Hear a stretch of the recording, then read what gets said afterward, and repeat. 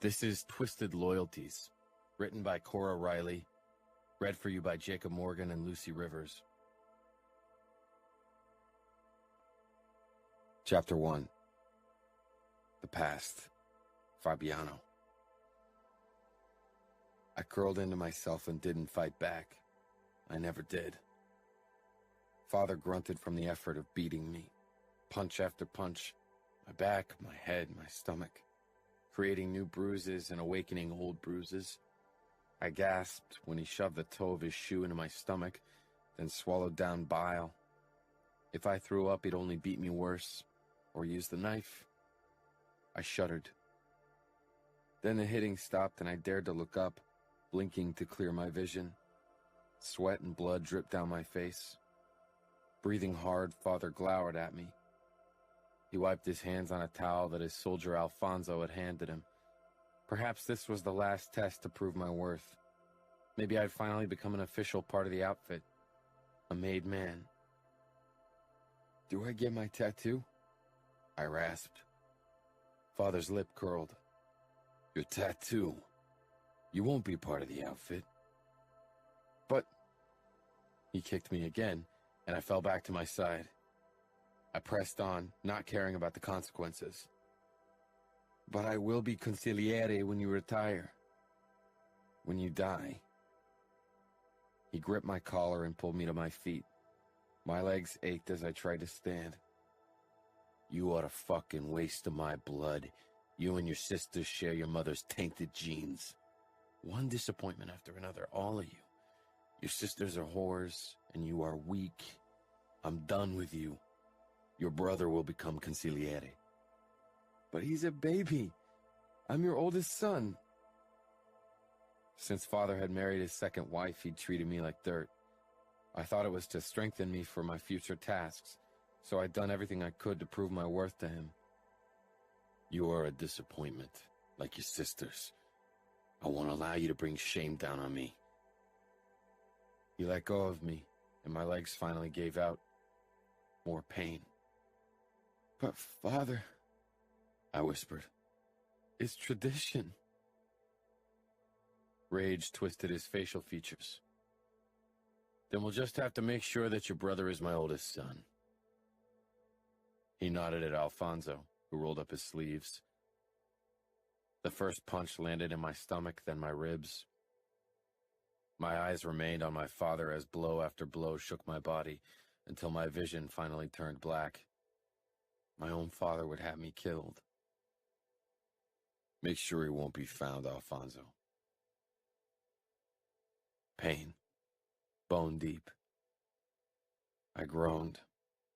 Vibrations sent a twinge through my ribs. I tried to open my eyes and sit up, but my eyelids were crusted shut. I groaned again. I wasn't dead. Why wasn't I dead? Hope flared up inside me. "Father?" I croaked. "Shut up and sleep, boy. We'll arrive soon." That was Alfonso's voice. I struggled into a sitting position and peeled my eyes open. Through blurry vision, I could see I was sitting in the back of a car. Alfonso turned to me. "You're stronger than I thought. Good for you." "Where?" I coughed, wincing as I did. "Where are we?" "Kansas City." Alfonso steered the car onto an empty parking lot. "Final stop." He got out, opened the back door, and pulled me out. I gasped in pain, clutching at my ribs, then staggered against the car. Alfonso flipped open his wallet and handed me a $20 note. I took it, confused. "Perhaps you'll survive, perhaps you won't. I suppose it's up to fate now, but I won't kill a 14-year-old kid." He grasped my throat, forcing me to meet his eyes. "Your father thinks you're dead, boy, so make sure you stay away from our territory." Their territory? It was my territory. The outfit was my destiny. I didn't have anything else. "Please," I whispered. He shook his head, then walked around the car and got in. I took a step back when he drove off, sinking down to my knees. My clothes were covered in blood. I clutched the money in my hand. It was all I had. Slowly, I stretched out on the cool asphalt. Pressure against my calf reminded me of my favorite knife, strapped to a holster there. $20 and a knife. My body ached. I never wanted to get up again. There was no sense in doing anything. I was nothing. I wished Alfonso had done as my father had ordered and just killed me. I coughed and tasted blood. I'd probably die anyway. My eyes flitted around.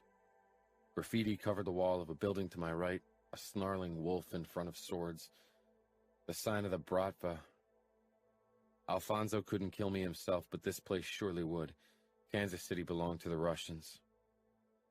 Fear urged me to get to my feet and leave.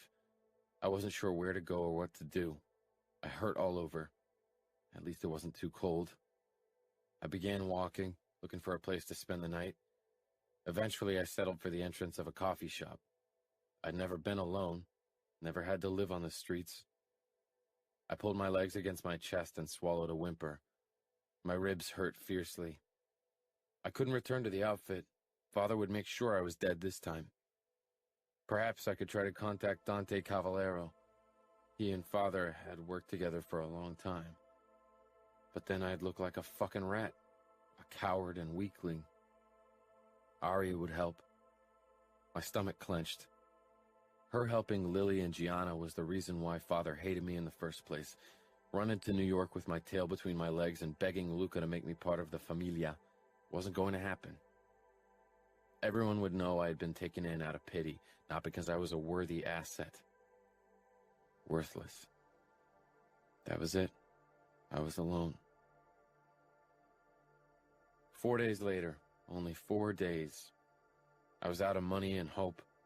Every night I returned to the parking lot hoping, wishing that Alfonso would return, that Father had changed his mind, that his last pitiless, hateful look had been my imagination. I was a fucking idiot. And hungry. No food in 2 days. I'd wasted the $20 on burgers, fries, and Dr. Pepper the first day. I held my ribs. The pain had gotten worse. I'd tried to get money by pickpocketing today. But I chose the wrong guy, and he beat me up. I didn't know how to survive on the street. I wasn't sure I wanted to keep trying. What was I going to do? No outfit, no future, no honor. I sank down on the ground of the parking lot and lay back, in plain view of the Bratva graffiti. The door opened as men left the building and walked away. Bratva territory. I was so fucking tired. My death wouldn't be slow. They would take their time. The pain in my limbs and hopelessness kept me in place. I stared up at the night sky and began reciting the oath I'd memorized months ago, in preparation for the day of my induction. The Italian words flowing from my mouth filled me with loss and despair. I repeated the oath over and over again. It had been my destiny to become a made man. There were voices to my right, male voices in a foreign language. Suddenly, a black-haired guy stared down at me. He was bruised, though not as badly as me, and dressed in fight shorts. They say there's a crazy Italian fucker outside spouting the omerta. I guess they meant you. I fell silent and studied him. He'd said omerta like I would say it, like it meant something. He was covered in scars and was probably a few years older than me, 18 perhaps. Talking that kind of shit in this area means you've either got a death wish or are batshit crazy, probably both. That oath was my life, I said. He shrugged, then looked over his shoulder before turning back with a twisted smile. Now it's going to be your death. I sat up. 3 men in fight shorts, bodies covered in tattoos of wolves and Kalashnikovs and heads clean shaven, stepped out of a door beside the Bratva building. I considered lying back and letting them finish what Alfonso couldn't. What family? The black-haired guy asked. Outfit, I replied, the word ripping a hole in my heart. He nodded. Suppose they got rid of you. No balls to do what it takes to be a made man? Who was he? I got what it takes, I hissed. But my father wants me dead. Then prove it. Get the fuck up from the ground and fight. He narrowed his eyes when I didn't move. Get the fuck up. And I did, even though my world spun and I had to hold on to my ribs. His black eyes took in my injuries. Suppose I'll have to do most of the fighting. Got any weapons? I pulled my karambit knife from the holster around my calf. I hope you can handle that thing. Then the Russians were upon us. The guy began some martial arts shit that kept two of the Russians busy. The third headed my way, and I swiped my knife at him, missing him by a few inches.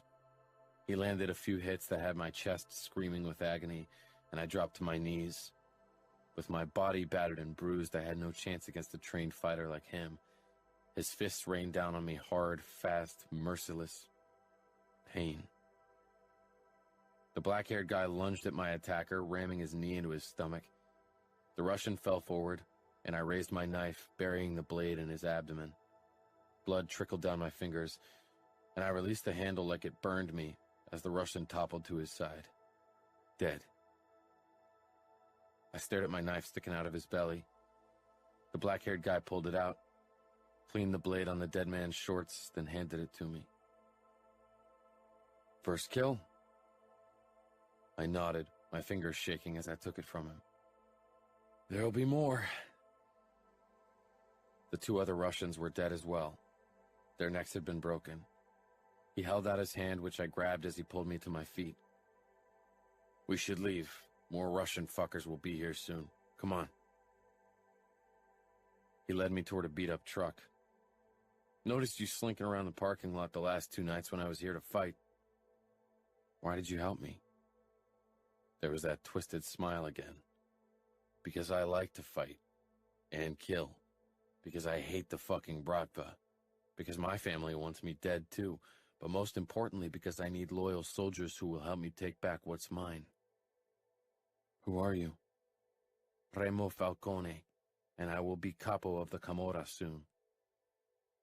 He opened the door to his truck and was halfway in when he added, You can help me, or you can wait for the Bratva to get you. I got in, not because of the Bratva, because Remo had shown me a new purpose, a new destiny, a new family. Chapter 2. Leona. The window of the Greyhound bus felt sticky hot, or maybe it was my face. The infant in the row behind me had stopped wailing 10 minutes ago, finally, after almost 2 hours. I peeled my cheek from the glass, feeling sluggish and tired. After being squeezed into the stuffy seat for hours, I couldn't wait to get out. Las Vegas's posh suburbs rolled past me, their immaculate landscaping sufficiently watered by sprinklers, the ultimate showcase of having money in a place surrounded with desert. Elaborate Christmas decorations adorn the porches and the fronts of freshly painted houses. Despite the beauty, that wouldn't be my stop.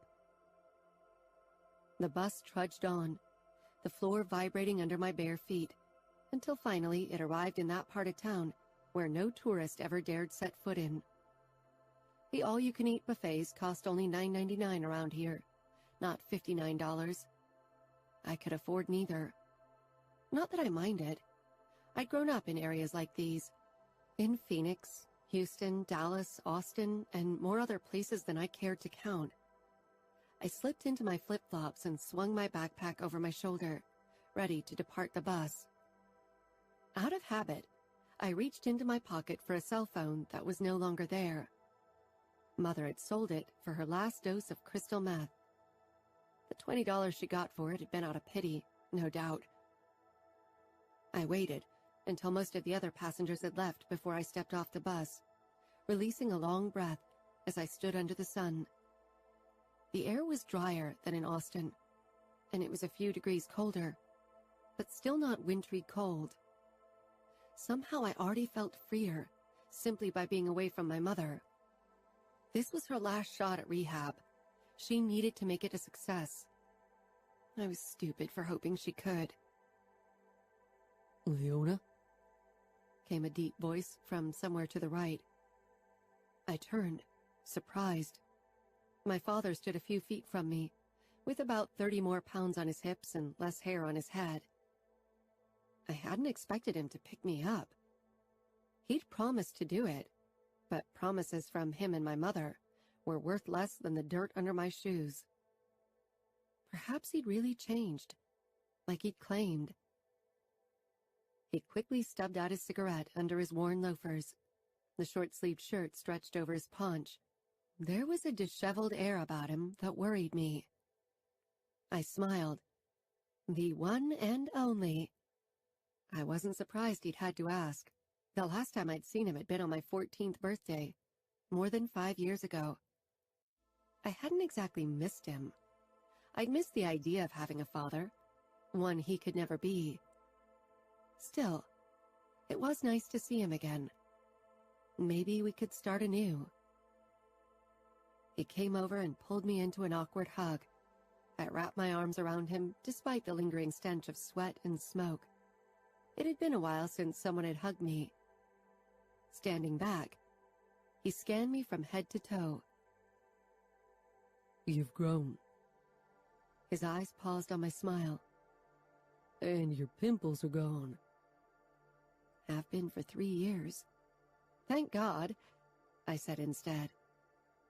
My father pushed his hands into his pockets as if he was suddenly unsure of what to do with me. I was surprised when you called. I tucked a strand of hair behind my ear, uncertain where he was going with this. You never did, I said, regretting the words as soon as I spoke. I hadn't come to Vegas to dish out guilt. Dad had never been a good father, but he tried occasionally, even if he'd always failed. He and Mom were both fucked up in their own ways. Addiction had always been the thing that got in the way of caring for me the way they should have. He gave me an appraising look. Are you sure you want to stay with me? My smile wavered.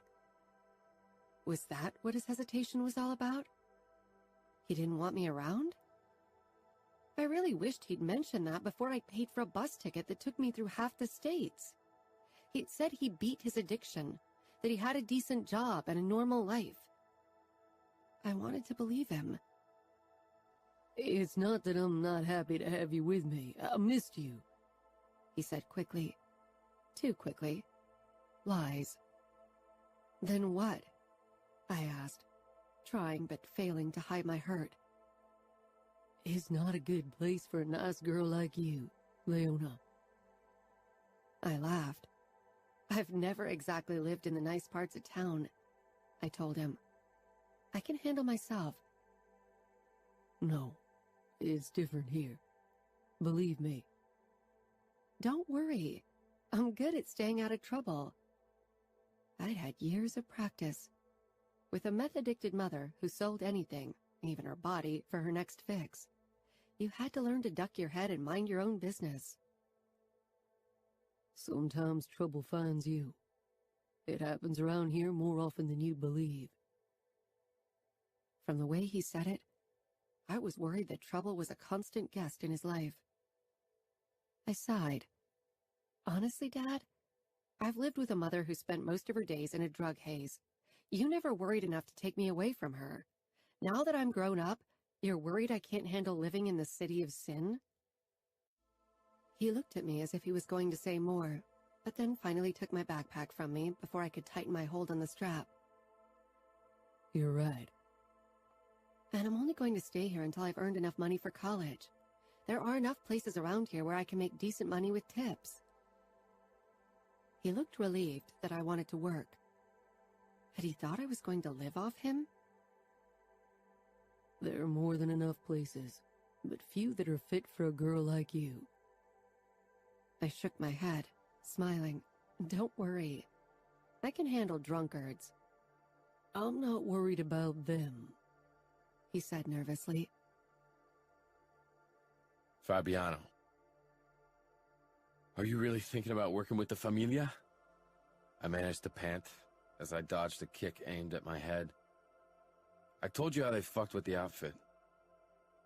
I thrust my bandaged fist into Ramo's side, then tried to kick at his legs, but he landed a fist in my stomach instead. I jumped back, out of Ramo's reach, and feigned an attack to the left, instead kicking out with my right leg. Ramo's arm shot up, protecting his head and taking the full force of my kick. He didn't fall. I don't want to work with them. Not with Luca fucking Vitiello, nor with Dante fucking Cavallero. We don't need them. Then why send me to New York? I asked. Ramo got 2 quick blows in on my left side. I sucked in a breath and rammed my elbow down on his shoulder. He hissed and darted away, but I got him. His arm hung low. I dislocated his shoulder, my favorite move. Open refusal?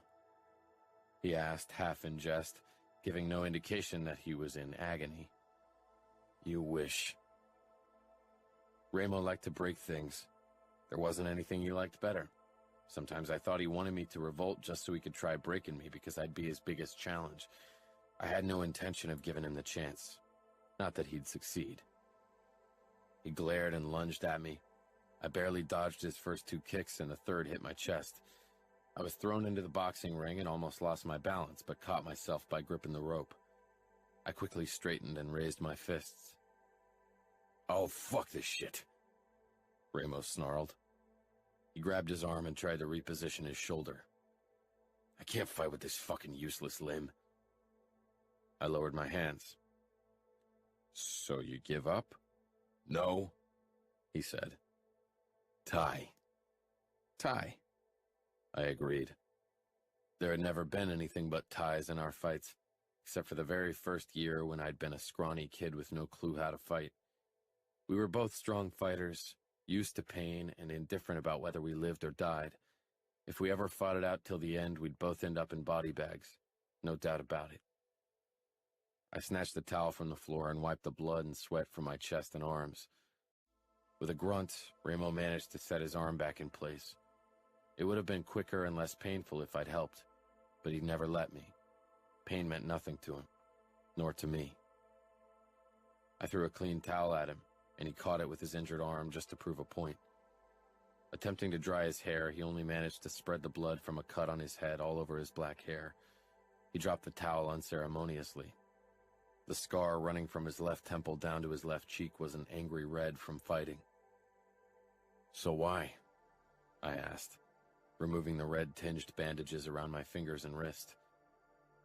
I want to see how things are going over there. I'm curious, that's all. And I like to know my enemies. You will be able to gather more information than any of us just by watching them interact. Most of all, I want to send them a clear message. His dark eyes hardened. You aren't thinking about playing happy family with your sisters and becoming one of Vitiello's lapdogs, are you? I cocked an eyebrow. More than 5 years, and he really had to ask? I swung myself over the boxing ring and, light on my feet, I landed on the floor on the other side with close to no sound. I belong to the Camorra. When they all abandoned me, you took me in. You made me who I am today, Ramo. You should know better than to accuse me of being a traitor. I will put my life down for you. And if I must, I will take the outfit and the familia to hell with me. One day you will get your chance, he said. To lay down my life for him or to take down the other families. I have another task for you. I nodded, expecting it. He held my eyes. You are the only one who can get close to Arya. She is Vitiello's weakness. I kept my expression impassive. Bring her to me, Fabiano. Dead or alive? He smiled. Alive.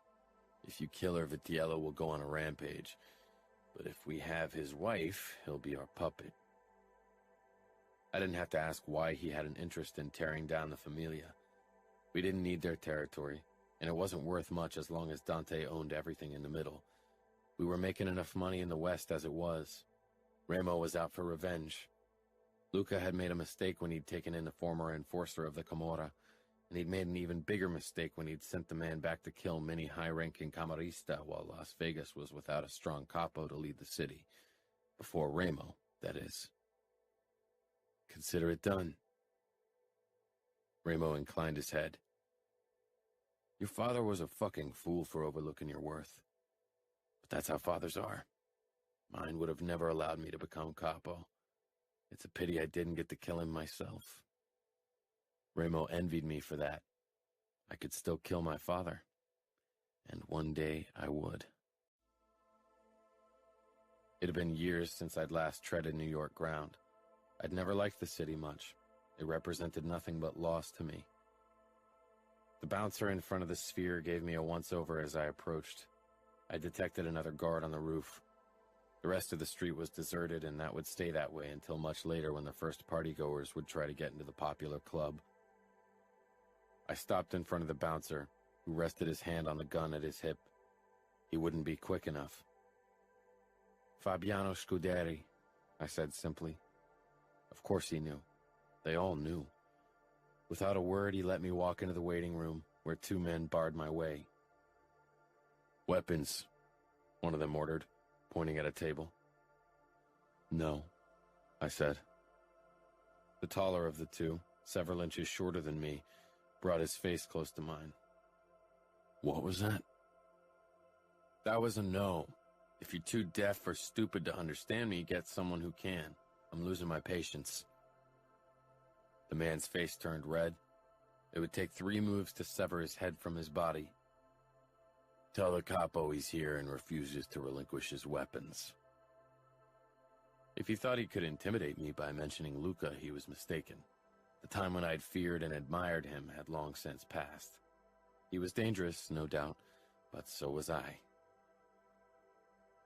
Eventually he returned and I was allowed to pass through the blue-lit lobby and dance floor, then down to the basement. It was a good place if someone didn't want outsiders to hear the screaming. That didn't manage to unnerve me either. The familia didn't know the Camorra very well. They didn't know me very well. We'd never been worth their attention until our power had grown too strong for them to ignore. The moment I stepped into the office, I scanned my surroundings. Growl stood off to the left, traitor. Ramo would love to have his head delivered to him in a plastic bag, not because the man had killed his father, but because he'd betrayed the Camorra. That was a crime worthy of a painful death. Luca and Matteo were in the middle of the room, both tall and dark. My sister, Aria, was like a beacon of light with her blonde hair. I remember her being taller, but then again, I had been a kid when I'd last seen her. The shock on her face was obvious. She still wore her emotions on her sleeve. Her marriage to Luca hadn't changed that. You'd think he'd have broken her spirit by now. Strange that she was the same as I remembered, though I had become someone new. She rushed toward me. Luca reached for her, but she was too quick. He and his men drew their weapons the moment Aria collided with me. My hand came up to her neck as she hugged me, her hands splayed out on my back where I had my knives. She was too trusting. I could have killed her in a heartbeat. Breaking her neck would have taken little effort. I'd killed like that before, in fights to the death. Luca's bullet would have been too late. She looked up at me hopefully. Then, slowly, realization and fear set in. Yes, Arya, I'm not a little boy anymore. I looked back at the men. No need for drawn weapons, I said to Luca. His cautious gaze flitted between my fingers, positioned perfectly on her neck and my eyes. He recognized the danger his little wife was in, even if she didn't. I haven't traveled all this way to hurt my sister. It was the truth. I had no intention of hurting her, even though I could have. What Ramo had in mind for her, I couldn't say. I slipped a note into the pocket of her jeans before Luca lunged toward us and pulled her away from me, the warning clear in his eyes. My God, Arya whispered, tears filling her eyes. what happened to you? Did she really have to ask? Had she been so busy saving my sisters that she hadn't considered what that would mean for me? You, Gianna, and Liliana happened. Confusion filled her face. She really didn't get it. Cold fury shot through me, but I pushed it down. Every horror of my past had made me into who I was today. I don't understand. After Liliana ran off, Father decided that something must be wrong with all of us, that perhaps Mother's blood that runs through our veins was the problem. He thought I was another mistake in the making. He tried to beat it out of me. Maybe he thought if I bled often enough, he'd rid me of any trace of that weakness. The moment his whore of a second wife gave birth to a boy, he decided he no longer had use for me. He ordered one of his men to kill me. The man took pity on me and drove me to some shithole in Kansas City so the Bratva could kill me instead. I had $20 and a knife. I paused. And I put that knife to good use. I could see the words sink in. She shook her head. We didn't want to hurt you. We just wanted to save Liliana from a horrible marriage. We didn't think you'd need saving. You were a boy. You were on your way to becoming a soldier for the outfit. We would have saved you if you'd asked. I saved myself, I said simply. You could still leave Las Vegas, Arya said carefully. Lucas sent her a glare. I laughed darkly. Are you suggesting I leave the Camorra and join the Familia? Wincing, she seemed taken aback by the harshness of my tone. It's an option. I turned my gaze toward Luca. Is she capo or you? I came here to talk to the man leading the show, but now I think it might be a woman after all. Luca didn't seem fazed by my words. She is your sister. She does the talking because I allow her to do so. Don't worry, Fabi. If I had anything to say to you, I'd say it. Fabi. The nickname didn't provoke me the way it was supposed to. I'd grown out of it. Nobody knew me by that name in Vegas, and even if they did, they wouldn't dare use it. We are not your enemy, Fabi, Arya said. I knew she meant it. She was the capo's vice, and yet she knew nothing. Her husband saw me as I saw him, an opponent to watch, a predator intruding on his territory. I'm a member of the Camorra.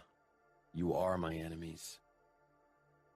If this journey had been good for anything, it had proved to me that there was truly nothing left of that stupid, weak boy I'd been, that had been beaten out of me, first by my father, and later in the street and in the fighting cages as I fought for a place in this world. Arya shook her head, refusing to believe it. She hadn't abandoned me on purpose, hadn't sealed my fate by helping my sisters run away. But sometimes the things we caused by accident were the worst. I have a message for you from Ramo, I told Luca, ignoring my sister. I'd deal with her later. She wasn't the only reason I had come to New York. You have nothing to offer Ramo or the Camorra, unless perhaps you send him your wife for a joyride. Because she was my sister, the words left a bitter taste in my mouth. Luca was halfway across the room before Arya stepped in his way. I had my gun out and one of my knives in an instant. Calm down, Luca, Arya begged. He glared at me. Oh, he wanted to rip me to shreds. I wanted to see him try. He'd be a challenging opponent. Instead, he let my sister talk him down, but his eyes held a promise. You are dead. Ramo would have never listened to a woman, would have never shown that kind of weakness in front of anyone. Neither would I. The outfit and the Familia had both grown weak over the years. They weren't a threat to us. If we handled the situation with cleverness, soon their territories would be ours. I gave a mock bow.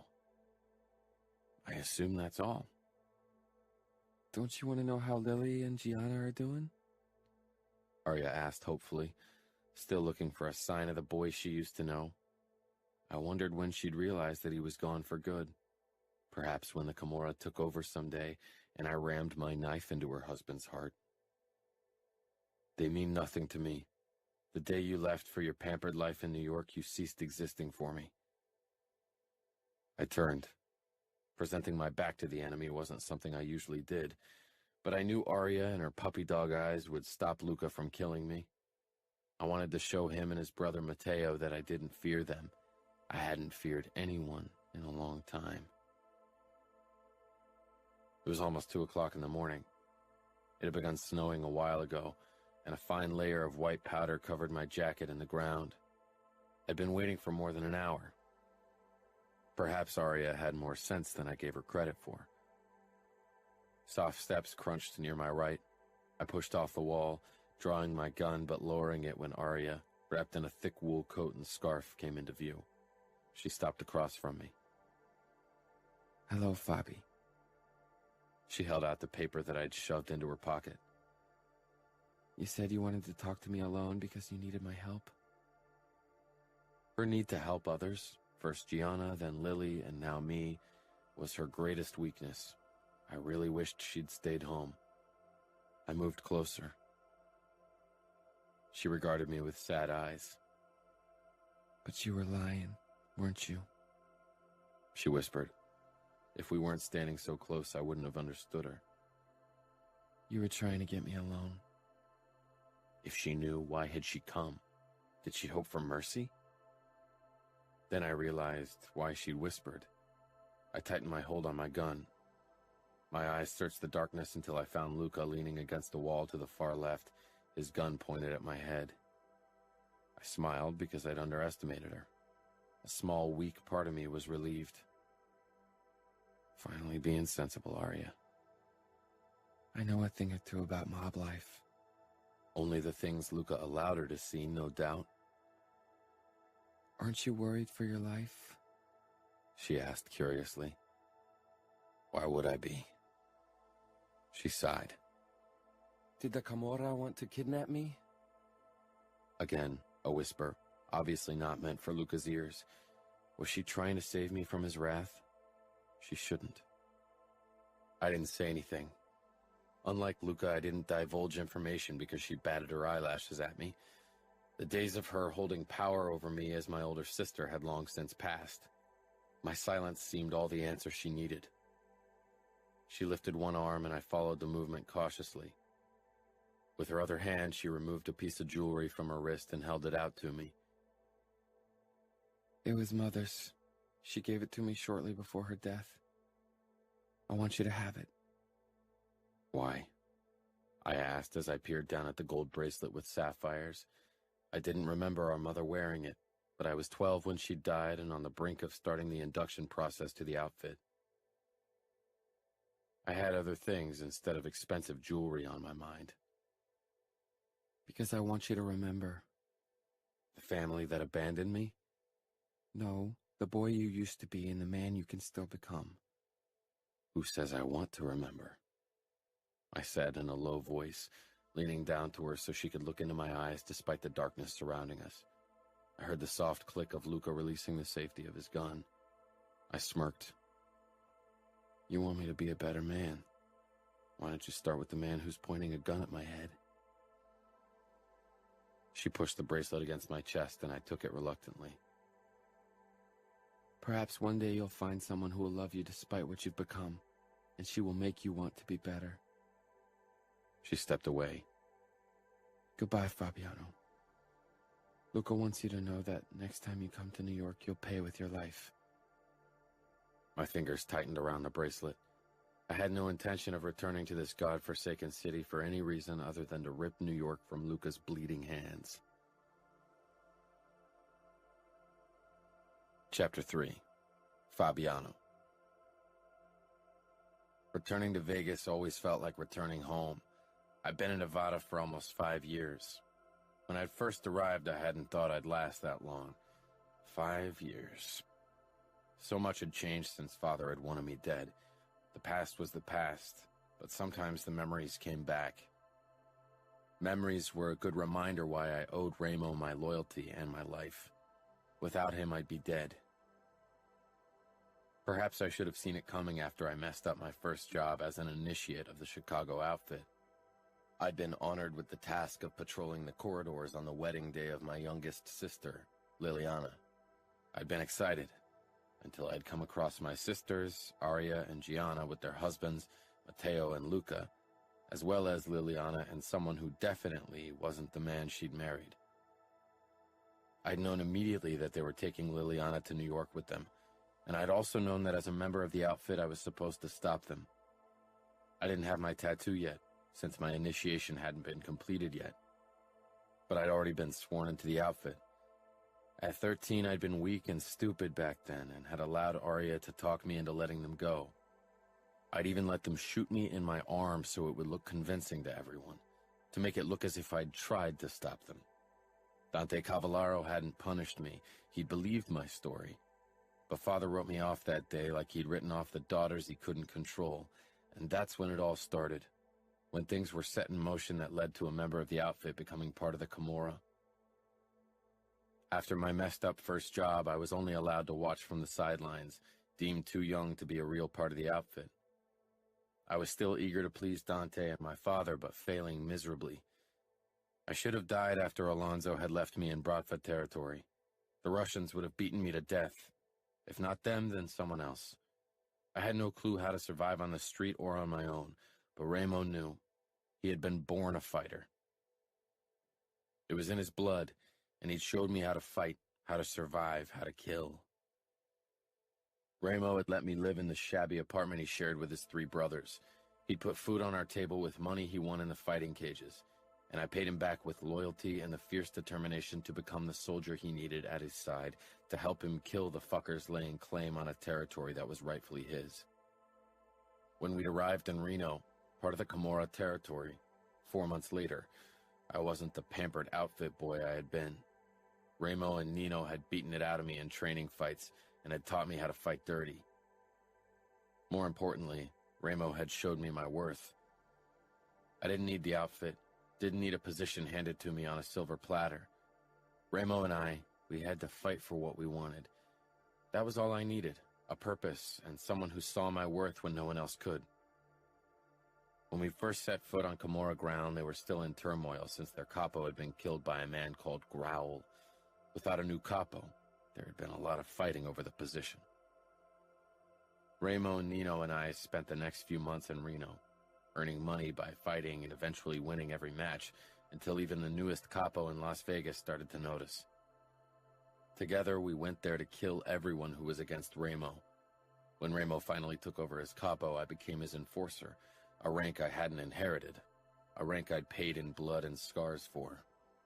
A rank I was proud of and would defend till my death, just like I would defend Ramo. The tattoo on my forearm marking me as a made man of the Las Vegas Camorra went deeper than my skin. Nothing and nobody would ever make me break the oath I'd given to my capo. I drew in a deep breath. The smell of tar and burnt rubber hung in the air. Familiar, exhilarating. The flashy lights of Las Vegas burned in the distance, a sight I'd grown used to. Home. The glamour of the Strip was missing in this part of town, just off Sierra Vista Drive. Violence, my favorite language, was spoken fluently around here. A long row of race cars lined the parking lot of the closed Boulevard Mall. It was the starting point of the illegal street race going down tonight. Some of the drivers nodded a greeting in my direction, while others pretended not to notice me. Most of them still had debts to pay, but I hadn't come for them. They didn't have to worry tonight. I headed toward Kane, one of the organizers of the race. He hadn't yet paid what he owed us. Even though he was a profitable asset, it was a sum that couldn't be ignored. Most of the money we made from illegal street racing came from bets. A camera team filmed the races and we put them in a locked forum on the dark net where everyone with the login code could watch. This part of the business was pretty new. Ramo had established the races when he seized power. He didn't hang on to the old-fashioned rules that bound the outfit and the familia, rules that made them slow to adapt. Ramo was always on the lookout for new ways to make the Camorra more money, and he was successful in his endeavors. Engines roared, saturating the air with gasoline vapors. The start was only a couple of minutes away, but I hadn't come to watch the race. I was here on business. I spotted my target next to our bookie, Griffin, who was a short guy, almost wider than he was tall. Kane's pockmarked face twisted when he saw me coming his way, and he searched the parking lot, clearly considering running. "Kane," I said pleasantly as I stopped in front of him. "Ramo is missing some money." Kane took a step back and raised his hands. "I'll pay him soon, I promise." I promise, I swear, tomorrow, please. Words I'd heard too often. I murmured. Soon wasn't your due date. Griffin shut off his iPad and excused himself. The dirty work in our business drove him away. He was only interested in the financial aspects. I grabbed Kane by the collar of his shirt and dragged him off to the side, farther away from the starting line. Not that I cared if anyone watched what I was doing, but I wasn't keen on eating smoke and dirt once the cars took off. I pushed Kane away from me. He lost his balance and fell on his backside. His eyes darted left and right, as if he was searching for something to defend himself with. I grabbed his hand, twisted it all the way back, and heard the satisfying crack as his wrist broke. He howled, cradling his injured hand against his chest. Nobody came to help him. They knew how things worked. People who didn't pay their debts got a visit from me. A broken wrist was one of the kinder outcomes. Tomorrow, I'll be back, I told him. I pointed at his knee, and he nodded understanding. Over to the left side near the starting line, I noticed a familiar face with black curls. Adamo, Ramo's youngest brother. This was definitely not where he was supposed to be at this time of the night. He was only 13 and had been caught racing before. Apparently Ramo losing his shit on him hadn't made him see reason. I jogged over to him. The two older guys beside him, who looked like they were up to no good. As soon as they spotted me, they dashed off, but Adamo knew better than to try that. What are you doing here? Shouldn't you be in bed? You've got school in the morning. He gave a bored shrug, too cool for a proper reply. I grabbed his collar, forcing his eyes to finally meet mine. It's not like I need an education. I'll become a made man and earn money with illegal shit. I released him. Can't hurt to use your brain so the illegal shit won't send you to jail. I nodded toward my car. I'll take you to Ramo. You didn't finish school, and neither did Ramo and Nino. Why do I have to do this shit? I slapped the back of his head lightly. Because we were busy taking Las Vegas back. You are only busy getting yourself in trouble. Now move. He grimaced, rubbing the back of his head. I can go home by myself. I don't need a ride. So you can try to sneak in without Ramo noticing? I nodded toward my car again. Not gonna happen. Now move. I have better things to do than to babysit you. Like what? Beating up other debtors? Among other things. He trudged toward the car and practically flung himself into the passenger seat, then closed the door with so much force I feared he'd damage the soft close mechanism. Since he'd hit puberty, he was completely intolerable, and he had been difficult even before that. The moment I set foot in the gaming room of the abandoned casino that functioned as our gym, I heard the groans and grunts. I placed my palm against Adamo's chest, stopping him. I should have known Ramo wasn't alone. Bad news always drove him to the gym. Wait here. Adamo crossed his arms. It's not the first time I've seen Ramo beating someone up. The youngest Falcone brother had witnessed violence over the years. It was impossible to shelter him from the cruel realities of it all, but Ramo didn't want Adamo to start the induction process before his 14th birthday. Until then, he wouldn't see the worst of our business. You'll wait, I said firmly before heading over to Ramo. Adamo skulked over to the broken champagne bar and began smashing a few glasses. When I stepped into the second gaming room that we used for kickboxing training, Ramo was kicking the living daylights out of some poor fucker I didn't know. Ramo was probably still furious with me because I hadn't been successful in bringing Arya back to him. Or maybe he was mad because of my earlier phone call telling him his brother was out in the middle of the night. Again. He stopped when he spotted me, wiping droplets of sweat and blood from his forehead with the back of his hand. In his eagerness to let off steam, he hadn't even bothered to wrap his hands with tape. I took that one off your hands. Sometimes I need to get down to business myself, he said. He looked back down at the bloody heap of a man curled into a ball, moaning, his gray hair matted with blood. I chuckled as I jumped up onto the platform of the kickboxing ring. I don't mind. Where is he? I made him wait in the lobby. He nodded. And? Ramo came toward me, leaving his victim to lie in his own blood. The scar over Ramo's eye was slightly redder than usual, as it always was when he overexerted himself. How did it go in New York? Your message wasn't very enlightening. I failed. Luca didn't let Arya out of his sight. I figured as much. How did he react to my message? He wanted to tear my throat out. An excited gleam filled his eyes. I wish I could have seen Vitiello's face. One of Ramo's wet dreams included a cage fight against Luca.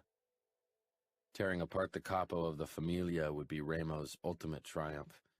Ramo was a cruel, ruthless, deadly fighter. He could beat almost anyone. But Luca Vitiello was a giant with hands that could crush a man's throat. No doubt it would be a fight that made history. He was pissed. He wanted to kill me, I told him. Ramo gave me a once-over. And yet there isn't a scratch on you. My sister held him back. She's got him in the palm of her hand. Ramo's lips curled in disgust. To think that people on the East Coast still fear him like he's the devil. He's a huge, brutal fucker when my sister isn't around to keep him in check. I'd really love to meet her. Vitiello would lose his fucking mind. Luca would tear Las Vegas down for Arya, or at least he'd try. I was uneasy discussing Arya. Despite my indifference toward her, I didn't like the idea of her being in Ramo's hands. Ramo looked down at my hand. I followed his gaze and realized I was twirling the bracelet around my fingers. When I told you to bring me Luca's treasure, I meant something else, he said darkly. I shoved the bracelet back into my pocket. Arya thought she could soften my heart with it because it belonged to our mother. And did she? Ramo asked, something dangerous lurking in his dark eyes. I laughed. I've been your enforcer for years. Do you really think I still have a heart? Ramo chuckled. Black as tar. What about that guy? I nodded toward the whimpering man in an attempt to distract Ramo. Are you done with him? Ramo considered the man for a moment, and the man quieted immediately. Finally, Ramo nodded. It's no fun if they're already broken and weak. It's only fun to break the strong. He jumped over the ropes of the ring and landed beside me. Clapping my shoulder, he said, Let's grab something to eat. I organized some entertainment for us. Nino and Savio will join us too. Then he sighed. But first I'll have to have a talk with Adamo. Why does that kid have to get in trouble all the time? Adamo was lucky Ramo was capo, or he would have ended up dead in a dark alley by now. Ramo and I went back to the lobby. Adamo was leaning against the bar counter, typing something on his phone. When he spotted us, he quickly slipped it into his back pocket. Ramo held out his hand. Mobile. Adamo jutted out his chin. I have a right to some privacy. Few people dared to disobey Ramo. Even fewer survived when they did. One of these days, I'll lose my fucking patience with you. He grabbed Adamo's arm and turned him around, motioning for me to grab the mobile. I did. Hey! Adamo protested, trying to reach for it. I blocked him, and Ramo pushed him against the wall. What's the fucking matter with you? I'll tell you again. Don't test my fucking patience, Ramo muttered. I'm sick of you telling me to go to school and be home by 10 when you, Fabiano, Nino, and Savio spend the night doing all kinds of fun stuff. Fun stuff? He'd see how fun most of the things were once he was inducted next year. You want to play with the big boys? Adamo nodded. Then why don't you stay here? A few girls are coming over in a bit. I'm sure we'll find one who will make you a fucking man. Adamo flushed, shaking his head. Yeah, that's what I thought. Ramo said grimly. Now wait here while I call Dawn to pick you up and take you home. What about my phone? It's mine for now. Adamo glowered but didn't say anything. 10 minutes later, Dawn, one of the oldest soldiers in Ramo's service, picked up the youngest Falcone. Ramos sighed. When I was his age, I didn't say no to a free piece of ass. Your father set you up with your first hooker when you were 12. Adamo probably hasn't even gotten to second base yet. Perhaps I should push him more. He'll be like us soon enough. This life wouldn't leave him with a choice. Soon, the first girls from one of Ramos' strip clubs arrived. They were eager to please, as always. I'd had a long day and could use a good blowjob to get rid of some of the tension. Leaning back in the chair, I watched through half-closed eyes as one of the girls got down on her knees in front of me. This was why the Camorra would overrun the outfit first and then the Familia. We didn't let women meddle in our business. We only used them for our needs. That was something that would never change. Ramo would never allow it, and I didn't give a fuck. I jerked my hips toward the willing mouth. Feelings had no place in my life. Chapter 4. Leona. Dad lived in a small, run-down apartment in a desolate corner of the city. The Strip seemed far away, and so did the beautiful hotels with their generous customers. He showed me to a small room that smelled of cat piss, like the rest of the apartment, even though I hadn't seen a cat. The only furniture was a mattress on the ground. One wall was packed almost to the ceiling with old moving boxes filled with only God knew what. He hadn't even put sheets on the mattress, nor did I see any kind of bedding. It's not much, I know, he said, rubbing the back of his head. I don't have a second set of bed linen. Perhaps you can go out and buy some today. My mouth almost fell to the floor. I had to pause to compose myself.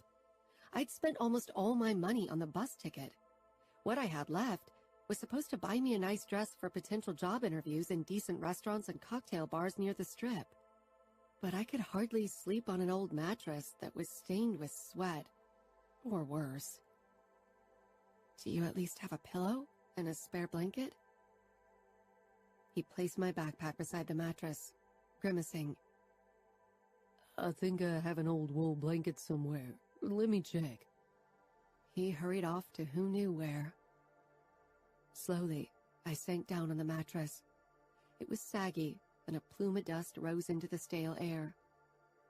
My eyes traveled over to the mountain of boxes threatening to crush me beneath them. The window only let dim light in, and hadn't been cleaned in a while, if ever. There wasn't even a dresser where I could put my clothes. I dragged my backpack closer.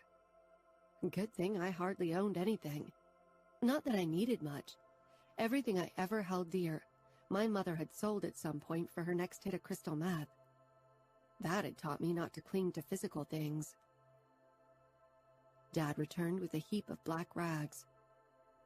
Could that be the source of the cat stench?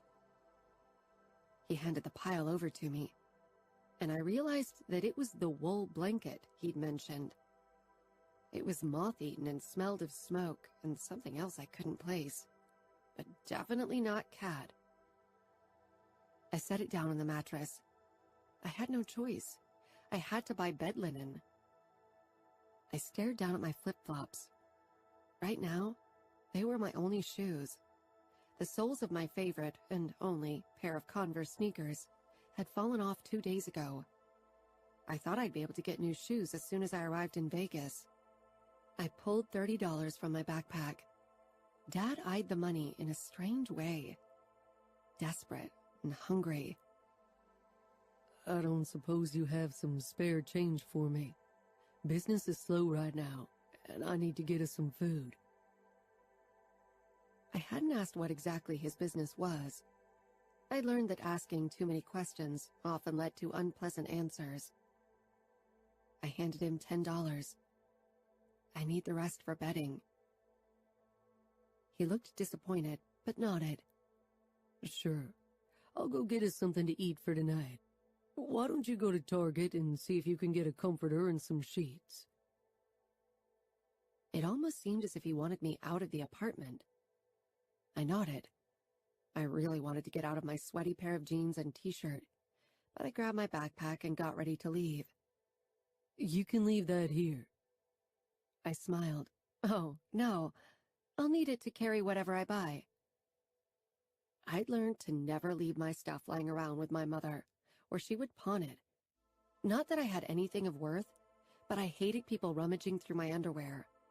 And I knew the look Dad had had when he'd seen my money. I was fairly certain he'd been lying when he said his addiction was a thing of the past. But there was nothing I could do about that. I couldn't fight that battle for him.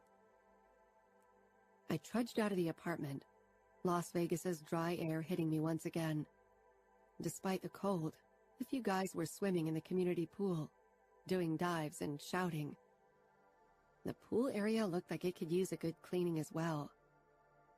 One of the guys spotted me and let out a whistle. Steeling myself, I picked up my pace to avoid a confrontation. Sheets, a comforter, and a pillow cost me $19.99, leaving me with exactly 1 cent.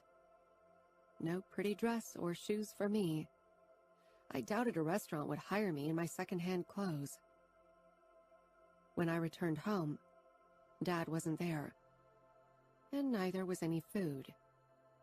I searched the fridge, but all it held were a few cans of beer and a jar of mayonnaise. I sank down in the chair, resigning myself to wait for my father. It was dark outside when he finally showed up. I'd fallen asleep at the table, my forehead pressed against my forearms. I scanned his empty arms and miserable expression. "No food?" I asked. He froze, his eyes flitting around nervously as he searched for a good lie. I didn't give him the chance to lie to me, then rose to my feet. "It's okay. I'm not hungry. I'm going to bed." I was starving. I hadn't had a morsel to eat since the donut I treated myself to that morning. I kissed Dad's cheek, smelling alcohol and smoke on his breath. He avoided my eyes. As I headed out of the kitchen with my backpack, I saw him taking a beer out of the fridge. His dinner, I assumed. I put the new sheets on the mattress, then dropped the comforter and pillow on top. I didn't even have pajamas. Instead, I dressed in a t-shirt and a fresh pair of panties before stretching out on the mattress. The new linen's chemical scent masked the stale stench of the mattress. I hadn't seen a washing machine in the apartment, so I'd have to earn some money to do my laundry at a laundromat. I closed my eyes, hoping I could fall asleep, despite the rumbling of my stomach. When I got up the next morning, I showered, trying not to look at anything too closely. I'd have to give the bathroom and the rest of the apartment a good clean once I found a job. That had to be my top priority for now. I changed into the nicest things I owned, a flowery summer dress that reached my knees. Then I slipped on my flip-flops. It wasn't an outfit that would get me any bonus points at a job interview, but I didn't have a choice. Dad was asleep on the sofa, in yesterday's clothes. When I tried sneaking past him, he sat up. "Where are you going?" "To look for a job." He shook his head. He didn't look hungover. Alcohol was the least of his problems. "There aren't any respectable places around here." I didn't bother telling him no respectable places would ever hire me, looking the way I did. "If you get the chance, maybe you can buy some food?"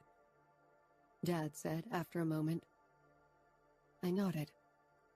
Swinging my backpack over my shoulder, I left the apartment. Unfortunately, Las Vegas's winter decided to rear its ugly head today. In my summer clothes, it was bitterly cold, and the promise of rain lay in the air. Heavy, dark clouds hung in the sky. I strode through the neighborhood for a while, taking in the shabby exteriors and homeless people. I walked for 10 minutes, heading toward downtown Las Vegas, when the first bar came into view. For a girl to work there, though, she had to be willing to get rid of her clothes. The next 2 bars weren't open yet and looked so run down that I doubted I'd make any money by working there. A wave of resentment washed over me. If Dad hadn't made me spend all my money on betting, I could have bought nice clothes and gone looking for a job closer to the Strip, instead of around here, where the worth of a woman was linked to the way she could dance on a pole. I knew strippers earned good money. My mom had been friends with dancers before she'd started selling her body to scum for a quick buck. Losing hope, my head started to swim from hunger. The cold air wasn't helping either. It was already 1 in the afternoon, and things didn't look good. The sky opened up, and it began raining. One fat drop after another plopped down on me. Of course, the one day in December it rained in Nevada, and I was wearing sandals. I closed my eyes for a moment. I didn't really believe in a higher power, but if someone or something was up there, it wasn't too fond of me. The cold became more prominent as my dress stuck to my body. I shivered, rubbing my arms. I wasn't sure how far from home I was, but I had a feeling that I'd be down for the count with a cold tomorrow if I didn't find shelter soon. The low hum of an engine drew my attention back to the street and to the car coming my way. It was an expensive German car, a Mercedes of some sort, with tinted windows and matte black varnish. It was sleek and almost daunting. My mother hadn't been the kind of mother to warn me of getting into strangers' cars. She was the kind of mother who brought creepy strangers home because they paid her for sex. I was cold and hungry and over this city already. I wanted to get back into the warmth. I hesitated, then held out my arm and raised my thumb. The car slowed and came to a stop beside me. With the way I looked, I assumed he would have driven right past me. Surprise rushed through me when I saw the driver. The guy, early 20s maybe, dressed in a black suit and black shirt. No tie. His blue eyes settled on me, and heat crawled up my neck from the intensity of his gaze. Strong jaw, dark blonde hair, shaved on the sides but longer on top. He was immaculate, except for a small scar on his chin, and I looked like I'd crawled out of the gutter. Wonderful. Fabiano. The girl, dressed for anything but this weather, caught my attention from afar. Her wet dress was plastered to her thin body and her hair to her face. Her arms were wrapped around her stomach and an ugly backpack hung off her right shoulder. Curious, I slowed considerably as I approached her. She didn't look like one of our girls, nor did she strike me as someone who knew the first thing about selling her body. Maybe she'd only just arrived in Vegas and didn't know these streets belonged to us. She'd have to ask if she wanted to hit them. I expected her to scuttle off when I came closer because my car was easily recognizable. She surprised me when she held out her hand for me to pick her up. I pulled up beside her. If she tried to offer me her body, she was in for a nasty surprise. And if this was some insane robbery scheme with her accomplices waiting to catch me by surprise, they'd be in for an even nastier surprise. I put my hand on my gun before I slid my window down. She bent over to look inside my car. She smiled in embarrassment. I got lost. Could you perhaps give me a ride home? Not a hooker. I leaned over and pushed the door open. She slipped in, closing the door quickly. She put her backpack on her lap and rubbed her arms. My eyes fell to her feet. She was wearing sandals and dripping water on my seats and the floor. She noticed my gaze and blushed. I didn't expect rain. I nodded, still curious. She definitely didn't know me. She was pale and trembled, but not from fear. Where do you need to go? She hesitated before letting out an embarrassed laugh. I don't know the address. I raised my eyebrows. I only arrived yesterday. I live with my father. How old are you? She blinked. 19? Is that an answer or a question? Sorry, I'm out of it today. It's the answer. Again with the embarrassed, shy smile. I nodded. But you know the direction to your father's place.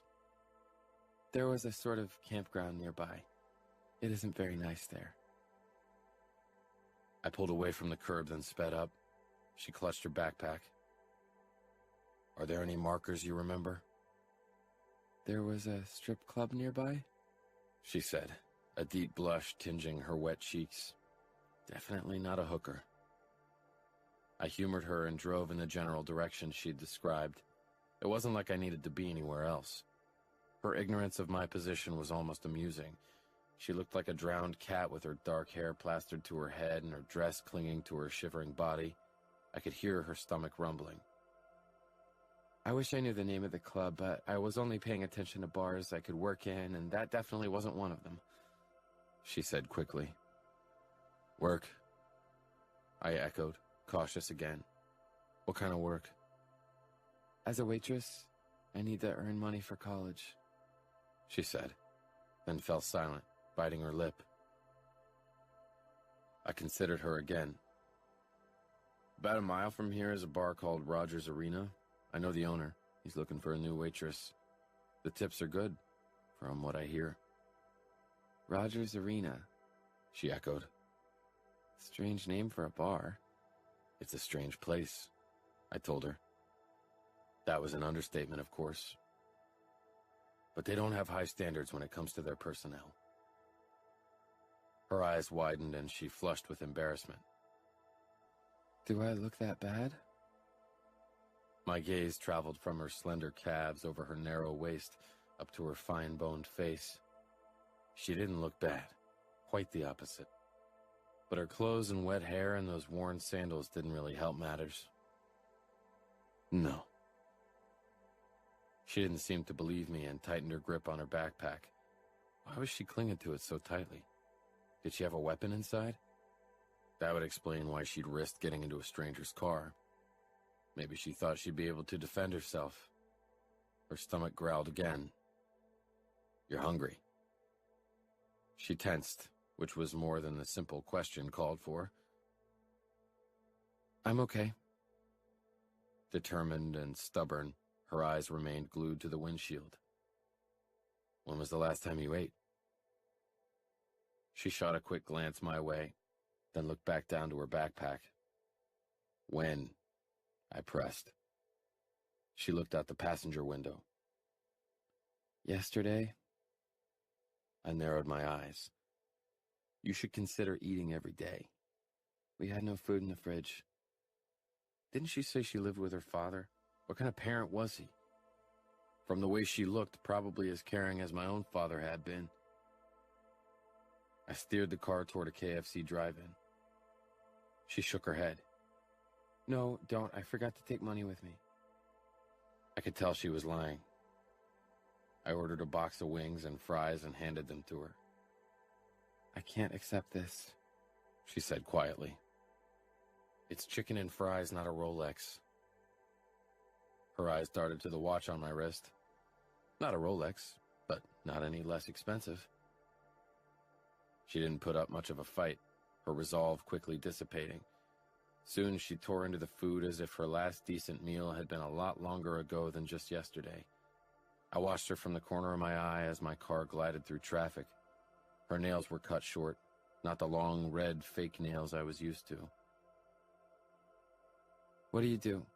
You look young for a businessman or lawyer, she said when she was done eating.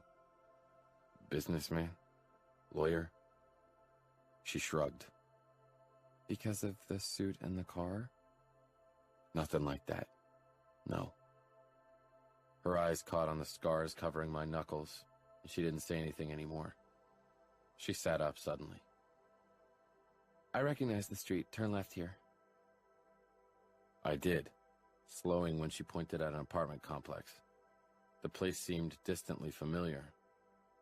She opened the door, then turned to me. Thank you for the ride. I doubt anyone else would have picked me up with the way I look. They probably would have thought I wanted to rob them. Good thing you aren't scared of girls in flip-flops. My lips twitched at her joke. No, I'm not scared of anything. She laughed, then quieted as her blue eyes traced my face. I should go. She got out and closed the door, quickly running for cover. I watched her fumble with the keys for a while before she disappeared from view. Strange girl. Leona. I glanced back out the window as the Mercedes sped off. I couldn't believe I'd let a total stranger drive me home. And I couldn't believe I'd let him buy me food. I thought I'd outgrown that kind of thing. Back when I was a little girl, strangers had occasionally bought me food because they pitied me. But this guy? He hadn't showed any signs of pity. He didn't watch me open-mouthed, only to tear his eyes away the moment I noticed his gaze. And he definitely didn't look ashamed of his own wealth. And the suit? Somehow it seemed out of place on him. He hadn't revealed what he did for a living. If he wasn't a lawyer or businessman, then what? Maybe his parents were rich, but he didn't seem like the trust fund type. Not that it mattered. I'd likely never see him again. A man like him with a car like that must spend his days on golf courses and in fancy restaurants, not in the places where I could work. Dad wasn't home. Considering the force of the rainfall, I'd be stuck in the apartment for a while. I walked into the kitchen, checked the fridge, but found it as empty as it was this morning. Then I sank into a chair. I was cold and tired. If I wanted to wear these clothes tomorrow, I'd have to hang them so they could dry. The dress was the nicest piece of clothing I owned, and if I had any chance of securing a job at this arena, I needed to wear it. So far, this new beginning wasn't very promising.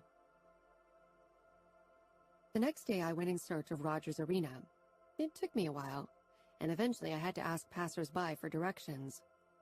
They looked at me like I had lost my mind to be asking for a place like that. What kind of place had Mercedes guy suggested to me? When I finally found Roger's Arena, a nondescript building with a small red neon sign with its name beside the steel entrance door, I stepped inside. Now I understood why people had reacted the way they had. It wasn't exactly a cocktail bar or nightclub. It was a huge hall that looked like it had once been a storage facility. There was a bar on the right side, but my eyes were drawn to the massive fighting cage in the center of the large room. Tables were arranged all around it, with a few red leather booths against the walls for VIP customers. The floor and walls were cement, but the walls were covered with wire mesh fencing. Woven into the wire were neon tubes that formed words like honor, pain, blood, victory, and strength. I hesitated in the front, in half a mind to turn around and leave. But then a black-haired woman headed my way. She must have been 30, 31. Her eyes were heavily lined and her lips were a bright pink. It clashed with the red glow of the neon lights. She didn't smile, but didn't look unfriendly. "Are you new? You're late. In 30 minutes, the first customers will be here, and I haven't even cleaned the tables or the changing rooms yet." "I'm not really working here," I said slowly.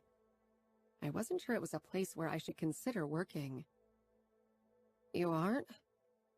Her shoulders slumped, one of the thin spaghetti straps sliding off, and giving me a glimpse of the strapless pink bra beneath her top. "Oh, damn. I can't do this alone tonight. Mel called in sick and She trailed off. "You could work here, you know." "That's why I'm here," I said, even though the fighting cage freaked me out. Beggars can't be choosers, Leona. "Perfect. Come on then. Let's find Roger. I'm Cheryl, by the way." She gripped my forearm and pulled me along. "Is the pay bad? Is that why you are having trouble finding staff?" I asked as I hurried after her, my sandals smacking against the concrete floor. "Oh, it's the fighting. Most girls are squeamish," she said offhandedly. But I had a feeling there was more she wasn't telling me. We walked through a black swinging door behind the bar counter, down a narrow corridor with bare walls and more doors, toward another massive wooden door at the end. She knocked. "Come in," said a deep voice. Cheryl opened the door to a large office that was foggy from cigarette smoke. Inside, a middle-aged man who was built like a bull sat behind a desk. He flashed his teeth at Cheryl, his double chin becoming more prominent. Then his eyes settled on me. "I got us a new waitress," Cheryl said, a hint of flirtation in her voice. "Roger." The man introduced himself, stubbing out a cigarette on the ketchup-smeared plate in front of him. "You can start working right away." I opened my mouth in surprise. "That's why you're here, right? $5 an hour, plus everything you make from tips." "Okay," I said uncertainly. "Dress like that. You won't earn many tips." He picked up his cell phone and gestured for us to leave. "Get something that shows off your ass or tits. This isn't a nunnery." When the door had closed, I gave Cheryl a questioning look. "Does it always go like that?" She shrugged, but again I got the impression that she was keeping something from me. He's just really desperate right now. Tonight's an important fight, and he doesn't want things to get messy because we're low on staff. Why does it matter how I'm dressed? Worry settled over me. We don't have to do anything with guests, right? She shook her head. We don't have to, no. But we have a few rich customers that spend good money, especially if you give them some special attention. I shook my head. No, that's not going to happen. She nodded, leading me out back. It's up to you. You can leave your backpack here. She pointed toward the floor behind the bar. Reluctantly, I set it down. I couldn't keep it on me when I worked. She rummaged through a small closet to the left of the bar and appeared with a mop and a bucket. You can start by cleaning the changing room. The first fighters arrive in about 2 hours, but until then, clean everything. I hesitated, and she frowned. What? Too good for cleaning? No, I said quickly. I wasn't too good for anything, and I'd cleaned up every possible disgusting thing in my life. It's just that I haven't eaten anything since last night, and I feel a bit faint. The fridge was still empty, and I was still out of money. Dad didn't seem concerned about food at all. Either he ate wherever he went at night, or he lived on air and beer alone. Pity crossed her face, making me regret my words. Pity had been something I'd been subjected to far too often, and it had always made me feel small and worthless. With a mother who sold her body on the street, my teachers and social workers had showered me with their pity, but never with a way out of the mess. When the guy from yesterday bought me food, it hadn't felt like an act of charity. Cheryl set down the mop and bucket and grabbed something from a fridge behind the bar. She placed a Coke in front of me, then turned and went back through the swinging door. She showed up a minute later with a grilled cheese sandwich and fries, both cold. They're from last night. The kitchen isn't open yet. I didn't care. I scarfed everything within a few minutes and washed it down with the cold Coke. Thanks, I said with a big smile. She searched my face, shaking her head. I probably shouldn't ask, but how old are you? I'm old enough to work here, I said.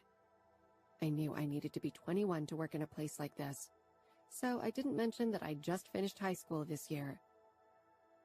She looked doubtful. Be careful, chick, she said simply, and pushed the mop into my arms. I took it, picked up the bucket, and headed for the door with the red neon sign that read, Changing Room. I wedged it open with my elbow and slipped in. There were several open shower stalls, a wall of lockers, and a few benches inside. The white-tiled floor was covered with bloodstains and dirty towels. Great. They'd probably been there for days. The smell of beer and stale sweat hung in the air. Good thing I'd learned how to deal with stuff like that, thanks to my mother. I began mopping, and was still at it when the door opened again. Two middle-aged men, tattooed from head to toe, stepped inside. I paused. Their eyes wandered over me, settling on my flip-flops and dress. I smiled anyway. I'd quickly learned that it was easier to disarm people with a smile than with anger or fear, especially if you were a small woman. They nodded at me, disinterested. When the first began to tug at his shirt, I quickly excused myself and headed out of the room. I didn't want to watch them undress and give them the wrong idea. A few guests were already mingling around the now red-lit bar, obviously impatient for drinks. Cheryl was nowhere in sight. I set down the bucket and the mop and hurried toward the counter. Once behind it, I put on a smile and faced the group of thirsty men. "What can I get you?" Relief flooded me, as beer seemed to be the only thing they wanted. That request was one I could handle. If they asked for cocktails, I'd be lost. Half of them wanted draft beer. I handed them their full glasses, and the other half got bottles. I quickly scanned the fridge. There were only 3 bottles of beer left, and I doubted they would last long. These guys looked like a case of beer would be a good appetizer. Where was Cheryl? Just as I was starting to get nervous, she finally walked through the door, looking slightly disheveled. Her skirt was askew, her top put on the wrong way, and her lipstick was gone. I didn't say anything. Had she already earned some extra money with the customer? I glanced around toward the few men gathered at the tables and the bar. Some of them were throwing me curious glances, but none of them looked like they were about to offer me money for having sex. I relaxed a tad. It was a touchy subject for me because of my mom. The moment one of them put money in front of me for sex, whether I was desperate for money or not, I'd be out of this bar in a flash. There was a strange atmosphere in the bar. People exchanged money, talking in hushed voices. Someone sat in the corner typing into his iPad as customers approached him and handed him money. He was a very round, very short man with a mousy face. He was probably taking bets. I didn't know anything about the laws in Nevada, but this didn't look legal. None of my business. "So, get me a beer, would you?" A man in his 60s said. I flushed, then quickly reached for a glass. It was starting to look like this place might be prone to trouble. Chapter 5. Fabiano. I pulled up into the parking lot of Rogers Arena, killing the engine. My muscles were already taut with eagerness. The thrill of fighting still got me after all these years. In the cage, it didn't matter if your father was consigliere or construction worker. It didn't matter what people thought of you. All that mattered was the moment, your fighting skills, and your ability to read the enemy. It was one-on-one. Life was seldom as fair as that. I stepped into Rogers Arena. The place was already crowded, the stench of old sweat and smoke clinging to the air. It wasn't an inviting place. People didn't come here for the atmosphere or good food. They came for money and blood. The first fight was about to start. The two opponents were already facing each other in the cage, but they weren't the main attraction. All eyes turned to me, then quickly avoided my steely glare as I strode past the rows of tables filled with spectators. My fight was last. I'd fight the poor sucker who had proven to be the best over the last few weeks. Ramo thought it was good to have me beat the strongest fighters to a bloody pulp in a cage to show everyone what kind of enforcer the Camorra had. I didn't mind. It helped me remember the beginning, helped me stay grounded and vicious. Once you allowed yourself to get used to the easy life, you set yourself up for attack and for failure. For some reason, my eyes were drawn to the bar. It took me a moment to recognize her, since she wasn't shivering and dripping wet like yesterday. She had long amber curls and sharp yet elegant features. She was serving drinks to the men gathered at the bar, men with eyes like hungry wolves. She was focused on the task, oblivious to their staring, and taking too long pouring a simple beer. Clearly she didn't have any experience working in a bar. To be honest, I hadn't expected her to start working here. That she had taken the job after seeing the cage told me one of two things. She was desperate, or she'd seen worse in her life. She glanced up, catching my eye. I waited for her inevitable reaction, but it didn't come. She smiled shyly, her eyes lingering on my clothes. No suit today. Black jeans and a black long-sleeve shirt, my preferred style. But sometimes the suit was necessary. She hesitated before quickly returning to the task of serving beer to an old fucker. Who was this girl? And why wasn't she scared? Tearing my eyes away from her, I headed toward Roger, who was talking to our bookie, Griffin. I shook hands with both men, nodding toward the bar. New girl? Roger shrugged. She showed up in my office today looking for a job. I need new staff. He narrowed his eyes, regarding me with uncertainty. Do you want me to alert Stefano? Stefano was our romancer. He preyed on women, pretended to be in love with them, and eventually forced them to work in one of the Camorra's whorehouses. I did not get along with him. Gruffly, I shook my head. She doesn't fit the profile. I didn't know how Stefano chose the girls he pursued, and I didn't give a fuck. How's it going? I nodded toward Griffin's iPad, where he managed all of the incoming bets. Good. The few idiots who bet against you will bring us a lot of money. I nodded, but my eyes strayed to the bar again. I wasn't even sure why. I had driven the girl home last night on a whim, and that was it. I'm grabbing something to drink.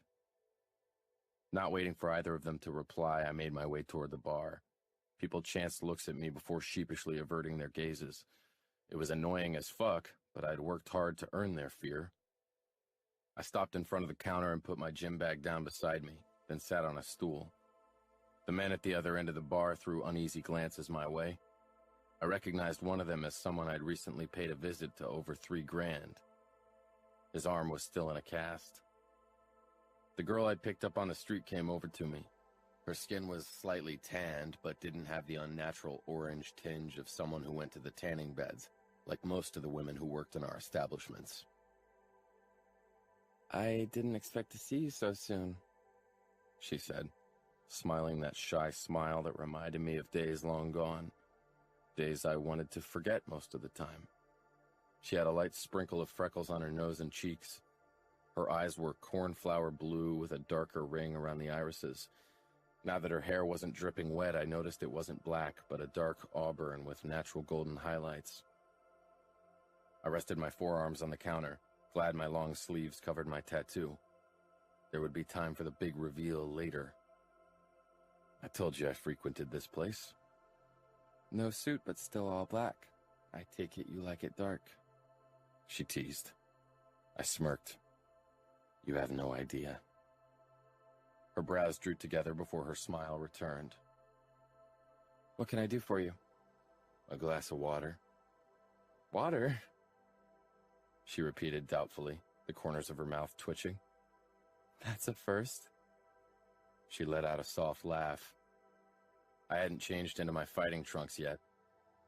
I didn't tell her that I had a fight scheduled that evening, which was one reason why I couldn't drink, or that I had to break some legs in the morning, which was the other. She handed me a glass of water. There you go, she said, walking around the bar and wiping a table next to me. I let my eyes trail over her body. Yesterday I hadn't paid nearly enough attention to the details. She was thin and small, like someone who never knew if there would be food on the table, but she managed to carry herself with a certain air of grace, despite her baggy clothes that hid the shape of her body. She wore the same dress from yesterday and those horrible flip-flops, still completely wrong for the temperatures. What brought you here? I asked. Her father lived in a bad part of town. I couldn't believe that she didn't have anywhere else she could stay. Anything would have been an improvement. With her freckles, shy smile, and elegant features, she belonged in a nice suburb, not a fucked-up neighborhood, and definitely not working at a fight club in mob territory. The latter was my fault, of course.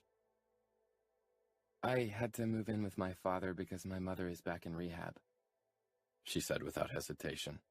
There was no reservation, no caution. Easy prey in this world. Do I know your father? I asked. Her brows puckered. Why would you? I know a lot of people, and even more people know me, I said with a shrug.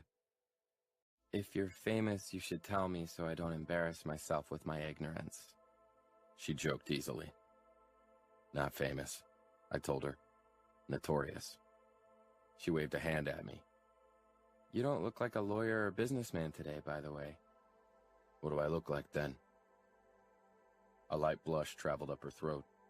She gave a delicate shrug before she headed back behind the bar, hesitating again as she eyed my arms that I had propped up on the bar. Could you help me get a few beer cases from the basement? I doubt Roger wants to do it, and I don't think I'm strong enough. You look like you can carry 2 or 3 without breaking a sweat. She turned and walked over to the swinging door leading to the back, looking over her shoulder to see if I was following.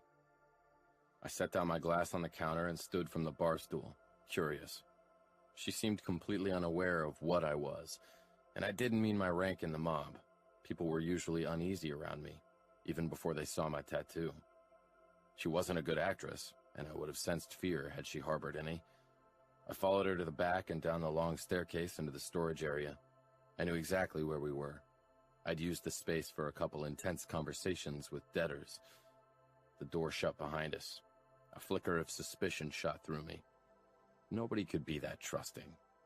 Was this a setup? That would be equally stupid. She searched the back of the room, never once looking over her shoulder to see what I was doing. Too trusting. Too innocent. Ah, here they are, she said, pointing at the cases of beer. She looked over at me, frowning. Is something wrong? She sounded concerned. For fuck's sake, she sounded concerned for me. Every other girl in Vegas, and every man for that matter, would have shit themselves if they were alone in a soundproof basement with me. I wanted to shake some sense into her.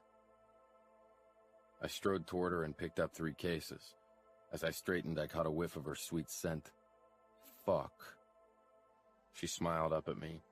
She wore close to no makeup, only enough to highlight her natural beauty. Touching the soft dusting of freckles on her cheek, she sheepishly asked, "Do I have something on my face?" She laughed in embarrassment. I could tell she was self-conscious about her freckles, but fuck me, I liked them. "No," I said. "Oh, okay." She searched my eyes, her brows drawing together. "Don't try to look behind that mask, girl. You won't like it." We should probably go back upstairs. I'm not supposed to leave the bar unattended for too long. Had she seen something in my gaze that finally gave her a healthy dose of fear? But from the way she held the door open for me with that same unsuspecting expression, I guess not. I nodded toward the stairs. "Go ahead." She hesitated before walking in front of me. Maybe she thought I wanted to get a good look at her ass, but her dress made that impossible. The truth was I hated having people behind me. We strode through the narrow corridor when the door to the main area opened, revealing Roger and Stefano. Both of them looked dismayed at seeing me with the girl. Her face shifted into one of unease at the sight of Stefano, which made me curious. He looked like any mother-in-law's dream, and his charm was the Camorra's best weapon when it came to luring women into our whorehouses. "Fabiano, can I have a word with you?" Roger asked, his eyes scanning the girl, probably looking for a sign that I'd assaulted her in the storage room. Stefano, too, gave me a contemplating look. "Go back to work, Leona." Leona, so that was her name. She hadn't struck me as a lioness, as her namesake insinuated. Perhaps there was more to her. She hadn't moved, despite Roger's order. Her eyes were on me. I nodded. "Go ahead," I told her. "I'll be there in a minute." She left, and to my utter annoyance, Stefano decided to go after her. Back off, fucker. He definitely set his sights on her. Why was he even considering her for one of our whorehouses? She really didn't look the type. "I know you handle things however you want, but I've lost too many waitresses to the Camorra's whorehouses. Or unfortunate accidents." Those accidents were mostly related to Ramo's soldiers acting out of turn. "I'm glad to have that new girl. The Customers seem to like her, and she actually knows how to behave herself. I'd appreciate it if she could stay in my service for more than a couple of weeks. We handle things however we want. You just said it, Roger. I said in warning. If we decide to put her to use in one of our other establishments, we don't ask you. He nodded, but a vein in his forehead swelled with suppressed anger. He didn't like it. That made two of us. I walked past him and pushed the door open with my elbow, then stepped behind the bar. Leona was busy chatting to two ancient customers, laughing at something they had said. Stefano sat at the other end of the bar, watching her like a hawk. His brown hair was immaculately slicked back. I bet the asshole spent hours in front of the mirror. As Leona continued to chat with the older men, it seemed she was determined to ignore Stefano. I set down the cases, and Leona shot me a grateful look with those baby blues. When the men at the bar saw me, they quickly focused on their beer. I walked around the bar and grabbed my gym bag, stopping beside Stefano. He glanced up at me from his sitting position. He was below me in ranks, so the challenging glint in his eyes made me consider sticking my knife into them. You thinking about making a move on her? I'm considering it, he said. She looks like she would respond well to the slightest sign of kindness. Makes her easy to manipulate. Would that sick-as-fuck leer still be on his face if I cut his throat? She doesn't seem interested in your advances. That'll change, he said smugly. Has Ramos seen her? That was the only thing that mattered. No, I only just found her, but I'm sure he'll approve. I had a feeling Stefano was right. Don't waste your time. She's already taken. By whom? Me, I growled. He frowned at me but shrugged, emptied his beer and left. I watched his back as he disappeared through the door. Stefano was someone to watch. He and I had never gotten along, and I had a feeling that wouldn't change anytime soon. Stefano knew better than to make a move on someone I wanted. My eyes found Leona again. She'd been watching my exchange with Stefano with a confused expression. With the background noise of the bar, there was no way she could have overheard our conversation. She was so different from the women who usually frequented the places I spent time in. There were women who were unable to hide their fear, and then ones who hoped to gain something from being close to me. She didn't know who I was. It was strange being treated like someone normal.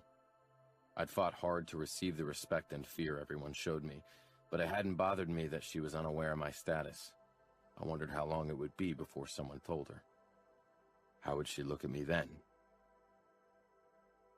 I know that look, Ramos said, sneaking up beside me. I should have realized he'd entered the scene. People were even more uneasy than they were when it was only me in the room. He nodded toward Leona. Take her if you want, she's yours. She's nobody. It's not like we need her anyway. She doesn't look like much entertainment, though. I glanced over at Leona. She was wiping the counter, unaware of the lewd look she was drawing from some of the men around her. I don't want to take her, I said, then amended when I saw Ramos' bewildered expression. I won't. Why not? Ramo asked curiously. Danger. You said it yourself. She doesn't look like much entertainment. Perhaps she's more exciting when she's trying to fight you off. Might be worth a try. Some women turn into feral cats when they're cornered. He slapped my shoulder. I didn't say anything. Ramo shrugged. But if you don't want her... I do, I said quickly. I'd appreciate if word got around that I have my eyes set on her, just in case. I don't want Stefano messing with her. Ramo chuckled. Sure. Put your claim on her, Fabiano. That was the advantage of being on his good side. Ramo allowed me things his other soldiers couldn't even dream of. He left and went to a table with some of the high rollers from one of our premium casinos. I returned to the bar. There would be time to change into my fighting trunks later. The other men excused themselves, and Leona came over to me, her brows drawn together. Am I missing something? I shrugged. I'm the reason why some of them lost money. And limbs. She opened her mouth to say something, but the sound of a body smashing against the cage silenced her, followed by a round of ecstatic applause. She clapped a hand over her lips, eyes widened with shock. I glanced over my shoulder. One of the fighters was lying on the ground, unconscious. The other was standing over him, arms raised, doing some sort of weak-ass victory dance. Perhaps he'd be my next opponent in a couple of weeks, if he won a few more times. I'd have to break his knees to prevent future dancing. "It's horrible," Leona whispered, her voice clogged with compassion, as if she could feel their pain. I turned to her. Why does anyone want to watch something that brutal? Brutal. She hadn't seen brutal yet. If she was lucky, she never would. "It's in our nature," I said. "Survival of the fittest, power struggles, bloodthirst. That's all still ingrained in our DNA." I don't think that's true, she argued. I think we've moved on, but sometimes we fall back into old habits. Then why do people still look up to the strong? Why do women prefer the alpha males?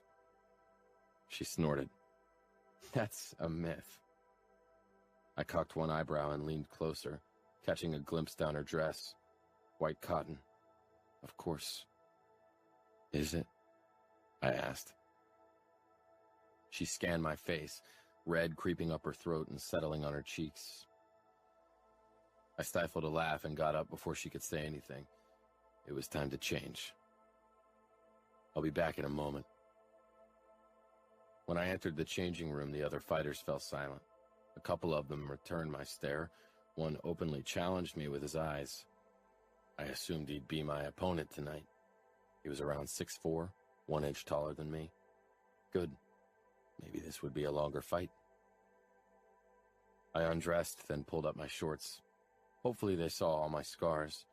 They knew nothing of pain. I smirked at my opponent. Maybe he'd live to see tomorrow. I left the changing room and walked back to the bar. Leona was frozen, her eyes trailing up from my bare feet, up to my shorts, and my naked chest. The glass she was cleaning fell from her hands and landed with a plop into the dishwater. A myriad of emotions flashed across her face. Shock, confusion, fascination, appreciation. That last one I could feel in my dick. I'd worked hard for my body. I grabbed my glass and downed the rest of my water. Then I took the tape out of my bag and began wrapping my hands, feeling her curious gaze on me the entire time. You're one of them? I tilted my head, not sure what she was referring to. A fighter? A member of the Camorra? A killer? Yes, yes, and yes. Since there was no fear in her eyes, I said, "A cage fighter? Yes." She licked her lips. Those damn pink lips gave my cock ideas I didn't need before a fight. I hope I didn't offend you earlier. Because you think it's too brutal? No, it's what it is. Her eyes kept tracing my tattoo and the scars, and occasionally my six-pack. I leaned over the bar, bringing our faces closer. I knew everyone was watching us, even though they tried to be discreet. "Are you still certain women aren't into alpha males?" I murmured. She swallowed but didn't say anything. I took a step back. Everyone in the room should have gotten the message. My balls tightened with the look she gave me. Something about that girl drew me in. I couldn't say what it was, but I'd figure it out. "It's my turn," I told her when I was done taping my hands. Don't get hurt, she said simply. The men near the bar exchanged looks, snickering, but Leona was unaware of their reaction. "I won't," I said, then turned and made my way past the tables toward the fighting cage. I stepped into the cage with the howling and thunderous applause of the crowd. How many had bet against me? If I lost, they'd be rich. Unfortunately for them, I never lose. I caught Leona watching me from behind the bar counter, eyes still wide with surprise. Yes, I was a fighter, and that was the least dangerous part of me. She stopped what she was doing and came around the counter. Climbing on a bar stool, she shook off her flip-flops and brought her legs up until she sat cross-legged, the skirt of her dress carefully draped over her thighs. This girl, she didn't belong here. My opponent entered the cage. He called himself Snake. He even had snakes tattooed on his throat. They rose up over his ears and bared their fangs on both sides of his head. Snake. What a fucking stupid name to give yourself. I don't know why people thought a scary name would make them seem scary. I'd never had to call myself anything but Fabiano. It was enough. The ref closed the door and explained the rules to us. There were none, except that this wasn't a fight to the death, so Snake would likely live. Snake hit his chest with his flat hands, letting out a battle cry. Whatever got his courage up. I lifted a hand and beckoned him forward. I wanted to get this fight going. With a roar, he charged at me like a bull. I dodged him, grabbed his shoulder, and rammed my knee into his left side 3 times in quick succession. The air left his lungs, but he didn't fall. He swung a fist at me and got my chin. I jumped back, aimed a hard kick at his head, and despite his quick reaction, my heel caught his ear. He staggered against the cage, shook his head, and attacked again. This would be fun. He lasted longer than the last, but eventually my kicks to his head got him. His eyes went out of focus more and more. I grabbed the back of his head, brought up my knee, and thrust it into his face. I could feel the crunch of his nose and cheekbone as they broke against my knee. He yowled hoarsely and toppled backwards. I went after him, jump kicking him into the cage. When he hit the ground with a resounding thud, I crouched over him and rammed my elbow into his stomach. Once, twice. He weakly patted the floor, face swollen, breathing labored, given up. "Surrender!" cried the ref. I never understood men like him. I'd die before I surrendered. There was honor in death, but not in begging for mercy. I rose to my feet. The crowd cheered. Ramo gave me the thumbs up from his spot at the table with the high rollers. I could tell from the excited gleam in his eyes that he wanted to get into the cage again, and soon. Schmoozing the high rollers was high up on his hate list, but someone had to do it. Nino was eloquent and sophisticated, but after a while he forgot to plaster emotions on his face. Once people realized he didn't have any, they ran as fast as they could. Savio was a teen and capricious, and Adamo was a kid. I turned around. Leona was still sitting on the stool in front of the bar, watching me, a horrified expression on her face. That was a look that was closer to the ones I was used to getting from people. Seeing me like this, covered in blood and sweat, maybe she finally understood why she should be terrified of me. She untangled her legs from her dress, hopped down from the stool, and disappeared through the swinging door. I climbed out of the cage, dripping blood and sweat on the floor. I'd need to stitch myself up. I occasionally heard "good fight" from someone as I walked by. I shook a few congratulating hands, then retreated into the changing room. Since my fight had been the last of the night and my opponent was on his way to the hospital, the room was empty. I opened my locker when a knock sounded. I grabbed one of my guns and held it behind my back as I turned. "Come in." The door opened a crack before Leona poked her head in, her eyes closed. Are you decent? I put my gun back into my gym bag. I'm the least decent guy in this city. Except for Ramo and his brothers, perhaps. She opened her eyes cautiously, searching the room until they settled on me. Relief flooded her face and she slipped into the room before closing the door behind her. My eyebrows shot up. "Are you here to give me a victory present?" I asked, leaning against the lockers. My cock thought of all kinds of presents she could give, and all of them involved her perfect mouth and her undoubtedly perfect pussy. Oh, I only have a bottle of water and clean towels. She showed me what she held in her hands, smiling apologetically. I shook my head, chuckling. God, this girl. Realization flooded her face. Oh, you meant... She gestured in the general direction of her body. Oh, no. Sorry. I closed my eyes, fighting the urge to laugh. It had been a while since a woman had made me laugh. Most of the time, they just made me fuck them senseless. I hope you can live with a bottle of cold water, she said in a teasing voice. When I opened my eyes, she was in front of me, holding out the bottle. She was more than a head shorter than me and less than an arm's length away. Stupid girl. She needed to learn self-preservation. I took the bottle and emptied it in a few gulps. She scanned my body. There's so much blood. I chanced to look. There was a small cut over my ribs where the sharp edge of the cage had grazed me. Bruises were forming over my left kidney and on my right thigh. The majority of blood wasn't mine. It's nothing. I've had worse. Her eyes lingered on my forehead. You've got a cut that needs to be treated. Is there a doctor around I should get? No, I don't need a doctor. She opened her mouth to argue, but then seemed to think better of it. You looked so... She shook her head, her nose puckering in the most fucking adorable way possible. Fuck those damn freckles. I don't know how to describe it. Fierce? I straightened, surprised. She sounded almost fascinated. You weren't disgusted? I thought it's too brutal. She shrugged, a delicate motion. I was disgusted. It's such a savage sport. I don't even know if you can call it that. It's all about beating each other up. It's also about reading your opponent, about seeing his weaknesses and using them against him. It's about speed and control. I scanned her again, reading her like I did all my opponents. It wasn't difficult to guess why Stefano would have chosen her if he had been allowed.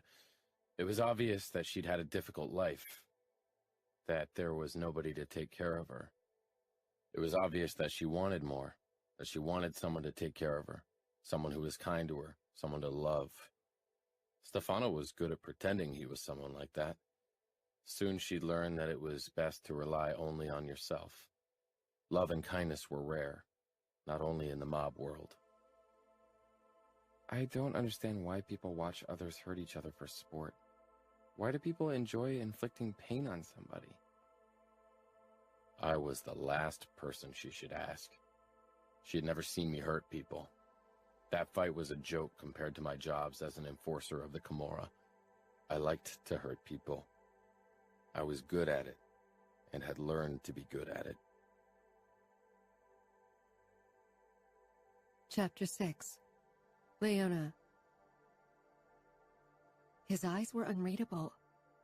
What was he thinking? It dawned on me that I might be starting to annoy him with my constant talk about the brutality of fighting. Cage fighting was obviously important to him. I was still trying to understand the three sides of him I'd seen so far. The businessman, the guy next door, and the fighter. Though, I now realized that only the latter had seemed natural. Like it was the only side of him where he didn't feel like he was pretending. I should probably leave, I said. It wasn't the best idea to be in the changing room with him. People might get ideas and start talking, and that was something I really didn't want. He nodded. The way he was watching me sent a shiver down my spine. His eyes, always so keen and cautious and blue, like the sky over Texas in spring, kept me frozen in place. Get a grip. I turned and strode toward the door. Before I walked out, I risked one more glance over my shoulder. I don't even know your name, I said. Fabiano, he said. The name seemed too normal, too gentle for a man like him. A man who was now covered in blood. I'm Leona, I told him. I wasn't even sure why, but for some reason he made me curious. He hooked his fingers in his shorts, and I quickly left. But before I closed the door, I caught a glimpse of his backside as he headed for the shower. His muscles flexed with every step. Oh, hell. I tore my gaze from his perfect butt. There were scars all over his back, but they didn't look like flaws on him. Heat shot straight to my head, and I quickly turned around, only to stare at Cheryl's face. "Hun, don't play with the big boys. They don't play nicely," she said cryptically. "I'm not playing with anyone," I said, embarrassed that she had caught me spying on Fabiano. She patted my shoulder. "Just stay away from the likes of him." I didn't get the chance to ask her what she meant. Roger shouted for her to come into his office. She thrust the mop at me. "Here, you have to clean the cage." Then she rushed off. It was already 2 in the morning, and I was incredibly tired. Only a few guests remained scattered around tables, drinking their last beer. Most people had left after Fabiano's fight. I shuddered when I took in the bloody mess that was the fighting cage. I'd never had trouble with blood, but this was more than I'd seen in a long time. The last time I'd had to clean up such a mess was when my mother had hit her head on the bathtub in a crystal meth rage. I sighed. There was no use in postponing the inevitable. I climbed through the cage doors and began mopping. The last guests gathered their things, and I waved at them when they called out to me, wishing me a good night. I kept my eyes open for Roger, hoping he'd give me some cash for today's work. I really needed a few bucks to buy food, and perhaps another pair of shoes. I grimaced when I saw a few drops of blood had gotten on my naked toes. Sandals definitely weren't a wise choice for a job like this. Occasionally, I allowed myself to glance in the direction of the changing room door, but Fabiano seemed to be taking his time in the shower.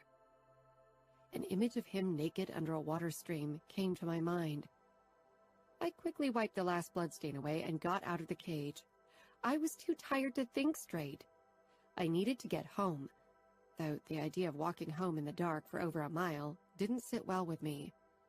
I wasn't easily scared, but I had a healthy sense of self-preservation. After I'd put the mop and bucket away, I continued into the corridor that led to Roger's office.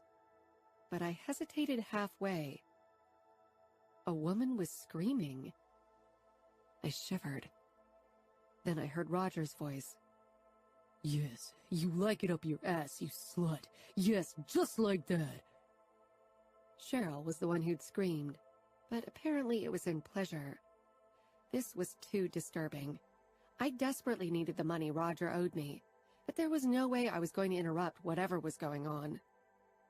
I backed away and straight into a strong body.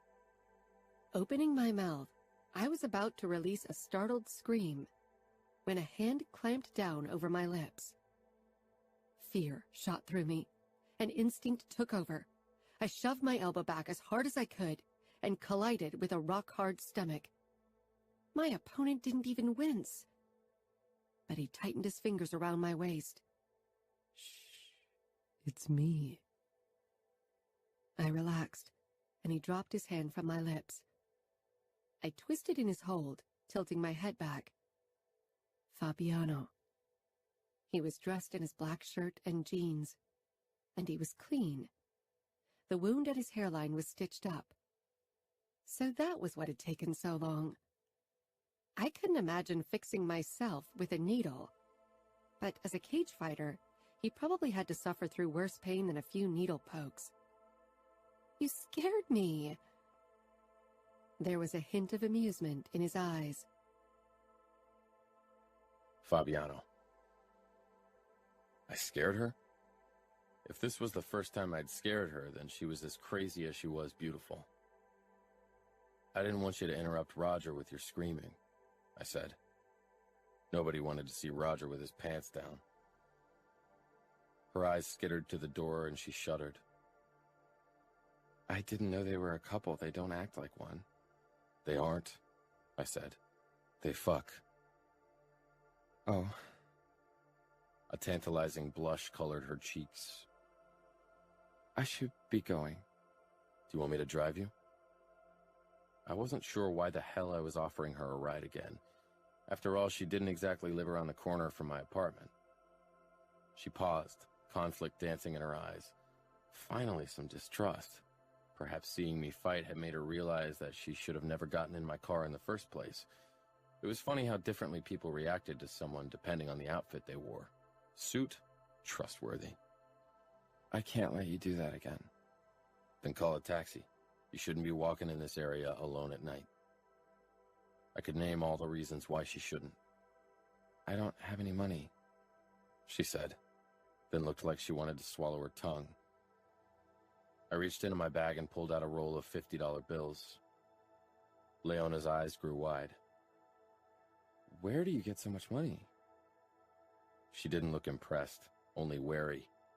Good. There was nothing worse than women who decided you were only worth their attention after they saw you had money. Money for winning my fight. That was close to the truth. I untangled a $50 bill and held it out to her. She shook her head vehemently. No, I really can't take it. You can give it back when Rogers paid you. She shook her head again, but with less conviction this time. She was tired, I could tell. Take it, I ordered. She blinked up at me, stunned by the command, but unable to resist. So she finally took the note. Thank you.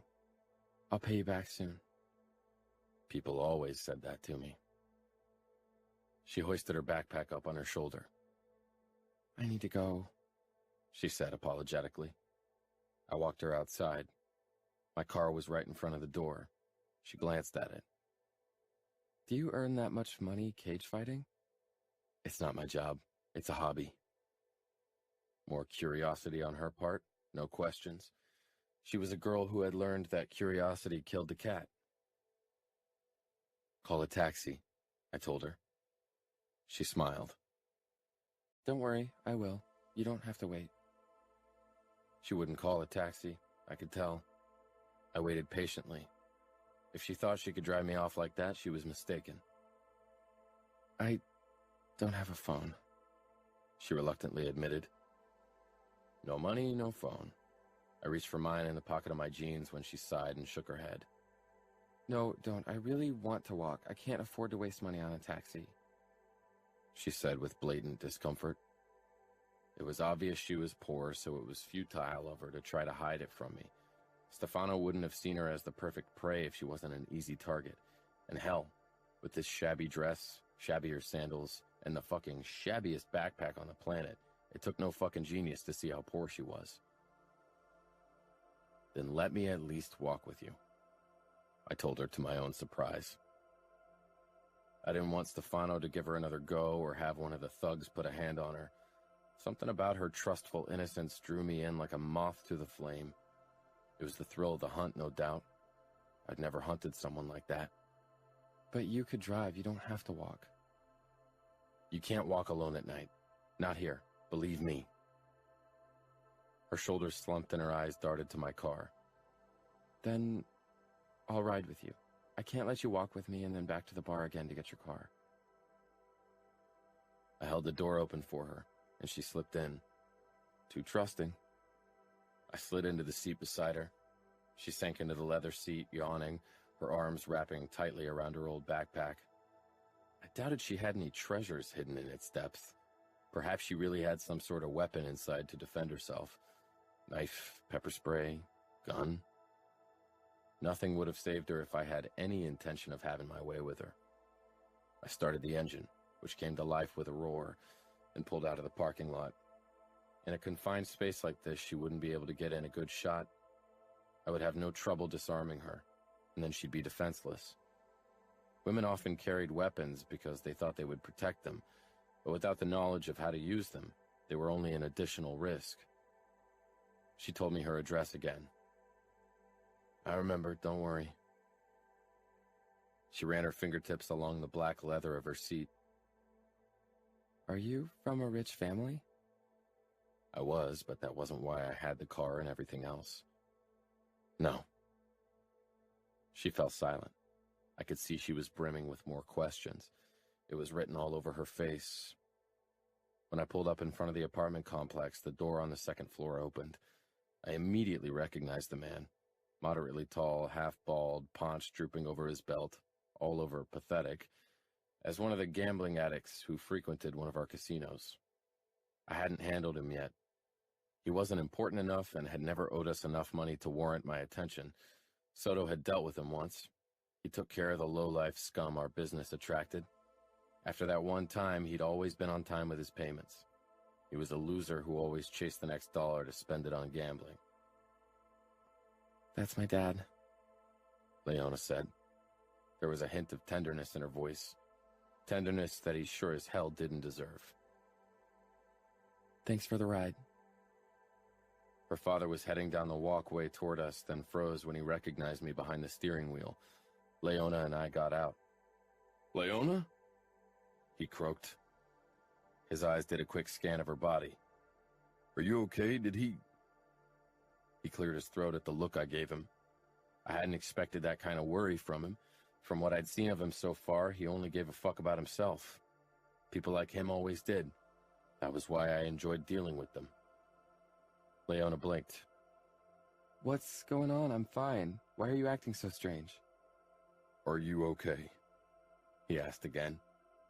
I strode over to them. Immediately, the smell of cheap spirits wafted into my nose.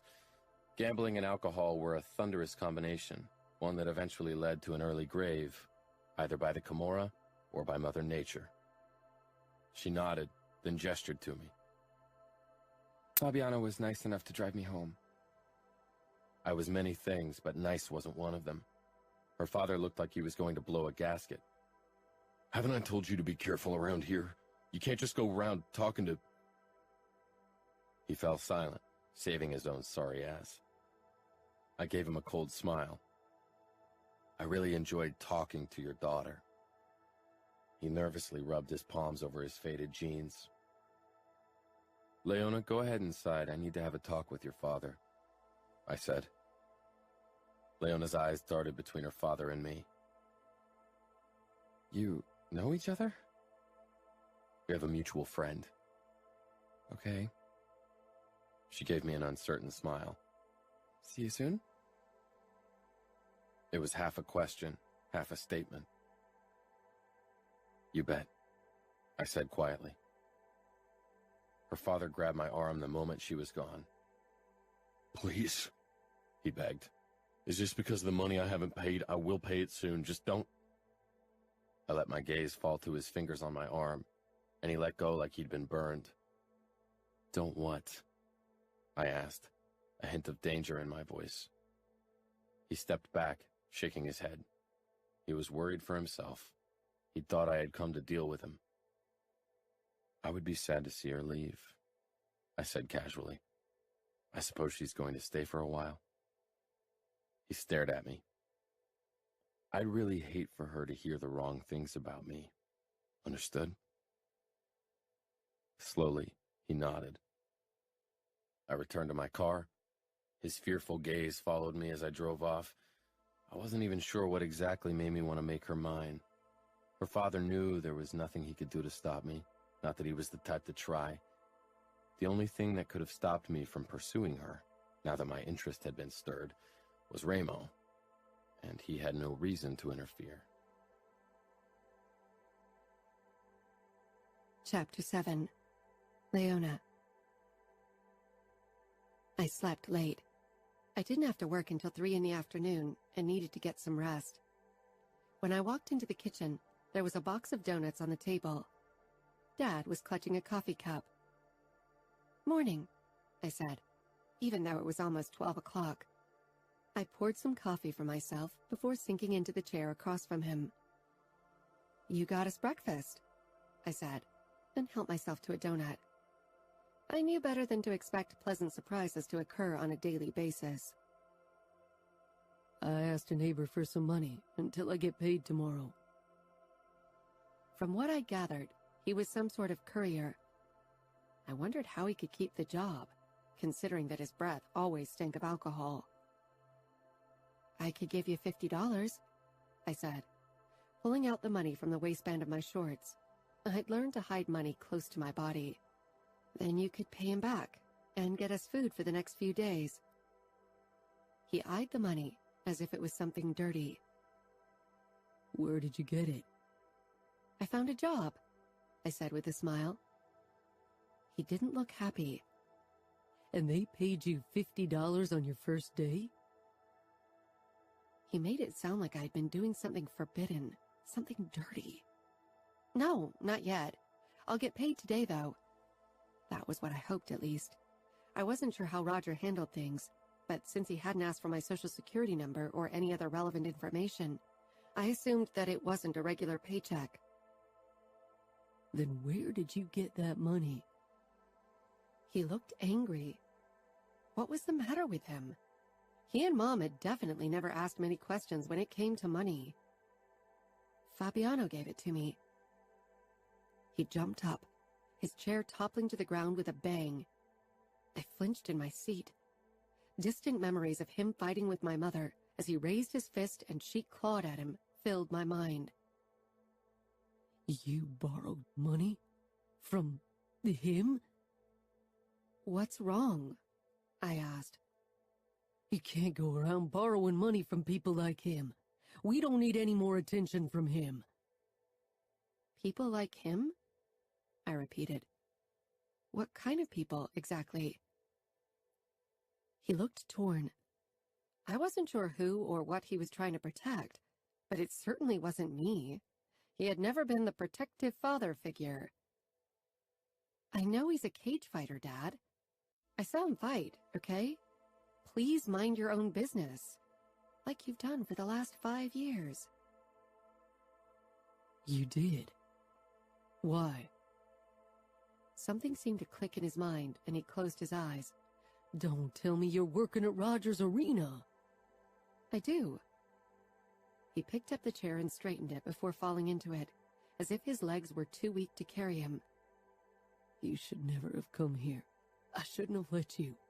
You're going to get us both in trouble.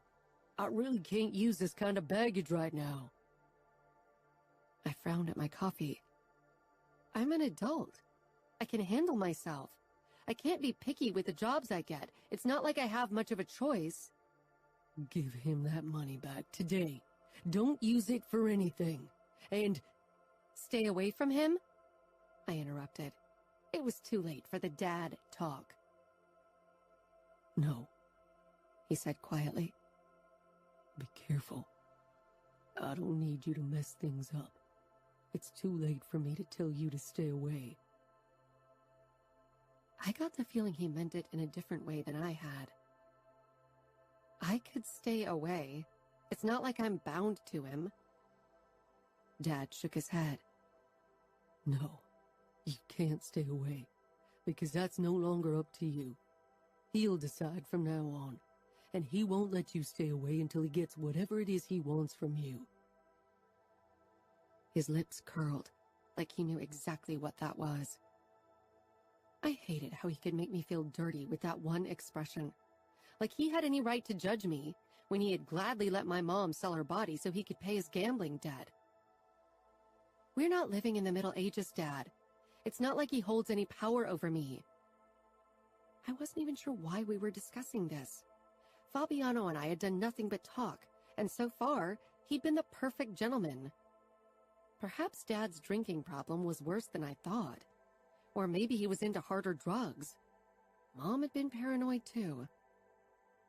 He pulled a cigarette, his last one, from a battered packet before lighting it and taking a deep pull. The Camorra owns the city and its people, and now he owns you. He released the smoke from his lungs, cloaking us in it. I coughed. Camorra? I had heard the term in a report about Italy on television a while back. They were a branch of the mob. But this was Las Vegas, not Naples. You mean the mob?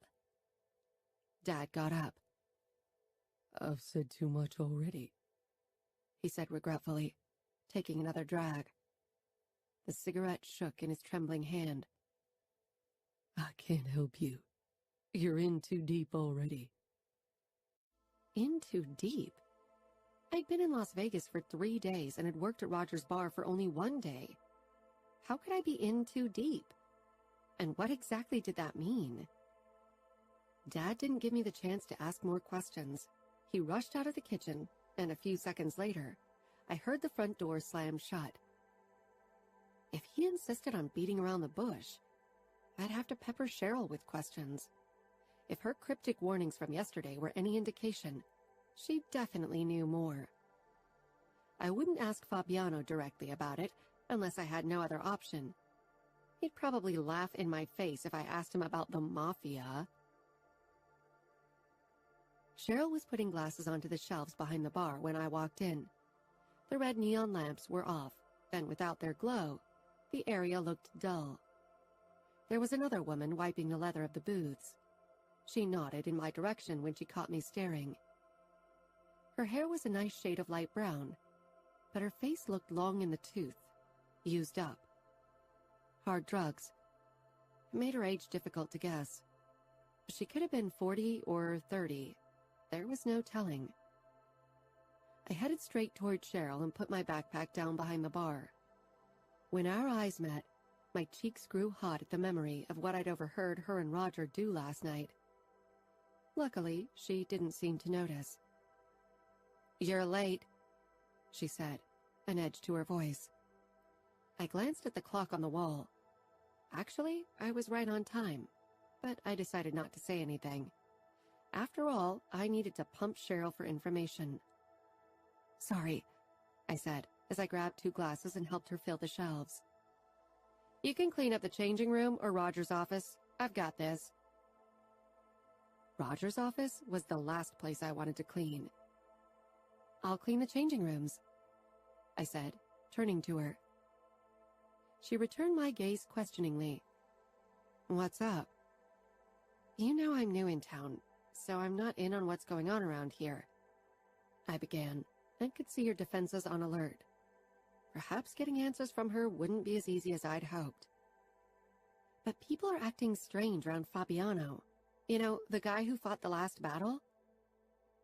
She laughed bitterly. "Oh, I know him." I was taken aback. "Oh, okay.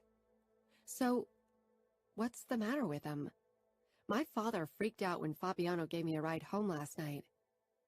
"He gave you a ride home?" Okay, this was really starting to grate on my nerves. Why couldn't she just spill it? "He did.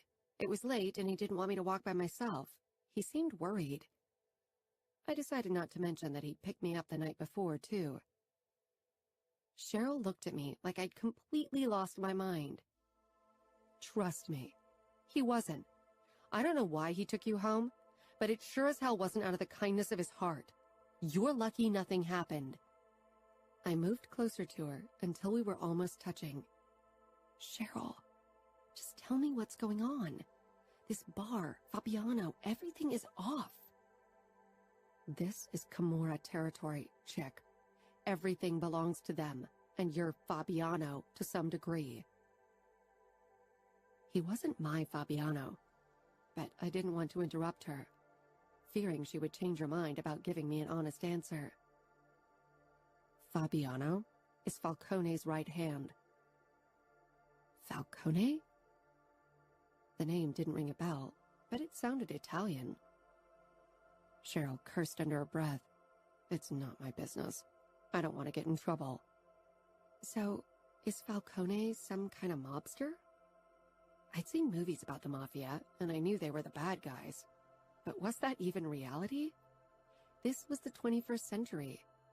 The Mafia seemed like something out of the roaring 20s to me.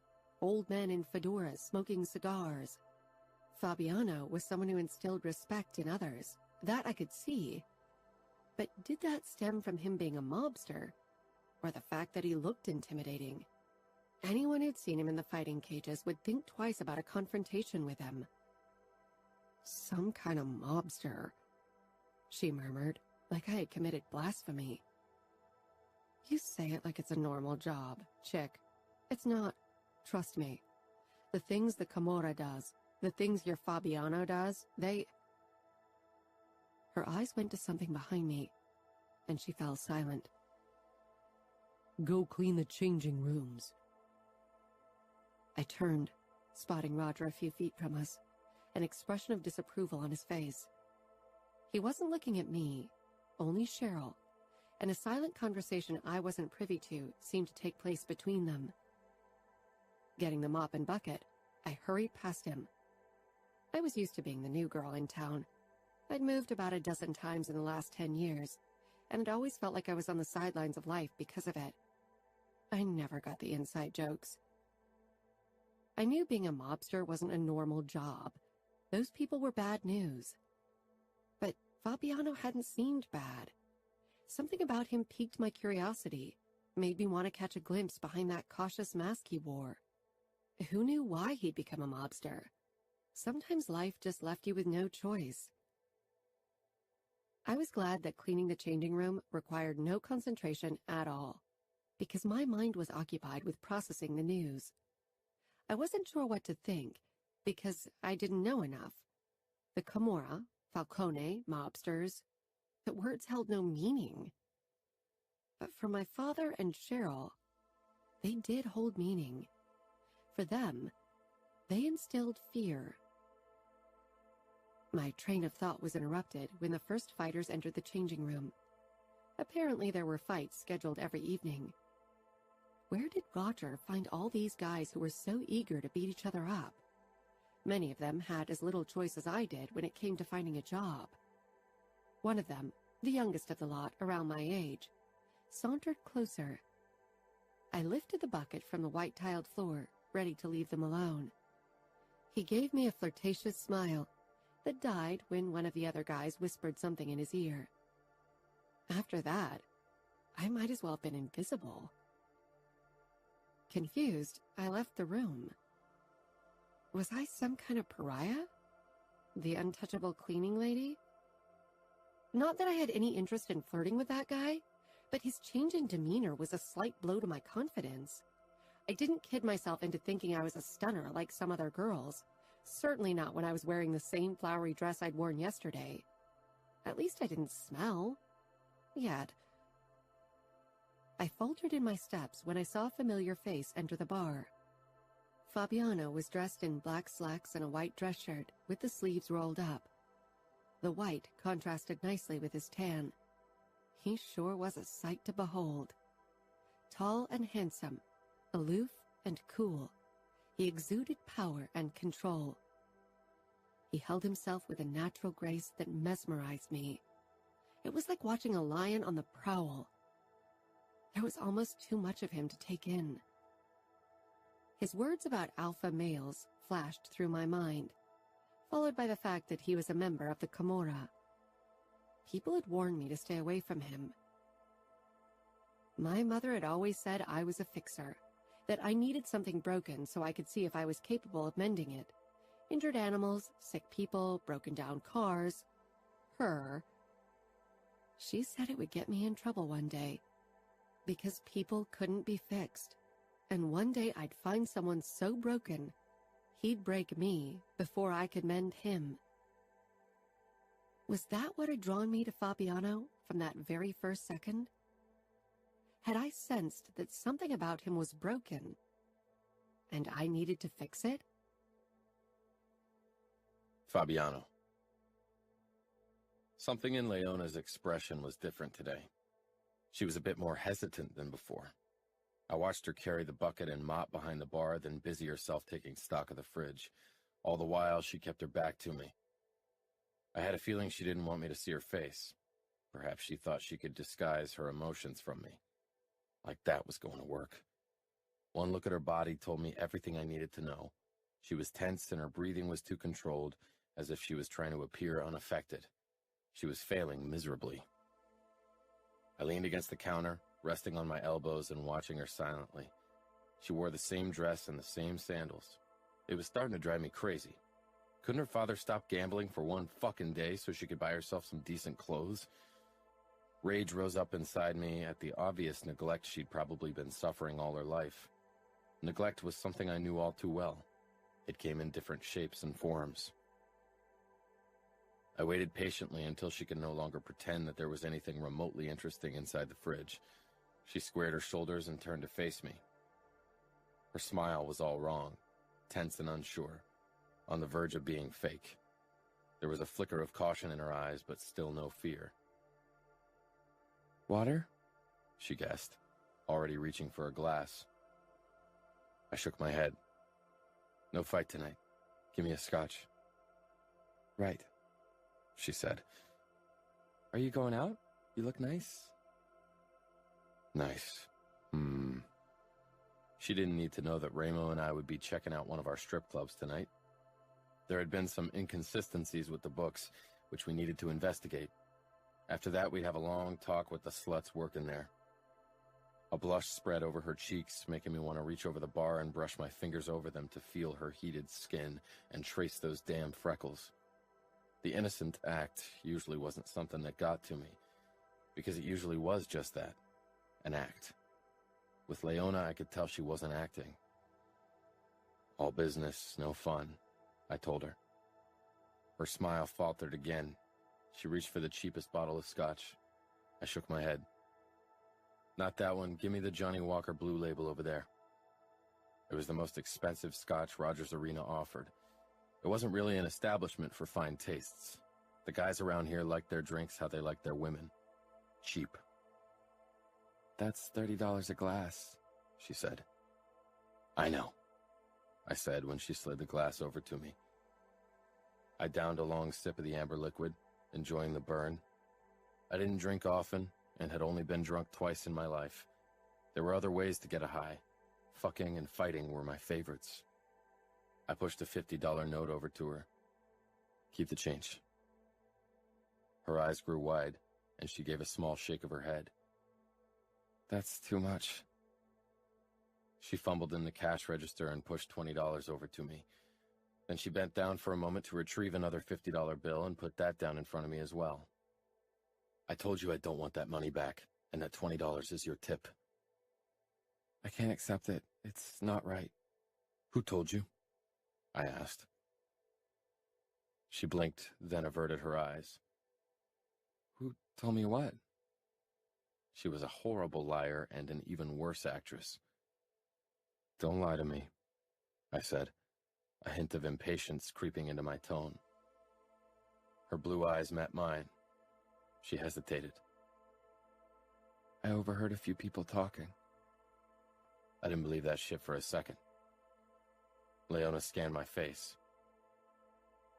Is it true? Is what true? I challenged. That you're part of the Camorra? She said it like the word meant nothing to her. She didn't know what we stood for, didn't know how powerful we were. For most people, the mere word fostered fear. But not for her. I hoped it would stay that way, but I knew it couldn't. Living in this part of town and working for Roger, she'd soon see or hear things that would make her realize just who the Camorra was and what they did. I am, I said, draining the rest of my scotch. Her eyes widened in surprise. Aren't you supposed to keep it a secret? It's difficult to keep a secret that isn't one. The Camorra was Las Vegas. We controlled the nightclubs, bars, restaurants, and casinos. We organized the cage fights and street races. We gave the poor fuckers bread and games, and they greedily accepted any distraction from their miserable lives. People knew of us, recognized us. There was no sense in trying to pretend we were something else. But what about the police? She asked. A few other customers tossed glances her way, their glasses empty, but none of them would dare come over to interrupt us. Don't worry about them, I said simply. I couldn't tell her about our association with the sheriff of Clark County or even our connection to some of the judges. That wasn't something she needed to know. $70 sat on the bar between us. I picked it up and stalked around the bar. Leona's gaze was a mixture of caution and curiosity as I took her wrist. She didn't resist, only watched me intently. I fought the urge to back her up against the wall and get a taste of her. Fuck, I really wanted that taste. I turned her hand and put the money into her palm. She opened her mouth, but I shook my head. I don't want that money back. Buy yourself a nice dress and wear it tomorrow. And do me a favor, get rid of those fucking sandals. Then our debt is settled. Embarrassment filled her face as she looked down at herself. Do I look that bad that you feel the need to buy me clothes? I'm not buying you anything. I'm just giving you the money. I'm sure it's a big no-no to take money from someone like you, she said quietly. I still held her wrist, and I could feel her pulse speeding up under my fingertips. I leaned down to her ear. It's an even bigger no-no to refuse a gift from someone like me. She shuddered, but still didn't pull back. When I released her, she stayed close to me. Then I have no choice, I suppose, she said. You don't, I agreed. People watched our exchange with poorly hidden curiosity. A glance at the clock reminded me that I needed to get going. I didn't want to make Ramo wait. I expect to see you in your new clothes tomorrow, I told her. She nodded, taking a step back. Her expression was torn. So you'll be back tomorrow? She asked. I walked back around the bar. Turning to her once more, I said, yes. Leona. I watched Fabiano's retreating back. Now that he wasn't there to distract me anymore, I realized how many customers had empty glasses in front of them. Cheryl and the waitress of unidentifiable age were at the other end of the room, and only now began to make their way over to me. I quickly hid the money in my backpack before I rushed toward the first table to take their orders. People were eyeing me curiously. The conversation with Fabiano had drawn more attention to me than I enjoyed. I could still feel the remnants of shame when I thought of his demand. I needed to buy a new dress for myself. I knew my clothes had seen better days, and my flip-flops. I stifled a sigh. Perhaps I should have stood my ground and refused the money. Owing the Mafia money was bad news. But Fabiano had gifted me the money, not as a mobster, but as a... What, exactly? We weren't friends. We barely knew each other. Was I in his debt? Or worse, in the Camorras? Did he expect something in return? The idea was terrifying and exciting, all at the same time.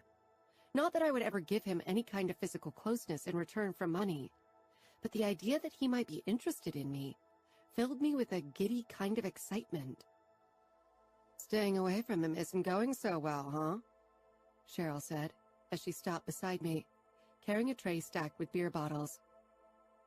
I can't stop him from having a drink in the bar, I said with a small shrug. He isn't coming for the drinks.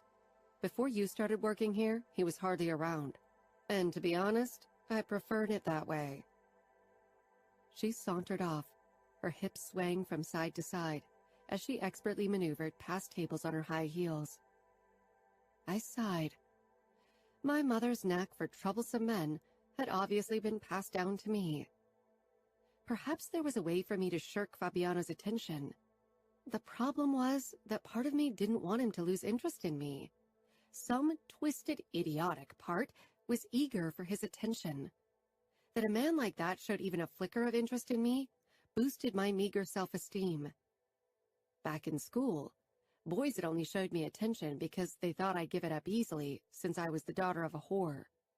They weren't interested in me because I was pretty or clever, but because they thought I was easy.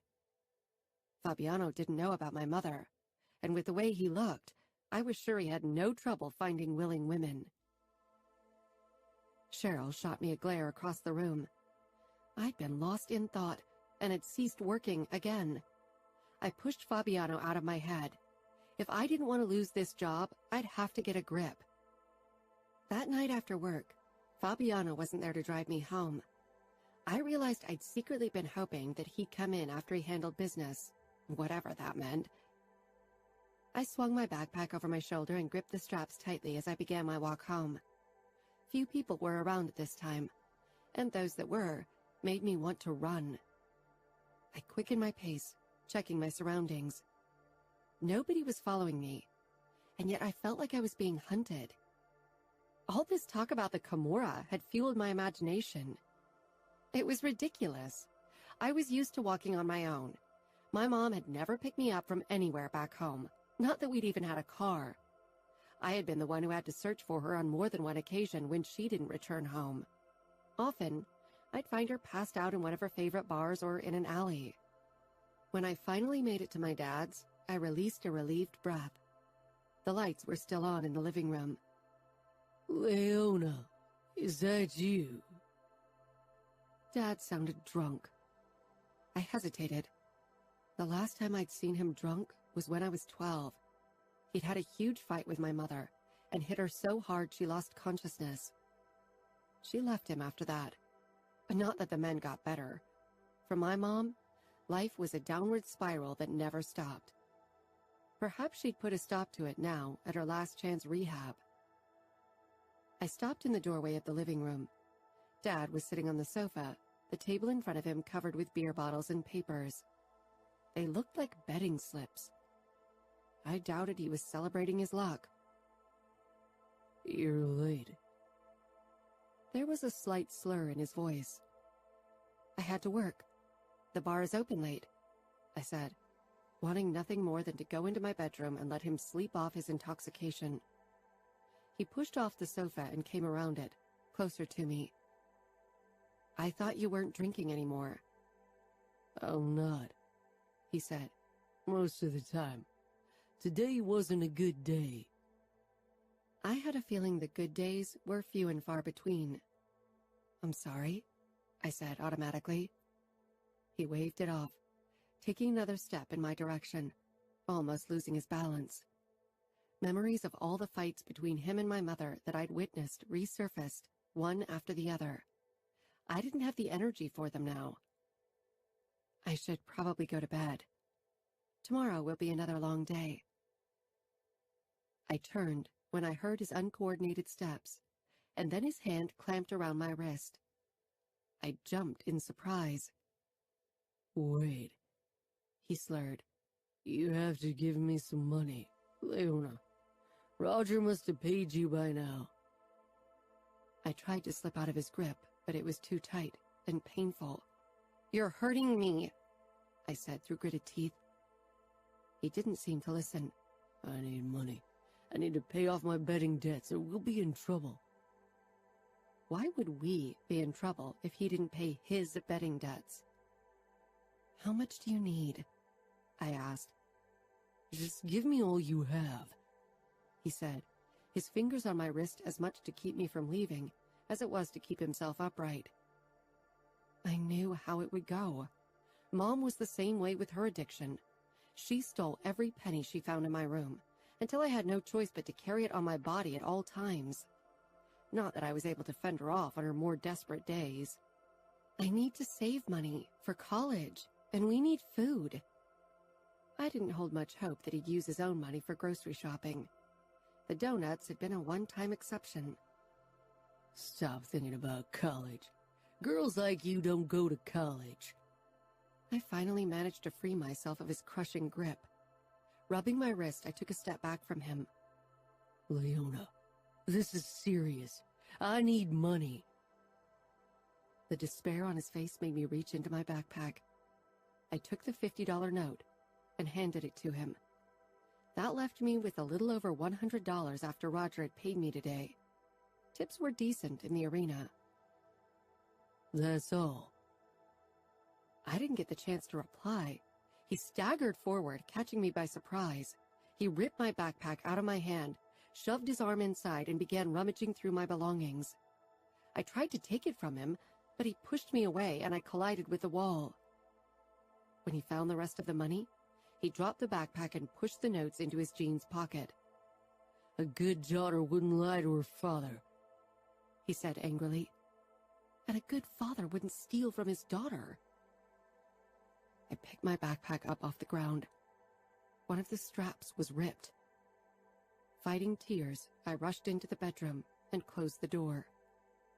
Tired and shaken, I sank down onto the mattress. Of course, nothing had changed.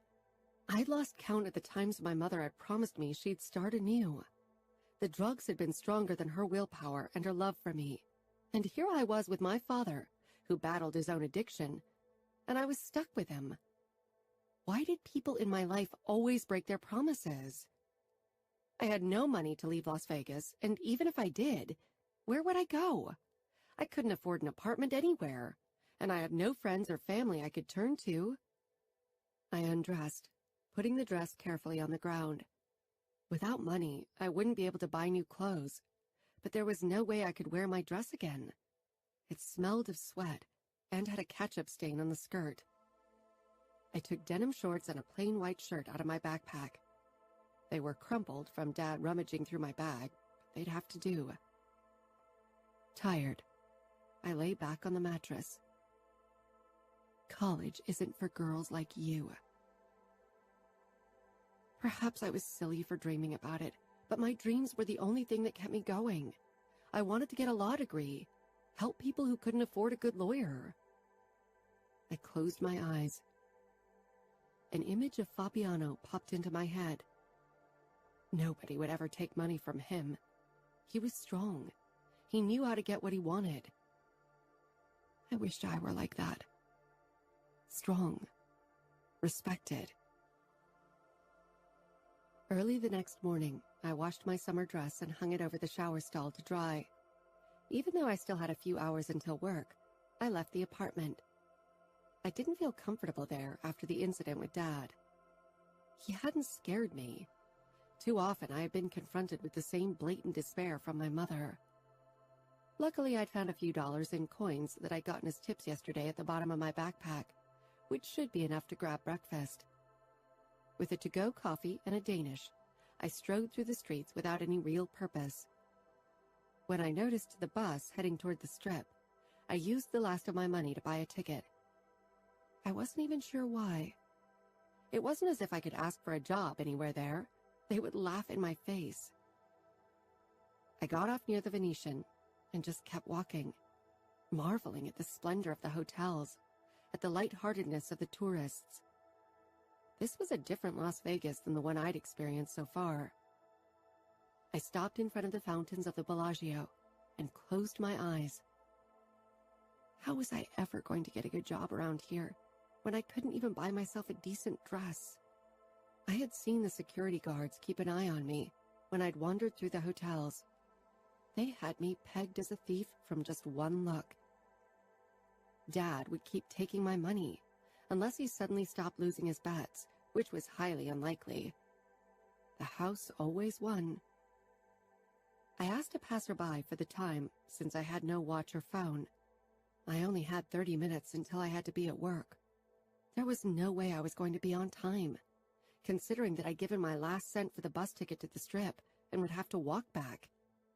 That would take at least an hour, probably longer.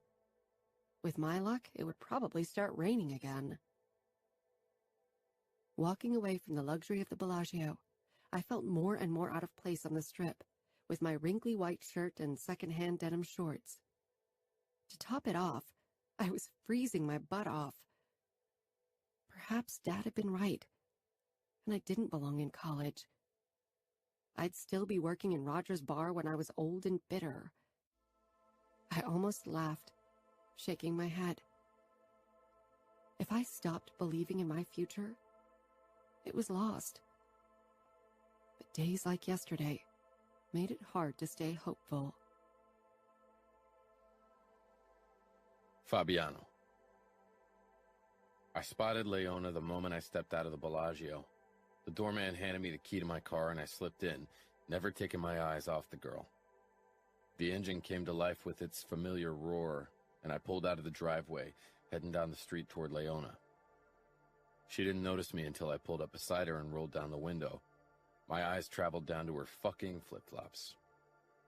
"Shouldn't you be wearing your new dress today?" I shouted over the noise of the engine and the traffic passing us as I leaned over the passenger seat to get a good look at her. Leona was dressed in a wrinkly white shirt that was stuffed into old denim shorts. Though I appreciated the first glimpse of her lean-toned thighs, I was annoyed that she hadn't bought a new dress for herself. I wasn't used to people ignoring my wishes like that. She shrugged but looked obviously uncomfortable. I pushed the passenger door open. "Get in," I ordered, trying to rein in my annoyance. For a moment, I was sure she'd say no, but then she dropped her backpack from her shoulder and sank down on the seat. She closed the door and put the seatbelt on before finally meeting my gaze almost defiantly. I let my eyes wander over her body, coming to rest on the faint bruises on her left wrist. I took her hand to inspect the bruise, but she pulled away and hid her wrist beneath her other hand. I lost my balance in the shower this morning. She lied easily. Are you sure you didn't fall down the stairs? I asked in a low voice. Anger began to simmer under my skin. I knew bruises, and I knew the lies women told to hide the abuse. My father had hit my sisters and me almost every day, especially Gianna and myself.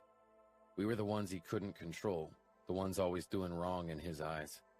I'd lost count of the times I'd seen my mother cover up her bruises with makeup. The bruise around Leona's wrist was from a too tight grip. She gave me a look, but her expression faltered and she shook her head. It's nothing. Who did this? It's nothing. It doesn't hurt or anything. Your father. What makes you think that? She asked, her voice a bit higher than before. Because he's the only one you have reason to protect. She licked her lips. He didn't mean to hurt me. He was drunk. He didn't notice how tight his hold was. Did she really believe that? Or was she scared of what I'd do to him? By God, I wanted to tear into him like a starved bloodhound. It wasn't like it was my business what her father did to her. It shouldn't be. But the mere idea that he was hurting her made me want to pay him a visit and give him a taste of what I was capable of. Is that why you're dressed like that? I asked with a wave at her clothes. I pulled the car away from the curb, crossed 4 lanes to reach the turning lane, then did a U-turn, which was followed by a cacophony of car horns and raised middle fingers from drivers on both sides of the street. What are you doing? Leona asked, gripping the sides of the seat. That's the wrong way. It's not. We're buying you a dress and fucking new shoes. If I have to see you in those fucking flip-flops one more time, I'll go on a rampage. What? Her eyes widened. Don't be ridiculous. I need to get to work. I don't have time to go shopping. Don't worry, Roger will understand. Fabiano, she said pleadingly. Why are you doing this? If you're expecting anything in return, I'm not that kind of girl. I'm poor, but that doesn't mean I can be bought. I have no intention of buying you, I told her. It was the truth. Something about Leona made me want to protect her. It was a new experience for me. Not that I didn't want her in my bed, but I wanted to make her want it too. I'd never had to pay for sex and never would. The whores in Vegas were on the Camorra's payroll anyway. She watched me for a long time. Then why? Because I can, and because I want to. The answer didn't seem to satisfy her, but I focused on the street. She didn't ask more questions, which was a fucking good thing, because I really didn't want to analyze my fascination with her. She reminded me of my sisters, not in a kinky way. More like she reminded me of a longing I'd buried deep in my chest. Fuck me. So your father stole the money I gave you? I asked, my fingers bearing down on the wheel, wishing it were his fucking throat. She nodded. He seems to be in trouble. If he were in real trouble, I'd know it. The money he owed us couldn't be much. If Soto still handled him, he was a lucky man. Men like him are always in trouble, I told her. You should get away from him. He's my father. Sometimes we have to let go of our family if we want to amount to anything in life. Surprise and curiosity registered on her face. I gritted my teeth, annoyed at myself for my words. I parked at the curb in front of one of the high-class boutiques that the it girls I occasionally fucked, when they felt the need to add a thrill to their pampered life, frequented. Leona looked toward the storefront then back at me, her lips parting in disbelief. A small crease formed between her brows. Don't tell me you want me to go in there. They won't even let me inside looking the way I do. They'll just think I'm going to shoplift. Would they? We'd see about that. I got out of the car, walked around the hood, and opened the door for her. She stepped out, then reached for her backpack. I stopped her. You can leave it in my car. She hesitated but stepped back so I could shut the door. She looked around, and I could practically feel her nerves and discomfort. I held out my hand for her. Come, I said firmly. She put her palm in mine, and I closed my fingers around her hand. That Leona trusted me, despite what she knew, made me want to be good to her, which was surprising. I rarely wanted to be good to anyone. I had enough money, so one dress wasn't going to kill me. and new shoes were really more for my own sanity than anything else. These flip-flops had to go. I led her toward the store. The shop window was decorated with silver and golden Christmas decorations. The security guard, a tall, dark-skinned fucker, gave her the once-over but let us enter when he registered my face. The saleswoman, however, couldn't hide her disdain at Leona's appearance. Her red painted lips twisted and Leona's hand tensed. My eyes slanted to her. Her free hand fidgeted with her wrinkly white shirt. Shame washed over her face and her freckles disappeared under the blush. Leona shifted closer to me, seeking safety. She sought fucking safety from a man like me. I doubted Leona had noticed, but I had, so I raised my eyes to the saleswoman's face, letting her glimpse behind the mask I wore so she could see why I was the enforcer of the Camorra, why some people begged me before my knife touched their skin. She stiffened and recoiled. I smiled coldly. I assume you can help us. The saleswoman gave a quick nod. What is it you're looking for? You should ask her, I said in a low voice, nodding toward Leona. A dress, Leona said. And shoes? The saleswoman glanced down at Leona's flip-flops, but this time her expression didn't betray her disdain. Good for her. What kind of dress? Leona sought my gaze, helpless. I gestured at the woman to give us a moment. She scurried off to the back of the store, where another saleswoman stood behind a cash register. I never got to choose. I don't know anything about dresses or shoes. I got whatever fit me from Goodwill. You've never had a new piece of clothing? I asked. She looked away. Clothing wasn't a priority. I had to put food on the table.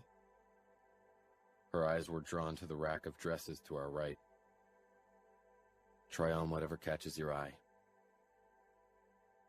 It became obvious pretty quickly that she wasn't going to touch any of the dresses, so I pulled out a dark green dress with long sleeves and held it out to her.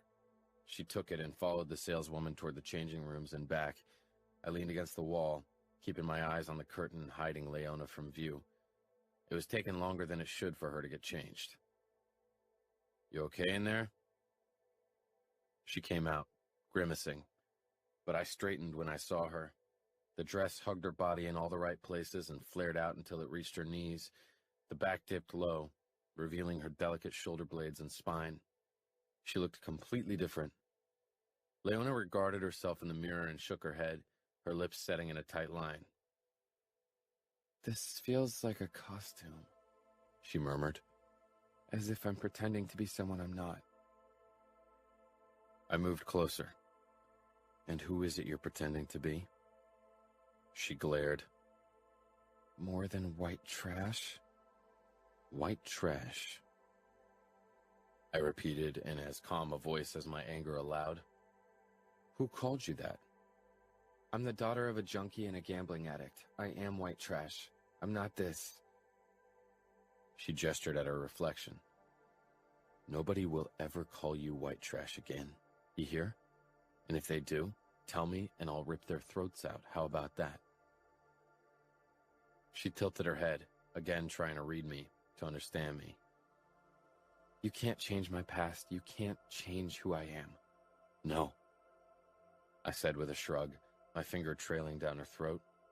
She wasn't breathing, and I, too, held my breath at the feel of her soft skin. But you can. I can only force people to treat you as you want to be treated. She tore her gaze away from mine and took a step back. I dropped my hand, then selected another dress from the rack. She took it without a word and slipped back into the dressing room. I sank into one of the overly soft armchairs. Leona looked fucking good in every dress she tried on. Nobody would take her for white trash dressed like that. Nobody should take her for white trash dressed in her fucking secondhand clothes either. Buy them all, I told her, but she shook her head firmly.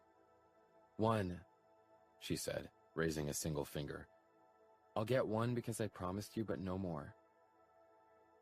She lifted her chin and straightened her spine, stubborn and brave despite what she knew of me. Then take that one.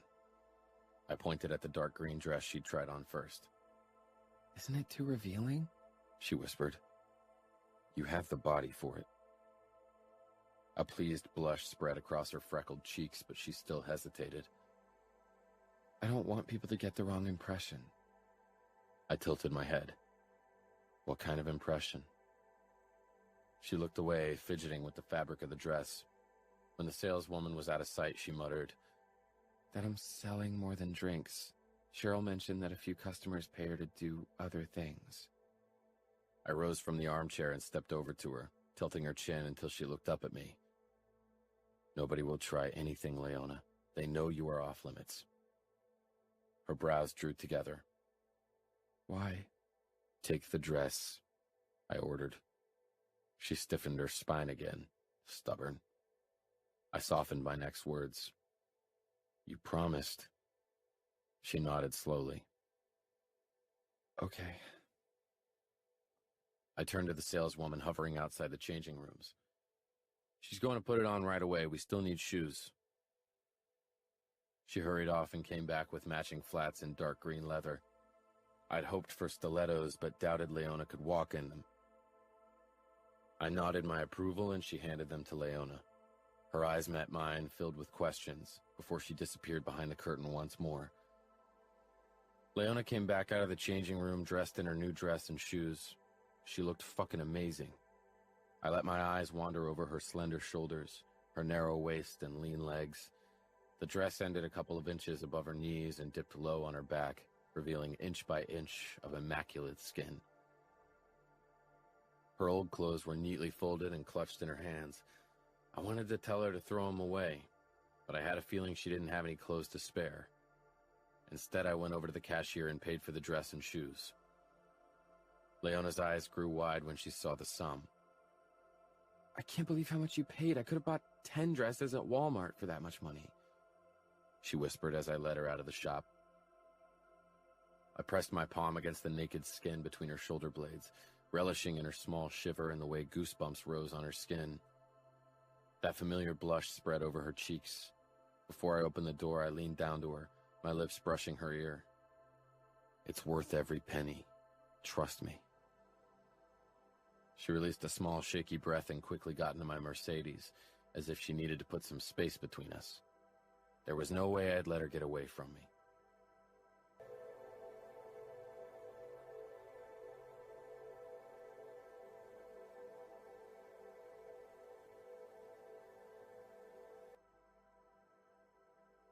Chapter 8. Leona. I smoothed my fingers down the soft material of the dress. It was made from silk and cotton, which I'd never worn before. It felt almost too good for me. I never could have afforded this kind of dress, nor would I ever have paid that much money for a piece of clothing. And the shoes? I didn't know leather this soft existed. It amazed me that for Fabiano, the money was nothing. Thank you, I said eventually. We'd been driving in silence for a while. The surroundings that flew past us were becoming shabbier, and it wouldn't be long before we arrived at Rogers Arena. Fabiano nodded as he drove. I wish I knew what was going on in there, and why he was really doing this. My eyes traced on his strong jaw, the dark blonde stubble, the way his mouth was set in a determined line. He always seemed in control. Even during the cage fight, he never gave up control. He dominated his opponent with little effort. Was there a time when he ever lost it? As I watched him drive, I got my first good look at the tattoo on the inside of his right forearm. It was a long knife with an eye on top of the blade, near the hilt. Intricate letters adorned the blade. It looked like Italian, and was too small for me to read. Fabiano pulled into the parking lot of Rogers Arena and turned off the engine. He purposely held out his forearm so I could take a closer look. Had my staring been that blatant? What does it say? I touched my fingertip to his skin, tracing every single letter and marveling at how soft his skin felt. He was all hard lines and muscle, power and danger. But when I touched him, his skin betrayed that he was only human. Temere me, perché sono l'occhio e la spada. Fabiano said, in what sounded to me like flawless Italian. He caressed the words with his tongue, almost as if he was their lover. A shiver raced down my back. How would it feel if he whispered words of passion into my ear in that same voice? What? I cleared my throat, hoping he couldn't tell how his closeness and voice affected me. What does it mean? Fear me, because I'm the eye and the blade. A lover's voice, delivering such harsh words. Do all mobsters have this tattoo? I asked. He smirked. Made men, or camorrista, as we like to call ourselves. But yes, members of the Camorra all have the same tattoo. It's a way to recognize each other. The eye and the blade, I repeated. What does it mean? What do you have to do to bear that tattoo? He leaned over, and for a moment I was sure he would kiss me. Worse, I would have let him. Instead, he ran a finger down the length of my arm, a dark look in his eyes. That's something you don't want to know. I nodded. With him being so close, it was hard to concentrate. I needed to get out of this car. Go out with me. I have to work. He smiled a knowing smile. Not every day. When's your next day off? I hadn't talked to Roger about that, and with my financial situation, I couldn't afford to take a day off. It doesn't matter. Let's say Wednesday, he said. That was only 2 days away. I hadn't come to Vegas to date. I'd sworn to myself that I'd keep my head down and stay out of trouble. Going on a date with a member of the mob wasn't exactly doing that. I couldn't come up with an excuse, and the meaning in Fabiano's eyes was clear. Any answer other than yes was unacceptable. I don't know if I can get that day off.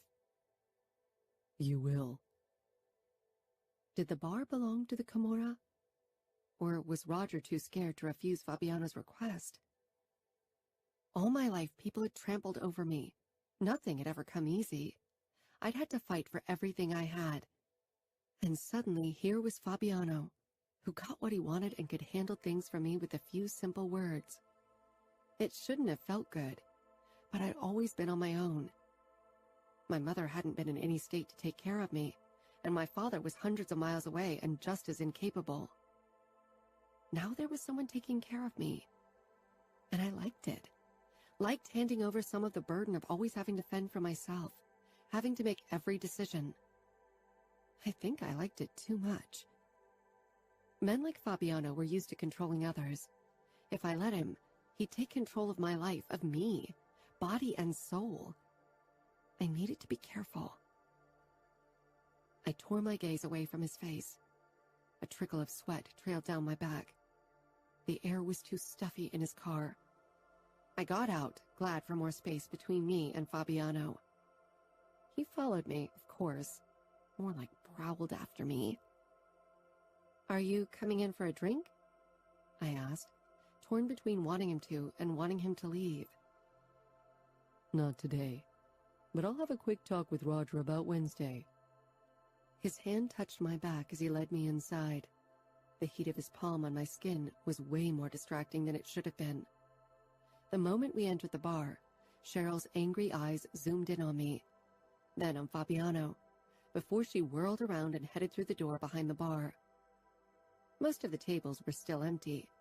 The first fight hadn't begun yet, but a look at the clock revealed I was almost an hour late.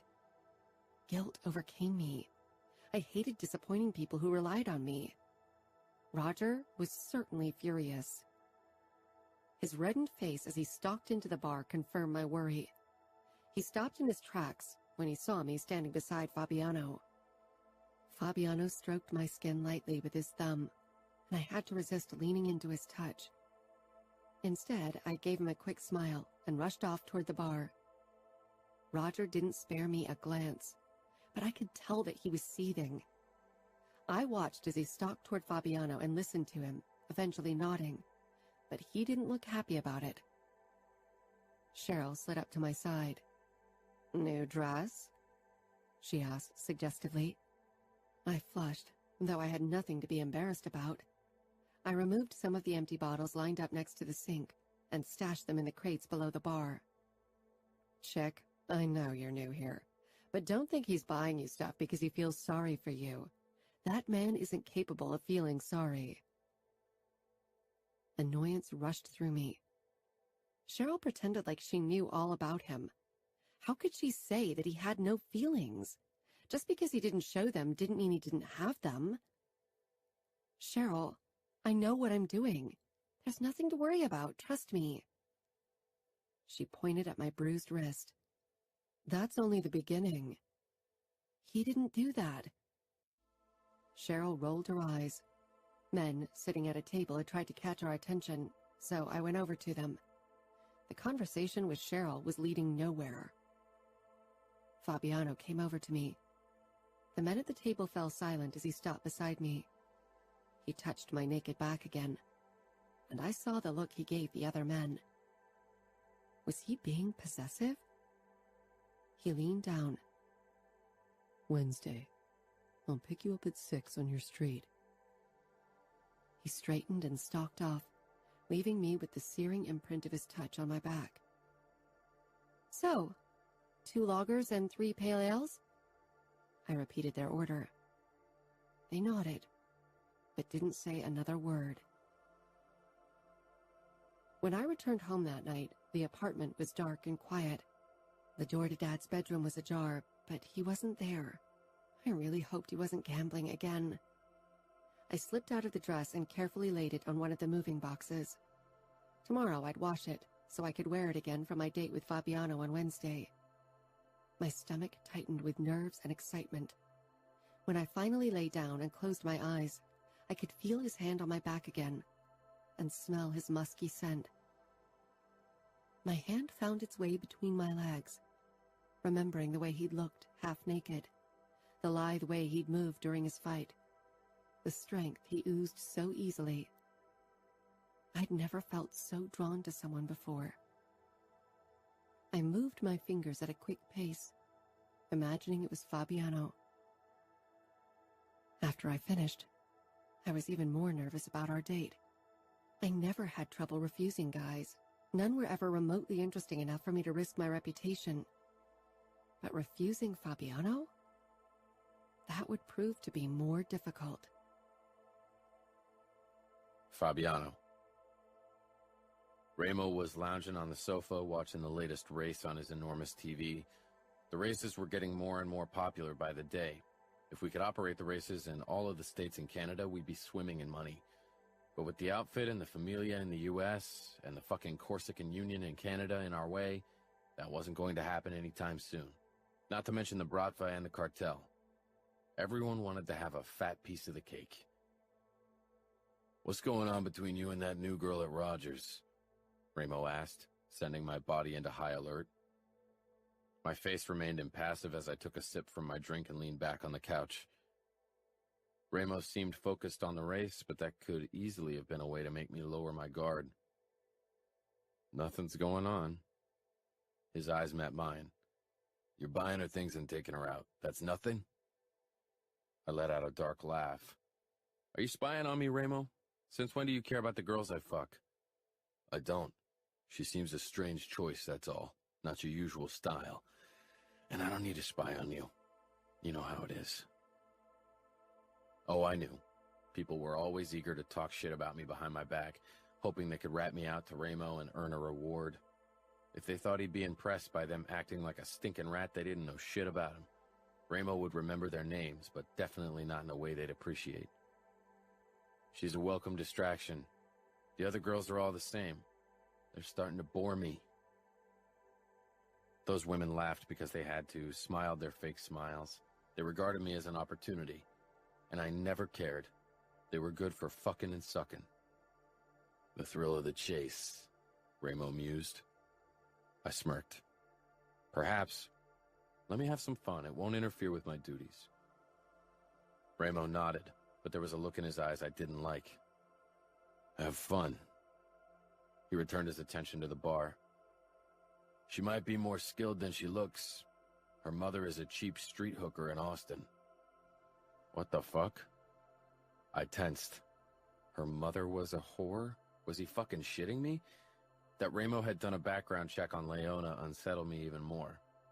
It was never a good thing when something caught Ramo's attention. I shrugged, trying to appear nonchalant, though I had a feeling Ramo had picked up on my shock. He was too damn observant. That was why he was capo. I don't give a fuck who her mother is. Ramo's eyes bored a hole into my fucking skull, never halting his relentless stare. I stood from the sofa. I'm going to work out for a while. I needed to blow off some steam before I went to pick up Leona. I was on edge. I'd have to spend the next hour kicking the hell out of a heavy bag if I wanted to keep my cool with her. Leona. My father had been avoiding me since the incident. I'd heard him return home early in the morning, bumping against walls and smashing his door shut in a drunken stupor. When I left for work, he was still hidden away in his room. On Wednesday, I had my day off, and he couldn't avoid me. When he stepped out of his bedroom and shuffled into the kitchen, dressed in only faded gray boxers and a yellowed wife-beater, he froze in the doorway when he spotted me. He obviously expected me to be at work. Did they fire you?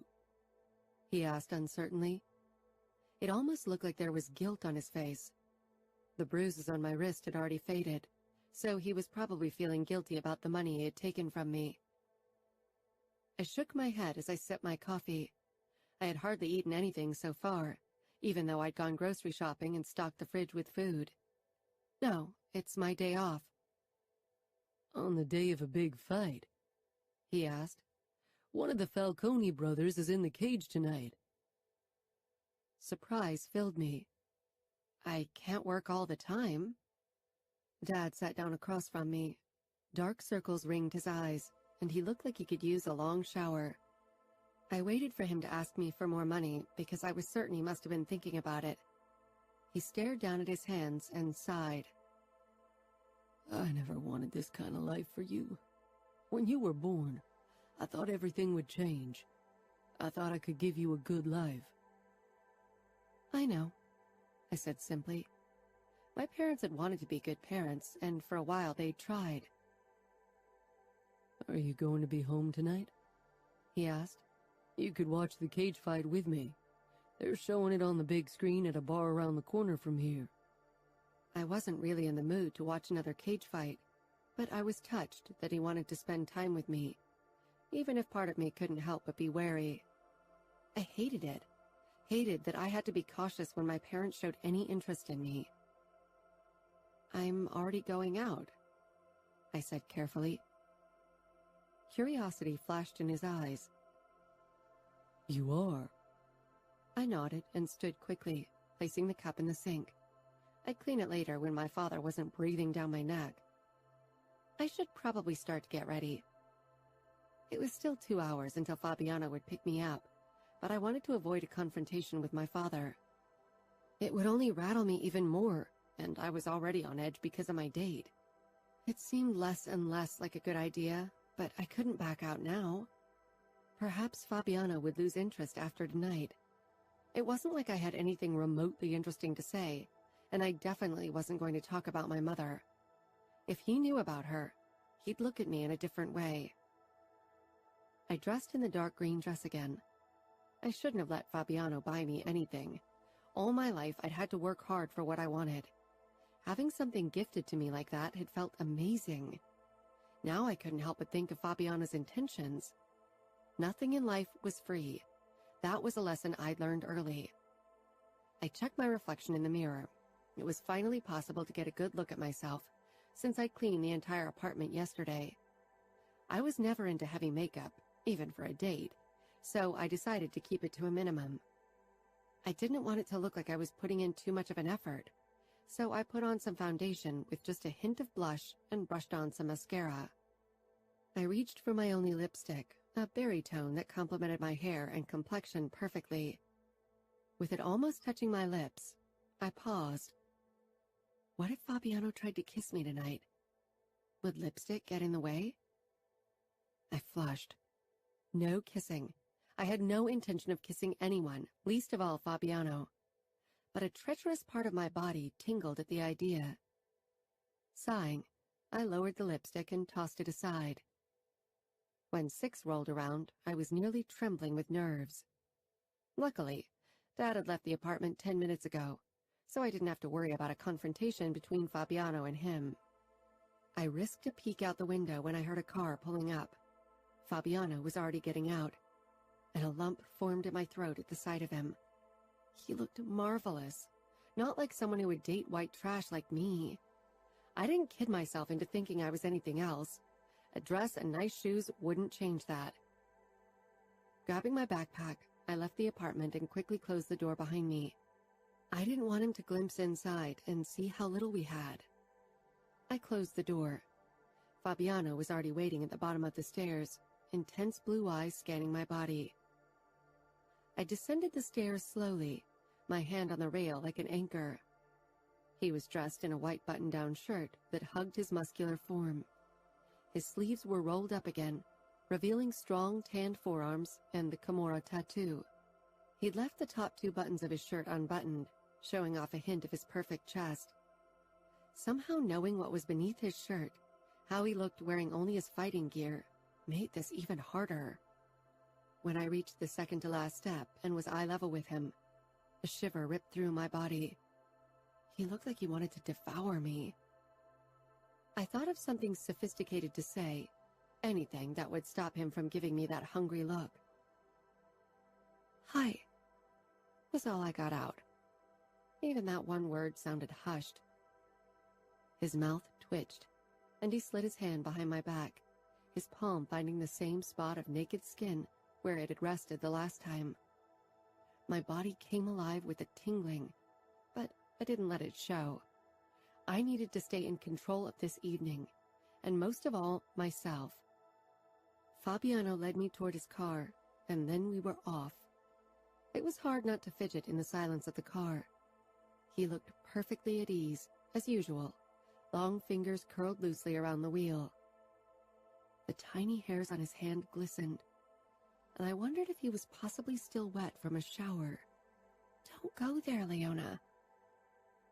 My nerves grew as the city lights thinned out, and we left them behind completely. "Where are we going?" I tried to mask the apprehension in my voice. The stupid stories I'd read about the Mafia came uninvited into my mind, and I envisioned being buried under the desert sand.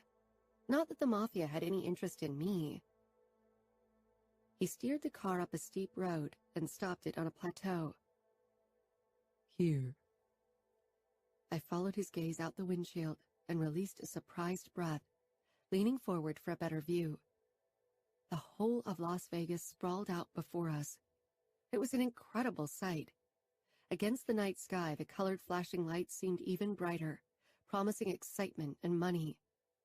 Despite the miles between the Strip and me, I could almost taste the endless opportunities. I wished I could be offered the same opportunities so many people had, if only for once in my life.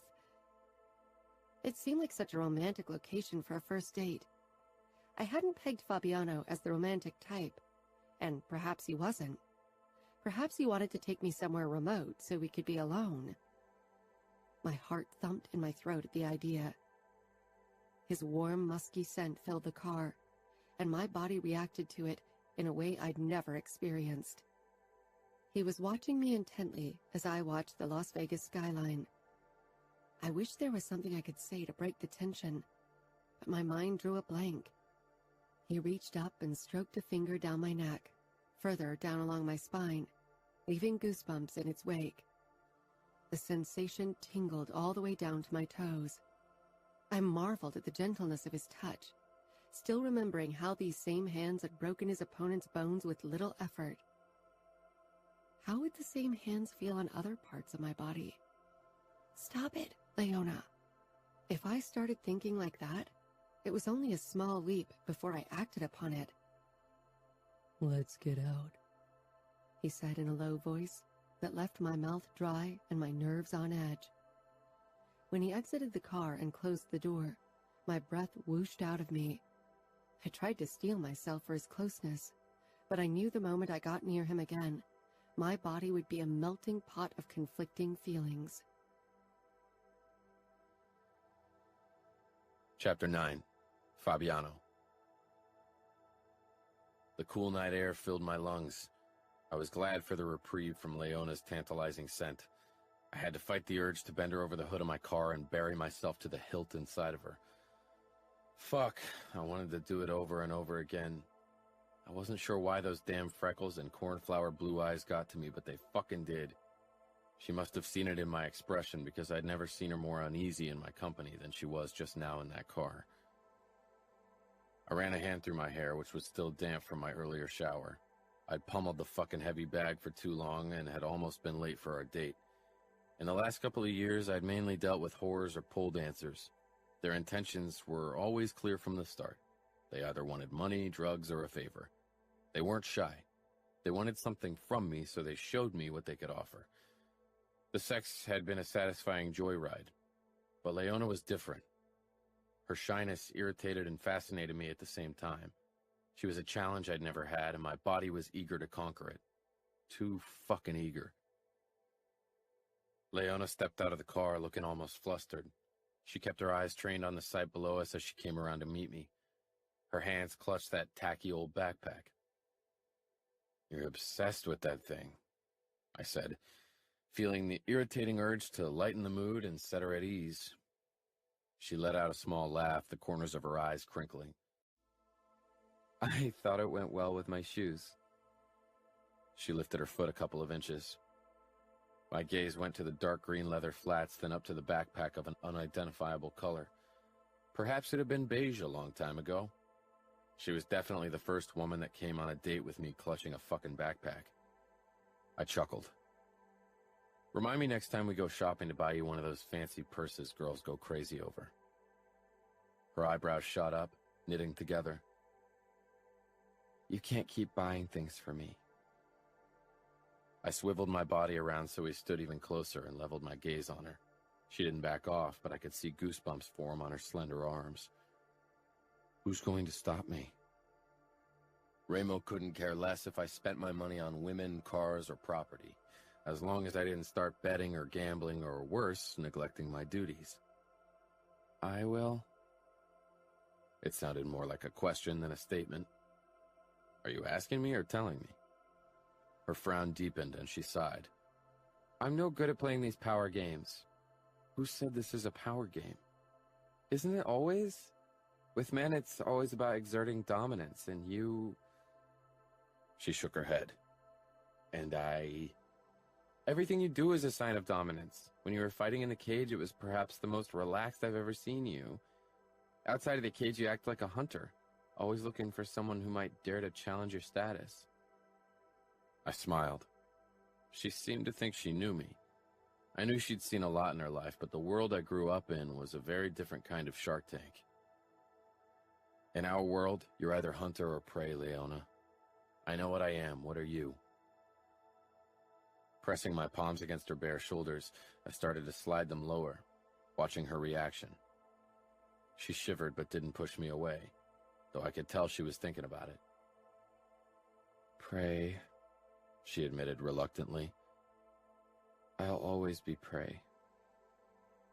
She gazed past me, toward Las Vegas, looking lost and resigned. My hands stilled on her back. This unguarded admission did something strange to me. It unleashed a protective, fierce side I hadn't experienced toward a woman since I'd been a scrawny kid and tried to defend my sisters. The soft breeze tugged at her brown curls as she lost herself in the sight of the city. I bent and kissed her ear, relishing the shuddering breath she released. Perhaps you need a protector so you stop being easy prey. Am I easy prey? She asked quietly. I didn't bother replying. We both knew how it was, and in a city like this, a city ruled by us, girls like her were lost. Do you want a protector? She closed her eyes as I kissed the skin below her ear. For once it was hard to read her. And you think you can be my protector? I could protect her against almost any threat. Not against the Camorra. and not against myself, but that wasn't something I wanted to consider. You saw me fight. Do you doubt it? She opened her eyes and tilted her head up toward me, blue eyes soft and probing. No, She said. but I think you and your way of life are threats too. I didn't deny it. Why do you even want to protect me? To be honest, I didn't know. Perhaps Arya had somehow managed to get through to me. It made me fucking furious to think about it. That fucking bracelet. I shouldn't have accepted it. There's nothing I could give you in return. Her expression became more determined. I don't have any money to spare, but I don't think you'd want it. You certainly don't need it. If there's something else you want, I'm not that kind of girl. Not that kind of girl. Rimo's words about her mother flashed through my mind.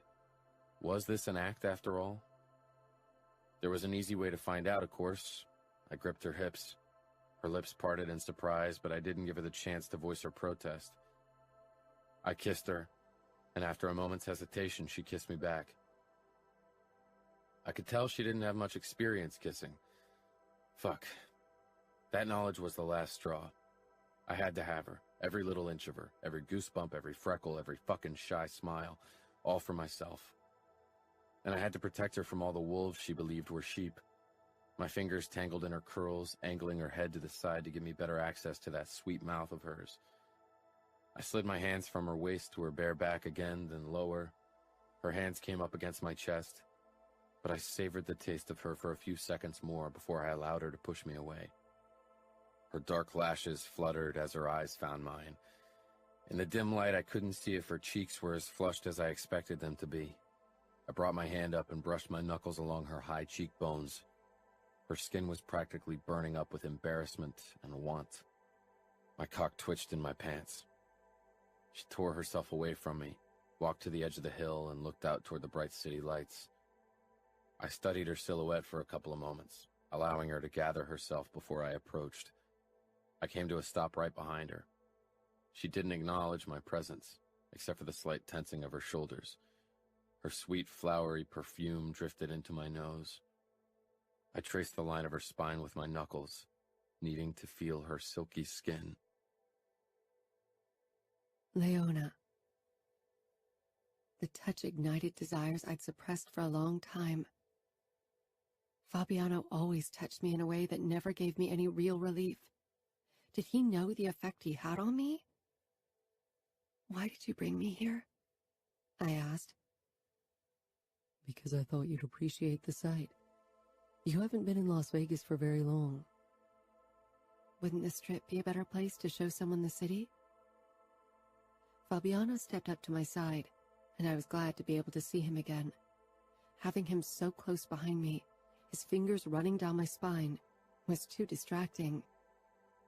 He pushed his hands into the pockets of his slacks, his blue eyes scanning over the city below us. For the first time, I caught the briefest glimpse behind his mask.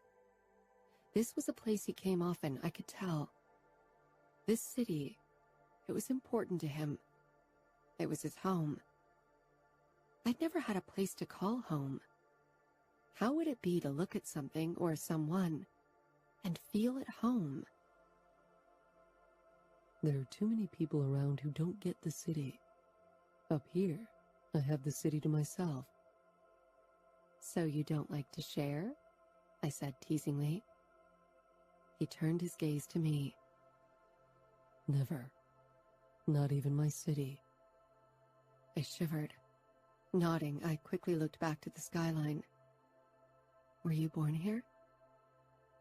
I wasn't very perceptive, but the stiffening of his shoulders told me he didn't like where our conversation was heading.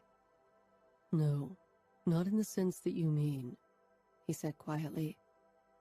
But I was reborn here. I searched his face, but he wasn't giving anything away. It was all hard lines as the silence stretched between us. I thought this could be a new start for me as well, I said eventually. Why would you need a new start? All my life I've been judged by the actions of my mother. I wanted to be judged for my own doing. Living in the shadow of your family isn't easy, he said, meeting my gaze. Another small crack in his mask. But being judged for your own wrongdoings can be hard as well. Do you think I've done too many wrong things? He smirked. You're here with me. I'd say you have a strong penchant for doing wrong things.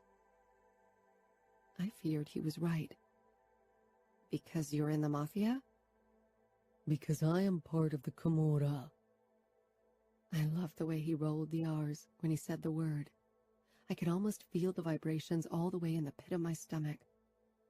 I wondered why he insisted there was a difference between the Camorra and the Mafia. Because I am their enforcer. Enforcer? I said, furrowing my brows. I'd never heard that term before. So, you're enforcing their laws? Like some kind of mob police? He chuckled. Something like that, he said. My gut tightened at the dark undercurrent in his voice. I waited for him to elaborate, but he seemed content to leave me guessing. So I decided to ask Cheryl about it later. If I had a cell phone, or if my dad had a working computer, I would have Googled the term. As it was, I needed to rely on old-fashioned channels to get information. Fabiano was obviously unwilling to reveal any more about what his Mafia title entailed. I thought you'd be eager to see tonight's fight. I hear it's a big one. Fabiano shrugged. It is, but I've watched thousands of fights in my life, and have fought hundreds. I don't care if I miss one. His eyes settled on me. And I wanted you for myself. Was he embarrassed at being seen with me? The poor little waitress and the big deal mobster? I rubbed my arms, the cold night air catching up with me. Fabiano pressed up behind me and stroked my arms through the thin fabric of my dress. Always close, always touching. His spicy aftershave engulfed me like his arms did. "What do you want from me?" I whispered. Everything. Everything. That word still made my breath hitch as I lay awake later that night after our date. There was no way I could fall asleep. I don't like to share. Everything. I was attracted to Fabiano and was curious, but curiosity killed the cat. I feared that being close to Fabiano would put an end to all the plans I'd so carefully made for my future. But I wanted to see him again. I wanted to kiss him again. I knew it wasn't a good idea, and I wasn't sure what to do. Just let it happen. Being with him made me feel good. Very few things in my life did. Why not allow myself this small sin? Because that's what he was. Sin. The next day I made sure to be at work early, so I would have time for a conversation with Cheryl. That other waitress, whose age I still didn't know, was there as well. Her name was Mel. I had to wait until she was finally out of earshot in the changing rooms to clean them before I could confront Cheryl. A few of our regular customers were already sitting at their favorite table, but they could wait a couple of minutes. The bar wasn't even officially open yet, and it wasn't like they came here for the extraordinary service. "You had the evening off," was the first thing out of Cheryl's mouth when Mel had disappeared through the back door. "On the night of a big fight." "I had a date with Fabiano." She shook her head, her mouth puckering. "God, chick, don't you know what's good for you?" "What's an enforcer?" She sighed, nodding toward the table with the early customers. "See Eddie over there?" I nodded. "His arm is in a cast because of your Fabiano. First warning, as they call it." My eyes grew wide. Fabiano beat people up?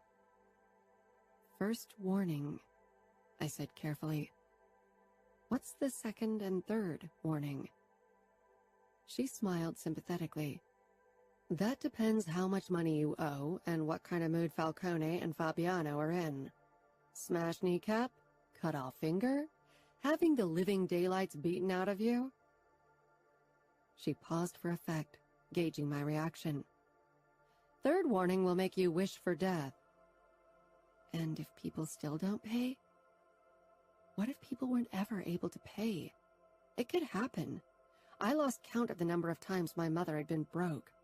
A beating wouldn't have changed that, and even if she came into money, she probably would have used it for meth.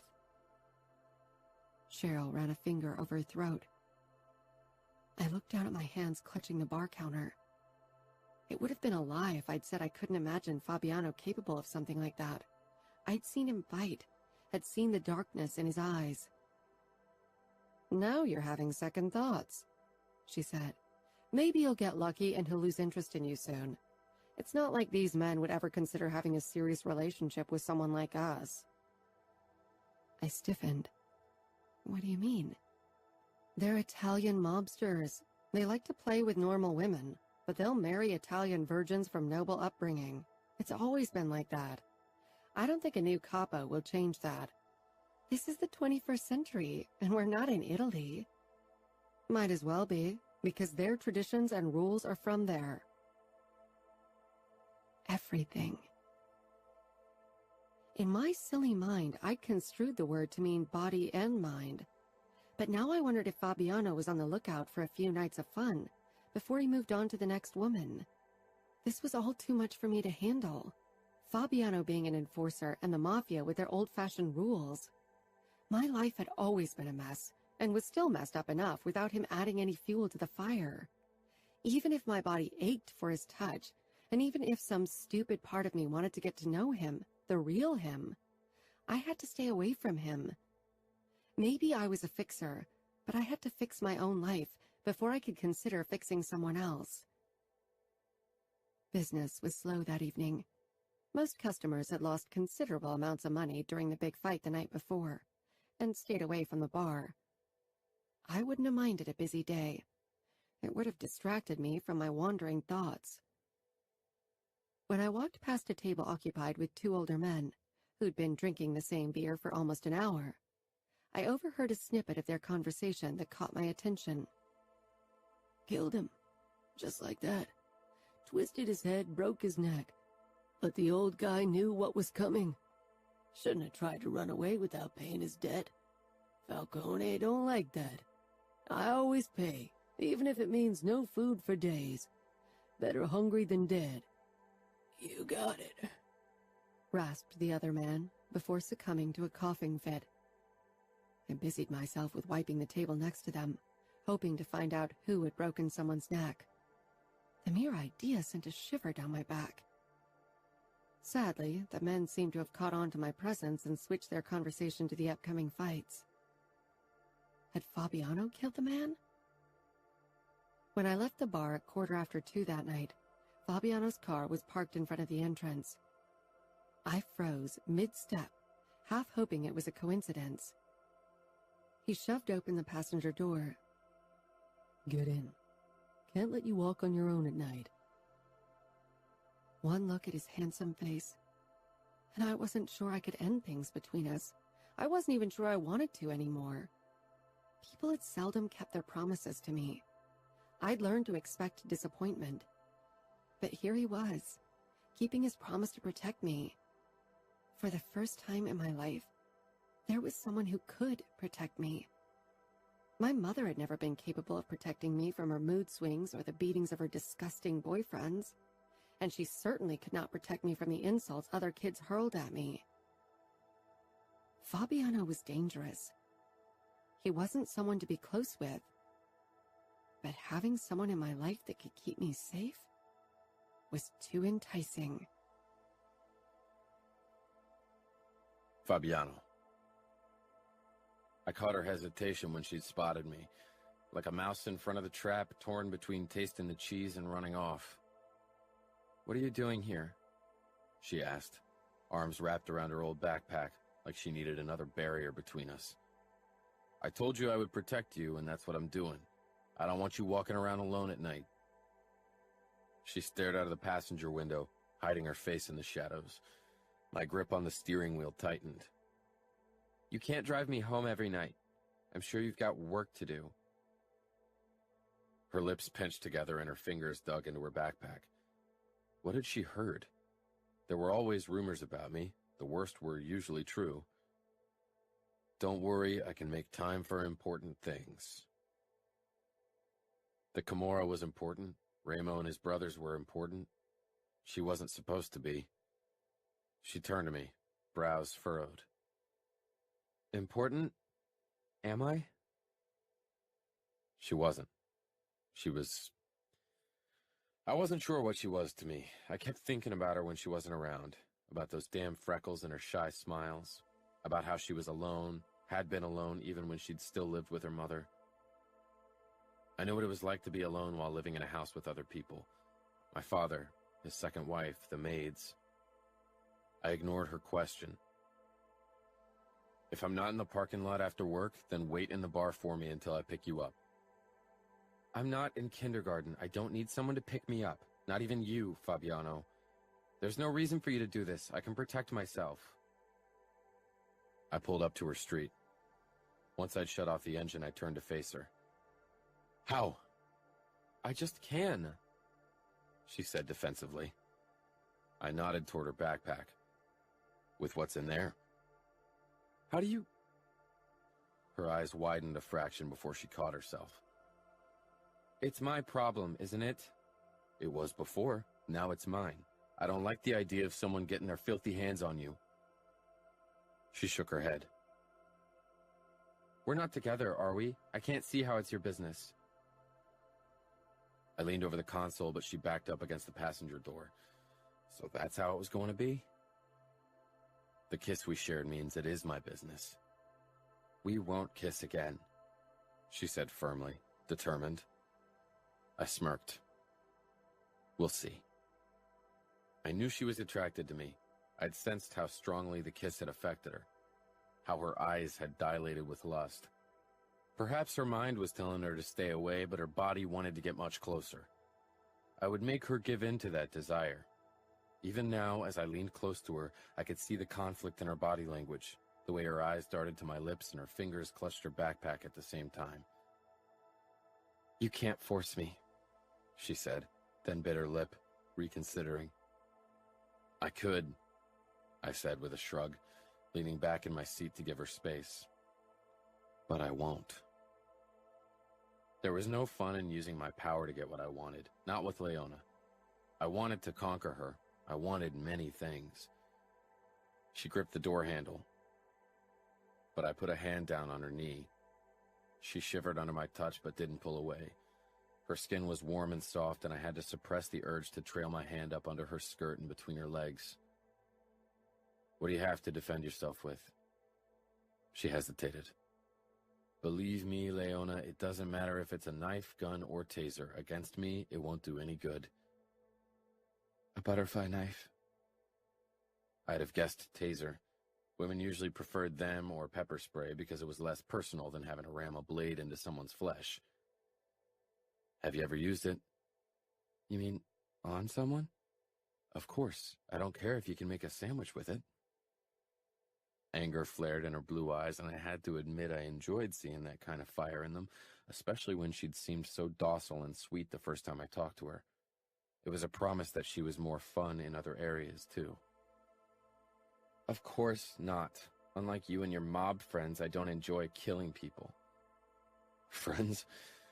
The mob wasn't about friendship. It was about dedication and loyalty. It was about honor and commitment. I didn't have friends. Ramo and his brothers were the closest thing to friends I had, but what connected us was stronger. They were family, my chosen family. I didn't bother explaining all this to Leona. She wouldn't have understood. From an outsider's perspective, this world wasn't easy to understand. You don't have to enjoy killing to be good at it, but I doubt that you'll ever get the chance to kill someone. You'd be disarmed in no time and probably get a taste of your own blade. You have to learn how to handle a knife, how to hold it, and where to aim. You didn't deny it, she whispered. Deny what? That you've killed people. That you enjoyed it.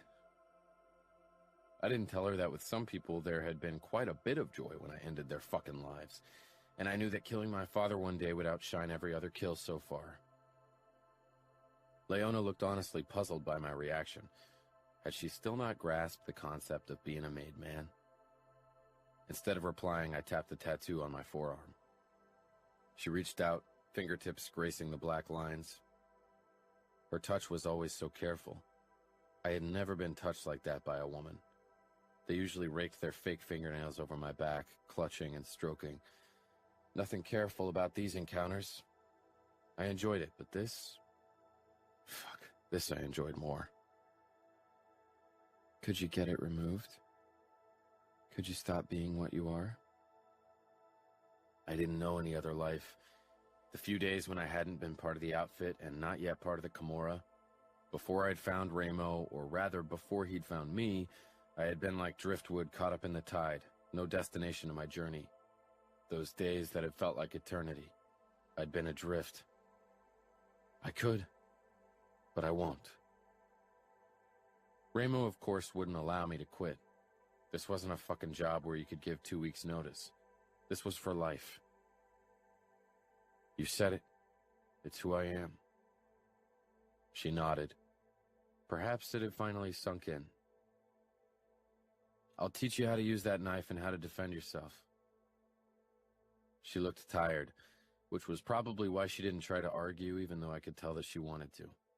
She opened the door and got out, but turned to me. Sleep tight, Fabiano, if your conscience lets you. She closed the door and headed toward the apartment building. When I'd started my induction process in the outfit, I'd felt guilt over what I'd seen others doing. And even later, when I first started to fight at Ramo's side, I felt bad for some of the things I'd done. But now, not anymore. After being an enforcer for years, I didn't feel anything anymore. No regret or guilt. People knew what they were getting into when they owed us money. No one got into this without a fault of their own, and most of these guys would sell their own mother if it meant money to gamble or bet or buy shit. I'd never had to kill an innocent person. There were no innocents that frequented our bars and casinos. They were lost souls, stupid fuckers who lost their family home because they spent their nights gambling. Leona was innocent. Despair had driven her to work at Rogers Arena. I hoped she'd never get caught in the crossfire. I didn't like the idea of having to hurt her.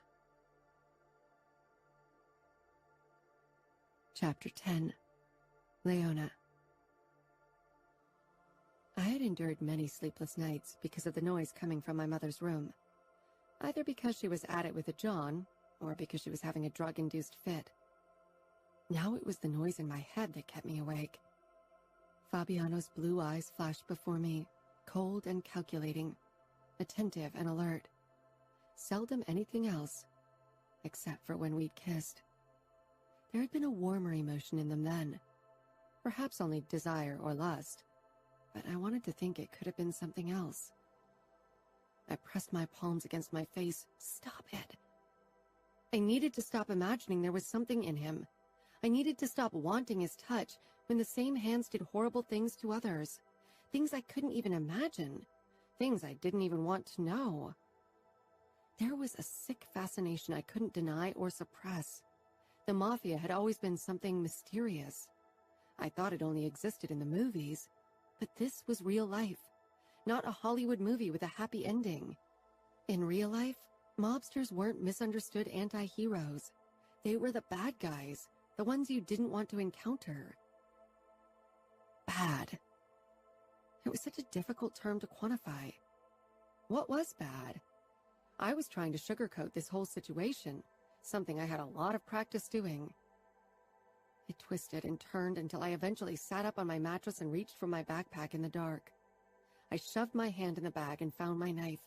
I yanked it out and pressed the button that made the blade shoot out with a soft click. The steel of the blade gleamed in the dim moonlight, streaming in through the dust-covered windows. I'd never used it, well, not really. I'd pointed it at someone once, the same guy I'd stolen it from. He was one of my mother's Johns, the worst kind. The kind that liked to beat and insult women like my mother. The kind that enjoyed making them feel even more like crap than they already did.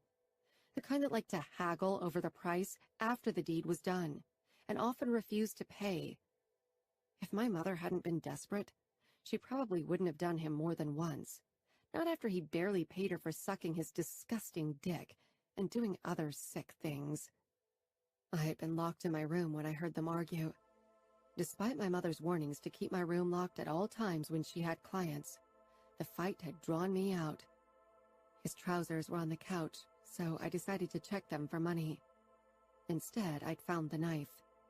I'd hid it behind my back when he and my mother stormed out of her bedroom. Mom had been half naked, and he was wearing only his socks and underpants. You're not worth $30. You asshole. I let you come in my mouth without a condom. As if your dirty mouth is worth anything. He stopped when he spotted me, a sick grin curling his lips. For her, I'd pay $30. I was only 15. He'd taken a step in my direction, and my mother's gaze had darted from him to me. Her eyes had been hazy and unfocused. She'd needed a fix. I jerked the knife forward and released the blade. That little shit stole my knife, he'd snarled. Don't move, or I'll stab you. I'd wanted to, and I probably would have without remorse, if my mother hadn't started pummeling him with her fists, shrieking, "Get out! Get out, you sick fuck! Get away from us!" He'd left without his pants, muttering curses and leaving us with $60 and a knife. I moved the knife from side to side, considering it in the moonlight. I knew I was capable of using it, if need be. I wasn't as innocent as Fabiano thought I was. I knew there were people out there who deserved to die. I slid the blade back in place and shoved it under my pillow. Fabiano called to a side of me I didn't like, a side that had survived under the harsh years of growing up with a whore for a mother and a gambling addict father. Maybe that was why Fabiano's closeness scared me. I worried he'd bring out my dark parts. I was my parents' daughter, after all, and they both were not good people. I went out of my way to be nice and not to suspect the worst in people. Over the years, I'd learned to smile, even when it was difficult. I wasn't sure where this thing between Fabiano and me was going, but fighting it cost too much energy and headspace, both of which I needed if I wanted to build a new life. If I kept my focus on working and finding a new job, I'd be leaving Vegas in a couple of months, and then Fabiano would be a thing of the past. The banging on the door startled me. I looked around with bleary eyes. The sun was low in the sky. As the door swung open, Dad stumbled into my room. I sat up sleepily. What's wrong? What time is it? You need to give me some money. I know you must have gotten paid for working this week. I had gotten money, but apart from getting us food, I set the rest aside to finally buy another dress. I rubbed my eyes, trying to get rid of the brain fog. I thought you were working. He didn't say anything for a while. They fired me. Before I came here? He sighed, nodding. So he'd lied to me. Leona, I really need that money. Who is it you owe money to? The Camorra? It doesn't matter. It does. I could talk to Fabiano. Are you stupid? Just because he's fucking you doesn't mean he's going to listen to anything you say. I screwed my lips shut, suddenly wide awake. Had he really said that? Don't give me that look. People are talking. You've been seen riding around in his car. They call you his whore. My stomach tightened. I'd fought so hard so that label would never be put on me. And now, far away from my mother in Las Vegas, people actually called me a whore. That's none of your business, I gritted out, anger filling my veins. I didn't want to lash out at him, even if he deserved it for lying to me. I don't have money for you. I'll let you live here, and this is what I get for it. He was drunk. It was becoming more and more obvious. I pay for our food. I clean the apartment, and you already took money from me. Even though he'd hurt me with his insults, I still felt guilty for refusing him. Without a word, He barged in and grabbed my backpack. He rifled through it, but I'd learned from last time. He made me jump when he grabbed my wrist, dragging me to my feet. Tell me where it is. I smelled tequila on his breath. It had always been his and my mother's favorite. His grip was even harder than last time. Tears burned in my eyes as I ground out, "Let go of me! You're hurting me!" Tell me where it is. He shook me with every word he said. Fury, hot and blinding, burned through me. "That's why Mom left you. Because you always lost it and beat her. You haven't changed a bit. You disgust me." He shoved me away, and I fell back on the mattress. He whirled around to leave the room, and I heard another male voice.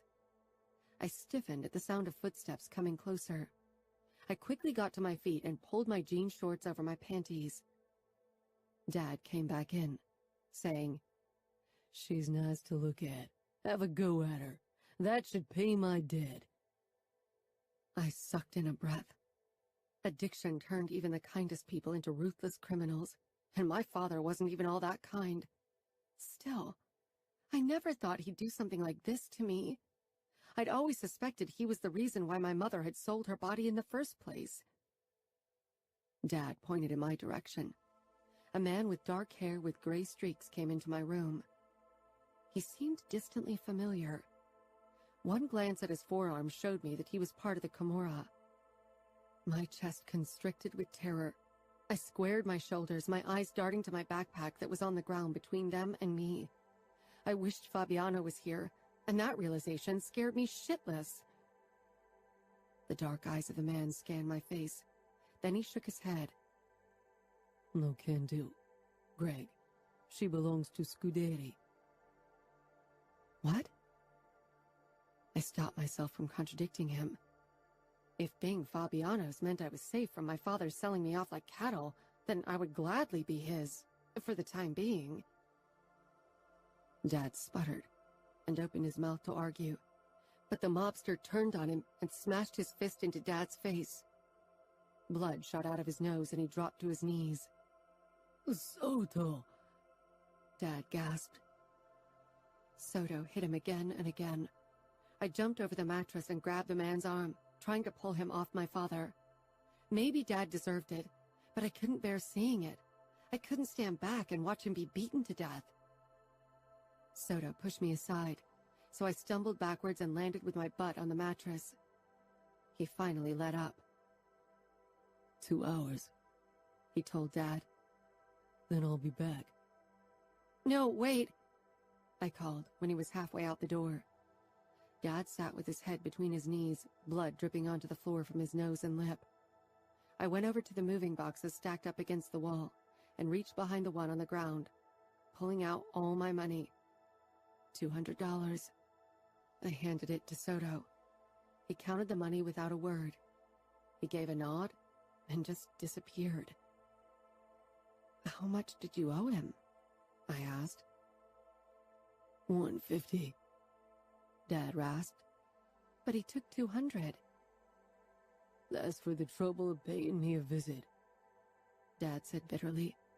He pushed himself to his feet, one bloody palm against the wall. "If you'd given me the money right away, this wouldn't have happened. This is your fault." He stumbled out of my room, leaving only the bloody imprint of his palm on the gray wall. I sank down on the mattress, completely drained of my money and fight. Fabiano. I kicked the heavy bag again. I really needed another fight, and soon. Soto strode through the training hall toward me. His expression was a bit too triumphant for my taste. That was never a good thing with the idiot. "Hall offered me his daughter as a way to pay off his debt," Soto said, stopping beside me. "Hall?" I asked. The name was ringing a bell somewhere. He wasn't someone who owed us big money, or else I'd have to take care of him. Not important. Leona Hall. He didn't get the chance to say another word. I thrust him against the wall and dug my elbow into his throat. His face turned red, then purple, before I eased up slightly. "If you touched as much as a hair on her body, I'll rip you to shreds." He coughed, glaring daggers at me. "What the fuck? I didn't do anything!" Ramos strode in, glancing between me and Soto. I released Soto and took a step back. He rubbed his throat. "Next time I won't tell you shit about that girl of yours." He reached into his pocket and tossed a heap of bills to the ground. "There, that's what she gave me." With a nod toward Ramo, he staggered off. Ramo perched on the edge of the boxing ring, elbows on his thighs, dark eyes watchful. "What was that about?" "Nothing important." Ramo tilted his head to the side, studying me. I hated when he did that. "I don't suppose it had something to do with that girl of yours." How long had he been listening to the conversation? Damn it. "I don't like sharing my spoils," I said angrily. "Who does?" Ramos said. "If she gets your blood pumping like that, perhaps I should have given her a try before I allowed you to claim her for yourself." My blood boiled, but I kept my mask of indifference in place. Ramo was baiting me. He would never take a woman from me, nor I from him. That would be the ultimate betrayal. "You missed a spectacular fight. Savio destroyed his opponent." "Good for him. People will stop thinking you favor him because he's your brother. They'll see he can handle himself." Ramo nodded. "You've worked with him a lot."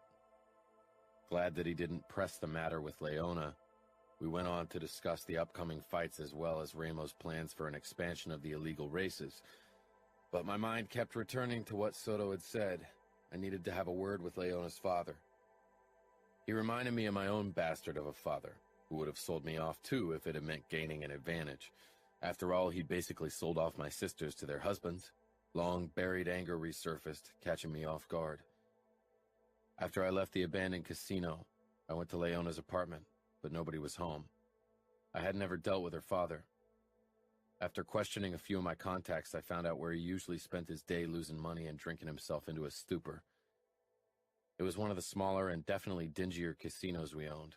The navy blue carpet had faded to a worn slate blue in many places, and the cigarette burns and unidentifiable stains just added to the overall filth of the joint. I let my gaze stray through the long room with a low ceiling that was filled with slot machines, as well as machines for blackjack, poker, and roulette. This place wasn't profitable enough to invest in actual roulette or poker tables.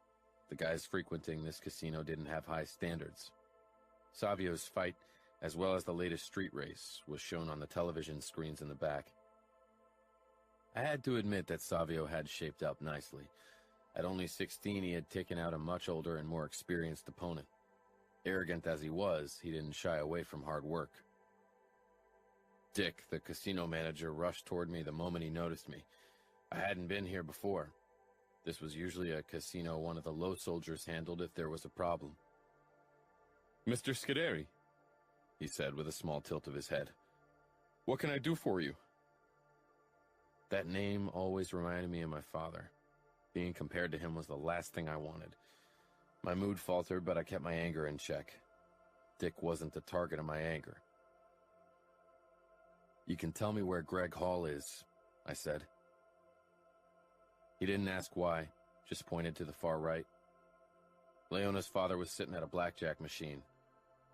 He'd just forced his daughter to pay his debts, and he was already gambling away money he probably borrowed from one of our loan sharks. If I killed him now, I'd be doing Leona a favor, but she probably wouldn't see it that way. I tilted my head in acknowledgement, leaving him standing there as I made my way toward the despicable coward.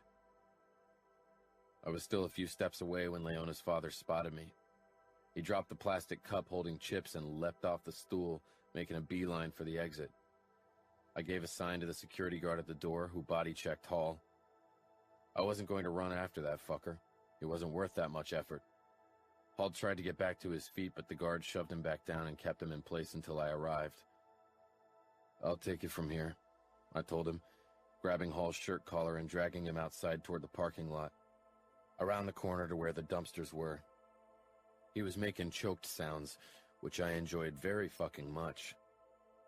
I let go of him and he scrambled back. I paid! Do you think I'm making my way over to this shithole because of a few fucking $100? That silenced him. His dull blue eyes were nothing like Leona's. That someone like him could have ever fathered someone like her didn't seem possible. And your debt isn't settled. Soto may have accepted your daughter's money, but I won't. That money, you owe it to me now, and I won't be very patient with you. But, he sputtered. But? I snarled and punched him hard in the stomach. How dare you try to sell off something that's mine? Hall's eyes were wide like saucers. Your daughter, she belongs to me. You think you can offer her to other men? He shook his head. It was a misunderstanding. I didn't know she was yours. My lip curled in disgust at his fucking cowardice. I grabbed him and rolled him over so he was sprawled out on his stomach. I lifted his sweaty shirt and pulled my knife from the sheath at my leg. He began fighting against my hold, but I didn't ease up. I dug the tip of the knife into his skin until blood welled to the surface. A fucking marvelous sight. He screamed like a little girl as I cut a C into his skin. C stands for coward. Next time I'll finish the word. Got it?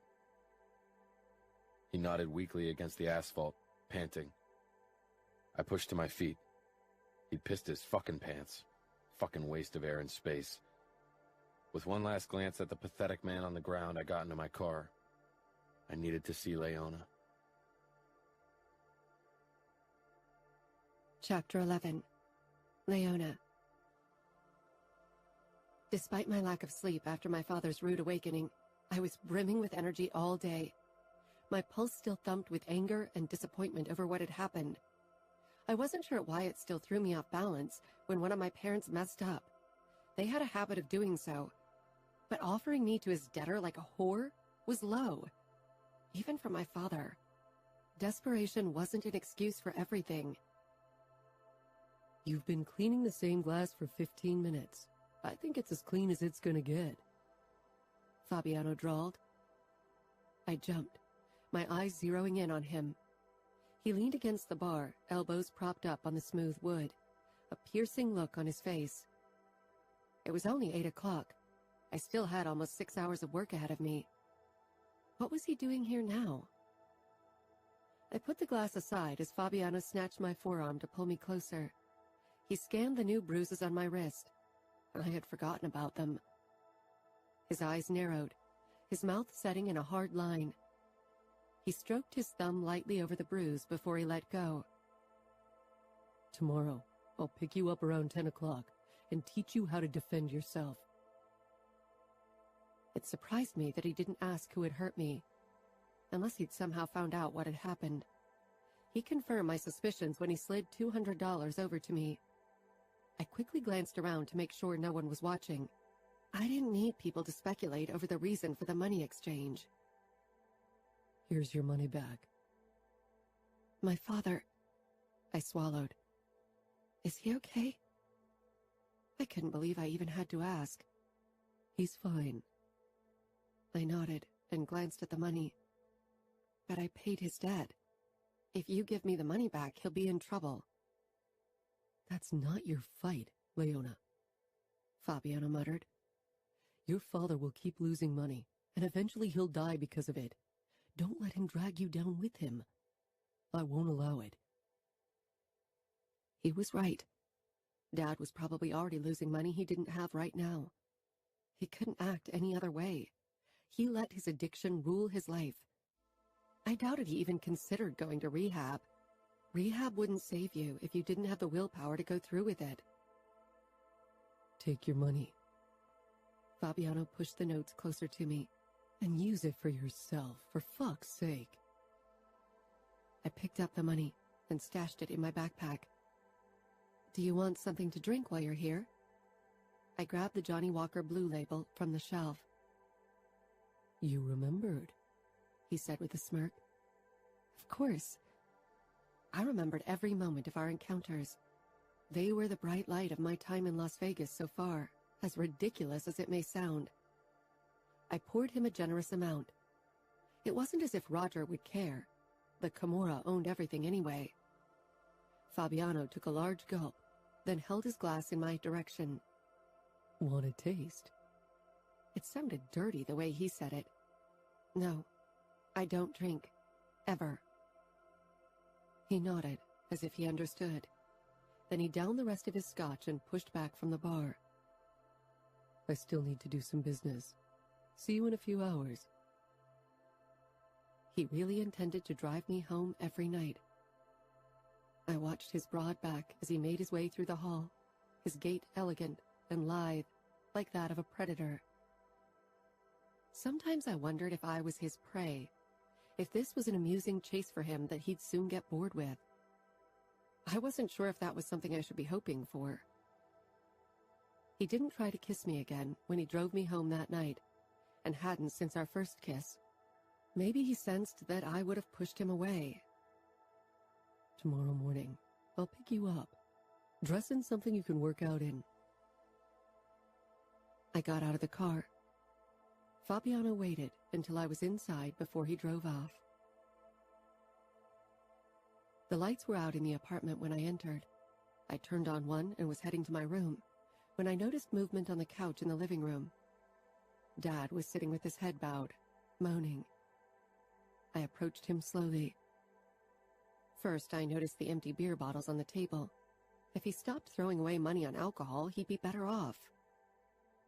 Then my eyes focused on his naked back and a glaring red mark. I turned on the lights in the living room.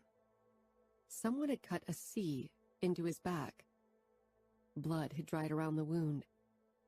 It didn't look as if Dad had treated it in any way, except for numbing the pain with alcohol, of course. He didn't acknowledge my presence. He kept his face buried in his palms and let out a low moan. "Dad?" He grunted. Who did this? But I knew the answer. Dad didn't reply. He was probably too drunk, considering the number of empty bottles that littered the ground. I turned and headed for the bathroom to grab a washcloth. I soaked it with cold water, then searched the cabinets for something to put on the wound. Except for expired Tylenol and a few dirty Band-Aids, the shelves were bare. I returned to the living room and touched Dad's shoulder to alert him of my presence. "I'm going to clean up your wound," I warned him.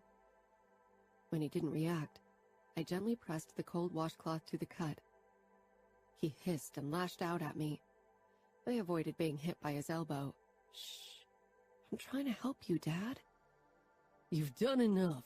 Leave me alone." His bloodshot eyes flashed with anger when he looked up at me. "You should go to a doctor," I said quietly, then put the wet washcloth down on the table in front of him, in case he decided to clean his wound on his own. He returned to his bowed position, ignoring me. I went to my bedroom and closed the door, bone-tired from a long day at work and what I'd seen.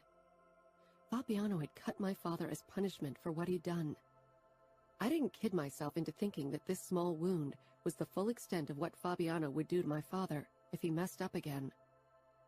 I wasn't sure if I could stop Fabiano, and I wasn't sure I had the energy to try. I was sick of solving other people's problems when I had enough of my own. I was dressed in my denim shorts and a loose t-shirt when Fabiano picked me up at 10 o'clock.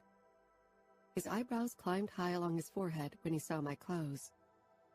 "That's not what I meant when I told you to wear comfortable clothes." "I don't own any workout clothes. And to be honest, this is one of 3 outfits I own in total, including the dress you bought for me," I snapped. Fabiano looked at me for a long time before he set the car in motion. "I saw what you did to my father," I told him. There was no sign of guilt on his face. "He got what he deserved. If he wasn't your father, he would have gotten worse." "That is you being lenient?" I asked incredulously. "If that's what you want to call it." It wasn't the first time my father had gotten into trouble like that. When I was around 10 and living with my parents in Dallas, he owed money to some biker group. The guys had almost beaten him and my mother to death over it. it hadn't stopped my father from borrowing money again. I leaned back against the seat, my head tilted toward Fabiano. He was steering the car with one hand, the other resting on the center console. I wondered if his cool demeanor reflected his insides. Could he really be that at ease with his life? My eyes lingered on his 5 o'clock shadow. It was the first time I saw him with anything but a perfectly shaved face, and it made me want to rake my fingers over the short stubble. Sin. That was what he was. He glanced at me, his lips curling up. Then I tore my gaze away. Playing with fire had never been part of my plan. Then why couldn't I stop thinking about the man beside me? He pulled up in front of an opulent white concrete building, at least 10 stories high, with a curved driveway shielded by a long roof with thousands of light bulbs in multiple colors, most of them broken. An abandoned casino, I realized, as we stepped through the glass revolving door into the game room. Silence had replaced the sound of the roulette wheels and slot machines. The red and gold chandelier was covered in dust. An air of forlornness lay over the empty poker tables and champagne bar. Broken champagne flutes littered the black countertop. This was where we were going to train? Come on, Fabiano said, and continued past the deserted cashier booth. The red and blue carpet was worn out from thousands of feet. I followed him, breathing in the old musty smell. Fabiano wasn't impressed with our surroundings. He was in his zone. I could already see a change in his demeanor, as if he was eager for the fight. Perhaps the thrill of it was his addiction. Perhaps everyone had an addiction. We left the first game room and stepped into the next, this one even more splendid than the first. Crystal chandeliers hung from high-arched ceilings above our heads, and the fluffy carpet softened our steps, and I took in the black marble columns and gold ornamental wallpaper. Most of the roulette tables had been removed, but a few remained. They were no longer the main attraction. A fighting cage and a boxing ring dominated the center of the room, their stark brutality a shocking contrast to the luxury from the past. Randomly positioned among the remaining roulette tables were bench presses, punching bags, and other weightlifting equipment. Heavy burgundy drapes covered the shell-shaped windows. The sun shone brightly through the gap between them. Fabiano flipped a switch, and the chandeliers cast us in their splintered golden glow. This wasn't what I'd expected. So, this is where you come to fight? Fabiano smirked. This is where I come to train, and occasionally fight, yes. Is it always this empty? Depends. It's mainly for my boss, his brothers, and me. Few other people ever come here. And I'm allowed here? I asked. He didn't say anything, only led me to a dark mahogany door, then along a hallway with peeling paint and torn carpet, around a corner and through another door. Suddenly, we were in a pool area. This room had been renovated recently. I didn't get the chance to register more than the large swimming pool made from stainless steel and the jacuzzi sitting on an elevated platform to the right. We need to find you some decent training shorts, Fabiano said, as he pulled me into the adjoining locker room. It was functional, like the pool area, nothing fancy or splendid. Why this place? Fabiano shrugged as he rummaged in a basket with clothes. Remo wanted it, so he got it. But isn't it expensive to keep the place from falling apart? It's a huge building. Parts of it are falling apart, yes, but it costs us more money than a standard gym would. Still, what's life without the occasional irrational decision? His blue eyes held mine, and the nerves I'd managed to calm returned full force. Fabiano yanked red shorts out of the basket. The youngest brother of my capo uses these. Maybe they will fit you. I took them from him. Capo? I asked curiously. I had heard the term, of course, but Fabiano had said it with so much respect it surprised me. Remo Falcone. He's my capo. My boss, if you will. You think highly of him? He nodded once. Of course. I had a feeling he wasn't just saying it because he had to. Cheryl had sounded terrified when she'd uttered Falcone's name, but there was no fear in Fabiano's voice. We didn't come here to chit-chat, remember? He said with a grin. Now, let's get changed. Without warning, he unbuckled his belt. I turned around with a surprised gasp. You could have warned me. I could have, but I didn't want to. I intend for you to see much more of me. I glanced around for some privacy, but the room didn't provide any. There weren't any stalls, only lockers and an open shower area. Oh, damn it. I pulled down my shorts and quickly slipped on the boxing shorts, then faced him. Fabiano's full attention was on me, as he leaned against the wall with his arms crossed over his bare chest. I'd forgotten about that little detail. He didn't wear a shirt when he was in the cage. My eyes trailed down to the dark blue boxers that hugged his narrow hips, with the delicious V disappearing in his waistband. And? He asked. I blinked at him, tearing my eyes away from his chest. And? I repeated. Does it fit? How could anything not fit that body? I realized he meant me. Oh, the shorts, you mean. They are a bit loose, but it should be fine. You look sexy in them, he said in a low voice. My face blazed with heat. Don't forget your knife. I want to see you use it. I bent over my backpack, glad my hair hid the blush in my cheeks, but he'd probably already seen it. I grabbed the knife and straightened. He opened the door and waited for me to go through. His warm scent wafted into my nose as I passed him. I had to get a grip. We headed back to the beautiful game room, and I continued toward the boxing ring, glad to focus on something other than the dangerous, muscled man behind me. Not that way, Fabiano said, a smirk in his voice. I turned, and he pointed at the fighting cage to the right. In the cage? I asked, horrified. He jumped up on the elevated platform of the cage, grinning like a shark. Of course. I want to see how you deal with stress. Great, I muttered, as if fighting with you wasn't stressful enough. He held out a hand to me. I slipped mine into his, and his fingers closed around me, warm and strong. He pulled me up, and I bumped against his chest. He held me there for a moment. I peered up at his face. The glow of the chandelier above our heads made his hair appear golden. But a golden boy? No, he definitely wasn't that.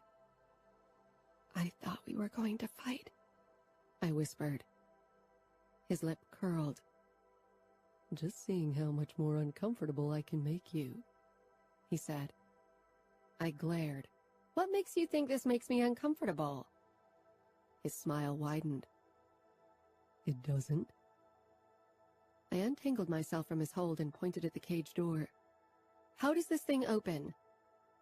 He pressed down the handle, looking way too full of himself. I stepped inside, goosebumps igniting on my skin. I could smell stale blood beneath the prominent smell of disinfectant and steel. Fabiano closed the cage with a quiet click. I don't get the appeal, I said, looking around the cage. Why do people enjoy being locked in a cage like animals? It's the added thrill of not having an escape. The cage is unrelenting. I nodded, fumbling with the knife. The biggest chandelier dangling from the ceiling right above my head was more daunting than decorative. I want to see you handle it. I pressed the button that released the blade. It gleamed in the golden light as I held the knife out. Fabiano hooked his finger, invitingly. Do what you would do to an attacker. I held the knife a bit higher, my palm closing tightly around the handle. Fabiano stifled a smile.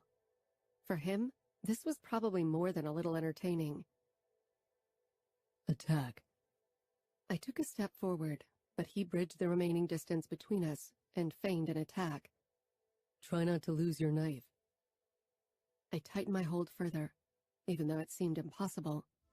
Before I knew it, Fabiano was there in front of me, tall and imposing, and muscled, and so at ease with what he was doing. With painful pressure to my wrist, the knife clattered to the ground. I reached for it, but Fabiano was quicker. He twisted the knife in his hand, admiring the blade. I glared. "It's not fair. You're much stronger and more experienced." I rubbed my wrist. I hadn't even seen what Fabiano had done. Fabiano shook his head. Life isn't fair, Leona. You should know. Your attacker won't be a 100-pound female with delicate feelings. It'll be a 200-pound fucker who likes to hurt females with delicate feelings. He towered over me again, and I wanted to kiss him, not fight him. That knife, he said in a low, threatening voice as he held out the blade between us. It can be your salvation, or your downfall. He gripped my arm and whirled me around. My back collided with his chest as he pressed me against him. I was frozen with shock. He touched the tip of the blade to the skin between my breasts, then slowly trailed it down to my stomach. The pressure wasn't enough to leave a mark, but my stomach turned at the thought of how it would feel if it were. This knife can give your opponent another advantage over you. If you can't handle the knife, you shouldn't use it. He let go of me, and I staggered forward, out of his embrace. My heart pounded in my chest as I looked down at myself. I could still feel the steel on my skin. I closed my eyes, trying to stop my rising panic and arousal. Fabiano was right.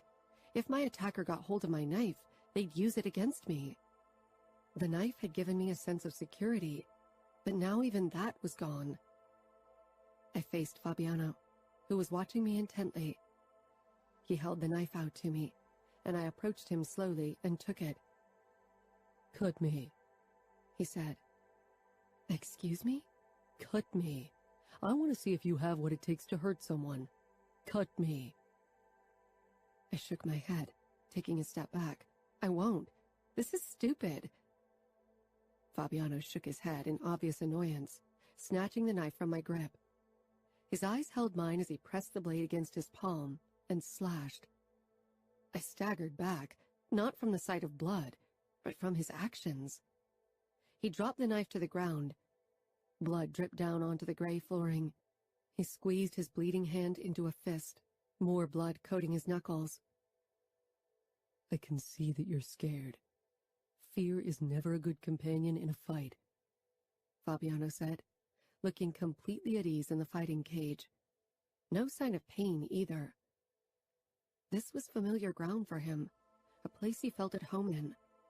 For me, the cage seemed to tower over me menacingly. Even its luxurious surroundings couldn't change that. And it wasn't really helping that I was supposed to fight Fabiano.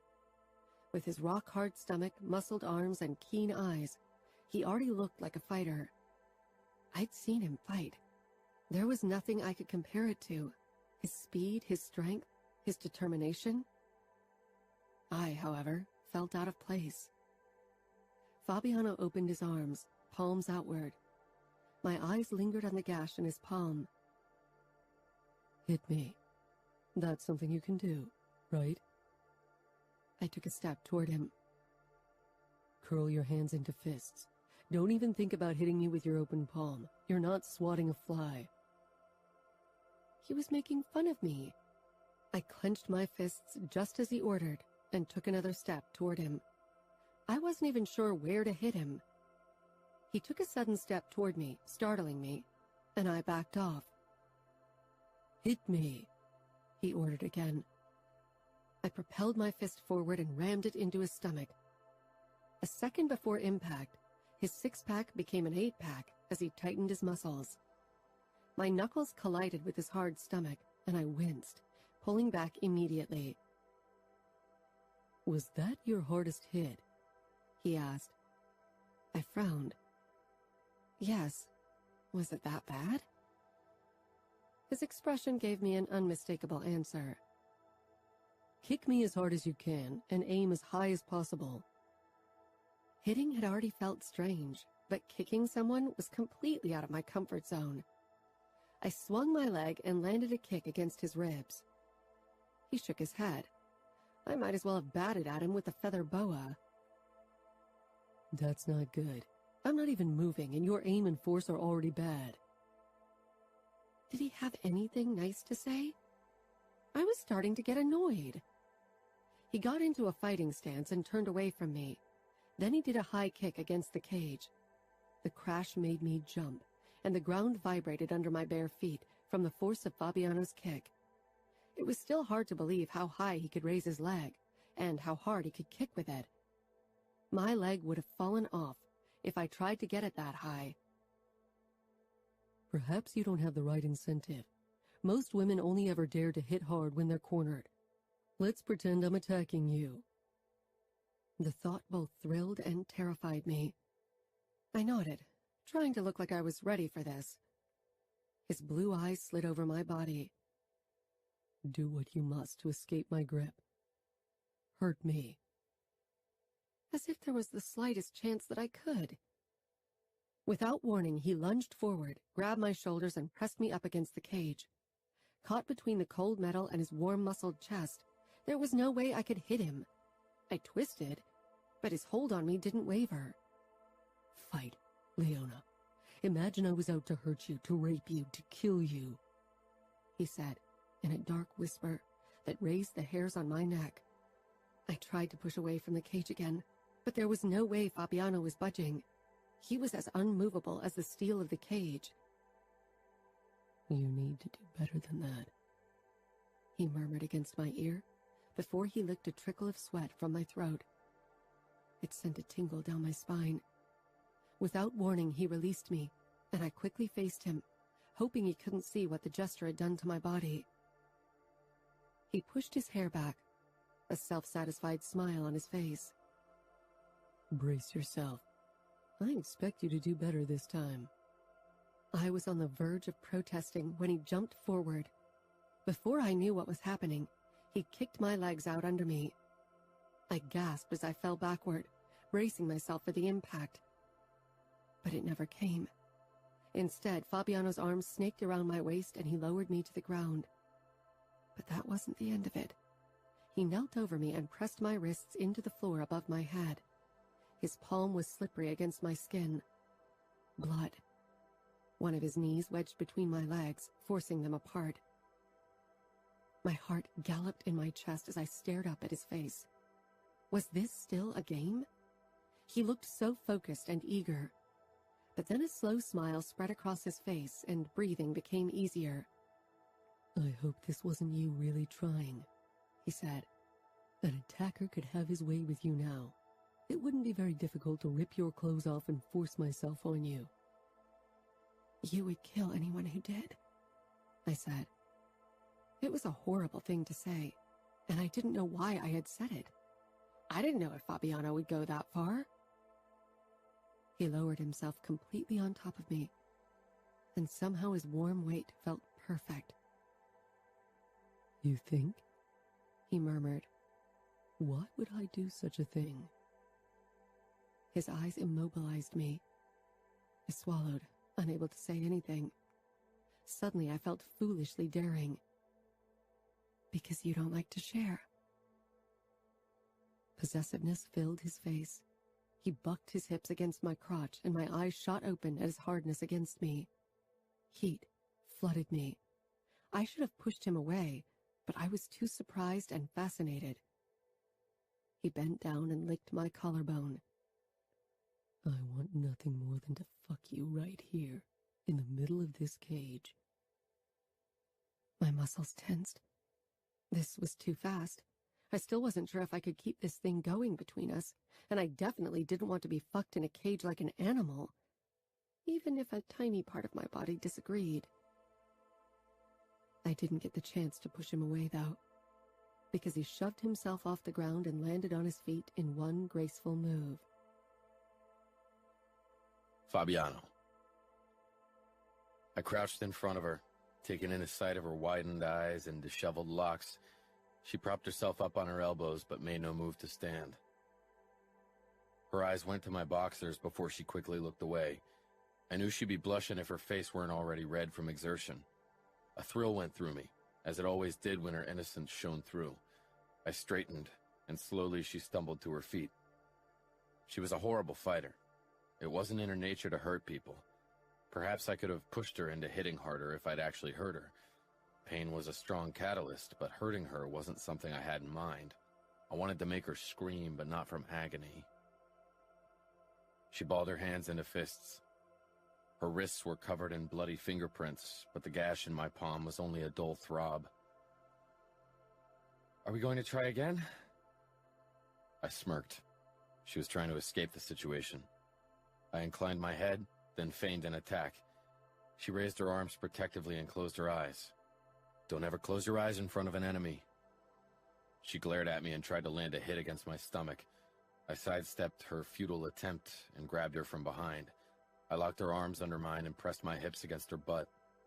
I moved her forward until she was pressed up against the cage, and my erection was pressed up against her firm ass. She made a sound of protest. "Fabiano!" She wheezed, anger seeping through. "Stop it!"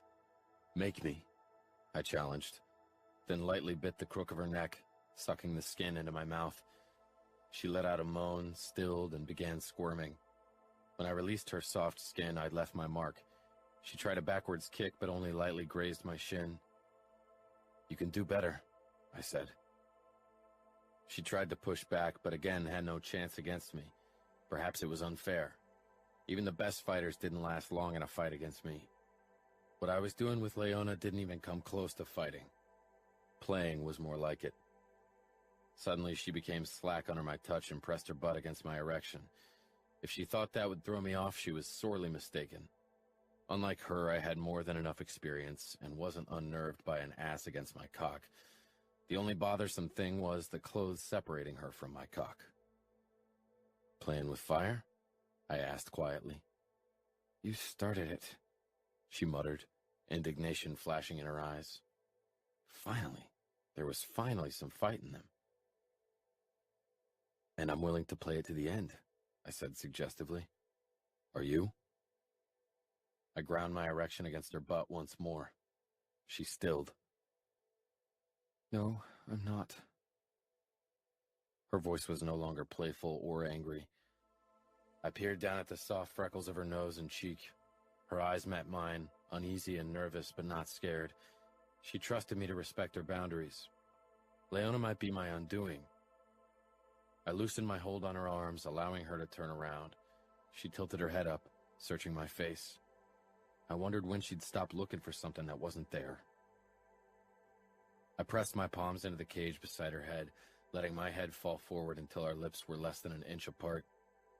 Her eyes darted down, and she surprised me when she rose on her tiptoes and closed the gap. Her kiss was soft and restrained, but my body screamed for something else. I deepened the kiss, then grabbed her ass and lifted her until her legs wrapped around my waist. With her back pressed up against the cage, I ravished her mouth. She clung to my shoulders, her nails digging into my skin and her heels into my butt. When she pulled back, she was breathless and dazed. "You're not good at setting boundaries," I told her. She leaned her head back against the cage. "I know. So that's what you call fighting?" Nino drawled as he walked in, a sport bag slung over his shoulder. His attentive gaze stopped on Leona, and every muscle in me tensed. I lowered Leona, shifting so my hand remained on her back. Nino followed the gesture. His expression didn't change. Unlike Ramo, he wasn't prone to emotional outbursts. It made him harder to read, but definitely not less dangerous.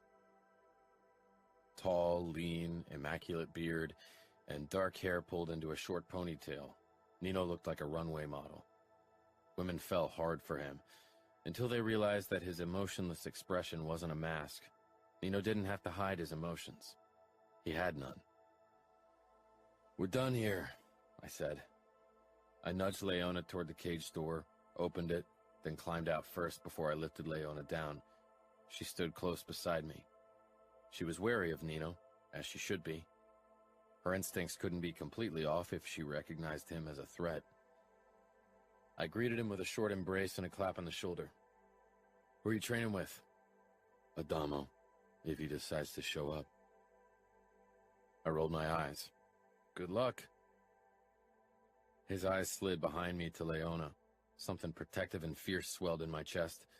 He didn't say any more. I doubted he was really interested in her. He was just curious because I showed interest in her. I led Leona toward the changing room, but only grabbed our bags. Aren't we going to change? She asked. I shook my head. I wanted to get her away from Nino. It was safer if Ramo and his brothers didn't see Leona too often. I led her outside to my car. Some of the tension dissipated as we added some distance between us and Nino. Ramo and his brothers were like family to me, but I knew better than to trust them with Leona. Leona gave me a sideways glance. Who was he? Nino, one of Ramo's brothers. You don't like being around him, she said. If she'd picked up on it, Nino would have too. That wasn't good. I practically grew up with him. He's like my brother, but I don't like you around him. It's better if you don't get involved in that part of my life.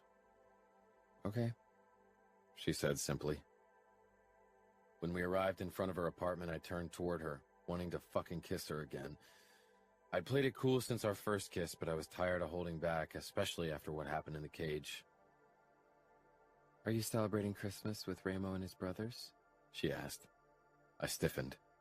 I hadn't expected that question. I don't really celebrate Christmas. I hadn't in several years, not since my sisters left for New York. I didn't care for the holidays, but now that she'd mentioned it, I realized that Christmas was only a week away. Me neither. I'll probably work, she said with a small shrug. You won't celebrate with your father or your mother? She stared out of the windshield, fidgeting with her shorts. I used to, a long time ago. When I was little, we managed 2 or 3 nice Christmas evenings. The rest were a mess, she sighed. After my dad abandoned us, my mother worked all the time to support her meth habit. She forgot things like Christmas and my birthday. They weren't important to her. And my dad, she shrugged. I suppose he was glad to be away from us and the responsibility. She still hadn't mentioned her mother being a whore, but I allowed her that small reprieve. That's why you shouldn't feel responsible for your father. He isn't an honorable man. He should protect his own flesh and blood and not offer it to someone in exchange for a debt. She flushed. You know about that? Soto told me. It's not easy to abandon him. I still love him, despite his flaws. I can't help it. I grimaced. Love is a weakness, a sickness. You'll see where it gets you. Her blue eyes searched mine, still looking, still hoping. You can't mean that. Love is what makes us human, what makes life worth living. Love is unconditional. She said it with so much fervor that I knew she was trying to convince herself as much as me. Do you really believe that? Do you think it turned you into the person you are today? Because love definitely didn't make me who I am. Blood and hate and a thirst for revenge kept me going. They still do. And so do honor, pride, and loyalty. So tell me, Leona, did love form you? Leona clutched her backpack against her chest. Not me, but nobody ever loved me like that, she said quietly. My parents always loved their addictions more than me, and there was never anyone else. So I suppose love didn't form me. She looked me square in the eyes, a challenge. Did she expect pity? She needn't worry. Pity was an emotion I'd given up a long time ago. I was furious on her behalf. Then what did? I asked. Chapter 12. Leona. Then what did? That question threatened to unravel me. I don't know, I admitted. I looked down at the scars on Fabiano's chest, at the tattoo on his wrist, appraised the confident way he held himself. Pride and honor. He oozed it. His body was a testament to his convictions, to how far he'd come. And me? I let out a small, empty laugh. Hope for the future kept me going. I was a good student, and I worked hard. I thought I'd have a bright future after high school. I thought I'd go to college, get a law degree, and become something more than the daughter of a... I swallowed the word whore, not able to admit the truth to Fabiano. Drug addict, but I'm failing. Fabiano's face still showed no pity, and I was glad for it. There was something dark and fierce in his eyes. If you don't fight for what you want, you won't get it. People like us don't get their wishes handed to them on a platter. How could he compare us? He was strong and successful, admittedly not in the conventional sense, but he had what he longed for. The Camorra was his passion. You're a born fighter. I am not. I wasn't born a fighter. I was formed into one by the shit thrown my way over the years, Leona. I wanted to ask him about his past, but he was always so cautious when he mentioned anything related to it. I let out a breath. Fabiano leaned over, cupped the back of my head, and kissed me. I sank into the kiss. I needed it now, needed to feel something other than desperation. His tongue danced with mine, and his scent engulfed me. I closed my eyes, allowing my body to relax. He pulled back. I will fight your battles for you now, Leona. I told you I'd protect you. I nodded, as if my approval meant anything. Fabiano's overwhelming presence, his unrelenting possessiveness, was something I'd never encountered before. My parents had never displayed any kind of emotion toward me. I had been an afterthought for them, sometimes useful, sometimes bothersome, never something to waste too much energy on. Deep down, I knew Fabiano's attention would come with a price. I'd pay for surrendering to him in one way or another. But right in this moment, I couldn't care less. I got out of the car, my legs shaky. I could feel Fabiano's gaze on me all the way into the apartment. I leaned back against the door and released a breath. It felt as if he'd laid me bare without touching me, as if he knew my deepest desires, my darkest fears. I functioned on autopilot that day. Cheryl didn't say anything, but I could tell that she wanted to. Fabiano was waiting for me when I got off at 2:30. He didn't start the car right away. His eyes darted down to the modest black heels I was wearing, then over the blue dress. Both weren't anything special and had been on sale, but they were new. I bought them this afternoon before work to cheer myself up. I want to show you where I live, Fabiano said simply. The tiredness melted away. Okay. I wasn't sure what else to say. This seemed like a very personal thing, like another level in our, relationship? It was difficult to put a label on it. I had a feeling Fabiano didn't take many people to his home. He seemed like someone who kept his private space well protected. Like he'd said, he didn't like to share, and that he wanted to share his home with me, if only for a few hours, made me happy. At the same time, however, I knew that being alone in his home, with a bedroom at our disposal, opened up new possibilities I wasn't sure I was ready for mentally. My body was a different matter. His blue eyes regarded me for a few heartbeats, perhaps reconsidering his decision. As we drove, we passed familiar sights like the Venetian and the Bellagio, and I wondered if I'd ever manage to get a job in a place that was even half as good. Maybe Fabiano could help me. He knew more than enough people in Las Vegas, and I didn't even want to know how many good hotels and restaurants were owned or controlled by the Camorra. I also didn't want to ask him for that kind of favor. I could only imagine how many people tried to gain something just from knowing him. I didn't want to be like that. Silence filled the space between us. The soft hum of the engine lulled me to sleep, and I wondered if agreeing to go to his apartment this late at night was a mistake. Did Fabiano expect me to spend the night with him? My thoughts were cut off when we pulled up in front of a sleek skyscraper and drove down into an underground parking garage. No villa in the suburbs with a park-like garden for you? I asked, hoping my voice didn't give away my nerves. He grimaced. I prefer to live in the center of life. The suburbs are for families. We got out of his car. The clean, new smell of the parking garage, filled with dozens of luxury cars, already made me feel out of place. New clothes wouldn't change that. My heels clicked on the white marble of the elevator as we got in.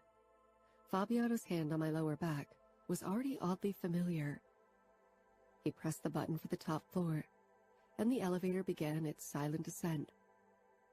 Fabiano didn't say anything. Perhaps he was having second thoughts about bringing me to his home. The elevator came to a stop, and the doors glided open without a sound. A long corridor with a plush beige carpet and cream-colored walls with golden accents stretched before us. Fabiano led me toward a dark wooden door at the end of it, which seemed to be the only door on this floor, except for the emergency exit. My stomach fluttered with nerves when he opened the door for me. I stepped past him into his apartment, and the moment the light came on, I froze. I'd never seen luxury like this before. We stood in the entryway, which was on a higher level than the living area. Marble columns supported the vaulted ceilings. I stepped down the 3 steps, my heels clacking loudly on the smooth marble. I wished I'd worn the shoes Fabiano had bought for me, and not the ones I got for half price at Target today. The marble floor was black and white, and laid out in geometrical design. 4 white couches surrounded an enormous low black marble table. Above the seating area, a huge lamp that looked like a ginormous silver ball of wool hung from the 2-story high ceiling. To the left was a dining table that could seat at least 16 people. Like the floor, it was also made of black marble. Further to the left was the open kitchen with its white appliances. My eyes were drawn back to the living area and the floor-to-ceiling windows. A huge terrace with white columns overlooked the strip, with its illuminated skyscrapers and flashing lights. I hesitated, not sure if I was allowed to wander around. Fabiano made an inviting gesture, and I walked to the windows and looked out. Now I could see that the white columns surrounded a long square pool that glowed with turquoise light in the dark. Fabiano opened the terrace door for me, and I stepped out. Walking past the pool, I stopped at the balustrade. Down below, I could see the strip with the Eiffel Tower. I breathed in deeply, stunned by the sight and the apartment. I didn't dare ask what it had cost. Crime paid off, if done right. My parents had never figured the right way to do it, though. Fabiano came up behind me and wrapped his arms around my waist. He kissed my shoulder, his lips moving up to my ear. A familiar tingling filled my body as I leaned into him. I didn't want to push him away, didn't want to consider how it looked being alone in an apartment with him at night. I just wanted to be, wanted to relish in the most beautiful sight I'd ever seen. "This is incredible," I whispered. I could imagine living here, could easily imagine enjoying it. I never considered myself a girl who longed for these kinds of things, but I'd never been surrounded by it before. He hummed his approval as he nudged my hair away from my throat. He kissed the skin over my pulse point, then gently bit down. I shivered at the possessive gesture. His mouth moved lower, and he licked my collarbone. His hands moved from my waist up to my rib cage, the pressure light, and yet almost overwhelming. His presence, our surroundings, the possibilities of what might happen next, were a tidal wave tossing me around. "Fabiano?" I said, uncertain. But my voice died in my throat when his hands cut my breasts through the fabric of my dress. Only once had a guy groped at my breast, and it had been painful and disgusting. I had pushed the culprit off and thrown up afterward. Fabiano's touch was soft and sent spikes of pleasure through the rest of my body. I could feel my nipples harden, and I knew he would feel it against his palms. Embarrassment fought with need. I'd never wanted to be intimate with someone. Physical closeness had always been associated with bad things for me. Watching my mother sell her body had made me wary of allowing a man to get physical with me. I dreamed of falling in love, and eventually making love with a man. But Fabiano didn't believe in love, and I wasn't sure if I did anymore either. Perhaps I'd have to settle for less. It wasn't the first time in my life. Being with Fabiano made me feel seen and protected. That was more than I'd had in a long time. And God, did it scare me, because I knew how easily it could be taken from me. His palms slid up to my shoulders, and he began pushing my dress down. My stomach tightened with anticipation and fear when the fabric gave way, pooled around my waist. The cool breeze touched my skin, and my thin bra didn't protect me. Not from the night's cold, nor from Fabiano's hungry gaze. No one had ever looked at me like that. I closed my eyes. Fabiano. Goosebumps flashed across Leona's smooth skin, and the outline of her erect nipples strained against the thin fabric of her bra. My cock hardened at the tantalizing sight. Fuck. I wanted her, wanted to possess her. I ran my fingers over her rib cage up to the edge of her bra. It wasn't spectacular, nothing pricey like lace or silk, and yet she made it seem like the sexiest garment in the world. Her body tensed under my touch, but not with eagerness. I regarded her face, her closed eyes, the way she was biting down on her lower lip and her fluttering lashes. She was nervous and scared. I wondered what made her feel that way. I definitely hadn't given her reason to be scared of me, which was surprising in itself. I leaned down to her ear. Have you ever been with a man? I already knew the answer. I was too good at reading body language and people in general not to know, but I wanted to hear it from her lips. I was fucking eager to have her admit it. She shuddered and gave a small shake of her head. Say it, I ordered. Her eyelashes fluttered open. No, I haven't been with a man. I kissed her throat. I'll be your first. My cock twitched with eagerness. I won't sleep with you tonight, Fabiano, she whispered. I straightened, stunned by the words. Her expression showed mostly resolve, but there was a flicker of uncertainty as well. I'm not used to waiting. For anything. She didn't move away from me, her back still pressed against my chest, my fingers still on her rib cage. It heaved under my touch. One deep breath and her spine straightened. Some things are worth waiting for. And you are one of them? I asked. She looked away, out toward the city lights. Her lashes fluttered again, but this time it was to keep the tears contained. I don't know. The words were so quiet the wind almost carried them off before they reached my ears. For a moment I felt like smashing the world and burning down everything. I wanted to go after her father and see the life drain from his eyes slowly. I wanted to find her mother and cut her throat, see her sputter on her own blood. These emotions were foreign, not because of their brutality or fierceness, but because they were on behalf of a woman. I'd had bouts of protectiveness when I was younger over my sisters, before they left me and before I became the man I was today. I traced my fingers down her ribs, then slid my arms around her stomach. She shivered. Let's go inside. You're cold. Her eyes searched mine curiously, hopefully. When she didn't find what she was looking for, she nodded slowly and let me lead her inside. The wonder returned to her expression as she took in the living area. I'd spent most of my life in luxury, had taken it for granted most of the time until it had been ripped from me. Leona had never had anything close to it. I pulled her against me, her hard nipples pressing up against my ribs. "Stay with me tonight." Her eyes widened. Then she gave one frantic shake of her head. I told you I won't sleep with you. Not tonight, but soon. Leona might still believe she could evade me, but she was mine. "I know," I said in a low voice as I slid my hands over her back. She relaxed, then tensed as if remembering herself. Then why?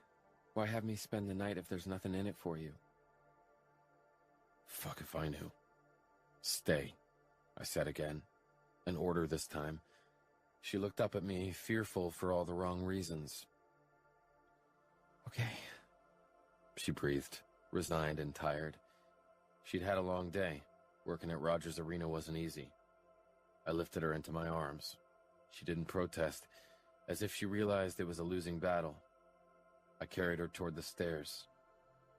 Leaning her cheek against my chest, she whispered, "Please don't hurt me. I don't think I can handle it." I paused with my foot on the first step, glancing down at her crown of amber curls. It wasn't meant the way people usually meant it when they begged me not to hurt them. It would have been easier if it were. I wasn't sure I could stop myself from hurting her. I was dragging her into a world where the things she longed for were even less attainable than in the hopeless life she was used to. Her breathing had evened out. Had she fallen asleep? She shouldn't have, not in the arms of a man like me.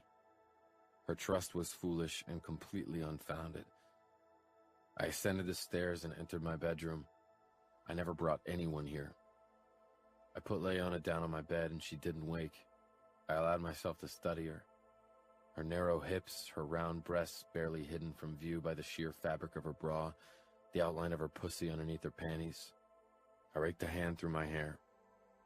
Women were supposed to be entertainment and a pleasant distraction. So far, Leona was neither of those things, but I couldn't allow her to be anything else. My life was dedicated to the Camorra. My loyalties belonged only to them. It couldn't be any other way. I got out of my clothes and stretched out beside Leona in my briefs. I watched her as she slept beside me peacefully. No woman had ever slept in my bed.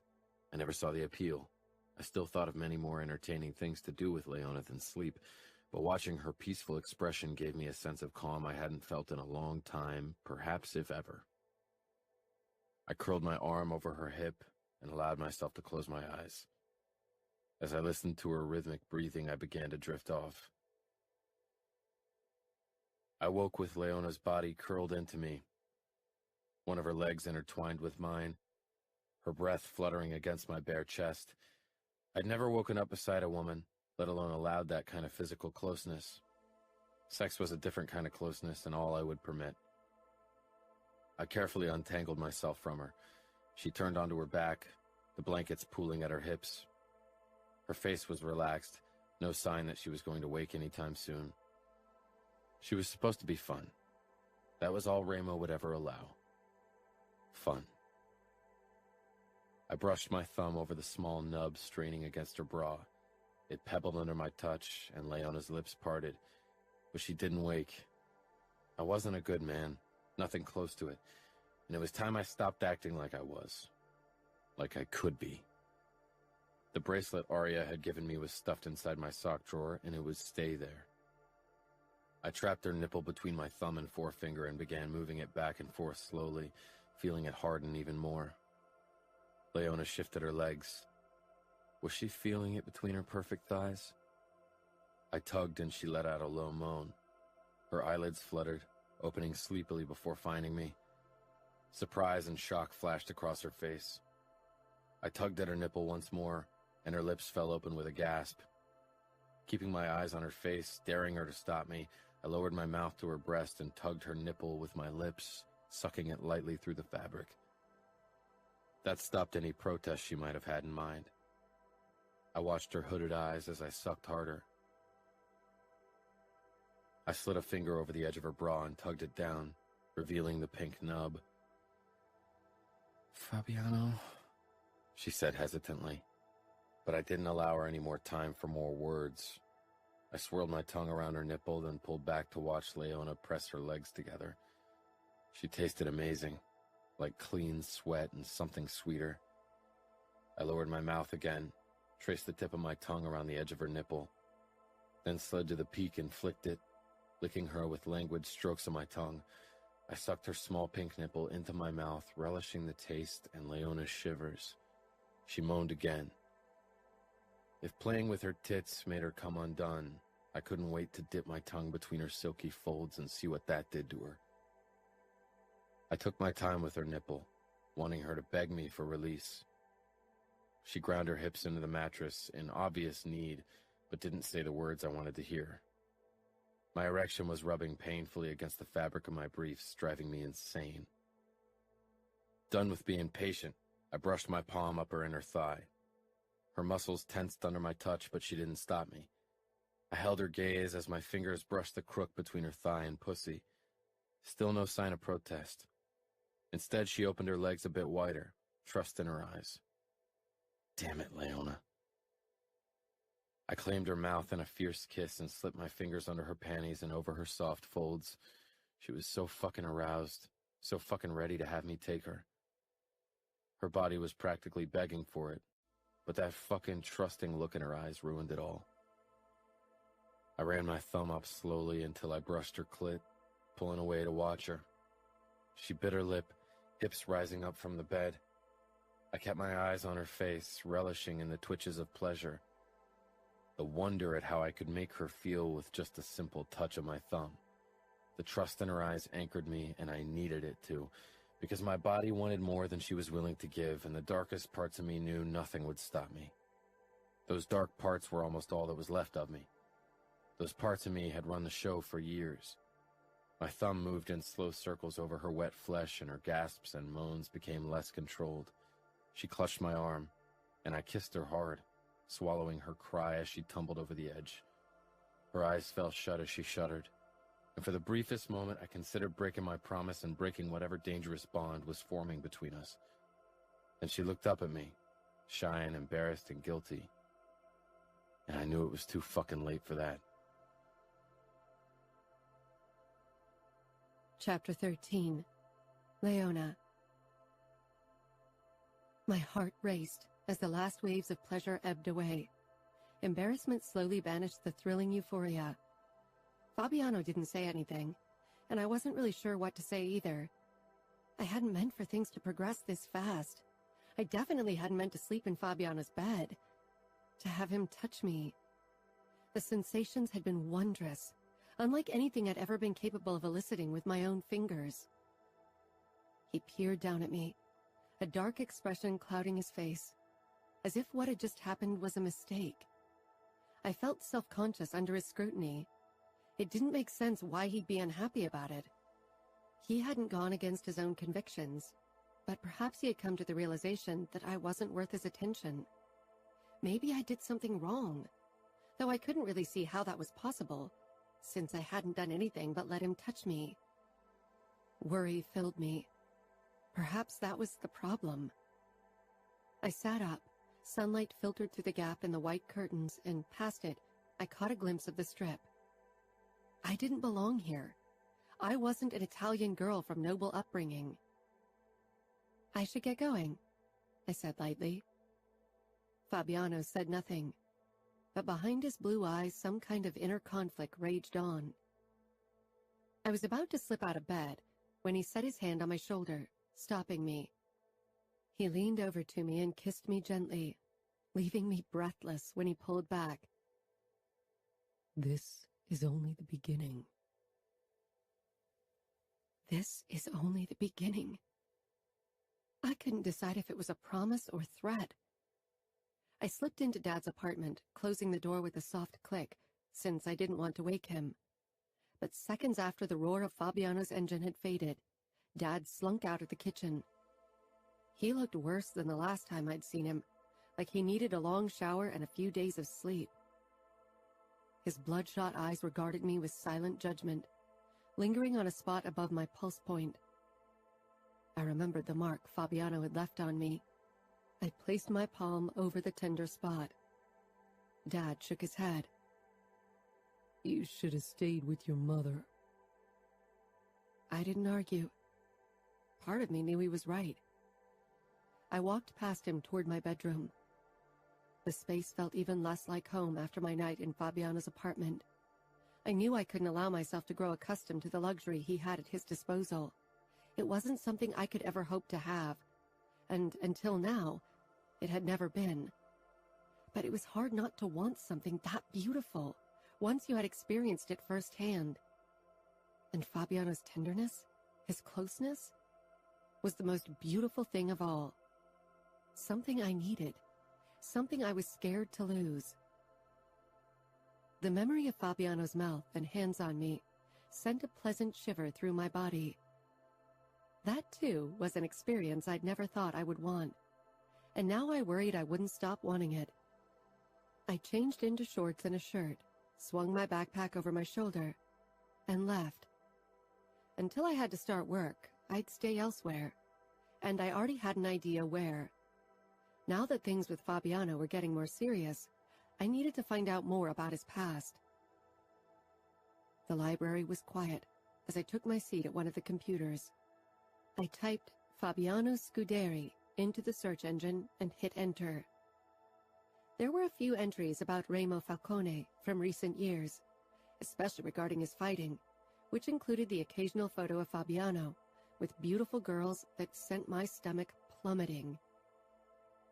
Overall, he seemed to keep out of the public eye. Then I found older articles from more than 8 years ago. The articles weren't from Las Vegas. They were from Chicago.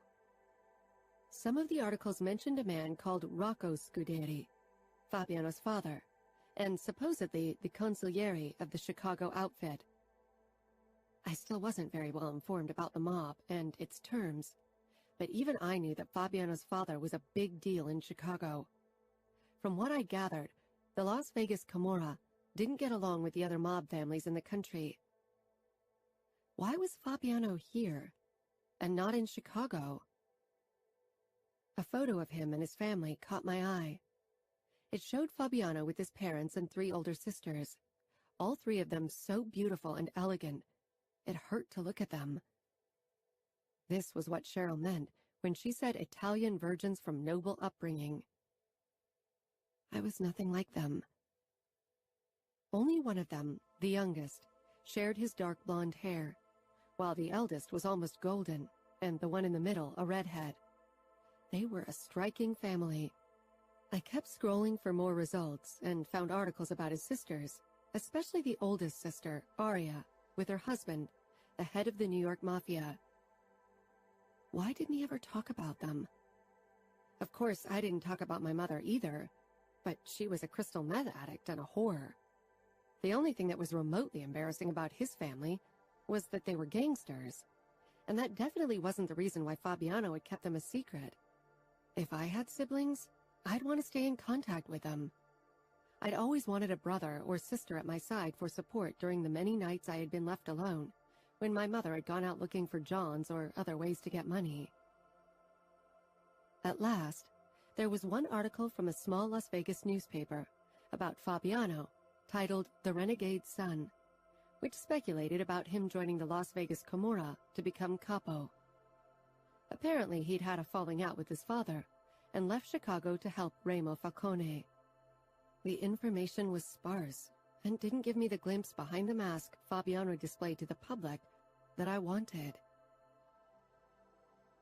The next day was Christmas Eve, and I went to work as if it was a day like any other. I tried to call the rehab center but hadn't reached anyone, and my father hadn't left his room before I had to leave for work.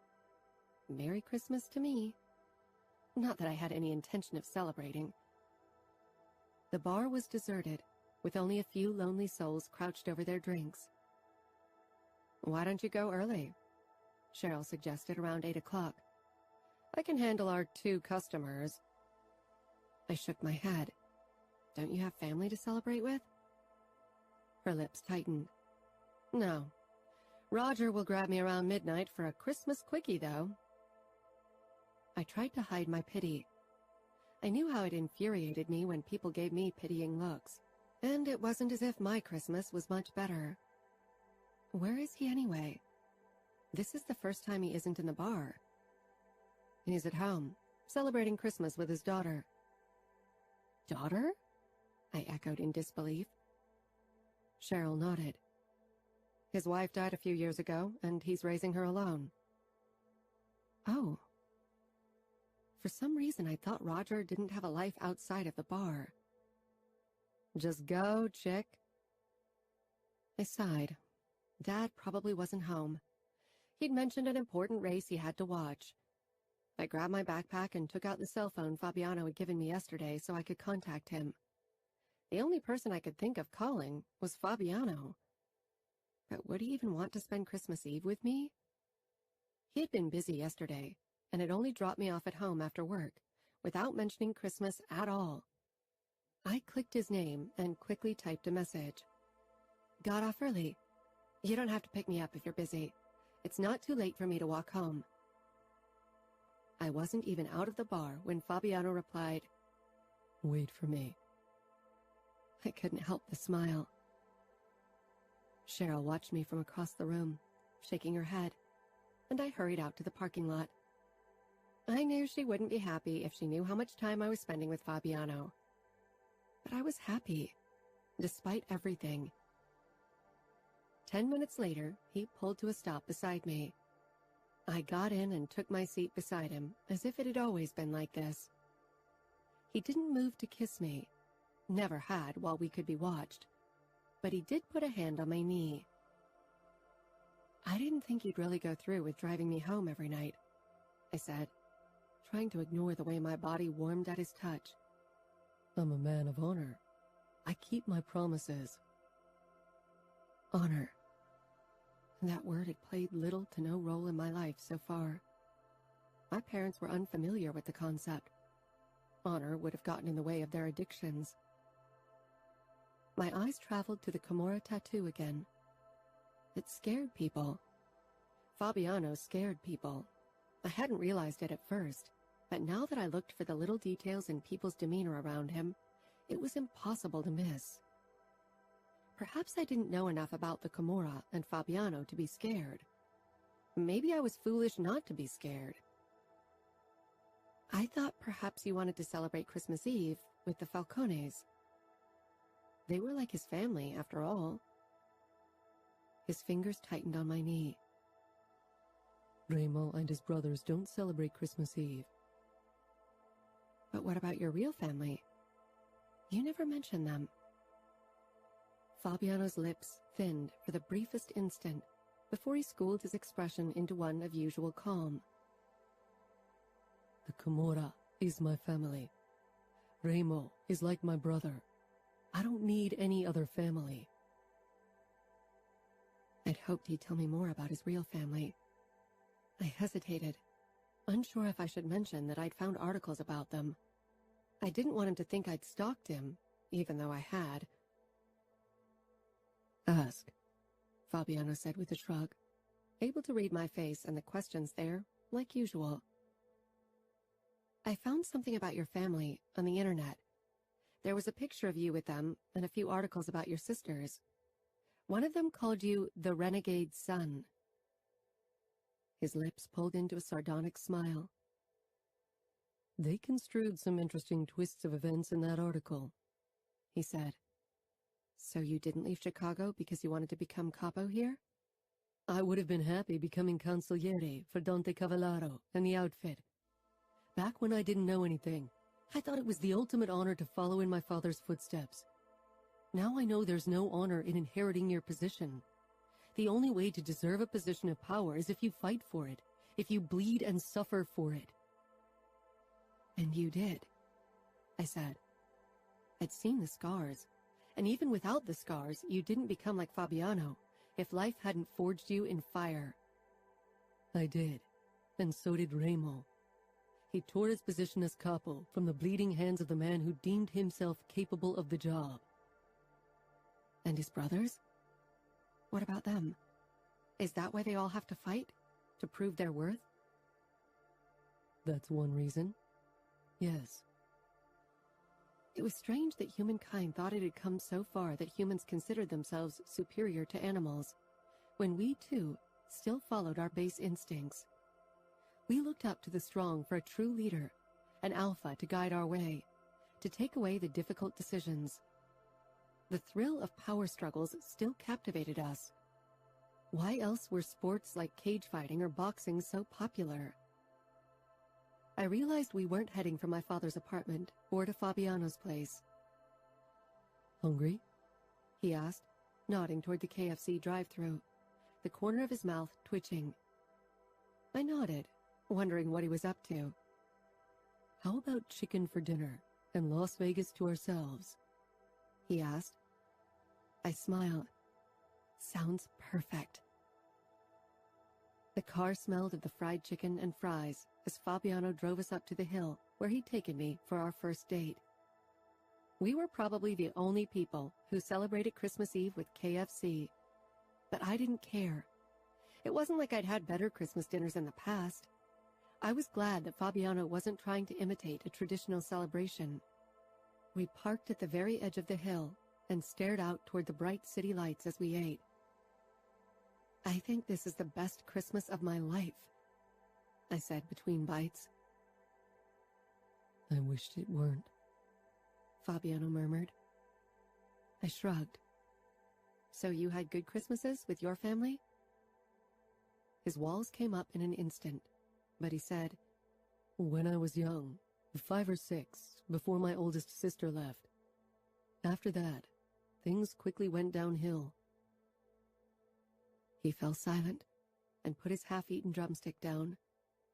I licked my fingers, then dropped them self-consciously when I noticed Fabiano watching me. He reached for my throat and brushed over my pulse point where he'd left a mark 2 days ago, his blue eyes possessive and somehow gentler at the same time. Let's go out for a bit. I have a blanket in the trunk. Fabiano got out of the car and picked up the blanket. I walked up to the hood of the car and took in the skyline. Las Vegas looked like it always did. It was flashy and colorful and bright. It could have been any evening other than Christmas, and I was glad for it. Fabiano came up beside me and handed me the wool blanket. I wrapped the soft blanket around myself, inhaling the lavender scent. Fabiano's body was taut with tension, and he was glaring down at a dark blue box with a silver ribbon that he was holding. Oh no. Was that for me? My stomach plummeted. I didn't have anything for him. I hadn't even thought about it. It had been so long since I'd celebrated Christmas that I hadn't even considered buying him a present. And what could I have gotten him anyway? He had every luxury possible. I looked up from the box to find Fabiano regarding me, as if he was trying to make up his mind. Eventually, he held the present out to me. I didn't take it. You don't have to give me anything. His grip on the parcel tightened. I want it gone. Okay. I blinked. I took the box hesitantly. I don't have anything for you. He didn't look surprised. You don't have to, Leona. It's nothing. No, it's not. Nobody has given me a Christmas present in years, I admitted, and felt raw because of it. Fabiano's expression softened for the briefest moment. I opened the box with shaking fingers.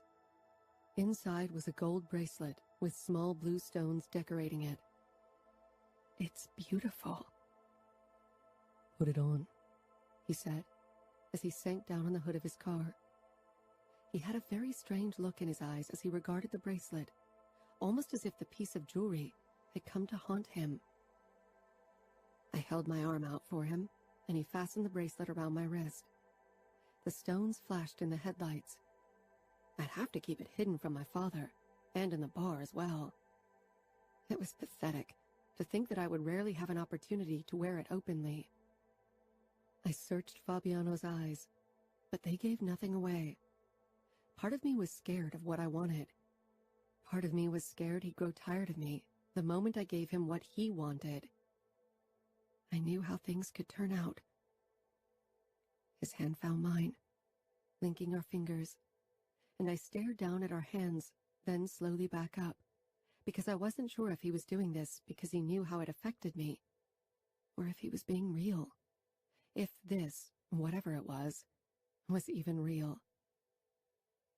He cut my face and pulled me toward him. My knees hit the bumper between his legs as our bodies molded together. He kissed me, slow and languid. I pressed my palms against his firm chest, feeling his calm heartbeat. His lips trailed over my cheek and brushed my ear. I can think of something you could give me as a present. I stilled against him, my gaze seeking his. In the near dark, it was difficult to read him. Sometimes it felt like he was doing it on purpose, saying something to break the moment, to destroy what could amount to something beautiful. I cleared my throat. I told you. You won't sleep with me. I know. I raised the wrist with the bracelet. Is that why you bought this? His eyes narrowed. So you would sleep with me? He let out a dark laugh. To be honest, I'd hoped you would want to do it without the help of fancy jewelry. I flushed. I do. His eyes became eager, his body alert.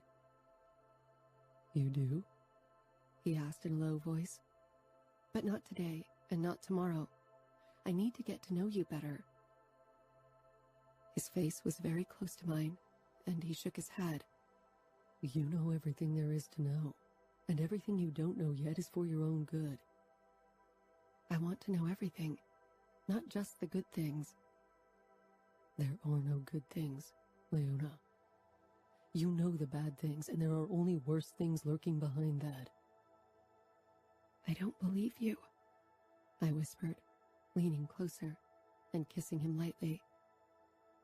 You should. I'm everything people warn you about. I'm every despicable thing they tell you and worse. Then why do I feel safe when I'm with you? He shook his head, his face almost angry. Because you don't know what's good for you, and because you only see what you want to see. You're kind to me. That seemed to be the last straw. He stood, his hands clutching my upper arms. I'm not kind, Leona. Never have been to anyone. To me, you are, I said stubbornly. Why couldn't he see it? He glared down at me, then raised his eyes to the city behind my back. His grip on my arms loosened. What was he thinking? He sank back down on the hood of the car before he turned me around and pulled me against him so my back was pressed up against his chest. Tell me something about your family, I whispered. Anything. For a long time, he didn't react. My sisters raised me more than my mother or father did. I held my breath, hoping he'd say more. Eventually, I risked another question. How were they? Fabiano rested his head lightly on the top of my head. Aurea was protective and caring. Gianna, loyal and fierce. Lily, hopeful and light-hearted. I tried to picture them together, trying to bring together Fabiano's description with the press photo I'd found with their fake smiles. And you? How were you as a boy? His grip on my hips became painful, and I knew he was slipping away. I was weak. You were a child. I felt him shake his head. Then he pulled back. I didn't want him to, so I put my hands over his to keep them in place. What happened? They left. Because they left, my father wanted me dead, and the boy he wanted dead died. What? His father had wanted him dead? His breath was hot against my throat when he murmured, I want to see you naked. I tensed, then tried to turn around to look at him, but he wouldn't let me see his face. His hands on my waist kept me in place. His sudden change of topic and mood disturbed me. You said you felt safe with me. Then prove it. I want to see every inch of you. It's not fair that you're using it against me, I said quietly. My mind was whirring with what he told me. If you feel safe, then you trust me. Did I trust him? I wasn't sure. I hadn't trusted anyone in a very long time, if ever. I didn't even trust myself half the time. Or perhaps deep down you know you can't trust a man like me. Perhaps deep down you know I'm not safe.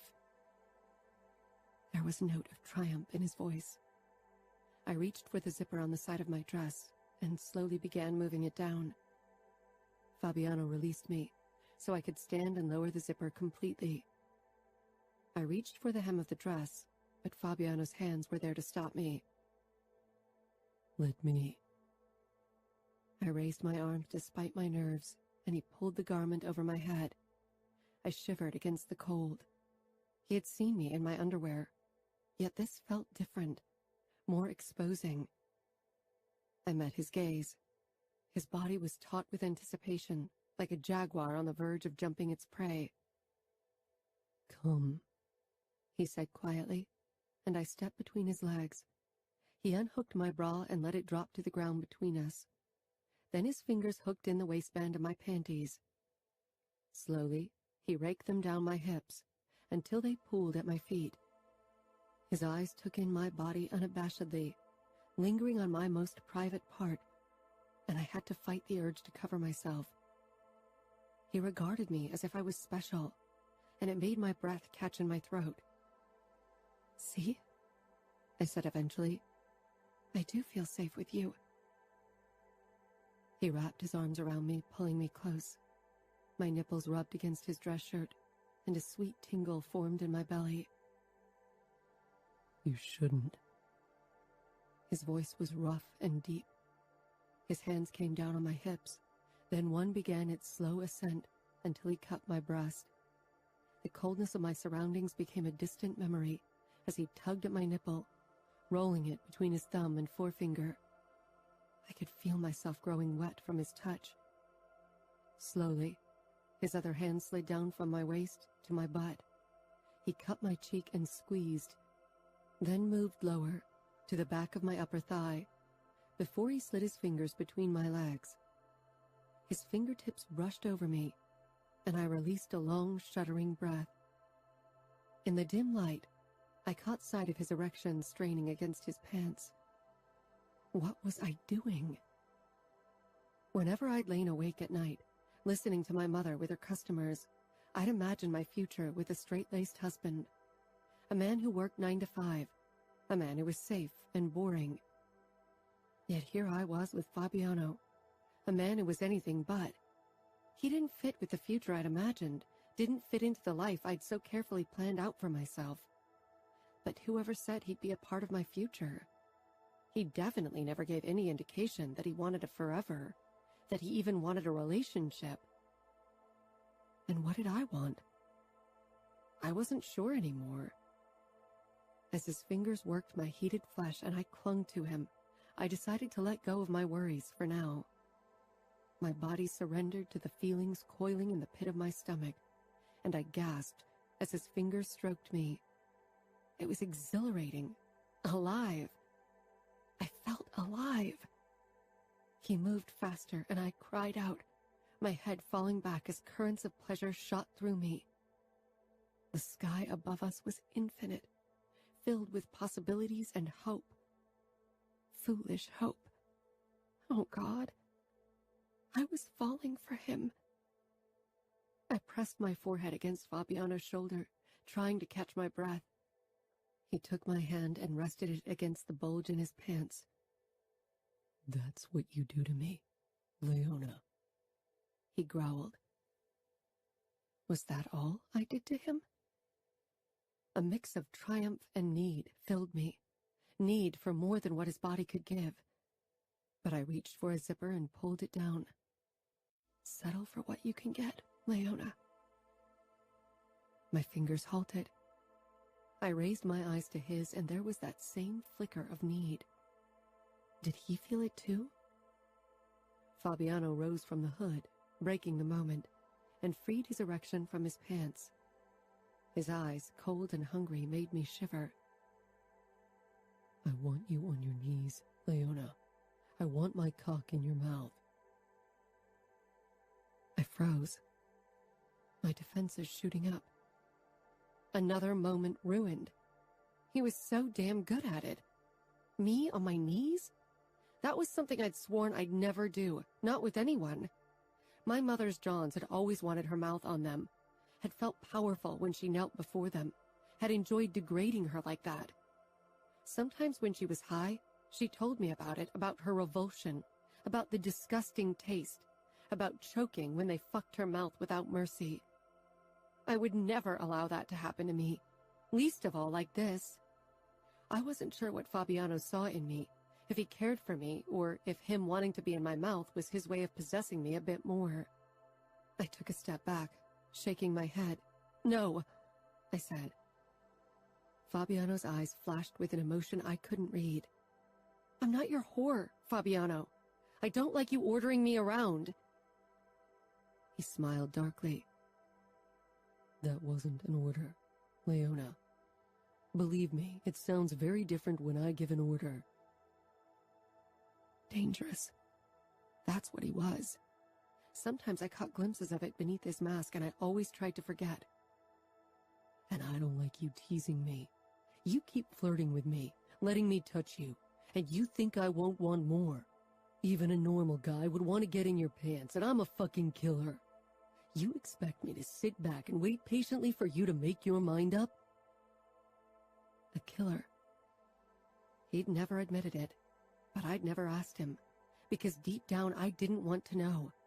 The concept of him ending someone's life was too abstract to grasp. It seemed like something distant, something not of this world. A sharp comment died on my lips when I caught the hint of wariness in Fabiano's eyes. He was wary of me, thought I was playing with him, perhaps using him, like the other women who'd only seen his power and the possibilities it meant for them. Fabiano and I had a hard time trusting others. "I'm not teasing you," I said quietly. I touched his chest, feeling his heat even through the shirt. His muscles flexed under my touch, but he didn't soften, not body nor expression. He regarded me like a snake regarded a mouse. I sighed, not wanting to explain my reaction to him because I couldn't tell him about my mother, not without him looking differently at me. "I want to touch you," I said, and it was true. "But I won't put my mouth on you. I think it's degrading. My mother always had bad taste in men, and they all like to put her down like that." His eyes were too assertive, like he knew more than I was willing to share. I looked away, worried he knew exactly what I was hiding, not only about my mother. I have no intention of degrading you, he said. I tentatively reached for him, my fingers brushing over his silkiness. He hardened immediately, but no sound left his lips as he watched me. For once, I didn't want to know what was going on in his head, too frightened that it would tell me more about myself than about him. His hand closed around my fingers, showing me exactly how he liked to be touched. My breathing quickened as I stroked him harder and faster. He never took his eyes off me. And there it was again, that flicker of emotion. I tightened my grip, making him growl low in his throat, and replacing the tender emotion in his eyes with lust. Better. Safer. I could break the moment too, had to break it if I wanted to come out of this unscathed. Fabiano tensed, control finally slipping, and he released himself with a shudder. The revulsion I'd expected never came. I wanted to touch him, and it felt amazing to watch him like that. I wanted more of it. And more than just that. When our breathing finally calmed, Fabiano took the wool blanket from the ground and wrapped it around us, his body warm against mine.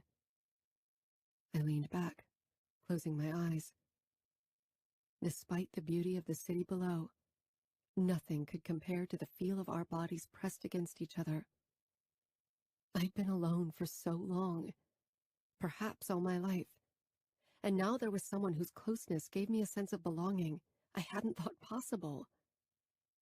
Fabiano was a danger to anyone around him, but to my heart, he posed the greatest danger of all. Chapter 14. Leona. Christmas morning. My father wolfed down the French toast I'd prepared and got up. One of the biggest races of the year goes down on Christmas. I need to place my bet. Of course he had to. It was always about betting and gambling, about races and fights.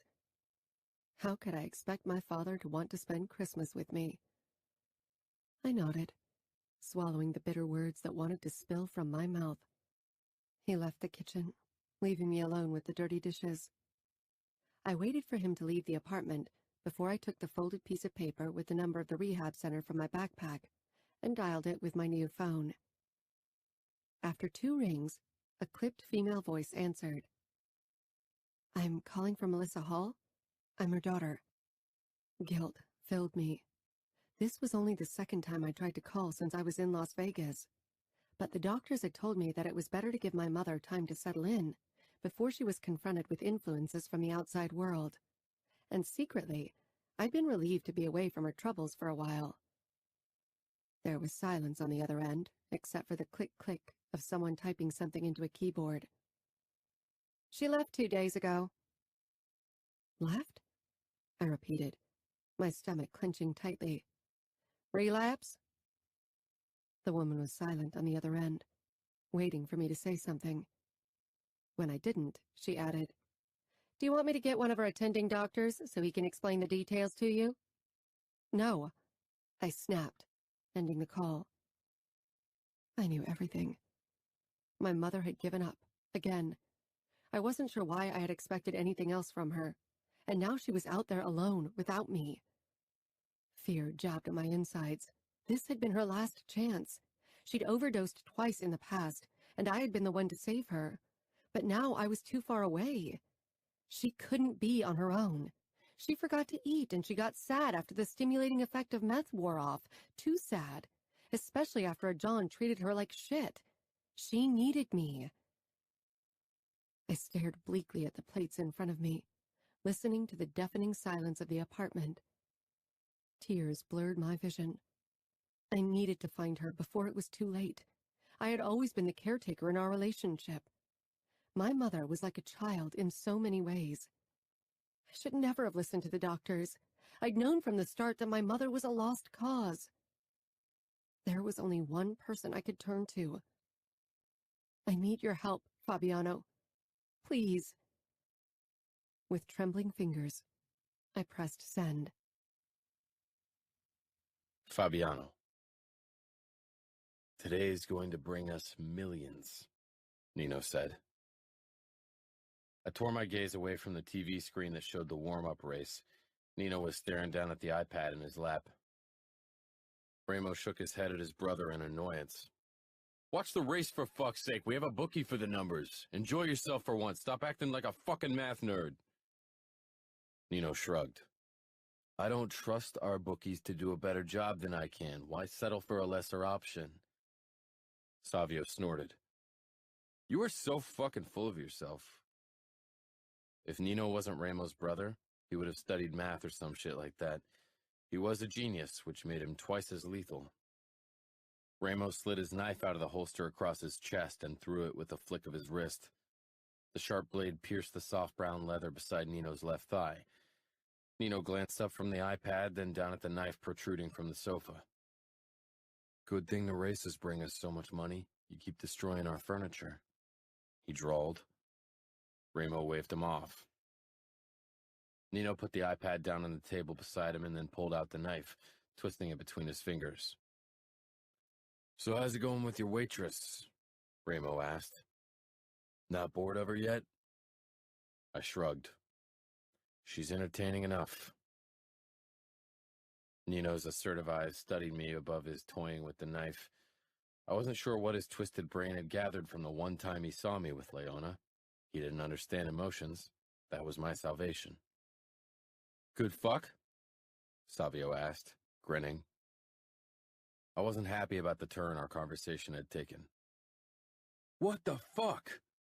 Savio exclaimed, pointing at the TV. Adamo is driving one of the race cars. We all turned to the screen.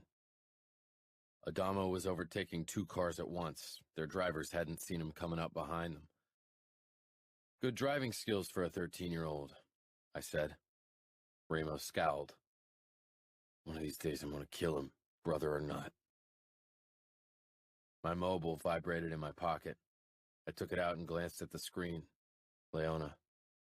I need your help, Fabiano, please.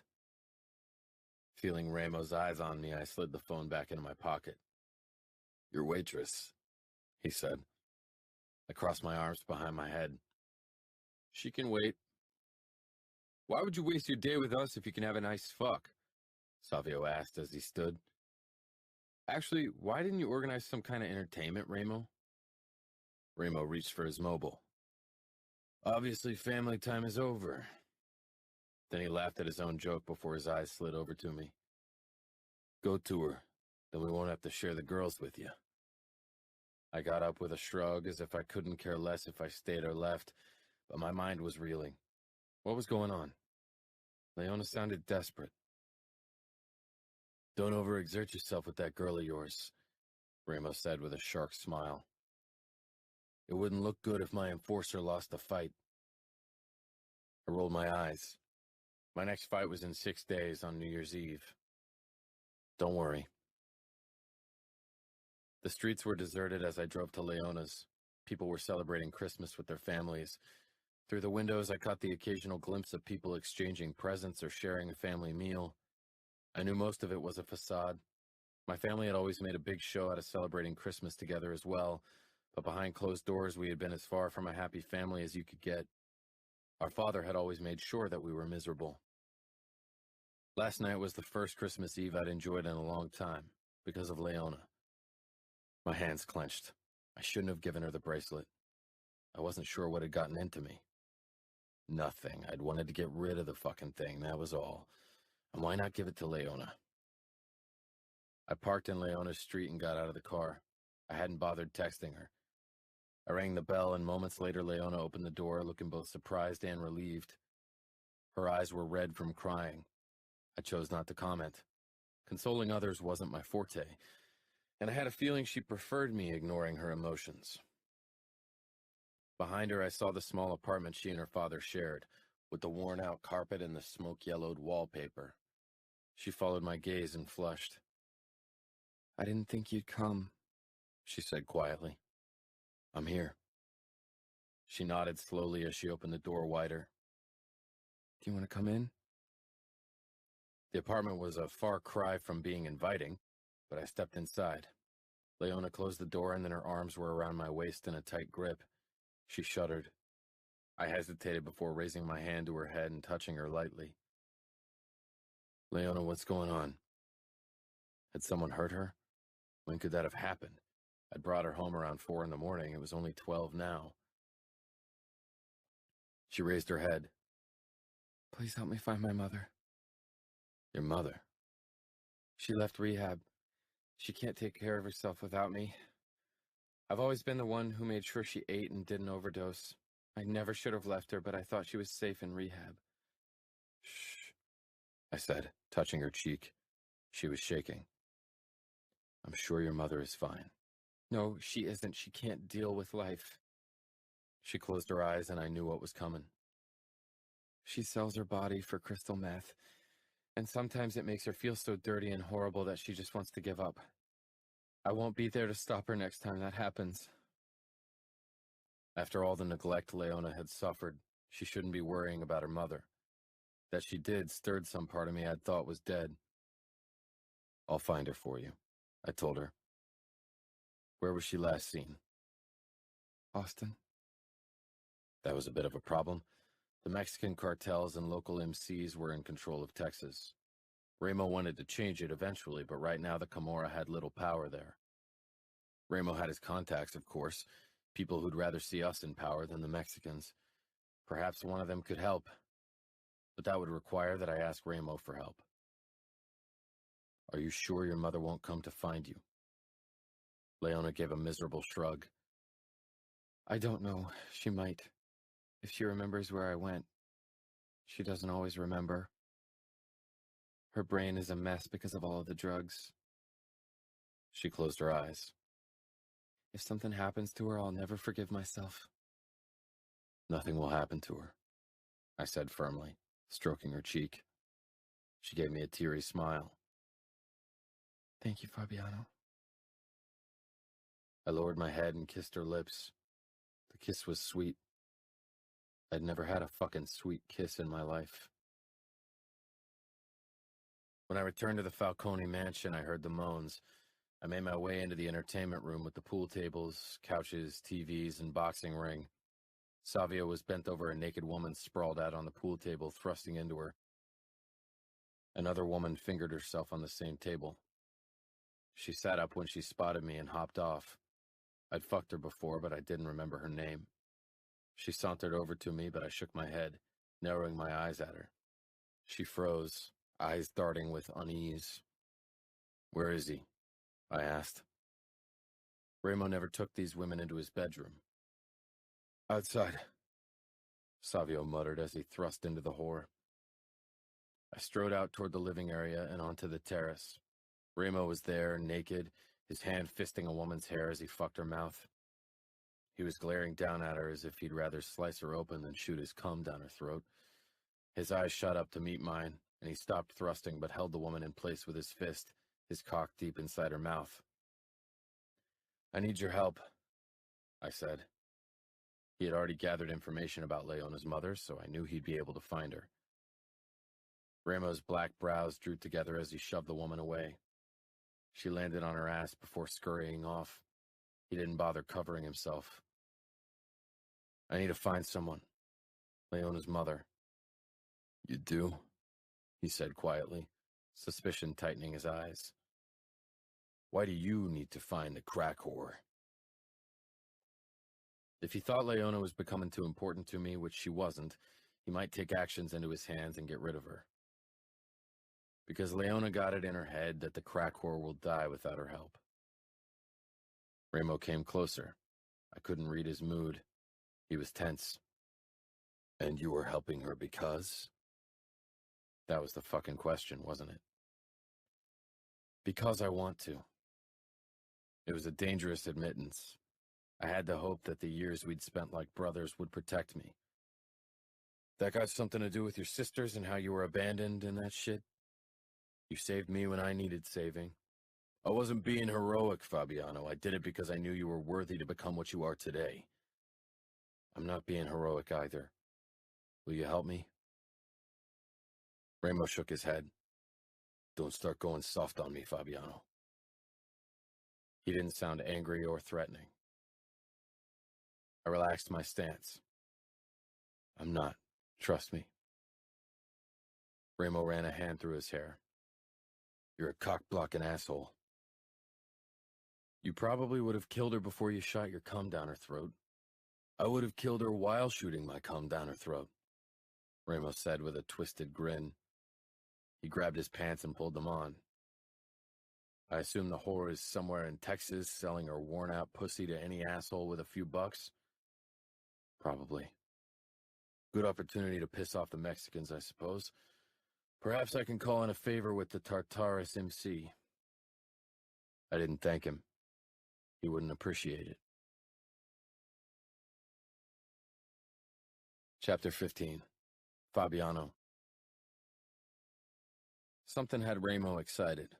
I checked his face occasionally, knowing things that excited Ramo usually involved blood and destruction. Soto entered the room, dragging a woman in by her arm.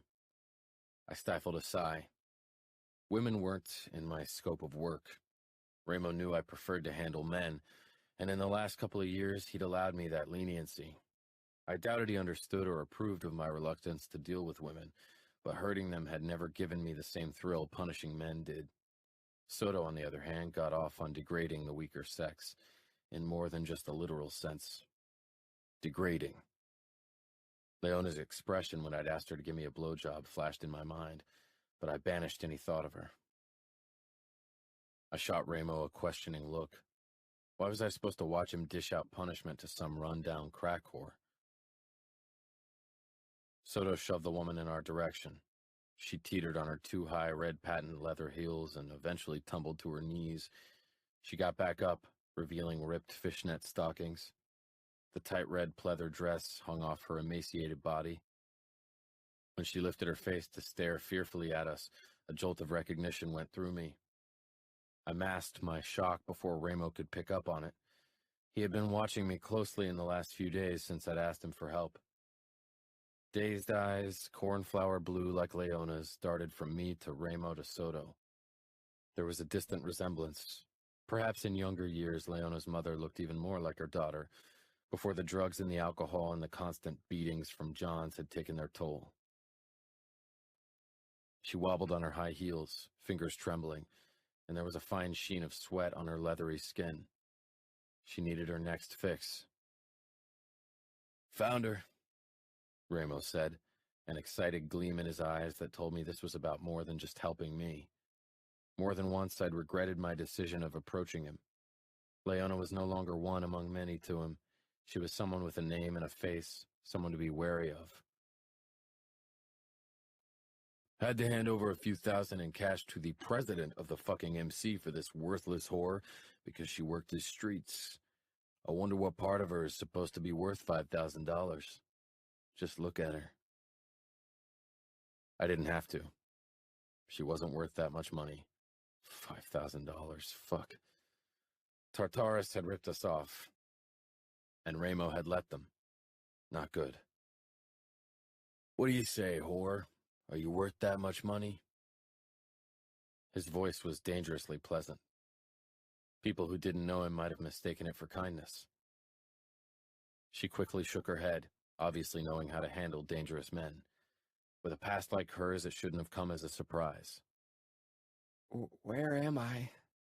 "Las Vegas, my property. And now you are too." She nodded slowly, dazed, then her expression shifted.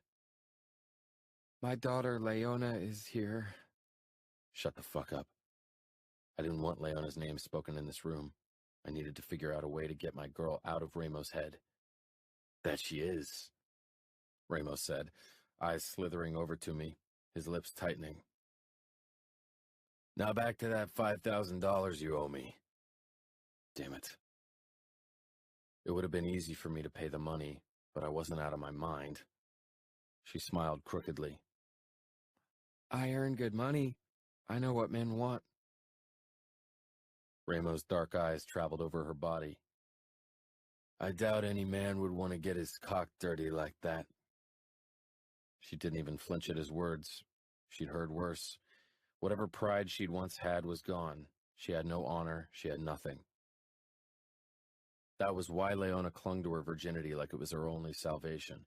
And even knowing that, I still wanted to take it from her. From his pocket, Ramo pulled out a small see-through bag with 2 cubes of meth and let it dangle from his fingertips.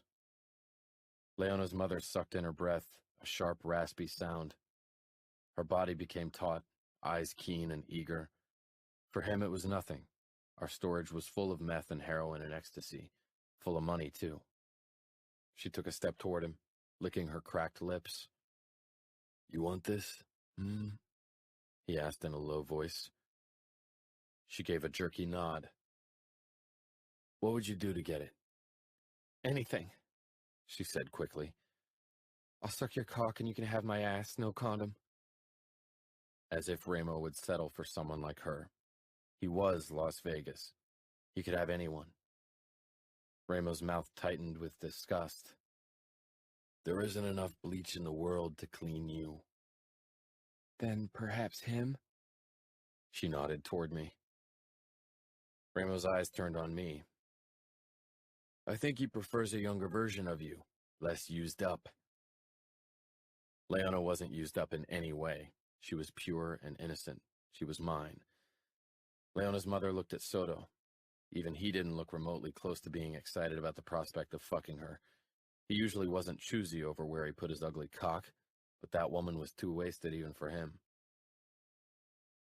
"I'm good, boss," he said, waving her off like a bothersome fly. Ramo closed his fingers around the bag. "Perhaps you have something else you can offer us, or perhaps someone else?" He tilted his head with a dangerous smile. "Perhaps that daughter of yours will take it up her ass in your stead. She might even be worth $5,000. My fingers twitched for my gun, but I stilled. This was crazy. I'd sworn loyalty to Ramo and the Camorra. This wasn't about the woman in front of us. Ramo was testing me. That he felt the need to do so unsettled me. Leona was a distraction. She wasn't a threat to the Camorra in any way. "She's not like that. Do not touch her," Leona's mother said fiercely. I regarded her anew. Little was left of her. She had no pride, no honor, nothing. But despite her need for the drugs in Ramo's hands, the part of her that cared for her daughter, no matter how little was left of it, won out. That was more than one could say about Leona's father. Ramo threw the bag on the ground. "You're not worth my time." She scrambled forward and took the bag, cradling it like a child. "You are my property as long as you owe me money. Hit the streets. You're too used up, even for our whorehouses." She wasn't listening. She was rummaging in her purse.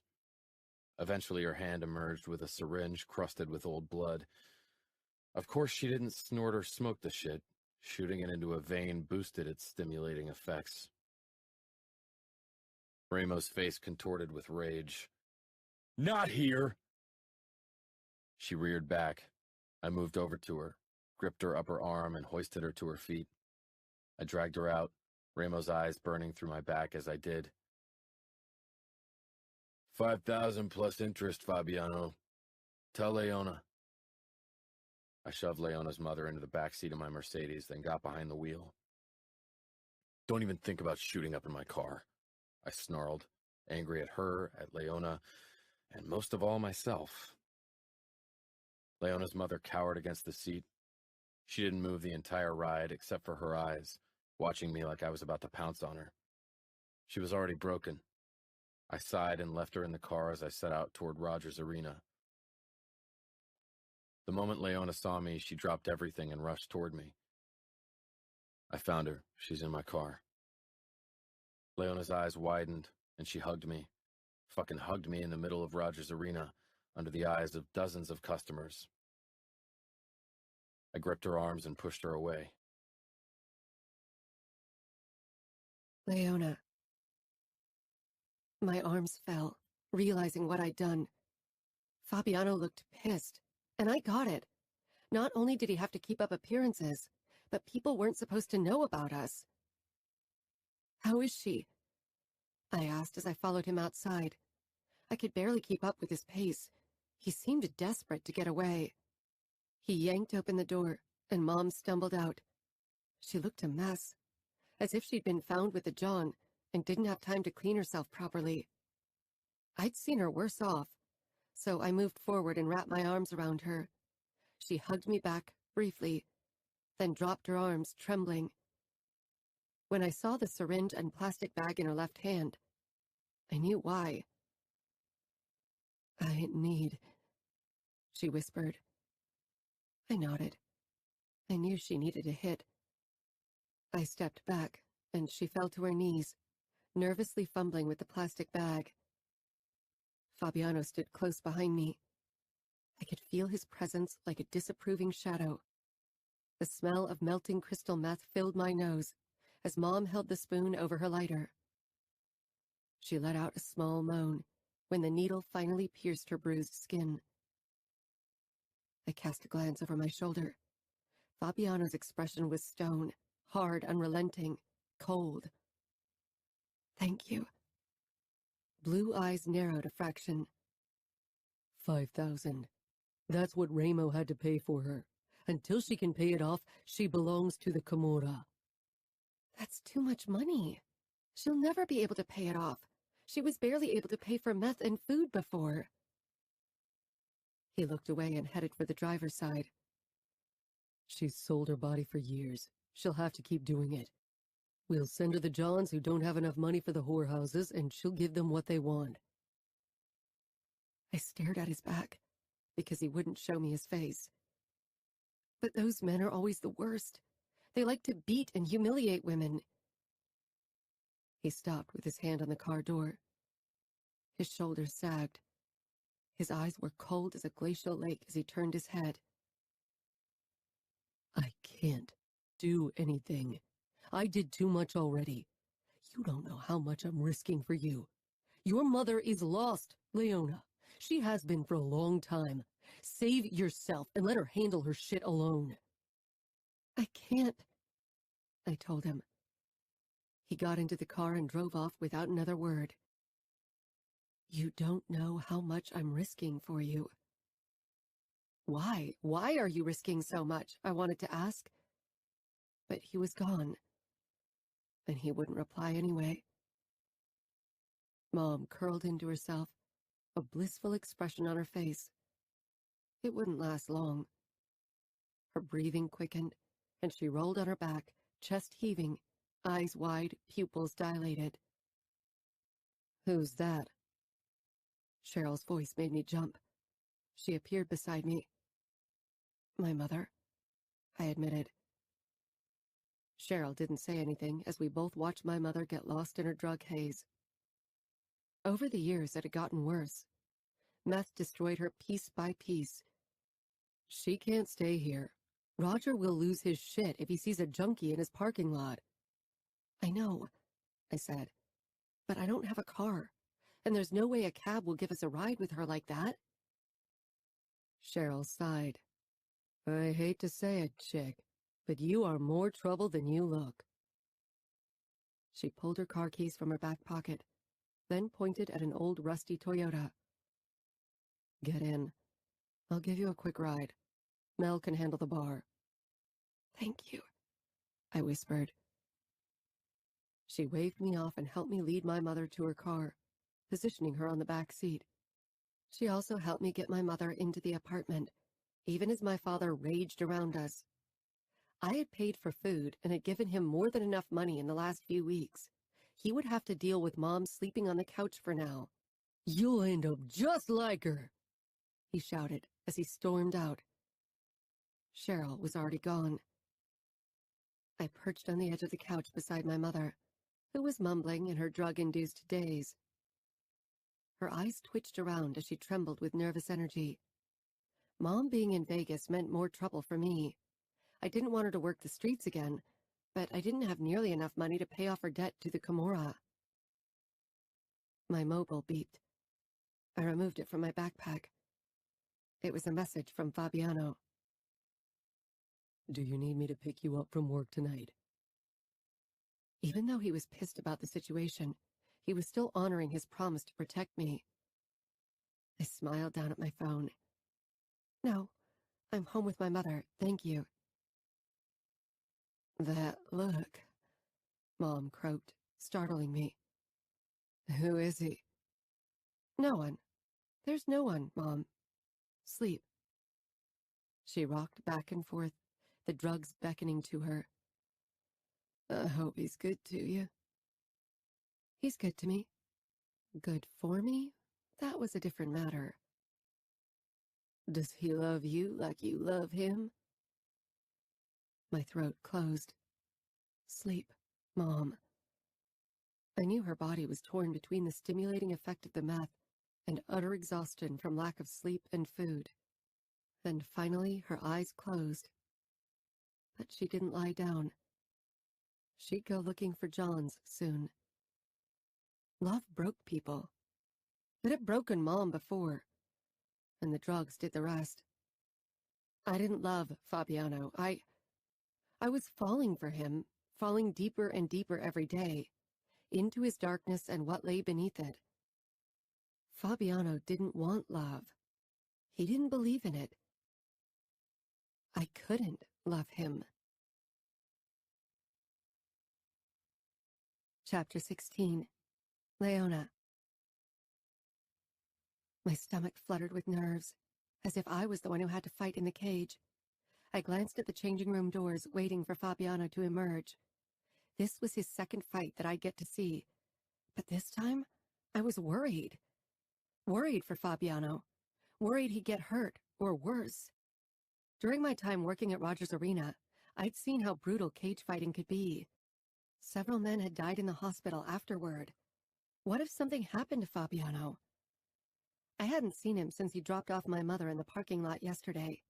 I was in the storage area when he came in, and it drove me crazy that I couldn't tell him again how much I appreciated his help. Mom had been sleeping when I left, and I made her promise me that she wouldn't leave the apartment alone. We'd figure out a way to get the money she owed later. Until then, my savings would have to do. My father wasn't going to help. That much he'd made clear. The door of the changing room opened, and Fabiano stepped out, tall and muscled. I smiled. He looked invincible. Fabiano was grace and fierceness and power as he strode toward the center of the room, through the cheers of the crowd. His eyes were the scariest thing I'd ever seen. He was furious. Because of me, because of my mother. Perhaps his opponent, who was waiting for him, saw it as well, because for a moment, he looked like he wanted to cancel the fight. Fabiano leaped into the cage, cat-like and breathtaking. His eyes sought mine, and for a split second, he looked at peace. I had stopped washing the glasses, stopped listening to the customers. There was only him. The crowd erupted with a new wave of cheers. That man! He was mine. I had never been worth anything, but one look from him made me feel like the center of the world. His opponent hopped from one foot to the other, balled fists raised, trying to goad Fabiano into action. With one last glance at me, and Fabiano leaped toward his opponent. His punches were hard. There was no hesitation in his hits and kicks. His eyes were keen and attentive, reading his opponent and using his weakness. Everything about this sport was brutal and hard, relentless. But Fabiano's movements boasted grace and control. The crowd yowled and applauded every time he landed a hit. Blood soon covered Fabiano's hands and arms. He was harder and crueler on this opponent than he had been in the last fight. Cheryl leaned in close as she put dirty glasses in the wash water. I hope that puts some sense in you. If that doesn't scare you shitless, nothing will. Fear was the last thing on my mind as I watched Fabiano. Cheryl shook her head. Oh, chick. And here I thought Stefano was the Camorra's romancer. Who would have thought that their monster would break your heart? He isn't a monster, and he's not breaking anything, I murmured. She loaded her tray with beer bottles for the next table. He will break something. If it's only your heart, you're lucky. And if you haven't seen his monster until now, you might be in more trouble than I thought. Don't come running to me when you encounter it. She knew nothing. Don't worry. Fabiano crouched over his opponent on the ground, punching him repeatedly in the face. I shivered and felt relieved when the man finally patted the ground in surrender. The referee entered the cage and raised Fabiano's arm into the air.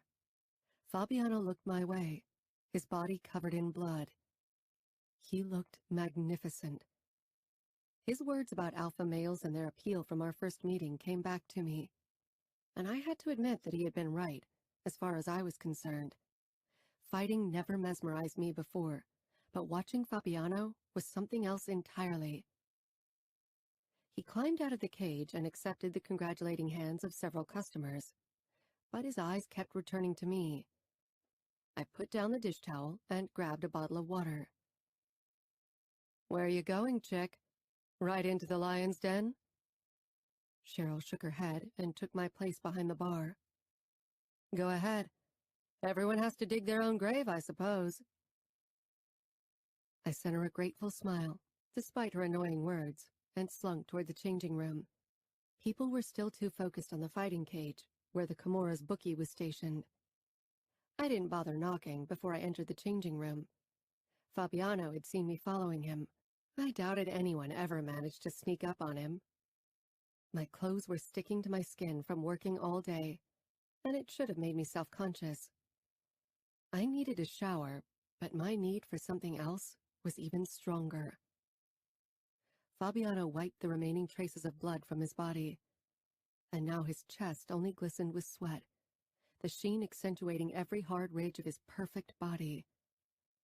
I wanted to trace my tongue along the dip between his pecs, down to the fine hair disappearing under the hem of his boxers. I'd never felt a want like this. He was risking his position for me, and I wanted to risk something too. I tore my gaze from Fabiano and stepped into the changing room, closing the door before someone saw me. I needed to stop thinking like that about Fabiano. Touching him and having him touch me was okay, but if I allowed more, he'd stop respecting me. He'd lose interest, I knew it, especially now that he knew what my mother was. The cool door under my palms grounded me. I didn't hear him approach, but felt him close behind me, his heat pressing up against my back. You kept distracting me today, he murmured close to my ear. I shuddered at his proximity. Seeing him fight had turned me on. There was no use denying it. The sport was brutal and hard, and Fabiano showed no mercy when he beat up his opponents. But my body responded to the sight of him. He looked invincible, powerful. The image of his hungry stare after he'd won sent a sweet tingling from my belly down between my thighs. I can't stay here forever. People will start to wonder what we're doing. I doubted no one had noticed me going into the changing room with Fabiano. I cringed at what they might be thinking about me now. Let them wonder, Fabiano growled before he licked my shoulder blade. You taste perfect.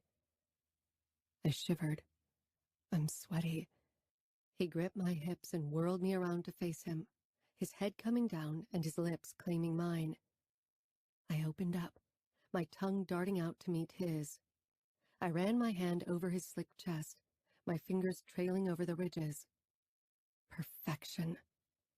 He hissed when my fingers slid over a cut. Sorry, I mumbled quickly, but he quieted me with his tongue. He backed me up until my legs collided with something hard. His arm wrapped around my lower back, and he lowered me until I lay on the narrow wooden bench. One knee between my legs, he bent over me, his mouth conquering mine, stealing my breath and making me dizzy with emotions and need. He didn't let up, and I could feel myself getting more and more aroused. His tongue was so wonderfully skilled as it caressed mine. The scent of fresh sweat and Fabiano's personal musk engulfed me. He moved his knee up until it pressed against my crotch, and I moaned into his mouth at the sensation. It was all I could do not to rub myself against his knee for some release. Stay like that, he ordered. Then he moved back, and only when he knelt on the floor between my legs did it dawn on me what he had in mind. My eyes darted to the door. Fabiano, please, what if someone comes in? They won't. I'm sweaty. You can't. I shoved at his head, but he wasn't deterred from what he was doing. He slid my skirt up, then hooked a finger under my panties and shifted them to the side.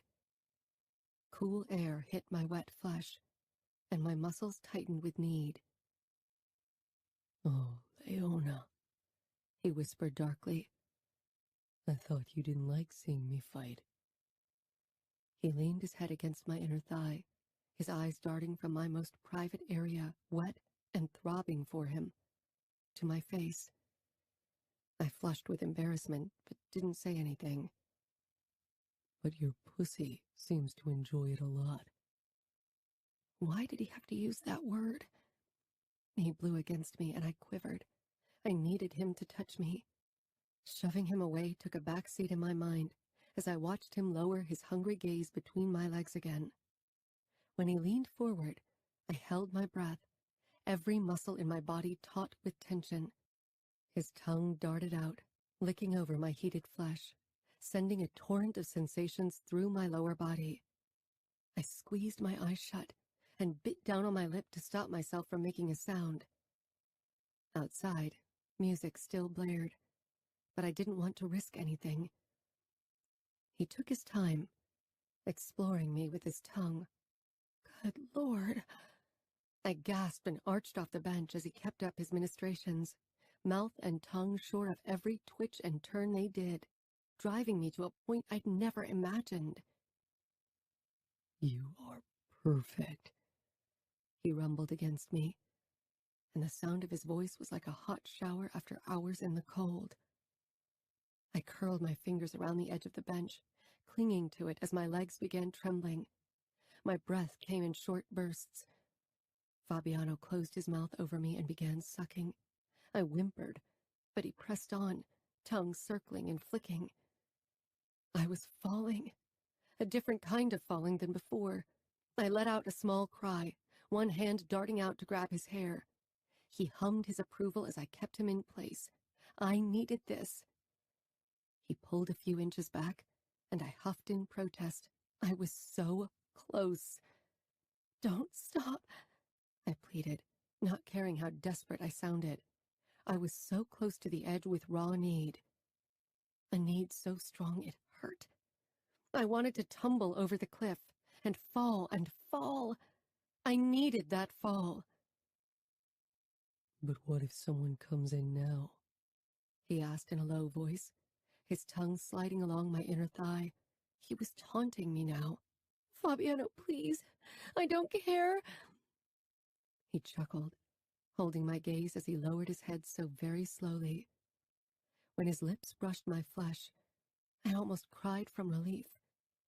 He flicked his tongue over my clit, eyes possessing me, owning every inch of me, and I gasped as my body exploded with heat.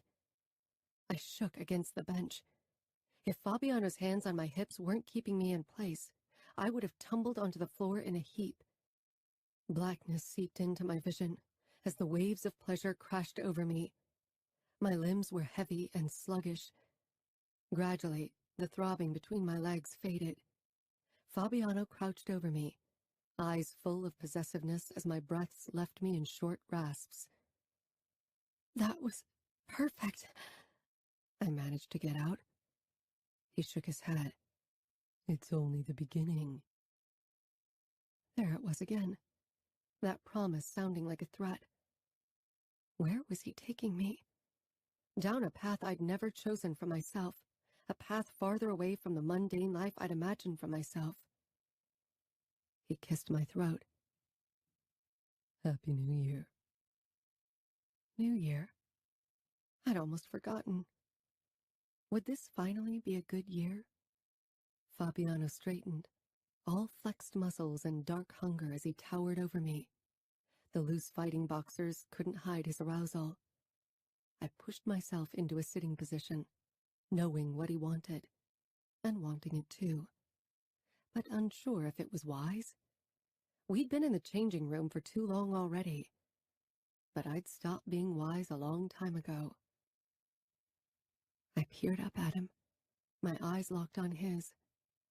I reached out and pressed my palm against the bulge in his pants.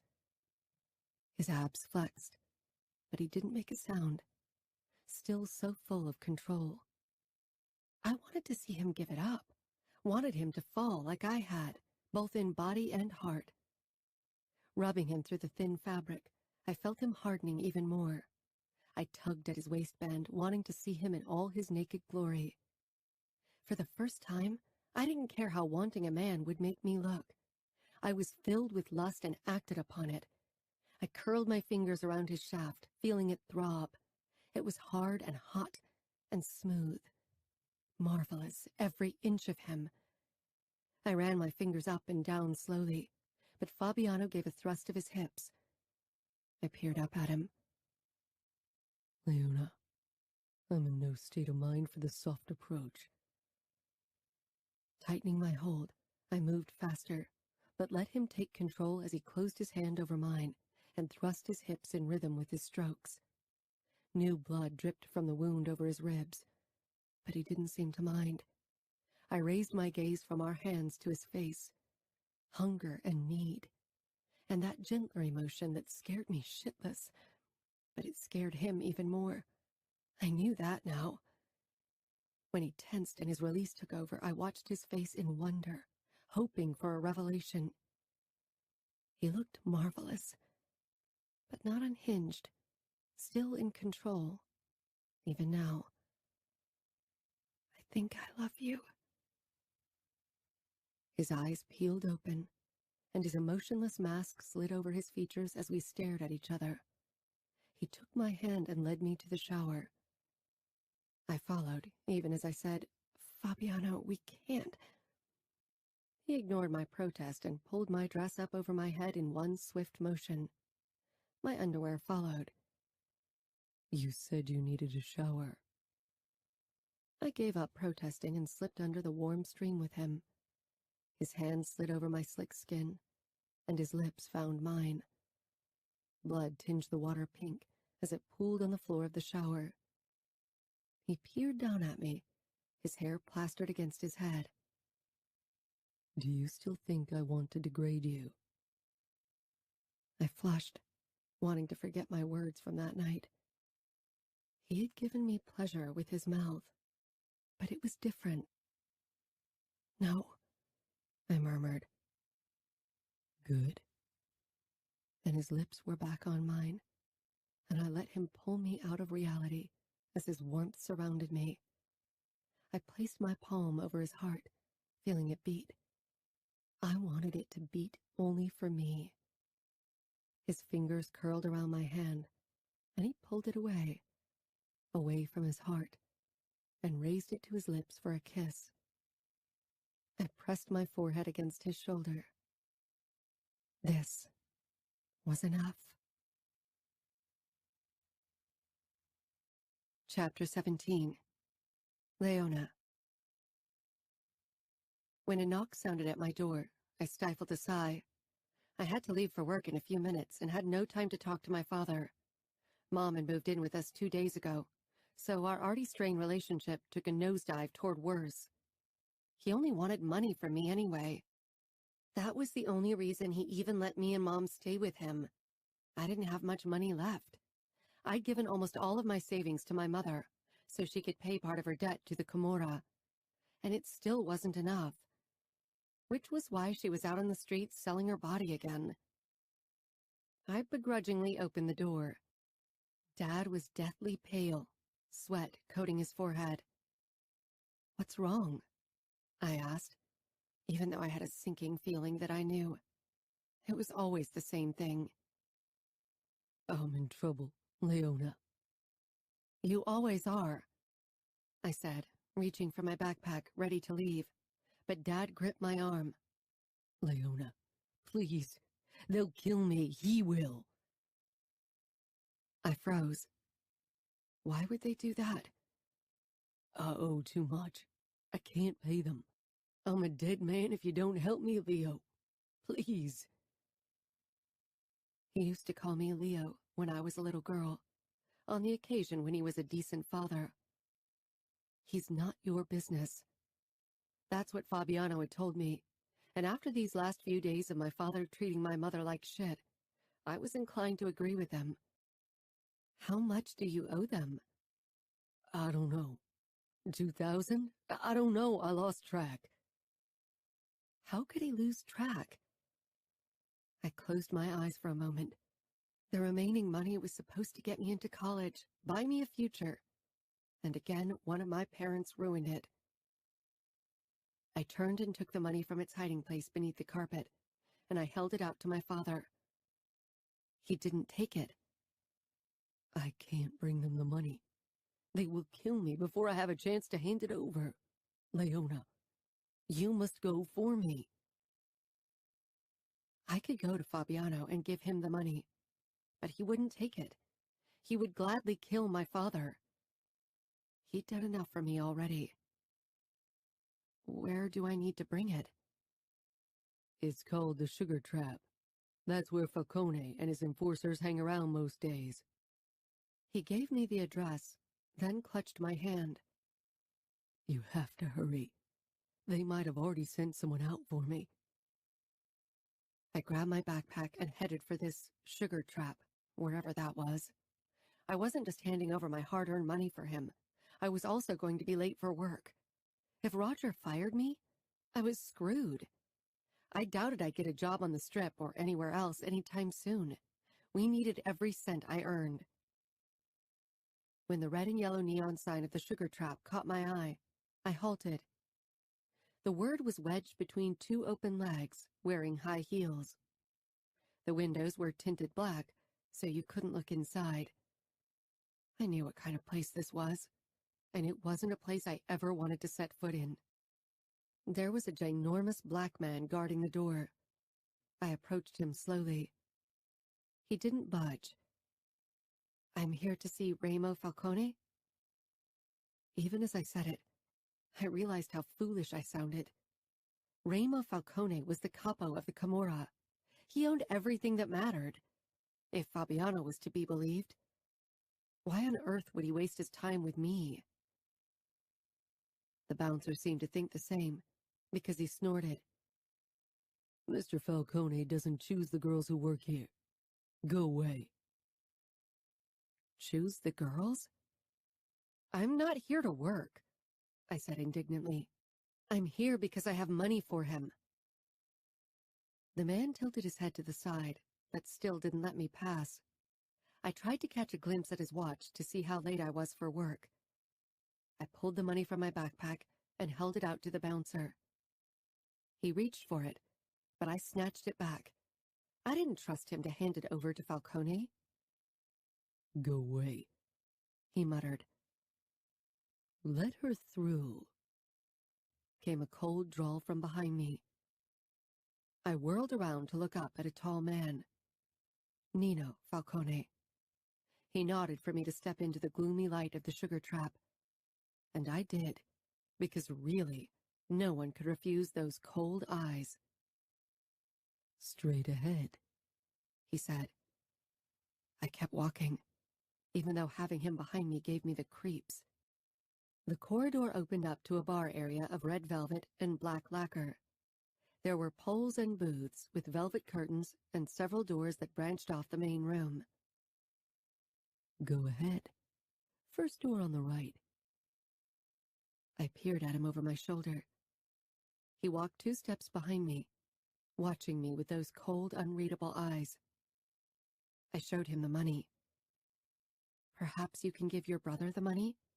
It's from my father. His name is Greg Hall.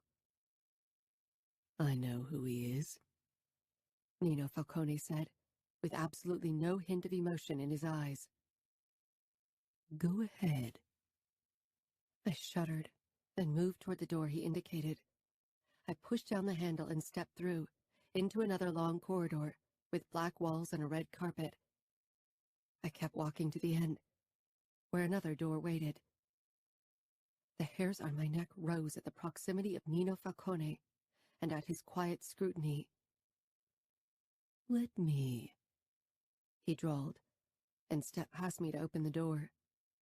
We entered a long room without windows. The desk on the left looked untouched. To the right was a heavy bag and some couches. Remo sat on one of them, laptop on his lap. His eyes moved up when his brother entered. Then they slid over to me. And I knew it had been a huge mistake to come here.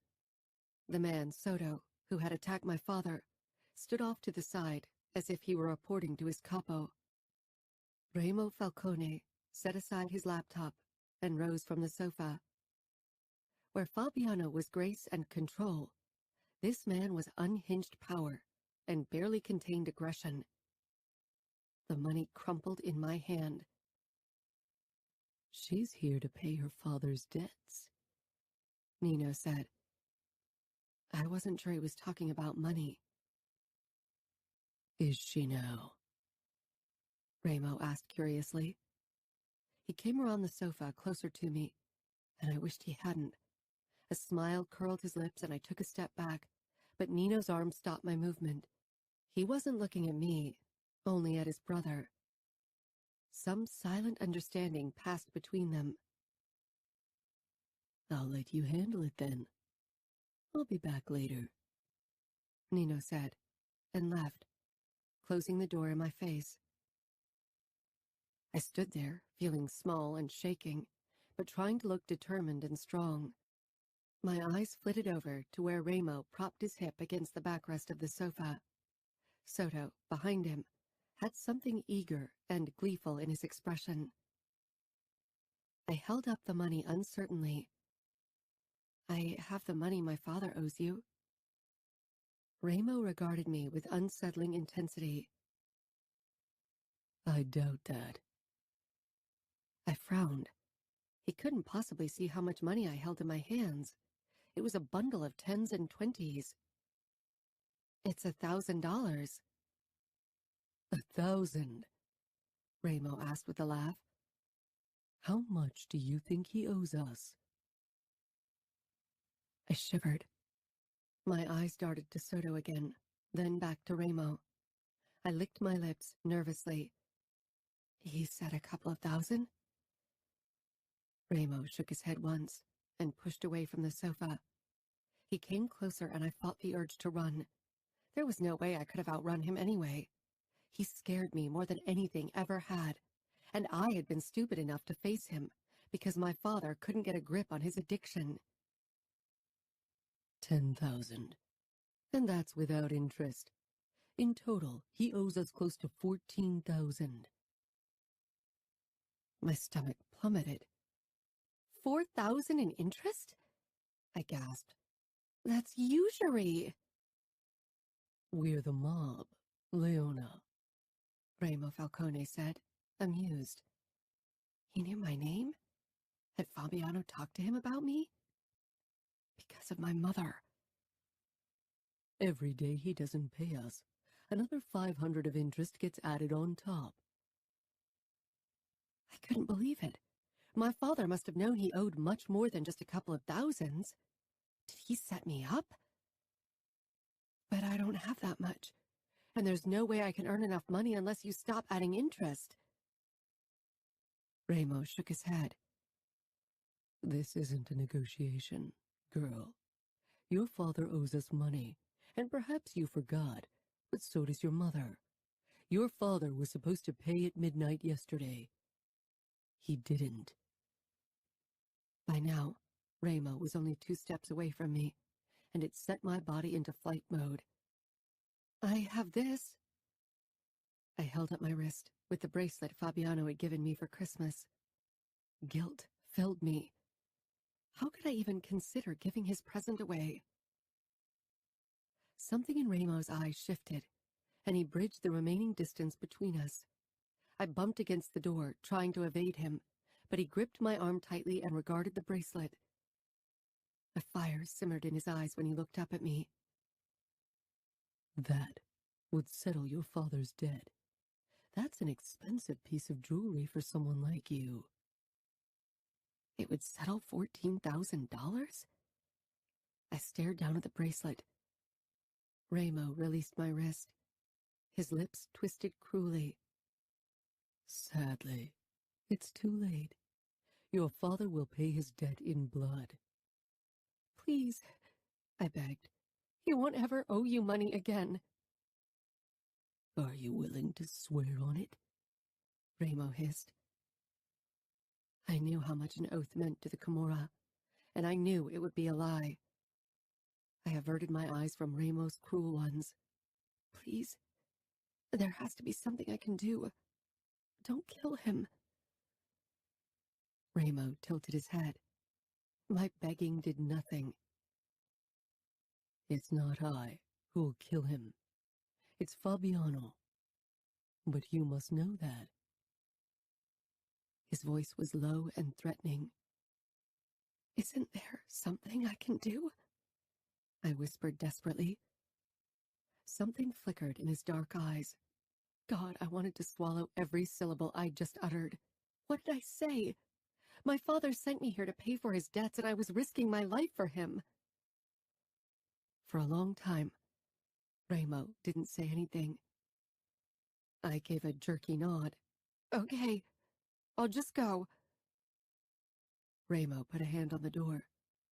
I sucked in a breath and backed away from him, fumbling for my cell phone. Maybe Fabiano could help me. I didn't get far.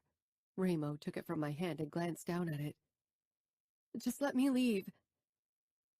He shut off my cell with a thunderous expression. It's too late for that, I fear. He nodded towards Soto, who came our way at once. I think we need to set an example. Soto gripped my arm. The excited gleam in his expression had terror soaring through my veins. The basement? He asked with barely hidden eagerness. Bile traveled up my throat. Ramo gave a nod, his eyes slipping down to my bracelet again, recognition filling his eyes like he'd seen it before. And Soto, you'll wait until I give you an order before you begin. If you lay a finger on her before, I'll cut it off. Soto pulled me down a flight of stairs and into a small room, with only a mattress in one corner and a chair in the other. I can't wait to start, bitch. Fabiano will be fucking furious. Soto muttered, letting go of me. I stumbled back against the wall. There was no escaping him. I wasn't sure how much time passed as he undressed me with his eyes, but a low buzzing sound made me jump. Soto pulled out his mobile. Then he looked back at me with a leer. Time to play. Chapter 18. Fabiano. I cursed when Griffin handed me the list of people who hadn't paid their betting debts. Greg Hall. This time he owed more than he'd be able to pay back. He was third on the list. Leona would hopefully be gone by the time I paid him a visit. Why did this fucker have to borrow money from us? When it was finally his turn, I parked at the curb, pissed off. I got out, but the purr of my engine had caught Hall's attention. He spotted me through the windows. He'd probably been watching the street all day. He knew the rules. He knew the consequences. This wasn't his first time, after all. But today he'd suffer more than a few broken bones. Today, his life would end. He disappeared from view, probably trying to escape, as if that was going to happen. I jogged around the building and saw him rushing out of the back door of the apartment complex. Sighing, I ran after him. His legs were shorter, and he was too out of shape to evade me. When I caught up with him, I grabbed him by the cuff of his stupid Hawaiian shirt and slammed him to the ground. He cried out as he landed hard on his back, bloodshot eyes staring up at me with trepidation. The impact had made him cry out like a pussy, so I'd have to stuff his mouth with something or else he'd alert the entire neighborhood with his screaming. I punched him hard in the ribs, making him gasp for breath. That would silence him for a while. I dragged him after me, hearing his desperate attempts to speak past the lack of oxygen in his lungs. "Don't, please," he managed when we reached the apartment door. I ignored him. If I stopped whenever someone begged me, the Camorra would have no money, and a big part of me was looking forward to torturing him for his treatment of Leona. He'd caused her nothing but trouble, and he would continue to do so. I shoved him into the apartment that he hadn't bothered locking when he ran from me. He hit the ground, and I pulled my knife. Perhaps I'd finish my work on his back first. His eyes zeroed in on the blade in terror. "I sent Leona to settle my debt. You don't have to do this." I froze. What did you just say? I stalked toward him. If he'd agreed to let his daughter handle this, he was the worst scum on earth.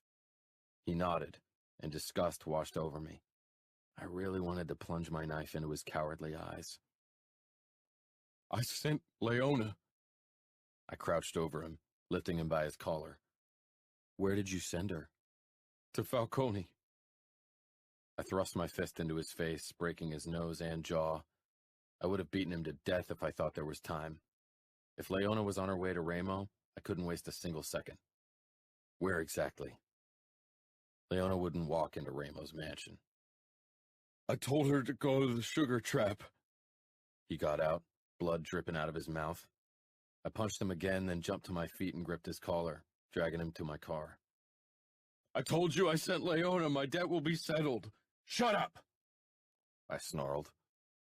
I knew how much he owed us, and he knew it. There was no way Leona had enough money. The sugar trap was the worst place to send her, and I suspected he'd known that. He'd sacrificed his own daughter to save his sorry ass. I opened the trunk and flung him inside, glaring at his terrified face in disgust as I closed it. I raced down the strip, only slowing when I neared the sugar trap, one of our whorehouses, and the place where Ramo dealt with women who gave the Camorra trouble. It wouldn't do any good if someone saw me hurrying. Ramo would wonder why and put two and two together. Perhaps he had already. I parked in my usual spot. Ramo's Aston Martin was already parked in front, and so was Soto's Buick. I hauled Leona's father out of the trunk, then dragged him after me as I stalked past the guard without a greeting and crossed the public part of the whorehouse to the back wing. He kept pleading and groveling. I found Ramo in his office, as usual. Not behind his desk, but on the sofa, paging through a car magazine. He didn't look up when I stepped in, but he knew it was me. He'd been waiting for me. I'd known him for years and knew the games he played. I'd been one of his best players for a long time. It took all of my self-control not to ask him about Leona right away. I needed to play this right, or it would all be in vain. "You're done early," he said, and when he met my gaze, there was something snake-like in his expression. I shoved Leona's father to the ground. He landed hard, his fucking beady eyes darting between Ramo and me. "The asshole told me he sent his daughter to handle his debt. I needed to check with you before I proceeded with him." "Of course," Ramo said with a cold smile. He didn't look at Hall. This was about me, about us. "It's the third time Hall is behind. His daughter offered to pay his debt." I knew all that and didn't give a fuck. All I cared about was Leona not getting hurt. "So you took her money?" "I didn't ask her for money. She wouldn't be able to pay that much, but she was determined to save her father." "Where is she?" I asked carefully. Every muscle in my body was tense because I knew if something happened to Leona, I'd fucking lose it. "She's in the basement, paying his debt the only way she can." My blood ran cold. "Soto?" was all I managed. Ramo nodded, but his eyes bored into my skull. "He went down with her a couple of minutes ago." 2 minutes. I didn't have much time. Leona didn't have much time. "I'm your enforcer, let me handle her." Ramo came up to me, steps slow and measured. And for the first time, I tried to imagine what I'd have to do to beat him, to kill him. He was like my brother, and I hated that it had gotten this far. "You never deal with women. You asked me to let Soto handle that part of the business, and I granted you your wish, Fabiano." He was right. He never understood, but because I was like his brother, he'd accepted my reluctance, and Ramo wasn't the accepting type. "It's different with her," I said, letting my desire show but not my protectiveness. If Ramo thought this was anything but fun for me, nothing would save Leona. Her father was still crouched on the floor, and I made a silent vow to let him suffer before I granted him death. "I don't think you handling her will have the desired effect," Ramo said. "You've been seeing her for weeks. You fucking her in my dungeon won't really send a message." "I haven't fucked her yet. She refused me." "Refused you?" Ramo asked, as if the word meant nothing to him. His eyes became calculating. "And you let her?" "Oh, Leona, I hope you are worth it." Ramo was on the hunt. I didn't say anything.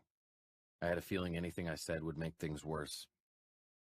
"Let me handle her," I said calmly. I put my hand on his shoulder, and that he let it happen gave me hope. Still like brothers. "You won't regret it." "I know I won't," he said. "But perhaps you will." He paused. "Then handle her, Fabiano." I was about to turn around and storm into the cellar to get Leona, but his hand clamped down on my forearm. He turned it so the tattoo of the Camorra was facing up. You are my enforcer, Fabiano.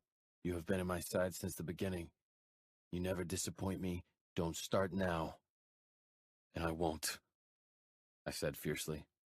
I'll take care of her. Don't disappoint me, Fabiano. She is just one woman. Remember where your loyalties lie. The warning was clear in his eyes. I barely heard him. I hurried out of the room and down the stairs.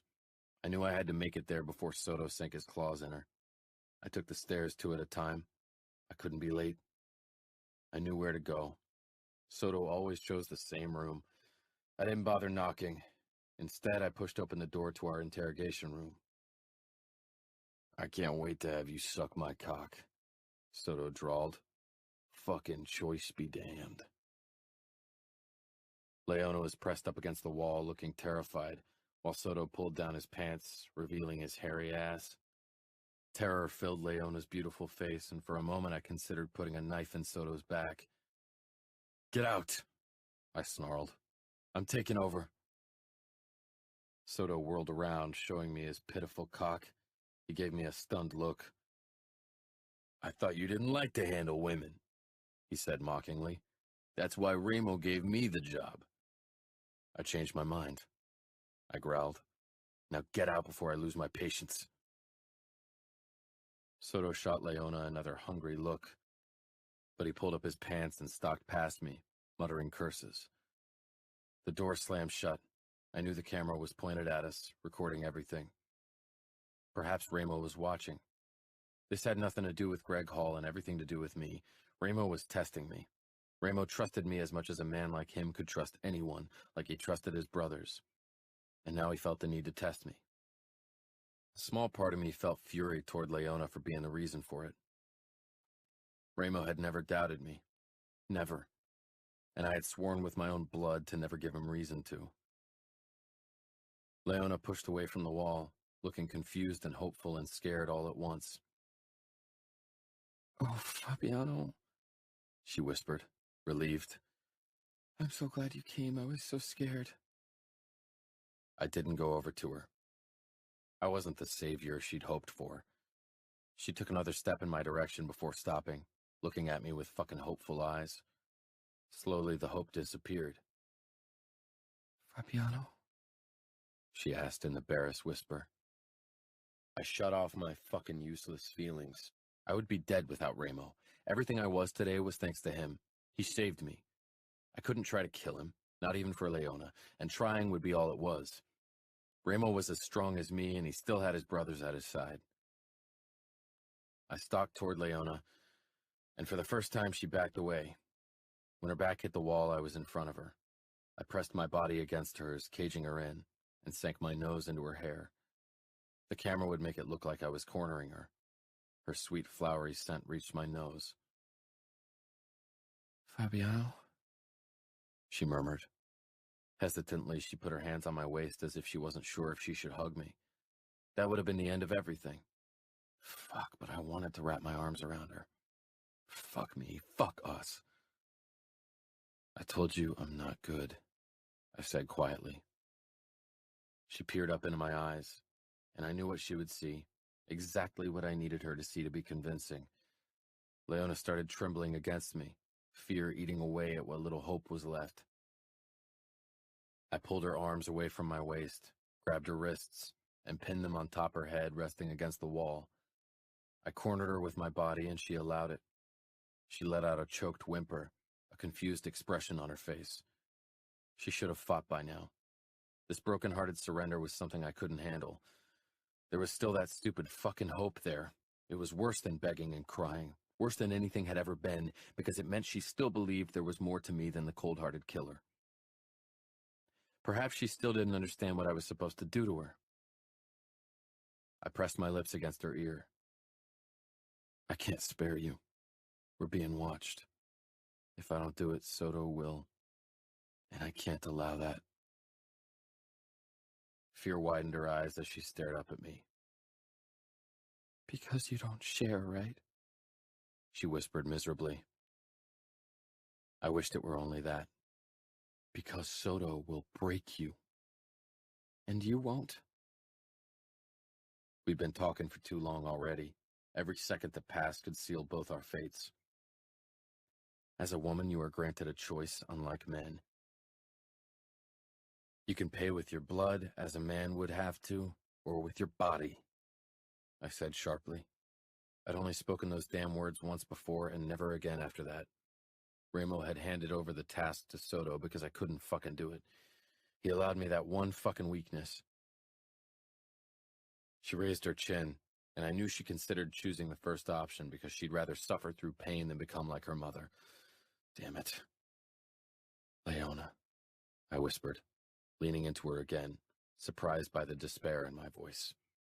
Careful, Fabiano. You were my enforcer. Number 2. I can fake that one, but not the other.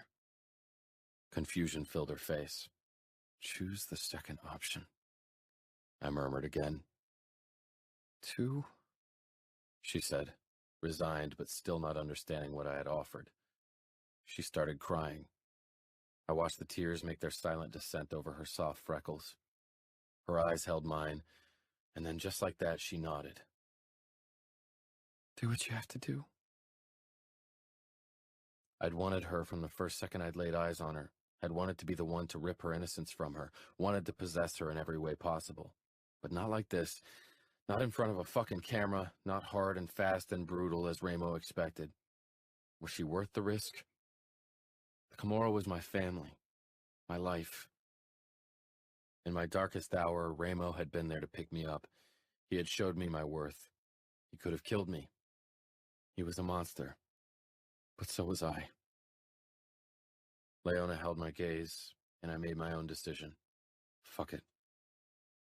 I'll try not to hurt you. Fight me and cry. It has to look real, I whispered harshly. Confusion filled her eyes. I shook her wrists and tightened my hold. Play your part or we're both dead.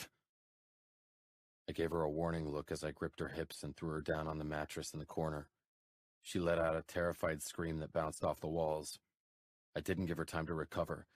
This needed to be convincing. I hoped the long wait in the beginning hadn't raised Ramo's suspicions because I knew he was watching. I climbed on top of her, pinning her down with my taller body. My mouth was back on her ear. Trust me, because from now on I'll have to look the monster I am with everyone else. Now fight me with all you have. I didn't wait for her reply because it didn't matter if she agreed or not. We were past that point. I grabbed her wrists in one hand and began pushing them up when Leona finally sprang into action. She screamed, "No!" and fought against my hold, her hips bucking, legs kicking, but it was no use. I shoved her wrist against the floor, making her gasp in pain. Damn it. Playing rough was difficult without actually hurting someone. I loosened my hold, knowing it wouldn't be noticeable on camera. I squeezed her breast through her dress before moving lower and pushing my hand below her skirt. I was glad she'd allowed me to touch and see her before, so this wouldn't be her first experience. "No, please don't, please!" she cried, so convincing that something ugly and heavy settled in my stomach. This was why Soto had been responsible for that part of the job. "Shut up, you whore!" I snarled. Hurt settled in her eyes. I breathed heavily. I couldn't take my eyes off her face, off those cornflower blue eyes, off those damn freckles. She held my gaze and I hers. 1 second, 2 seconds. I couldn't do this, not even pretending. I felt fucking sick to my stomach. Fuck. I'd cut men into tiny pieces, had done so many horrible things that had never bothered me, but this I couldn't do. Not for real, not for show. Never. I let go of her wrists. Her brows furrowed. I lowered my head until my forehead rested against hers, and she released a small breath, then lifted her hand and touched my cheek. I wasn't sure how much of it the camera recorded. I didn't care. Fabiano? I wasn't sure if I could save her, save us, after this. I pulled away and straightened before I helped her to her feet. She clutched my arm, still shaking. What's going to happen now? She whispered. Ramo wanted blood. He wanted confirmation that I was his soldier, that I was capable of doing what had to be done. He wanted to see my monster, and he would. Leona would hate me for it. Chapter 19. Fabiano. We headed upstairs. Remo was waiting for us. Nino was there, and at his feet cowered Leona's father, tape over his mouth but still very much alive. Leona stiffened, but my grip on her arm kept her at my side. I wasn't sure if she'd try to run toward him otherwise. Remo regarded Leona from head to toe. He knew. Had known before he laid eyes on her. I felt her tremble against me. That Nino was here told me two things. One, Remo thought he needed reinforcement, and that reinforcement wasn't going to be me, and two, that reinforcement wasn't going to be me because he thought he needed reinforcement against me. I released Leona but gave her a look that made it clear she needed to stay where she was. She understood. I walked toward Remo. He didn't rise from where he was perched on the desk, but the look he gave me was one he only ever leveled at his opponents in the cage. "So," he said tightly, "you didn't handle her." "I didn't handle her because he is the one I should handle." I nodded toward her father. "Since when do we let our debtors get away with this shit? Since when do we let their daughters or wives pay for their crimes? Since when, Remo?" I was very close to him now, and finally he stood, bringing us to eye level. "Since the moment I decided she was going to pay for her father. My word is the law." "It is the law," I confirmed fiercely. "Because you are capo, my capo, and I've always followed your command, because you taught me the true meaning of honor and loyalty and pride." I took another step toward him so we were almost touching. "But there's nothing honorable about making an innocent woman pay for her father's debts, Remo." His dark eyes pierced mine. I knew Nino was watching, probably with a hand on his gun. "We don't spare women." "No, we don't spare women who are indebted to us because they brought it upon themselves. They knew what they were getting themselves into when they asked for money. But this is different, and you know it. I don't know why you feel the need to test my loyalty like that, but I ask you to reconsider. There's no reason for you to doubt me. Leona is only one woman. She means nothing to me. You are like my brother." "Are you sure about that?" he asked in a low murmur. "Because when you look at her, she isn't just one woman." My chest constricted. "I'm loyal to you, to the Camorra, to our cause." "Someone will have to bleed for this," he said, and he settled back on the desk. Relief washed over me. "And I will make him bleed for you." "I know you will," he said quietly, challengingly. I turned to her father. His eyes widened and darted over to Leona. She stood frozen. I wanted her to leave, but that wasn't what Remo wanted, and I couldn't ask for more than he'd already given. I nodded at Nino, and he understood. He moved to Leona, who took a step back. When his fingers closed around her upper arm to keep her from interfering, it took all my willpower not to snarl at him. I prowled toward her father, who tried to scramble back but hit the couch. I yanked the tape off his mouth, and he cried out in pain. "Fabiano, please!" Leona begged. It was either her father or her. Someone had to pay. "When you sent your daughter to Remo to pay your debt, did you know what would happen to her? Did you know that she would bleed for you?" His eyes darted to Leona again, looking for help. I grabbed him by the shirt and hauled him up. "Did you know what would happen to Leona?" "Yes," he cried. "And you didn't care. I didn't want to die. So you sent her, so she could bleed and die for you." He gaped at me. Oh, I would make him bleed, and I would enjoy every second of it. I didn't risk a look at Leona. Maybe someday she could forgive me, but I didn't think she'd ever look at me the same again, not after what I had to do now, after what I wanted to do. I extracted my knife. Her father tried to run, but I shoved him down and got on top of him. He struggled, and I punched him. His head snapped back, but I needed to be careful not to knock him out. That just wouldn't do. Remo's legs appeared beside me. and he held Hall down. He gave me his twisted grin, and I felt my own lips curl.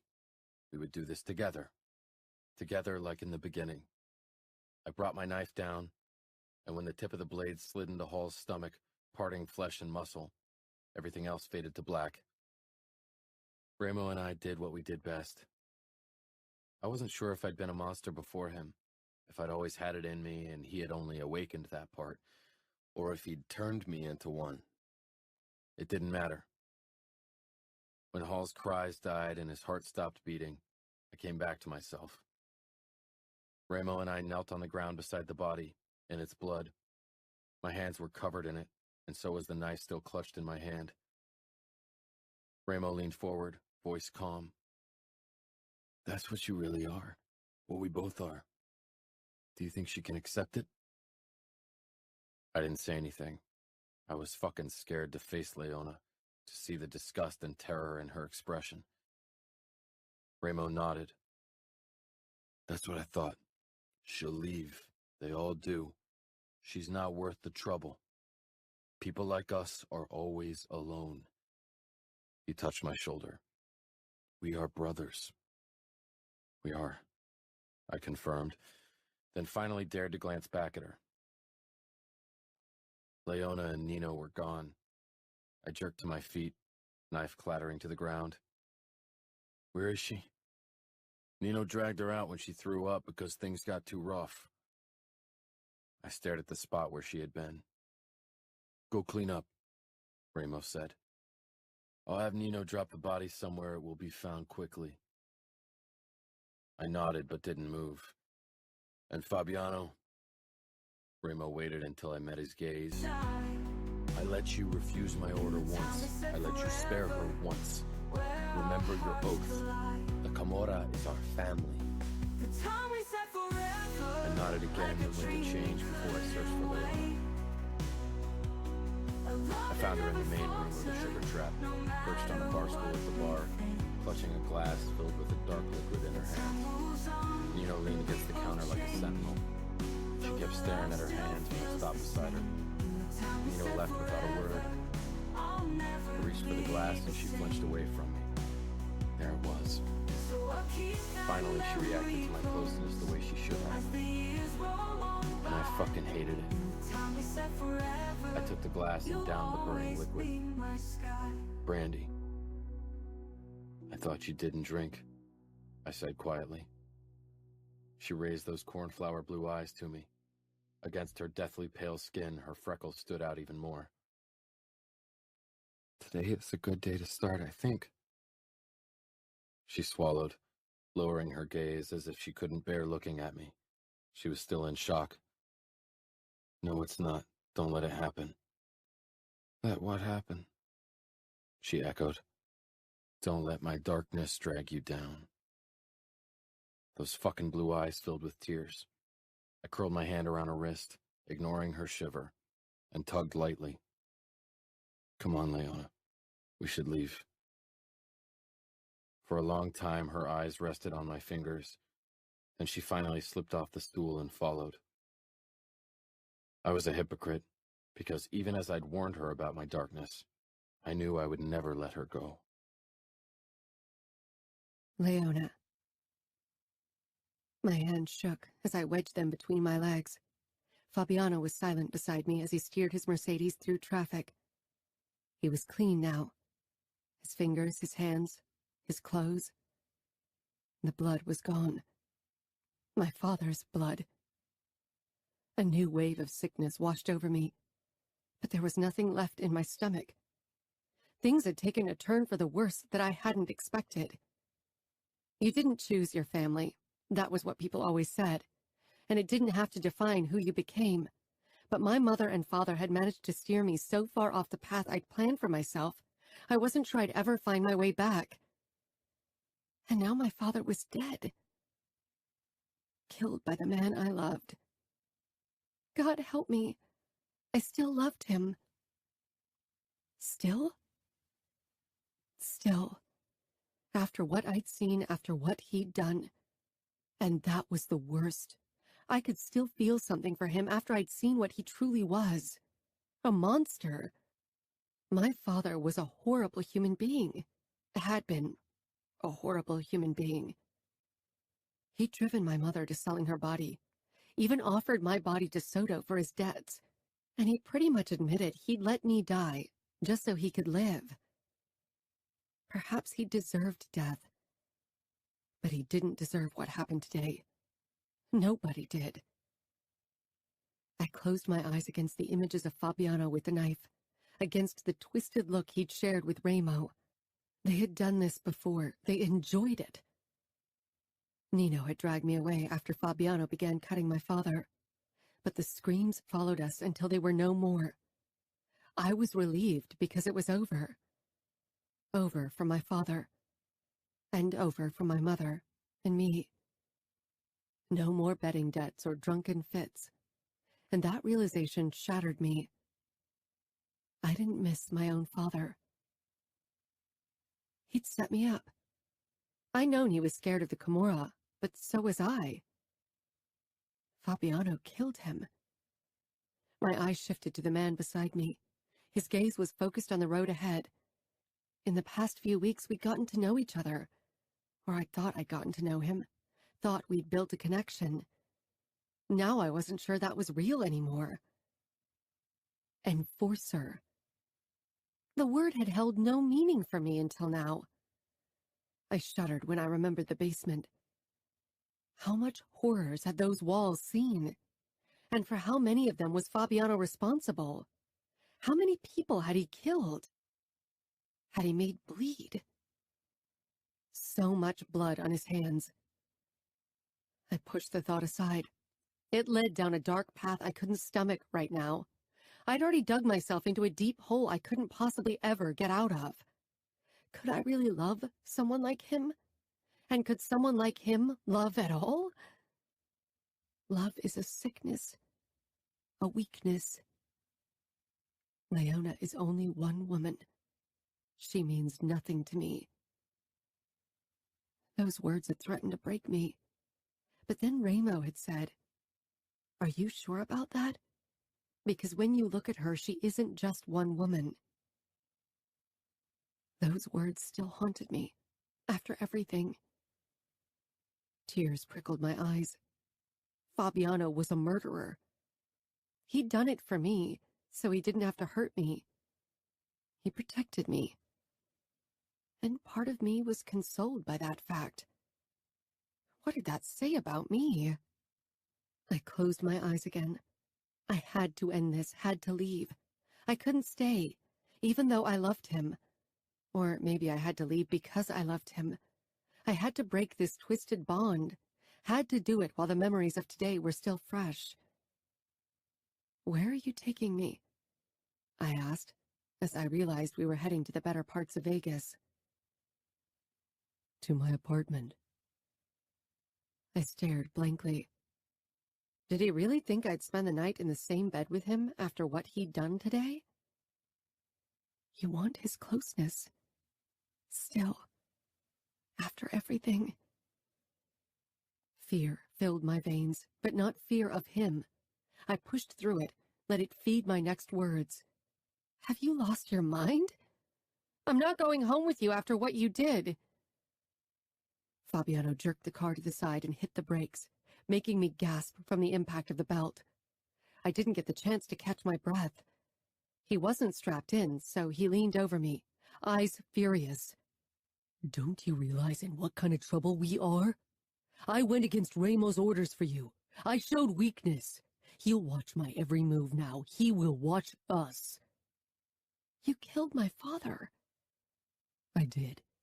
So I wouldn't have to hurt you. So Ramo didn't feel the need to hurt you." "Maybe I would have preferred if you'd let him hurt me." Fabiano laughed darkly, blue eyes searching my face. "You can't still believe that after today? Ramo has made grown men beg for mercy, for death even." "So have you," I whispered. "You and he, you're the same. You both enjoyed this. I saw it in your eyes." I swallowed hard. His eyes flickered with emotion and my heart broke. You don't even realize what I'm risking for you. You made me go against everything I ever cared about. Everything I ever cared about. Cared. Past tense. As in, not anymore? Deep down, I knew the answer. And it terrified me because if he felt what I felt, if he was capable of it, leaving him would destroy not only me. You should just have let Soto have his way with me.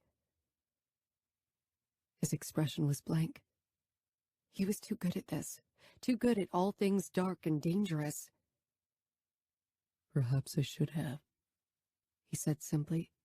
It would have spared me a lot of trouble. He twisted a strand of my hair around his finger, with a strange expression on his face. After all, who says you are worth it? His words didn't hurt me, because I'd seen the look in his eyes down in the basement, even if I hadn't dared believe it. Ramo had confirmed it wasn't my imagination. Fabiano needed to push me away, and I knew I needed to let him so I could do what had to be done. Don't pretend you acted out of the goodness of your heart. You saved me because you wanted to be the first one to fuck me. The word left a bitter taste in my mouth, but it got a reaction from Fabiano. His lips curled into a cold smile. You're right. I will be the first to fuck you. Not if I have a say in the matter. He let out a joyless laugh before he pulled the car back onto the street. You are a monster, I said harshly. I know. 15 minutes later, we entered the underground parking garage. He was really taking me to his apartment. Fabiano opened the car door and held out his hand to me. I stared at it before looking up at his face. Come on, Leona, he said quietly. Don't make me carry you. I took his hand and let him pull me to my feet. He didn't let go of me as he tugged me along toward the elevator. Once we were inside the elevator, my emotions began to bubble over. Anger and terror and sadness and everything in between. Why did you have to choose me? I asked miserably. And why had my heart chosen him? He didn't say anything, only gave me that impenetrable look. The elevator doors slid open, and he guided me into his apartment. He pulled me against his chest and kissed me fiercely, and for a second I kissed him back, kissed him with every twisted, horrid part of me that loved him. My palms came up against his chest. No, I said firmly, and tore away from him. My pulse raced in my veins. Fabiano came around, never allowing me to pull away. Why couldn't he just let me be? You know, he said quietly, I never meant for any of this to happen. You were just a poor, lonely girl. I didn't choose this, didn't choose you. Then stop this. Whatever it is between us, stop it. Now, I whispered, peering up at his cold, beautiful face. He cut my face. Don't you think I would, if I could? His lips brushed mine.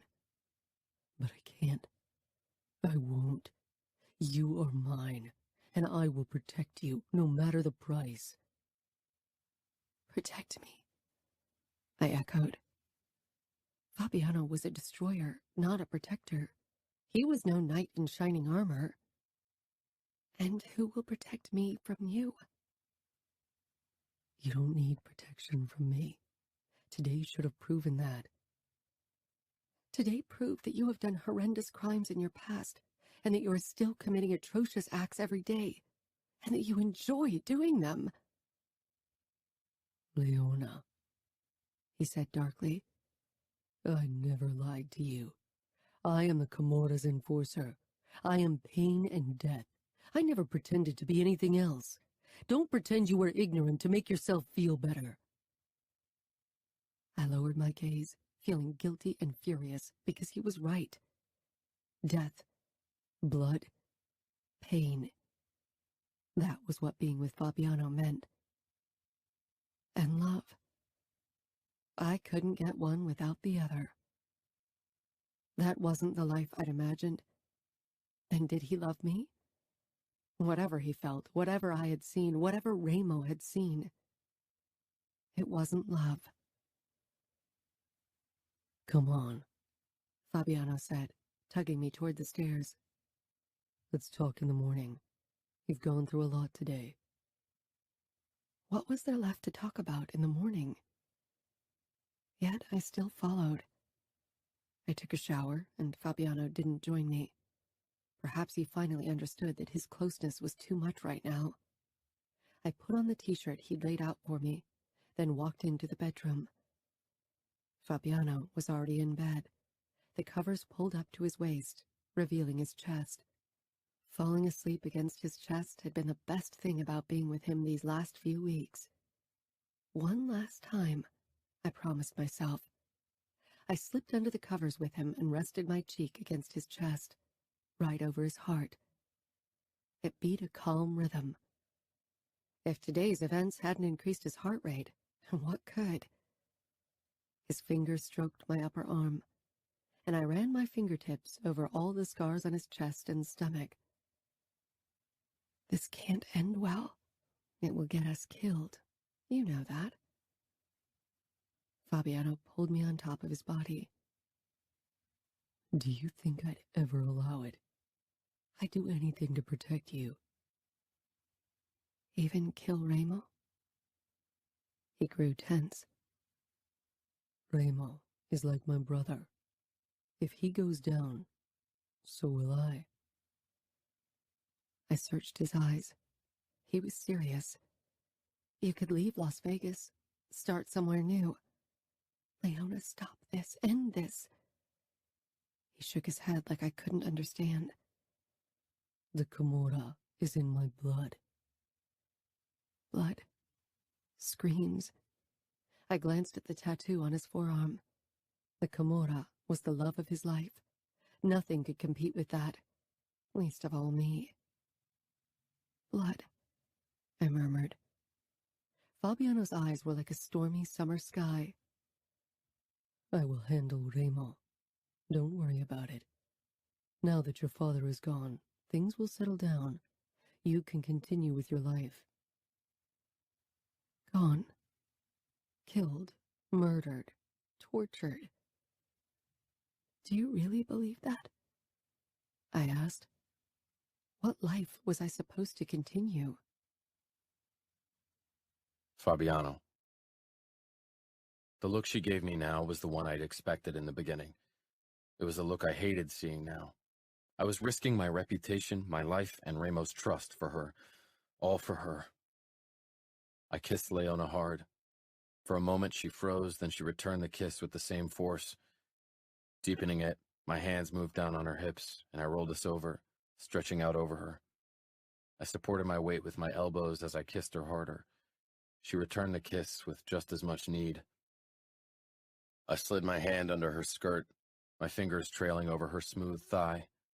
I wanted her, never wanted anything as much in my life. She pulled away from my mouth, growing tense beneath me. No, Fabiano. She shifted out from under me. I can't do this now, not after everything that has happened. I sucked in a deep breath. Who said there would be another chance for us? My cock was so hard it threatened to tear through my boxers. I had half a mind of ignoring her plea to just keep going. I could imagine how tight and warm she'd be, how her channel would squeeze down on my cock. Fuck, I wanted her.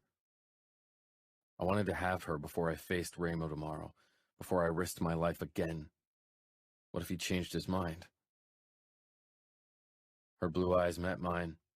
I hated that the trusting innocence was gone from them, hated that I was the reason for it. Fuck. What had I become? I pressed my forehead against hers, breathing in deeply. You'll be the end of me, Leona. She didn't say anything. I rolled away because staying between her legs gave me ideas I didn't need. I pulled her into my arms and she didn't resist. She held me just as tightly. I won't. She murmured sleepily. Won't be the end of you. Her body went slack. I propped myself up on my elbow, trailing my fingertips over her throat, watching her sleep. I was glad she'd finally drifted off, glad her eyes weren't looking at me with that broken expression anymore. She didn't understand what I'd risked for her today. She couldn't possibly understand. I would do it again, would save her again, even if it meant risking Ramo's wrath. Chapter 20. Leona. I woke to silence and an empty bed. I rolled over, staring at the rumpled sheets beside me. Burying my nose in the pillow, I inhaled Fabiano's familiar scent, letting it take me back to the time I was able to pretend I didn't know what he was. Regret pulsed through me. Last night when he'd wanted me, I should have let him. I should have allowed us that one night, that one moment to cherish. Too late now. I allowed myself to lie in the feather-soft bed for a few more minutes before I sat up, my legs dangling over the edge of the bed. Everything smelled fresh and clean, and the room was flooded with light. This was nothing like the places I'd grown up in. It almost seemed like a dream at times. Fabiano's attention, that someone like him could want me. I should have realized it wasn't meant to last. For girls like me, dreams always came with a price. The time for dreaming was over now. I quickly gathered my clothes and got dressed, allowing myself a couple of seconds to admire the Las Vegas Strip, stretching out below the apartment. I'd felt uneasy about this luxury the first time I saw it. I'd seldom had more than a few bucks, and here I was standing in an apartment that had cost more than I'd make my whole life as a waitress. Beautiful things are always taken from you. That was what my mother used to say. I hadn't wanted to believe her, even though this thing between Fabiano and me seemed too good to be true, especially in a city ruled by someone like Remo Falcone. And now her warning was true. Once in the elevator, I closed my eyes, reliving everything that had happened since I'd set foot in Las Vegas. I wasn't that girl anymore.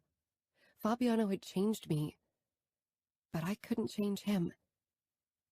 And I wasn't sure I wanted to. Fabiano. He was on his way to Remo again, on his way to do the man's bidding. I was grateful that he'd protected me, that he'd saved me. But the only reason why I needed saving was because of the one thing he gave his life to, the Camorra. My father was responsible for his debts. My father had set me up. I knew all that. But my father, at least, had his addiction as an excuse. Fabiano, however, was in control of his own actions. He chose to be Remo's enforcer. He chose the Camorra every day. He chose darkness and violence. He chose this life. And now it was my turn to make a choice. I could admit that I was scared of what I felt for him, and had been from the start. Over the years, I'd watched my mother fall for one horrible guy after the other, dragging her deeper and deeper into her drug addiction. Everything had started with her first bad choice, my father, who had turned her into a whore. Fabiano was a man people always warned me about, and yet I couldn't stay away from him. His family had shaped him just like mine had shaped me. We were two sides of the same coin. Perhaps that was why I knew I needed to leave, as long as it was still a possibility. Part of me didn't want to go. There was nothing out there waiting for me. I was turning my back on something I'd longed for all my life. Love. I took a bus back home, even though Fabiano always urged me to take a taxi. I was out of cash, except for the few coins I'd found on the kitchen counter in Fabiano's apartment. Yesterday, I'd handed Remo everything I had. Now I had to start from zero. If things kept progressing the way they were, I'd never be able to pay tuition for college. Maybe I wanted too much out of life. I hesitated in front of the door to our apartment. He was dead. And in some way, it was my fault. I took a deep breath before I moved inside. The smell of fresh coffee wafted over to me, and relief filled me. At least Mom was there. I quickly rushed into the kitchen to find my mother hunched over a cup of coffee. She looked up. There was a dark bruise on her cheek. I touched the spot. What happened? Your father and I got into an argument yesterday morning. He wanted money, but I told him I didn't have any. I dropped my hand. And to think I had risked my life for him, that because of him I'd been forced to see Fabiano's darkest side. He'd paid for his crimes. Fabiano had made him pay. Her glassy eyes scanned me from head to top. Where is your father? Gone, I said hoarsely. Dad is gone. Gone? He killed him because of me, I admitted, and it felt good to voice the truth. I put a hand down on my mother's frail shoulder. She didn't look sad. Relief filled her eyes. He got himself killed. Bets. Always bets and gambling. I told him it would kill him. Yes, but in the end, Fabiano killed him because of me, for me, to protect me. Mom's bloodshot eyes were too knowing, and for once I wanted her in a drug haze. That the one you love? The one with the cold blue eyes? Yes, I whispered. I thought he treated you well. He did, I said. Men like him usually don't. I have to leave. Because of him? Because I loved him, despite what he was.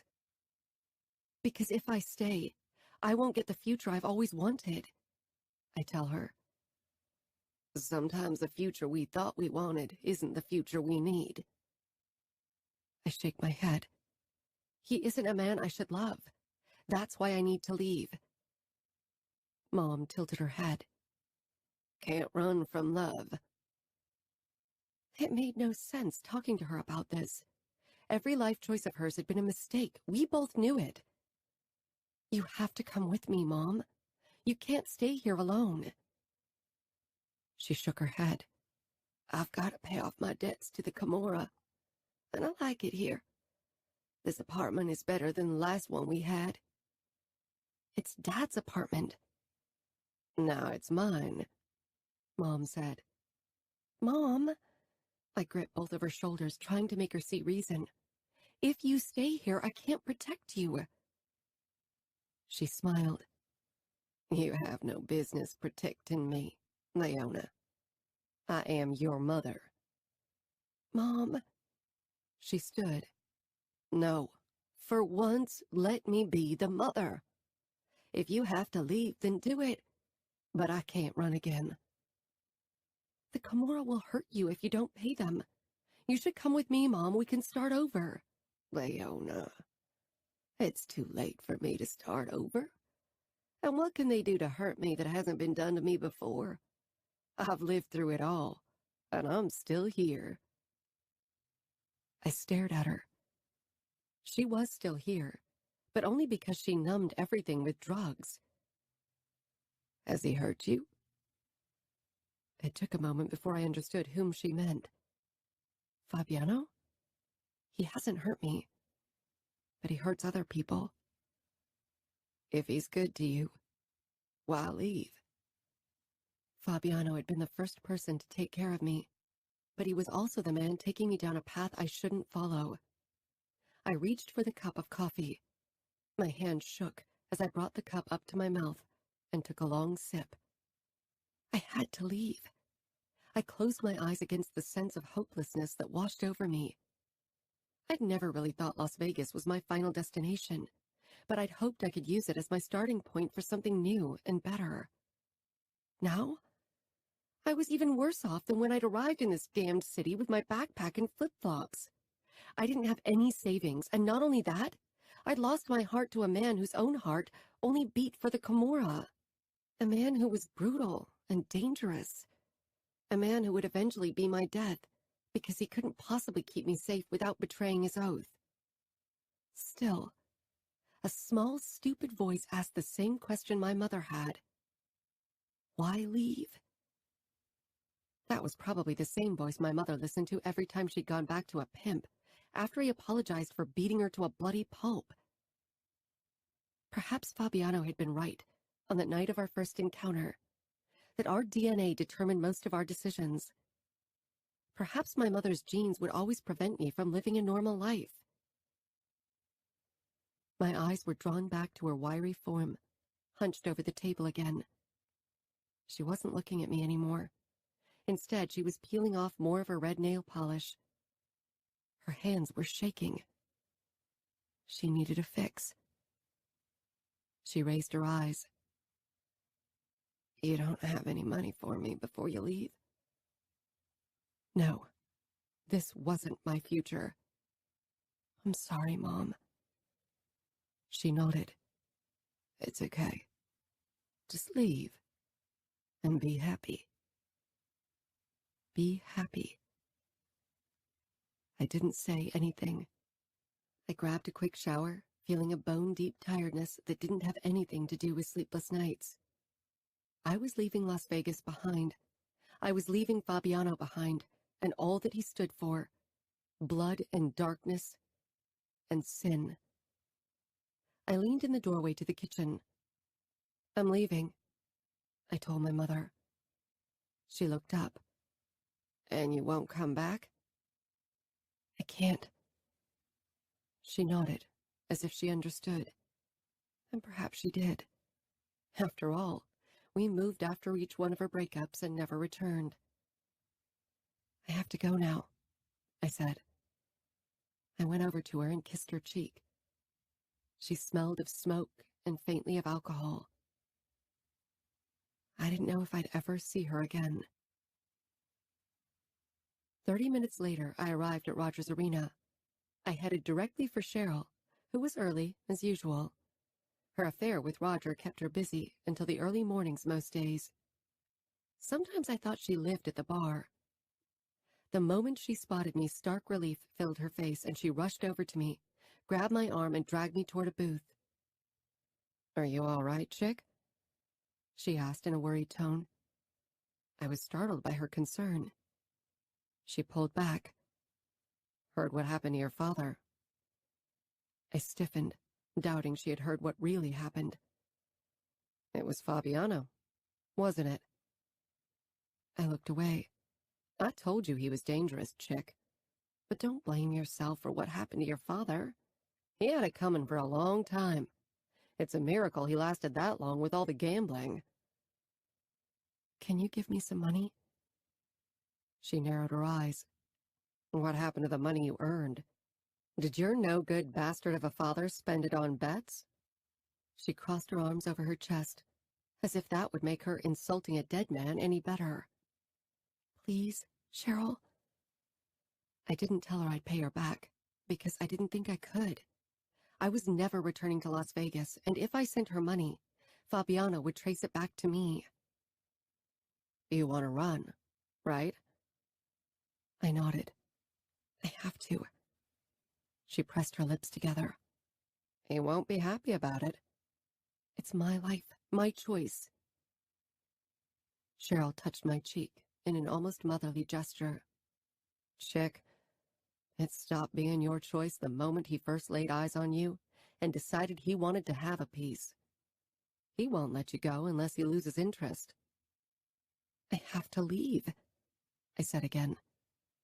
What happened to your father finally made you see what kind of man he is? She must have seen something on my face, because her expression softened. Did he hurt you, too? I bit my lip with a small shake of my head. I couldn't trust her. What happened between Fabiano and me had to remain my secret. How could I explain to her that I'd fallen for someone like him? If I give you money and he finds out? I hadn't even considered that. I pulled away and nodded. You're right. I can't drag you into this. You warned me from the start. I didn't want to listen. Now I have to deal with the consequences. She sighed and grabbed her purse, pulling out a few bills. 100 enough for you? I searched her face. Did she really want to do this? She thrust the money at me. Don't give me that puppy dog look, chick. Just take the money and run as fast as you can, and don't you dare come back. I took it hesitantly, then pulled Cheryl into a tight hug. After a moment of surprise, she squeezed me back. Can you keep an eye on my mother? I know it's a lot to ask, but I will, she said firmly, then pushed me away. Now go. I did. I turned around and didn't look back. Chapter 21. Fabiano. I'd texted Leona twice, but she didn't reply. I wanted nothing more than to go to her at once, but I couldn't disappoint Ramo again. This morning he'd acted as if everything was okay between us, but I was wary. Still, I needed to see her, needed to see if that broken look from yesterday was gone. I couldn't think about anything else. I stood up from crouching over the man on the floor. Today's your lucky day. I can't spare any more time for you, I said as I sheathed my knife. I went over to the wash basin and began cleaning my hands. It took a while before the water was clear. The man lifted his bloody face from the ground. I swear I'll pay tomorrow. I swear I'll go to my brother. I don't give a fuck where you get your money. Tomorrow we either get our money or you'll spend more quality time with my knife. He blanched. I left him in his pitiful state and jogged to my car. I tried calling Leona again, but it went directly to her voicemail. What if Ramo had changed his mind after all? I called him as I headed toward Rogers Arena. He answered after the second ring. Done? Yes, done.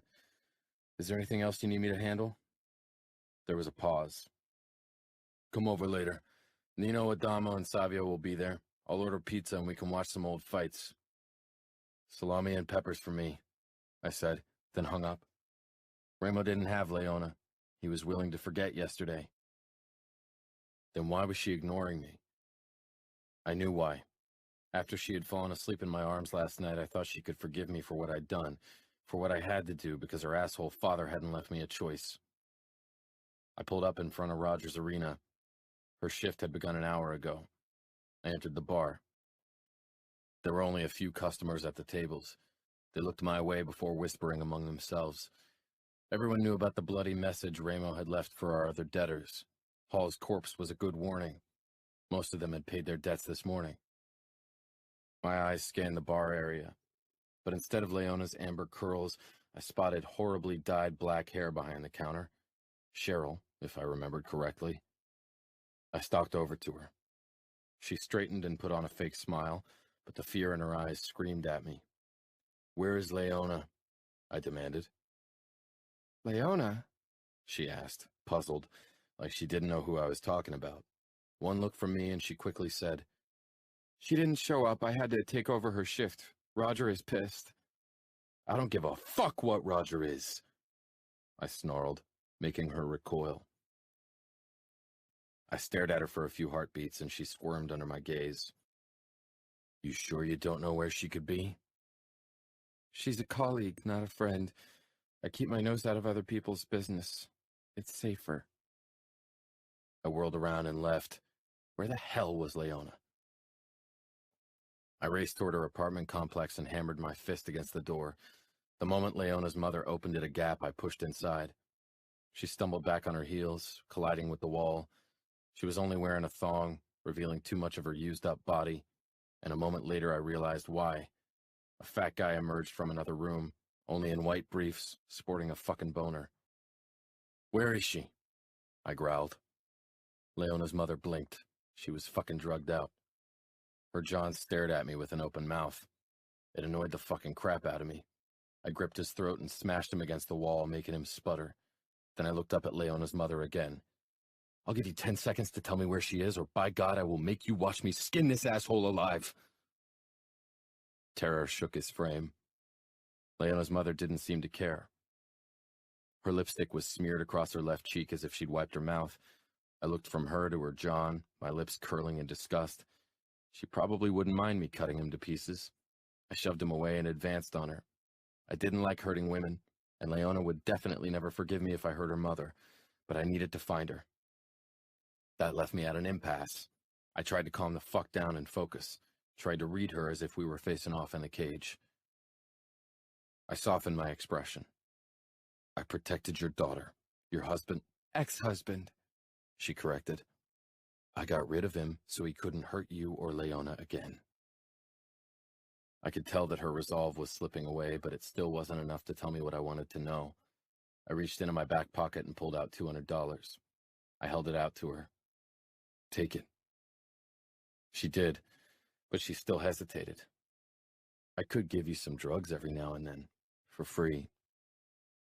Her eyes lit up, and I knew I won. Drugs won over her need to protect her daughter. She left, she said in that raspy voice. She packed her things and left about 2 hours ago. I don't know where. I didn't ask her. Are you sure you don't know? I asked in a low voice. The stupid whore barely remembers her name or how to suck a cock, her John muttered, trying to side with me to save his ass. He was trying to get back up, but I shoved him to the ground and unsheathed my knife, cold fury burning in my stomach. Did I ask for your opinion? Next time you interrupt us, I'll give you a taste of my knife. Got it? Leona's mother met my gaze. Leona went to the bus station. That's all I know. I swear. I searched her face. She was telling the truth. So will you give me meth? I will, I snapped with disgust. What do you even want with her? Leona's mother asked. She is mine, I told her. Don't hurt her. She loves you. Shock shot through me. You don't know what you're talking about. She didn't say anything, and I stormed out of the apartment. I hurried into my car and hit the gas. Was she running from me? Did she really think I'd let her? She loves you. If she did, she wouldn't run. I remembered Ramo's words after we'd killed Hall, that people always left. Leona had left too. I stopped the car at the bus station. One of the bus drivers honked because I was barring his way. When he stopped me as I got out, he quickly swerved the bus around my car and almost hit another bus. I went to the ticket office. What can I do for you? An older woman drawled in a bored voice. I slid my mobile with a photo of Leona on the screen over to her. Where did she go? The woman looked down at the screen, then shook her head. I can't tell you. Where? I repeated slowly. She raised her eyes to mine. She didn't recognize me. I pushed back my shirt and showed her the tattoo on my forearm. If she'd lived in Vegas for more than a few weeks, she knew exactly what it meant. I think she took the bus to San Francisco. It left 10 minutes ago. Are you certain? I'd hate to waste my time. I took my phone back and stashed it in my pocket. She nodded. It took me 10 more minutes to find the bus. I positioned myself in front of it and hit the brakes. The bus driver honked at me and tried to pass me on the left. I mirrored his move, so he had no choice but to come to a halt behind me. I jumped out of the car as the driver opened the bus door. He was pulling his two big trousers over his paunch as he walked down the steps, shouting, "Have you lost your fucking mind? I'm calling the police!" I ignored him and tried walking past him into the bus. His hand shot out, and he grabbed me by the arm. Then he swung his fist at me. Wrong move, buddy. I brought my forearm up, dodging his punch, then rammed my elbow into his face, hearing and feeling the bones break. He sagged to his knees with a muffled cry. Stay there. One more move and you'll never see your family again. He gave me a sideways glance, but after catching sight of my tattoo, he was too clever to act on his anger. This time he didn't stop me as I took the steps up into the bus. My eyes wandered the rows of seats until they came to rest on familiar amber curls in the second-to-last row. I ignored the staring crowd and headed toward Leona, who watched me like I was a demon risen from hell. I stopped in front of her and held my hand out. Come. I'm leaving Las Vegas, She said, but her words lacked conviction. Her blue eyes seemed to see into the deepest, darkest parts of my soul, and I knew she hated what she saw. Love. No, she couldn't love me. No, you're not. We have to talk. You are leaving the bus with me now. Hey, listen, dude, if the lady doesn't want to be with you, you have to grow a pair and accept it, said a guy who looked like he had no fucking care in the world. Some backpacker kid who looked like he came from a nice family and had had a sheltered childhood but was now out for some adventure. I could give him more than that. Some of the bravado slipped from his face. He swallowed. Leona practically jumped from her chair, gripping my arm, fingernails digging in. I averted my eyes from the backpacker and turned to her. I'm coming with you. Just let's go now, she whispered. I took her backpack from her and gestured for her to walk ahead of me. She did so without protest. Nobody else tried to stop me, especially backpacker kid. Outside, a police car had pulled up beside the bus. The police officers were standing with the bus driver, beside my car, talking into their radio set, probably checking my license. Leona paused and gave me a questioning look. You seem to be in trouble. I put my hand on her lower back, ignoring the way she shied away from my touch. She stared stubbornly ahead, not giving me a chance to read her face. I could tell that the only reason she was cooperating at all was that there were too many people around that I could potentially hurt. The police officer lowered his radio set when he noticed me. He said something to his colleague, and they gestured at the bus driver to follow them. He looked stunned as he pointed in my direction. The older police officer yanked down the man's arm and said something angrily, then nodded back toward the bus. Leona followed the scene with an incredulous expression. Even the police? She asked, horrified. I opened the car door for her. She hesitated. Las Vegas is ours. And you are mine. She sank down on the leather seat and I closed the door. After I'd thrown her backpack in the trunk, I slipped behind the steering wheel and started the engine. Where are you taking me? She asked. Home. Home? To your mother. That's your home for now, right? She frowned. I'm not going back there. I'm leaving Las Vegas. I told you you're not. Stop the car! She began shaking beside me. Stop the car! She screamed. If anyone except Ramo had taken that tone with me, they would have regretted it thoroughly. I pulled into a parking lot and shut the engine off before turning to face her. She was glaring at the windshield, and her fingers clutched her knees so hard her knuckles were turning white. You can't make me stay, she bit out. I can, and I am, I told her. I knew I should have let her leave, should have given her the chance to move on, to find a better life, but I couldn't. Haven't you done enough already? She asked in an angry whisper. I raised my eyebrows. I've never done anything to you. Do you really believe that? I found your mother for you. I saved your life. You killed my father, she hissed. Don't tell me you miss him. Your mother definitely doesn't. She paled as if I hit too close to home. You dragged me into your darkness. I didn't drag you into anything. I didn't force you to go on that first date. I didn't force you to kiss me or to let me lick and finger you. You were a willing participant, and we both know you enjoyed it. My darkness turned you on. Her eyes grew wide, but she didn't deny it. She couldn't. I leaned very close to her, relishing that sweet scent of hers. Was she making me out to be the bad guy in this? Really? Did she not realize what I was putting on the line? Ramo was going to be even more suspicious in the future. I was risking my status, and what was I getting in return? She pushed away from me. I will try to leave again and again. You can't always be there to stop me. Perhaps you should remember that your mother still owes us $4,000. She froze. Are you threatening to kill her too? No, I said.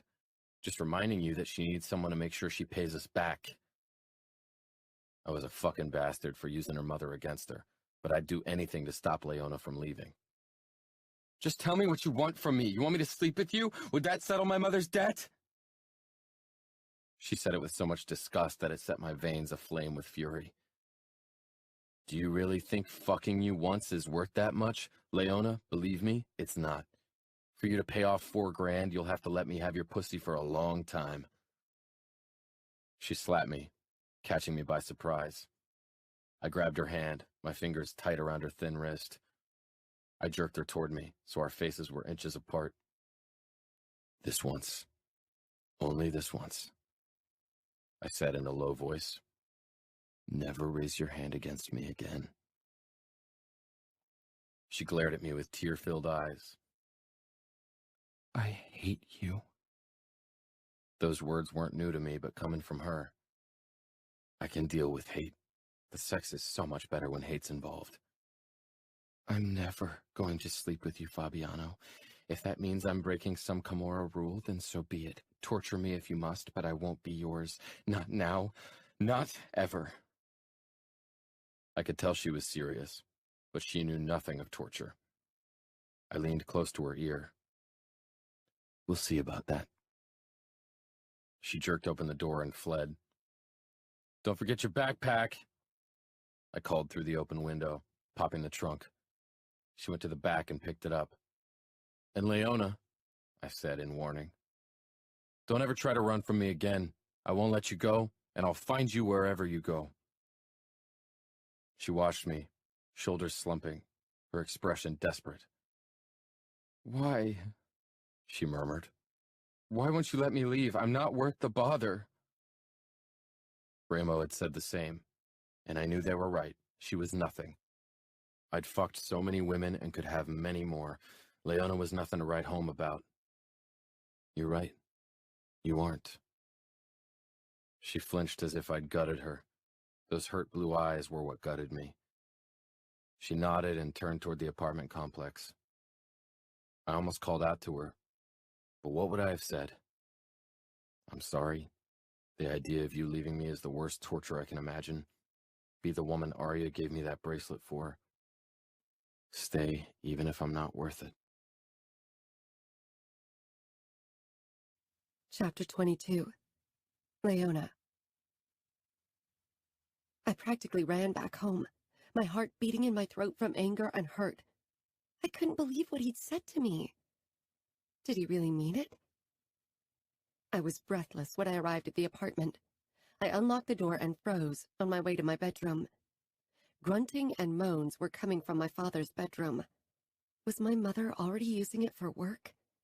He hadn't been dead for more than 24 hours, and she had moved on. I hammered against the bedroom door until she finally opened it, dressed in a bathrobe with nothing beneath it. Leona? A hairy man of 70 was sprawled on the bed, completely naked. I whirled around and stormed into the kitchen, holding onto the counter in a death grip. Tears burned my eyes. I could hear my mother shuffling behind me. Did you return because of that man? He seemed really intent on finding you. Looks like you really got under his skin, Mom said as she stopped beside me. I had a hard time ignoring her skinny nakedness. The only way to get under Fabiano's skin was with a knife. It shouldn't have come as a surprise that my mother took Fabiano's possessiveness as a sign of him caring for me. She had a habit of making that mistake with her past boyfriends. He didn't let me leave. I didn't want to return. Perhaps it's for the best. I searched her face. You told him I went to the bus station? She finally closed her bathrobe. I think he really cares about you. What did he do? Did he threaten you? She looked embarrassed. He gave you what? Money? Drugs?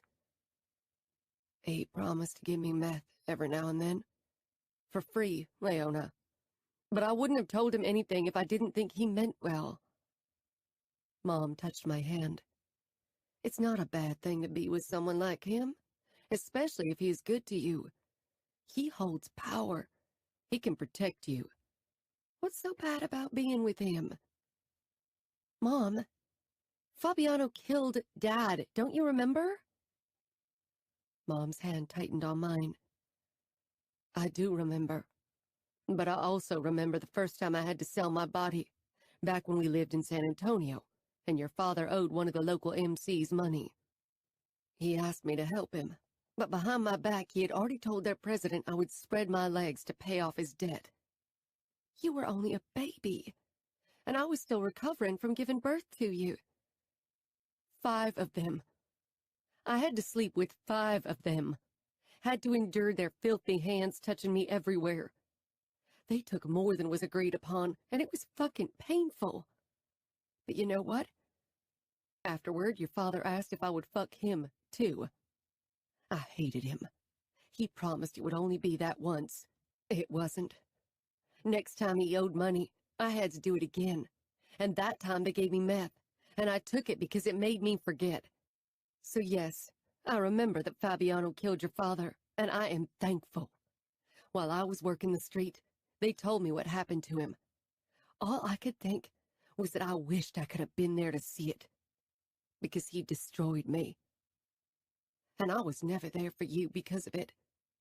I was a horrible mother. I was speechless. I just stared at her with my mouth gaping. Your father only protected himself. That's all he cared about. Saving his own ugly ass. So if you tell me that Fabiano killed someone to protect you, I'll tell you it could be worse. Would Fabiano ever make you pay off his debts with your body? No, I said with conviction. He would kill anyone who dared to touch me. Good. Hey, are you coming back? I paid you $40. My mother's John shouted. Mom sighed. I have to get back to him. I watched her scurry back into the bedroom. Slowly, I loosened my death grip on the counter. I needed to figure out a way to get the money my mother owed the Camorra, so she could stop selling her body. If I kept working in Roger's arena, I would make enough money to pay for the apartment, food, and her drugs. She'd never have to bear anyone's touch again. I didn't want to think about what she said about Fabiano. Even before her words, back when I sat in the bus, I wondered if I should really leave him, if I should give up the chance of love. But Fabiano's harsh words today had taken that decision off my chest. This wasn't about love. Not for him, at least. I pulled the rest of the money Cheryl had loaned me from my pocket. I still had $50 left. Not much. But it could turn into more. I grabbed my backpack again and headed out, glad for the silence in the bedroom. If I had to listen to my mother doing that old bastard, I'd lose it. Cheryl's face fell when I walked into the bar. She dropped what she was doing and staggered toward me, ignoring the few customers waving at her to serve them. Mel took over quickly. Cheryl gripped my arm and pulled me behind the bar. What are you doing here? Shouldn't you be gone by now? Fabiano caught me, I said quietly. I didn't need people to overhear. I could tell from the looks people were giving me that they were already talking about me because of what had happened to my father. Oh, fuck. She sighed. I told you. I know. You know, if he doesn't let you leave, maybe you need to beat him with his own weapons. Go along. Let him have fun. Give him what he wants until he doesn't want it anymore. Can't be that hard. I looked away. Or is he some kind of sadistic bastard in the bedroom, too? I didn't say anything. I knew Fabiano wouldn't appreciate me talking about these kinds of things. For some reason, I didn't want to betray his trust, and I was uncomfortable talking about it with her. Because no matter what he'd said during our last encounter, he showed a gentler side when he was with me, a side he didn't want people to know about. Sleeping with Fabiano didn't scare me for the reason Cheryl suspected. He had been a far cry from sadist in the bedroom. I'll give you your money back as soon as Roger pays me, okay? I told her. She shrugged. I don't care about the money. I wish it would have helped you. I smiled. I'd never forget she was willing to help me. Where's Griffin? Her eyebrows shot up. Don't go down that road. It's a slippery one. You saw where it got your father. She didn't have to tell me. I remembered what had happened to my father, had relived it in vivid color repeatedly. But after what Mom had told me today, I wasn't broken up over his death anymore. At least, not because he was gone. I only wished I didn't have to see Fabiano do what he'd done. I know what addiction does to people, and I have no intention of making betting a habit, believe me. Nobody ever does. She shrugged. He's in the booth, behind the cage. Thanks, I said, then made my way to Griffin. He sat with his gaze glued to his iPad while he pushed fork after fork of fries into his mouth. I sat down on the bench across from him. He looked up, then back down, muttering, I don't need anything. I'm not here to serve you, I said quickly. I pushed the $50 over to him. I want to bet against Boulder. Griffin raised one gray eyebrow and nodded. Boulder had won every fight in the last couple of weeks. He was rumored to be Fabiano's next opponent if he won tonight, and everyone was certain he would win tonight. That's 1 to 20, he said calmly. So much money. Can I bet money I don't have? You can get a credit from us and use it for your bet, Griffin said, then pointed at my wrist. Or you could put that down for a bet. I'd give you 500. It's worth much more, I muttered. He shrugged. Then sell it somewhere else. I fingered the delicate gold chain. It's not for sale. Stupid, stupid, stupid. For some silly reason, I didn't have the heart to sell Fabiano's gift. Just give me 200 as a credit. Indebting myself to the Camorra. What a day. If Boulder lost tonight, then Mom would be free, and Fabiano wouldn't be able to hold her debt against me anymore. Fabiano. I had to look a second time, unable to believe my eyes. Leona was handing over money to Griffin, our bookie. I'd only come to Roger's arena to see if Leona had already returned to work and to watch Boulder's fight. I stalked toward them. What's going on here? Griffin nodded a greeting at me. Earning money like I'm supposed to. Leona gave me an indignant look. How much did she bet? 50 in cash and 200 in advance against Boulder. I shot her a look. Boulder was one of the best. He came directly after me and the Falcone brothers. He wouldn't lose his fight. She's not betting, I ordered. Griffin hesitated with his fingers against his iPad, finally looking up to me. A frown knitted his gray brows together. I am, Leona interrupted. My money is as good as anyone's. People were starting to stare. I grabbed her by the arm and pulled her up from the leather booth, away from Griffin. Does that mean the bet is still on? He shouted. That was why Ramo liked him. He was always focused on the job at hand, never one to be distracted. Yes, Leona shouted in reply. I dragged her toward the back and then downstairs into the storage room, seething. Only when the door shut behind us did I let go of her. Have you lost your fucking mind? I need to pay my mother's debts off, remember? She muttered. I staggered toward her, backing her into the wall. She was driving me insane. And you think you can do that by making new debts? Boulder is going to win, and you'll lose not only the 50 you handed over, but you'll be indebted with 200 more. I don't think you have that, and soon it'll be twice as much. She gave me a so what look. I know what it means to be indebted to the Camorra. For the first time, she rolled the R's the same way I did. I saw what it means to be indebted to your capo. I pressed my palms against the wall beside her head, glaring down at her. You have seen what it means to be indebted to Ramo, but you have never felt what it means to be indebted to us. There's a world of difference between those two scenarios. She smiled joylessly. No, it was so wrong on her freckled face. These fake smiles were for others to have, not for her. And who's going to make me feel what it means? Who's going to remind me of my debts? Who's Falcone going to send to do his dirty work? Who will he send to break my fingers or take me back to that basement? I didn't say anything. Who will be the one to make me bleed and beg, Fabiano? Who? She shook her head, looking crushed. You are his enforcer, his bloody hand. You are the one I have to fear, right? She straightened her spine and reached for the knife in my chest holster. I let her do it. She held my gaze as she pulled it out. Who's going to pierce my skin with this knife? Who's going to draw my blood with this blade? She pressed the tip of the knife against my chest. Who? The word was a mere whisper. I leaned closer, even as the blade cut through my shirt and skin. Leona drew it back, but I moved even closer.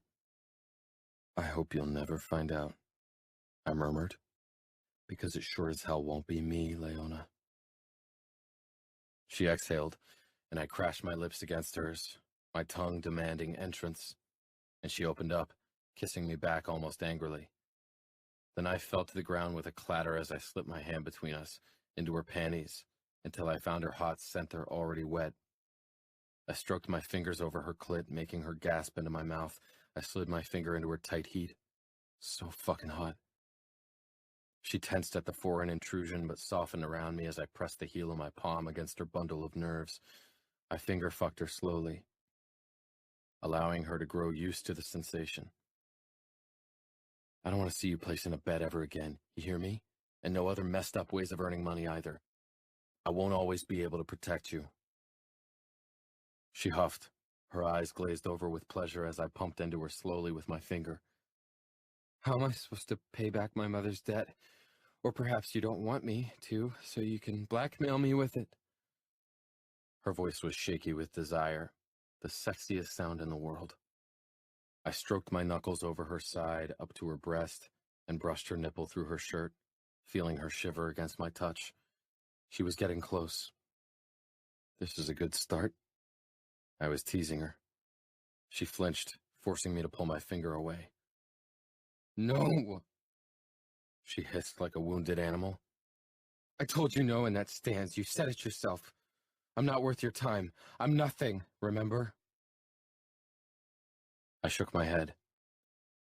You aren't nothing. If she were, Ramo wouldn't be breathing down my neck. What am I then, Fabiano?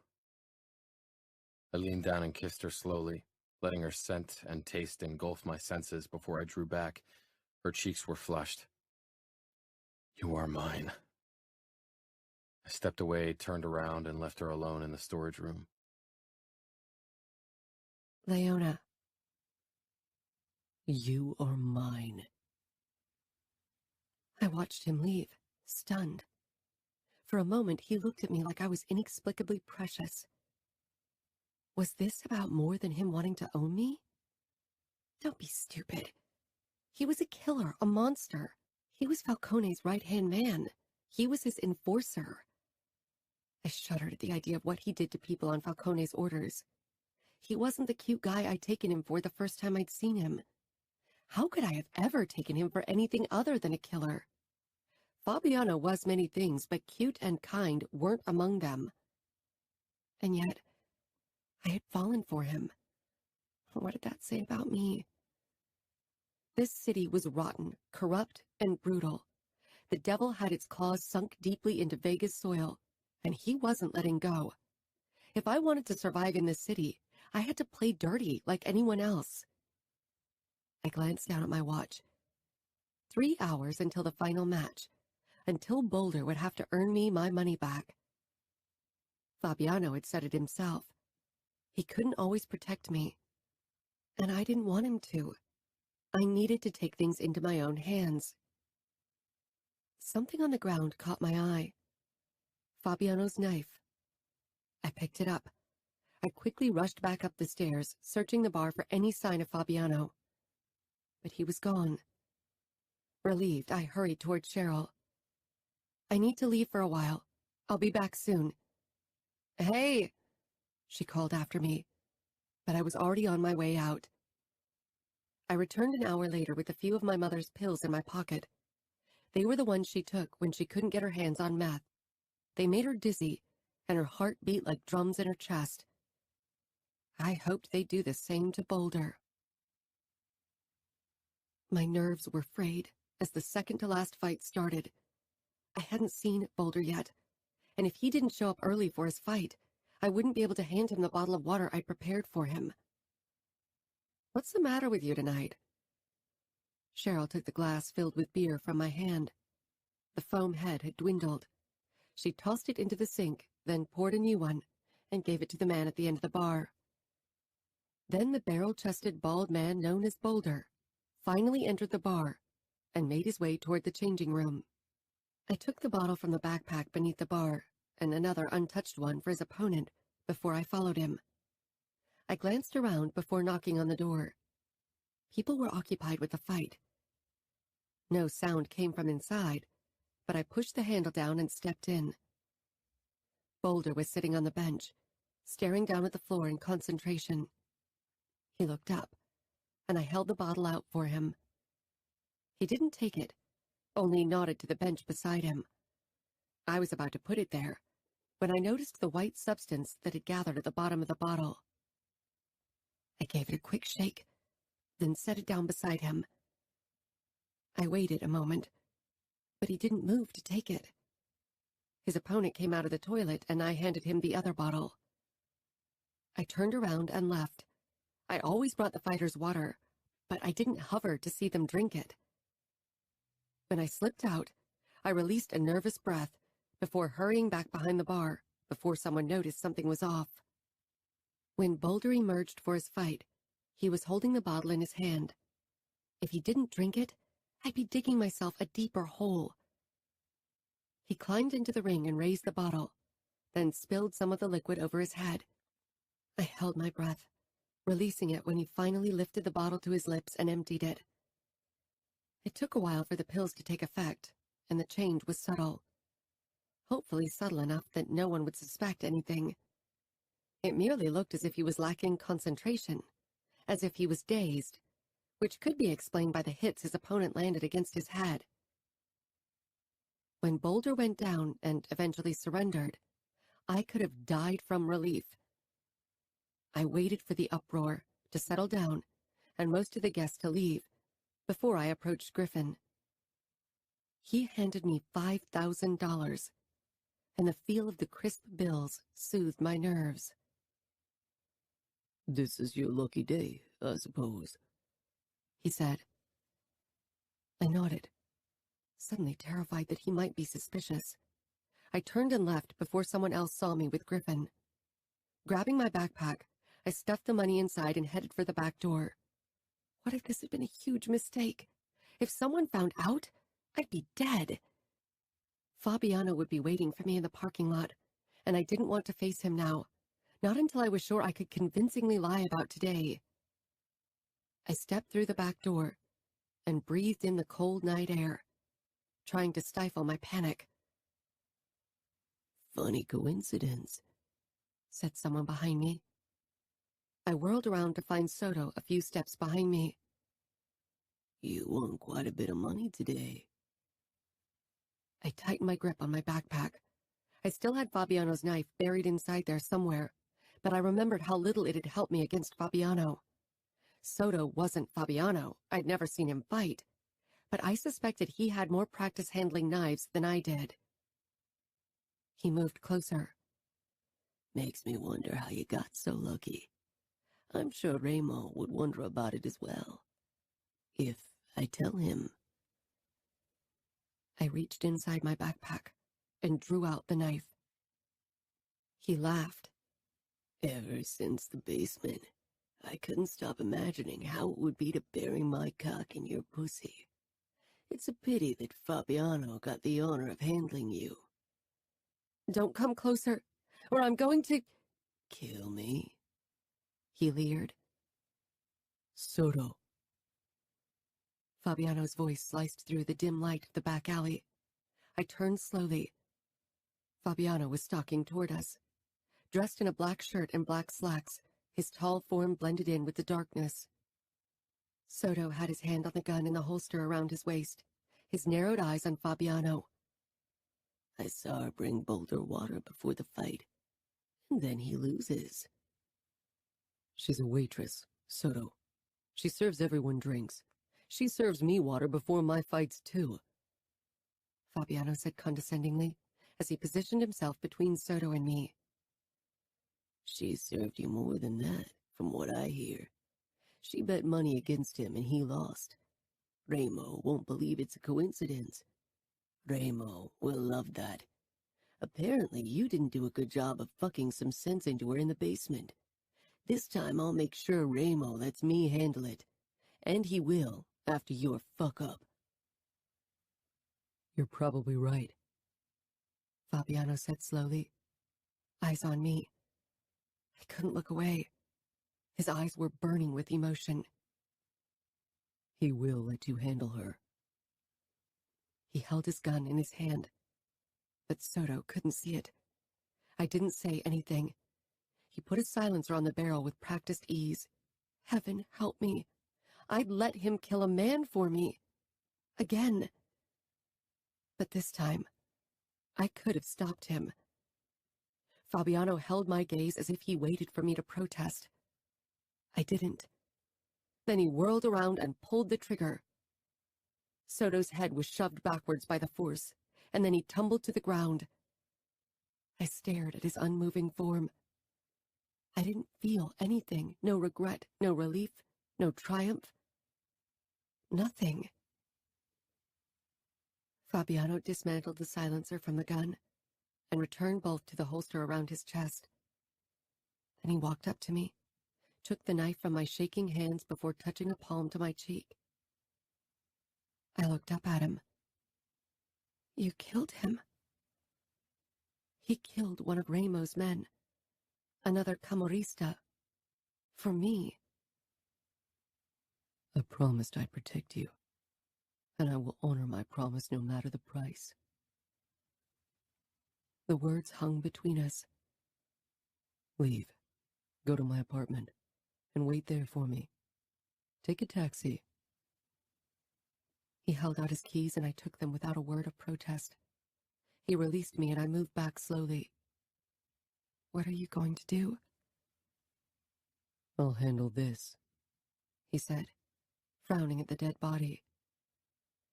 I swallowed, turning on my heel and heading toward the main road to catch a cab. I had to trust in Fabiano to handle this, to get us out of the mess I'd caused. It felt strange entering his apartment without him.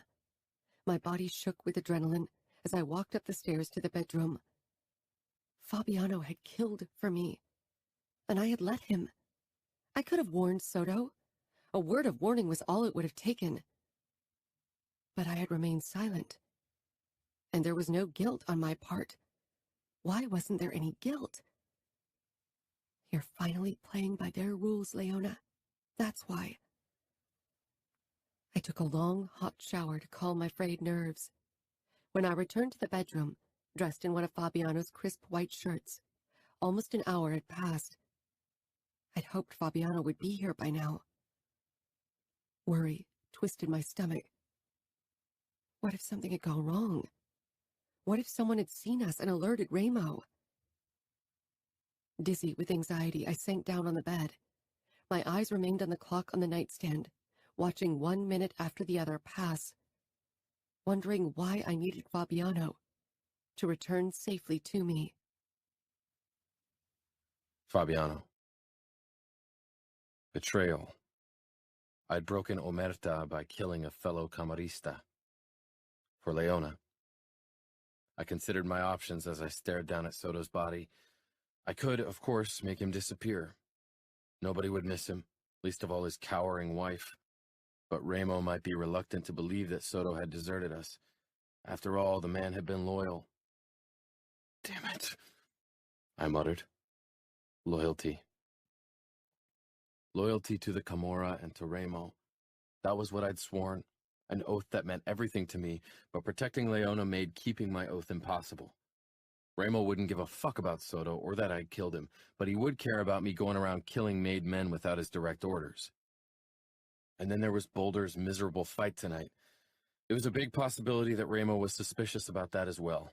God, Leona, why did she have to bet money? Why did she have to meddle with things she had no clue about? Because I'd backed her in a corner and cornered dogs tried to bite. Fuck. I could try to blame Boulder's failure on Soto. Tell Ramo he had drugged the man and that I had killed him because of it. But Soto had no interest in changing the outcome of the fight. He hadn't placed a bet. No, Camarista never did if they knew what was good for them. But Leona had, and Griffin would tell Ramo if he asked. I grabbed Soto and dragged him toward my car. The parking lot was deserted, but if I wasted more time standing around looking for a solution to the mess I was in, that might change. I put Soto's body in my trunk and drove off, out of the city and into the desert. I had a shovel in my trunk, next to the spare tire. When I found a promising spot, I parked the car, took the shovel from the trunk, and shoved it violently into the dry ground. It would take me hours to dig deep enough to hide the body, and all that hard work might be for nothing in the end. I was covered in dirt and sweat when I finally unlocked my apartment door with my spare key. It was quiet inside. I closed the door and headed for the liquor cabinet. I didn't bother with a glass. Instead, I took a long swig of whiskey from the bottle. The burn of the alcohol cleared the fog of exhaustion. Leona appeared at the top of the stairs, backlit by the soft glow from the bedroom. She was dressed in one of my shirts. She looked small in it, vulnerable. Fabiano? Is that you? She asked hesitantly. I took another swig, then set the bottle down on the counter and moved toward the stairs, taking them one after the other. Leona's eyes took in my rumpled appearance. I was worried, she said as I stopped 2 steps below her, putting us on eye level. It takes a while to bury a body in dry desert soil, I said, my voice raspy from the whiskey. She nodded as if she knew what I was talking about. I'm sorry. So am I ground out. Her mouth parted. You are? For making you think you had no choice but to do something that foolish. For making you think you couldn't come to me to ask for help. Not for killing your father. I would do it again if it meant protecting you. She averted her gaze, her chest heaving. You look like you could use a shower. I smiled wryly. I could use a lot of things right now. She tilted her head toward me, searching my eyes, but she didn't say anything. I walked past her into the bedroom and continued into the bathroom. I got out of my clothes. They were covered in dust and Soto's blood. I'd have to burn them tomorrow. Not that it would matter. I stepped into the shower. Leona stood in the doorway, watching me. I kept my eyes on her as hot water rained down on me. I liked the sight of her in my shirt, but I would have preferred her naked. Tonight, everything had changed. I had made a choice, and I had chosen Leona, over the Camorra, over Ramo. What had happened in the basement was something Ramo had been able to overlook, but today, me killing one of his men to protect a woman? No. That was something he'd never forgive or comprehend. Ramo wasn't the forgiving type. I wouldn't forgive me if I were him. I shut the water off. Leona picked up a towel and handed it to me. Her eyes moved down my body and back up to my face. I wanted her. I needed some small sign that I had chosen right. Fuck. I dried myself off half-heartedly and let the towel drop to the ground. Leona didn't move as I advanced on her, gripped her hips and lowered my mouth to hers for a hard kiss. My fingers tightened on her waist when she kissed me back. I began guiding her backwards, out of the bathroom and toward my bed. She didn't resist. Her legs hit the bed frame, and she fell backwards. My shirt rode up her thighs, revealing that she wasn't wearing panties. I breathed out harshly. My cock was already hard. I wanted to be inside her. She must have seen it too, but there was only need in her eyes, not fear. I climbed on the bed and moved between her legs, pushing them apart and lowering my body on top of hers. She sucked in a tense breath, but didn't push me away or protest. I kissed her again, my tongue tasting her mouth. My cock was pressed up against her inner thigh. A small shift of my hips and I'd be buried in her tight heat. Leona brought her hand up, the one with the bracelet, and raked her fingers through my wet hair, water dripping down onto our faces. I pulled back a couple of inches. Why didn't you pawn it for your bet? She followed my gaze. I couldn't do it, because you gave it to me. Fuck, the look in her eyes. I thought you hated me. That's what she said. I was trying to, but... She trailed off. You saved me again. You were the only one who cares enough to risk anything at all for me. It's pathetic, but there's only you. I couldn't say anything in response to her emotional words. Nothing would have done them justice. I want you. I rasped into her ear, then added in an even lower voice, I need you. Her eyes searched mine. She couldn't stop looking for something even after everything that had happened. She lifted her hips slightly, making the tip of my cock slide over her slick folds. I hissed in response to the silent invitation. It was too enticing to take her right now.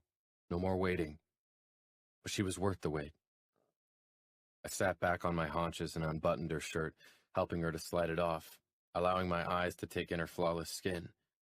I was tired and still riled up. My control was at its limit, but I forced myself to lower my mouth to her pussy. Surprise flashed across her face, and her lips parted in a soft moan as I dipped my tongue between her folds. After a few strokes along her heated flesh, I closed my lips around her clit. I was too impatient for the slow approach. She rewarded me with a gasp and opened her legs even wider. My mouth on her bundle of nerves quickly had her panting and slick with arousal. I pushed a finger into her, fucking loving the way her walls clamped around me. I couldn't wait for them to do that to my cock.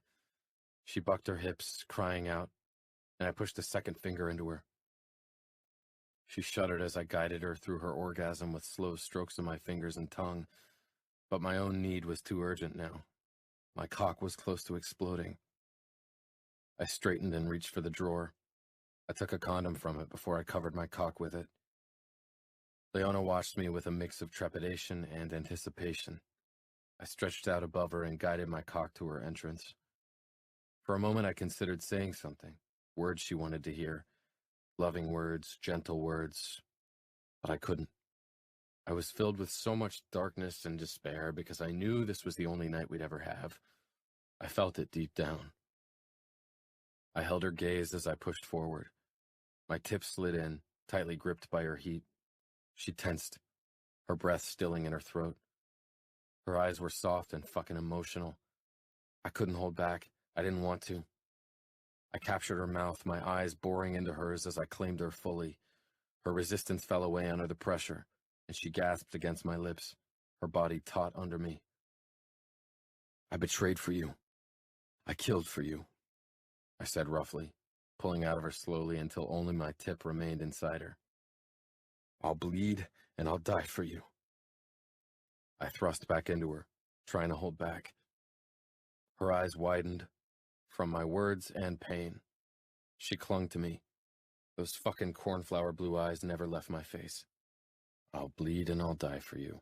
It wasn't a promise, not a sappy declaration of my feelings. It was a prediction. I pushed deeper and harder with every thrust, and she held on to me, eyes intent on mine. And I claimed her with every thrust, trying to convince myself that this was worth it, that Leona was worth the trouble I was willing to take on for her, that she was worth dying for. Because Ramo would kill me. She sucked in her breath a few times. I knew I needed to be more careful, to go slower, but I couldn't stop. It felt like our time was falling through my fingers, and I needed to make every moment count. She made me betray Ramo, something I'd never considered before. She made me break my oath of putting the Camorra first. Was she worth it? As our sweat-covered bodies moved against each other, as her tightness squeezed down on me, as her eyes clung onto mine with trust and something stronger and more dangerous, I decided she was worth it.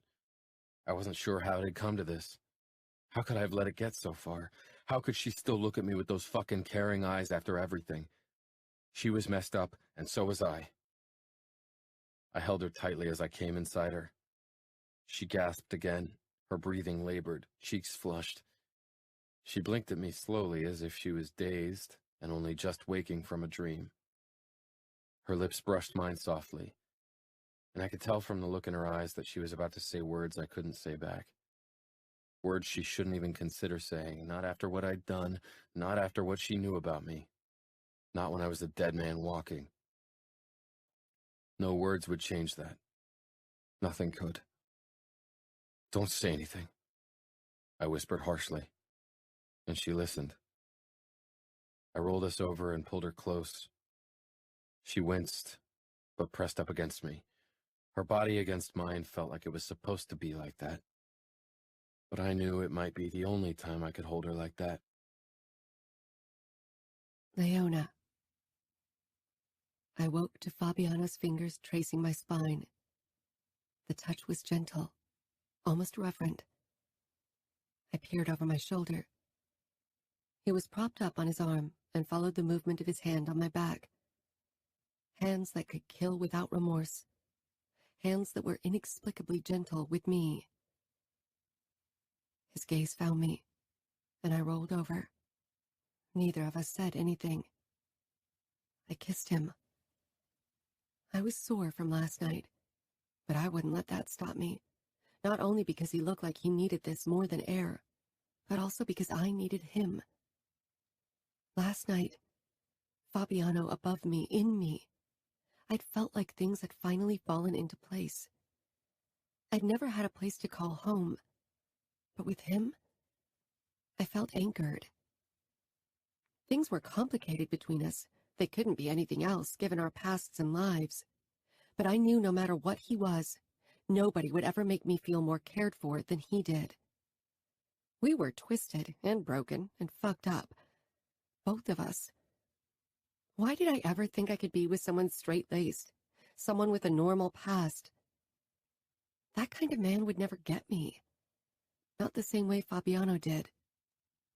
Reaching for his neck, I pulled him toward me. He didn't resist. Our lips glided over each other as he reached between us and found my opening to test my readiness. He shifted, and his tip pressed against me. My fingers tightened on his neck as he claimed me with a slow push. My walls quivered in a mix of pain and pleasure. I exhaled sharply. He moved slowly, gently. Last night had been despair and possessiveness, and perhaps even fear and anger. This was different. It felt like love-making. In a twisted way. Perhaps twisted was all I'd ever get. His mouth found mine as his chest rubbed over my breasts. I moaned as he hit a spot deep within and lifted my butt, needing more. His fingers slipped between my legs, finding my bundle of nerves, and began their soft play. I gasped against his lips, and his tongue slipped in, meeting mine for a slow dance. My toes curled and my fingers scratched over the bedsheet as he sped up. Sparks of pleasure traveled from my core into every nerve ending. I cried out, my hips bucking, and Fabiano pushed hard into me as he too lost control. We gasped, shaking against each other. Too many sensations, too many feelings. For a moment, he didn't move, his hot mouth against my throat. Then he rolled over and pulled me with him, so my cheek rested against his chest. It was almost as if he was trying to hide his face from me. Our breathing was ragged. "My sister gave it to me," he said. His words dragged me back to reality. I followed his gaze toward the bracelet dangling around my wrist. I twisted my head to catch a glimpse at his expression. He tightened his hold so I couldn't move. Your sister? Aria, my oldest sister. Last time I saw her, she gave it to me. That his sister had given it to him made it somehow even more precious. I Liliana? No, He said quietly. just shortly before I met you. I was on a mission in New York. He fell silent. He didn't want to talk about the mission, and I wouldn't push. So she gave it to you so you'd remember her? He laughed, a raw sound. She gave it to me, so I would give it to someone who would help me remember the brother she used to know. So you weren't always like this? It was a stupid thing to say. Nobody was born a killer. They were turned into one by society and their upbringing. He finally allowed me to lift my face. There was a strange smile on his face. Like this? You know, I said quietly, because what else was there to say? He knew what he was. I know, He murmured. that's all I'll ever be. You know that, right? Part of me wanted to contradict him, but I couldn't. I know, I said, and he smiled wryly. I gave the bracelet to you because I wanted it gone. It annoyed the crap out of me that my sister was trying to manipulate me somehow. But I think she got it right, in the end. I wondered what he meant by that. But his phone rang. We both looked toward the nightstand, and my heart skipped a beat when I saw the caller ID. Fabiano. I glanced down at the screen. Ramo. I untangled myself from Leona and reached for my mobile. Leona's eyes pleaded with me to ignore the call, but I needed to find out if Ramo was on our trail. I picked up. What's up? I need you to kill Adamo for me, he muttered. I sat up, shocked. Leona threw me a worried look. I shook my head, trying to show her that we weren't in trouble, yet. What do you mean? I asked carefully. He couldn't possibly be serious. Adamo was a pain in the ass, but how could he be any other way? He was only 13 and had only been 5 when his father had been killed.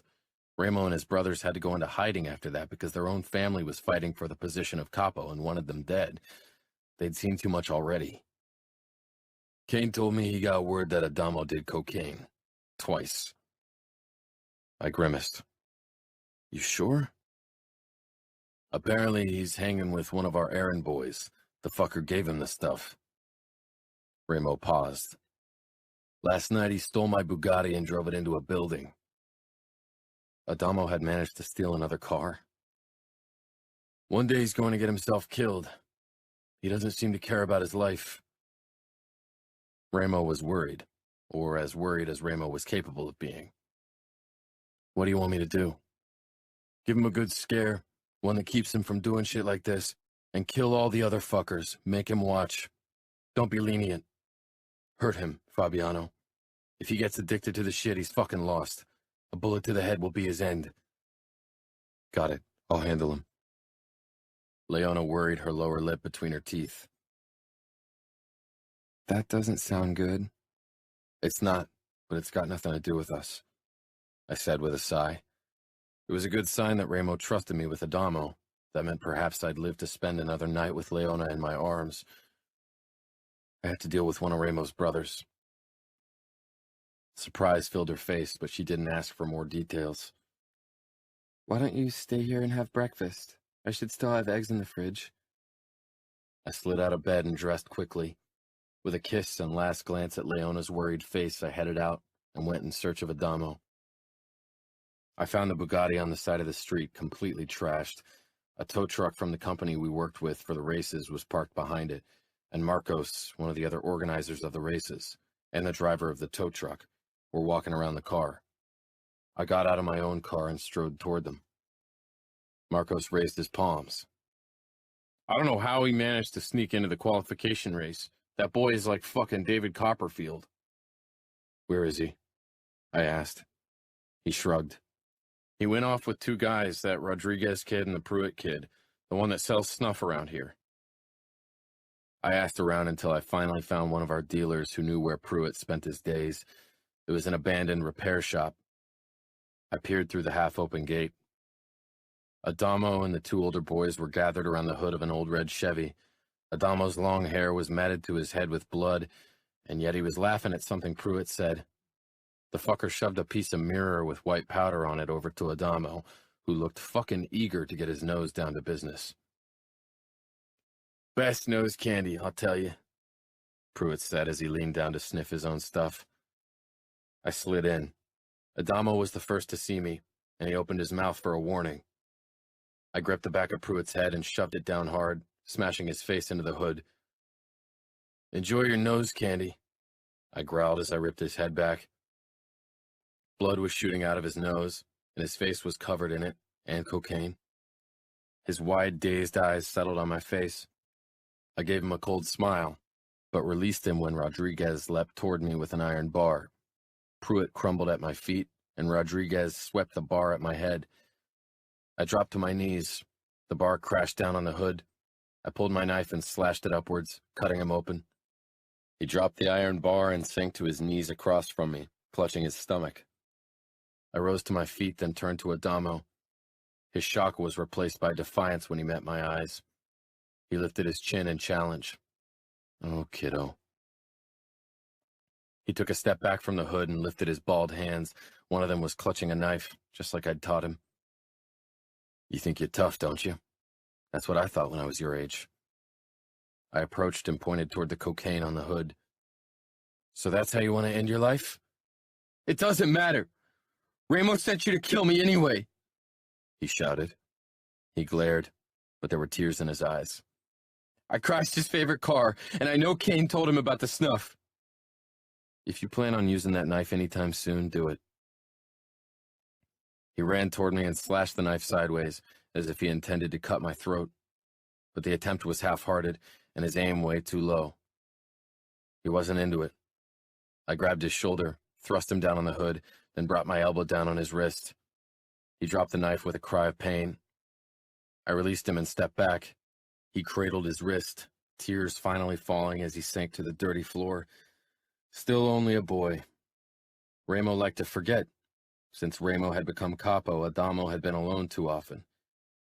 Don't raise a knife against me again unless it's for training or you really mean to kill, I told him. Just do it, he muttered, but there was fear in his voice. I crouched in front of him. Do what? Kill me. Ramo doesn't want you dead, Adamo, and I think you know that. And you know I won't kill you. If all this shit is your way to get his attention, it's not working the way you want it to. You're only pissing him off. He's always pissed off since he's become capo, Adamo said quietly. Perhaps he needs to get laid more often. I laughed because he was too young to pull it off. You're the one who needs to get laid, but if you keep this shit up, you'll die a virgin. He flushed and looked away. I'm sure Ramo can ask a few pretty girls to take care of it for you. No, he said fiercely. I don't like those girls. I straightened and held out my hand for him to take. Easy, Tiger. He took my hand after a moment of hesitation, and I pulled him to his feet. He moaned in pain and cradled his wrist again. I'll take you to Nino. He'll set it for you. Nino, being the fucking genius that he was, knew more about medicine than most doctors. Come on, I told Adamo. He swayed slightly. Whether from the wound on his head from the car crash or because of the pain in his wrist, I couldn't say. I gripped his arm and steadied him. He only reached my shoulders, so it was no trouble keeping him upright. Pruitt was crawling away, off to another door. I pulled my gun out of my holster and put a bullet through his head. Adamo winced beside me. You didn't have to do that. You're right. I could have taken him to Ramo. We both knew how that would have ended. Adamo didn't say any more as I led him toward my car and helped him into the passenger seat. They were my friends, he muttered when I started the car. Friends wouldn't have given you cocaine. We sell the stuff. Every junkie in Vegas is a customer of the Camorra. Yes, and because we know what it does to people, we don't take the shit. Adamo rolled his eyes before he leaned his head against the window, smearing it with blood. What's with you and that girl? I jerked. What are you talking about? The one with the freckles. I narrowed my eyes in warning. Adamo gave me a triumphant smile. You like her. Careful, I warned. He shrugged. I won't tell Ramo. At least she has her own free will. The girls Ramo always brings home kiss the ground he walks on because they fear him. It's disgusting. Adamo, you're a kid. You need to grow up and learn when to keep your fucking mouth shut. Ramo is your brother, but he is still Ramo. Adamo did keep his mouth shut when we walked into the Falcone mansion. Ramo, Savio, and Nino were sitting on the couches in the living room. Savio got up with a grin and punched his brother's shoulder. You're screwed. Then he sauntered off. 16 and almost as intolerable as Adamo most days. Nino, on the other hand, he looked almost bored, but that didn't mean he wouldn't be able to recite every fucking word tomorrow. Ramo gave me a nod. Perhaps Ramo hadn't lost his trust in me. Perhaps things would turn out okay after all. Ramo turned to his brother. Broken wrist? Adamo glared at the ground. I let go of him and took a step back. That was between Ramo and him. Ramo pushed off the couch and came toward Adamo. You won't take drugs again. No cocaine, heroin, grass, crack, you name it. Next time I won't send Fabiano. Next time I will deal with you. If anyone ever killed one of his brothers, it would be Ramo. Adamo raised his head, the same fucking challenge back in his eyes. I wanted to slap him. Like you dealt with our mother? Ramo's face hardened. Nino slowly rose from the couch. You shouldn't speak of things you don't understand. Because nobody explains them to me. Adamo hissed. I'm sick of you treating me like a stupid child. Nino positioned himself between Adamo and Ramo, who still hadn't said anything. Then stop acting like one. He gripped Adamo's arm and pulled him along. Let me treat your wounds. Ramo hadn't moved yet.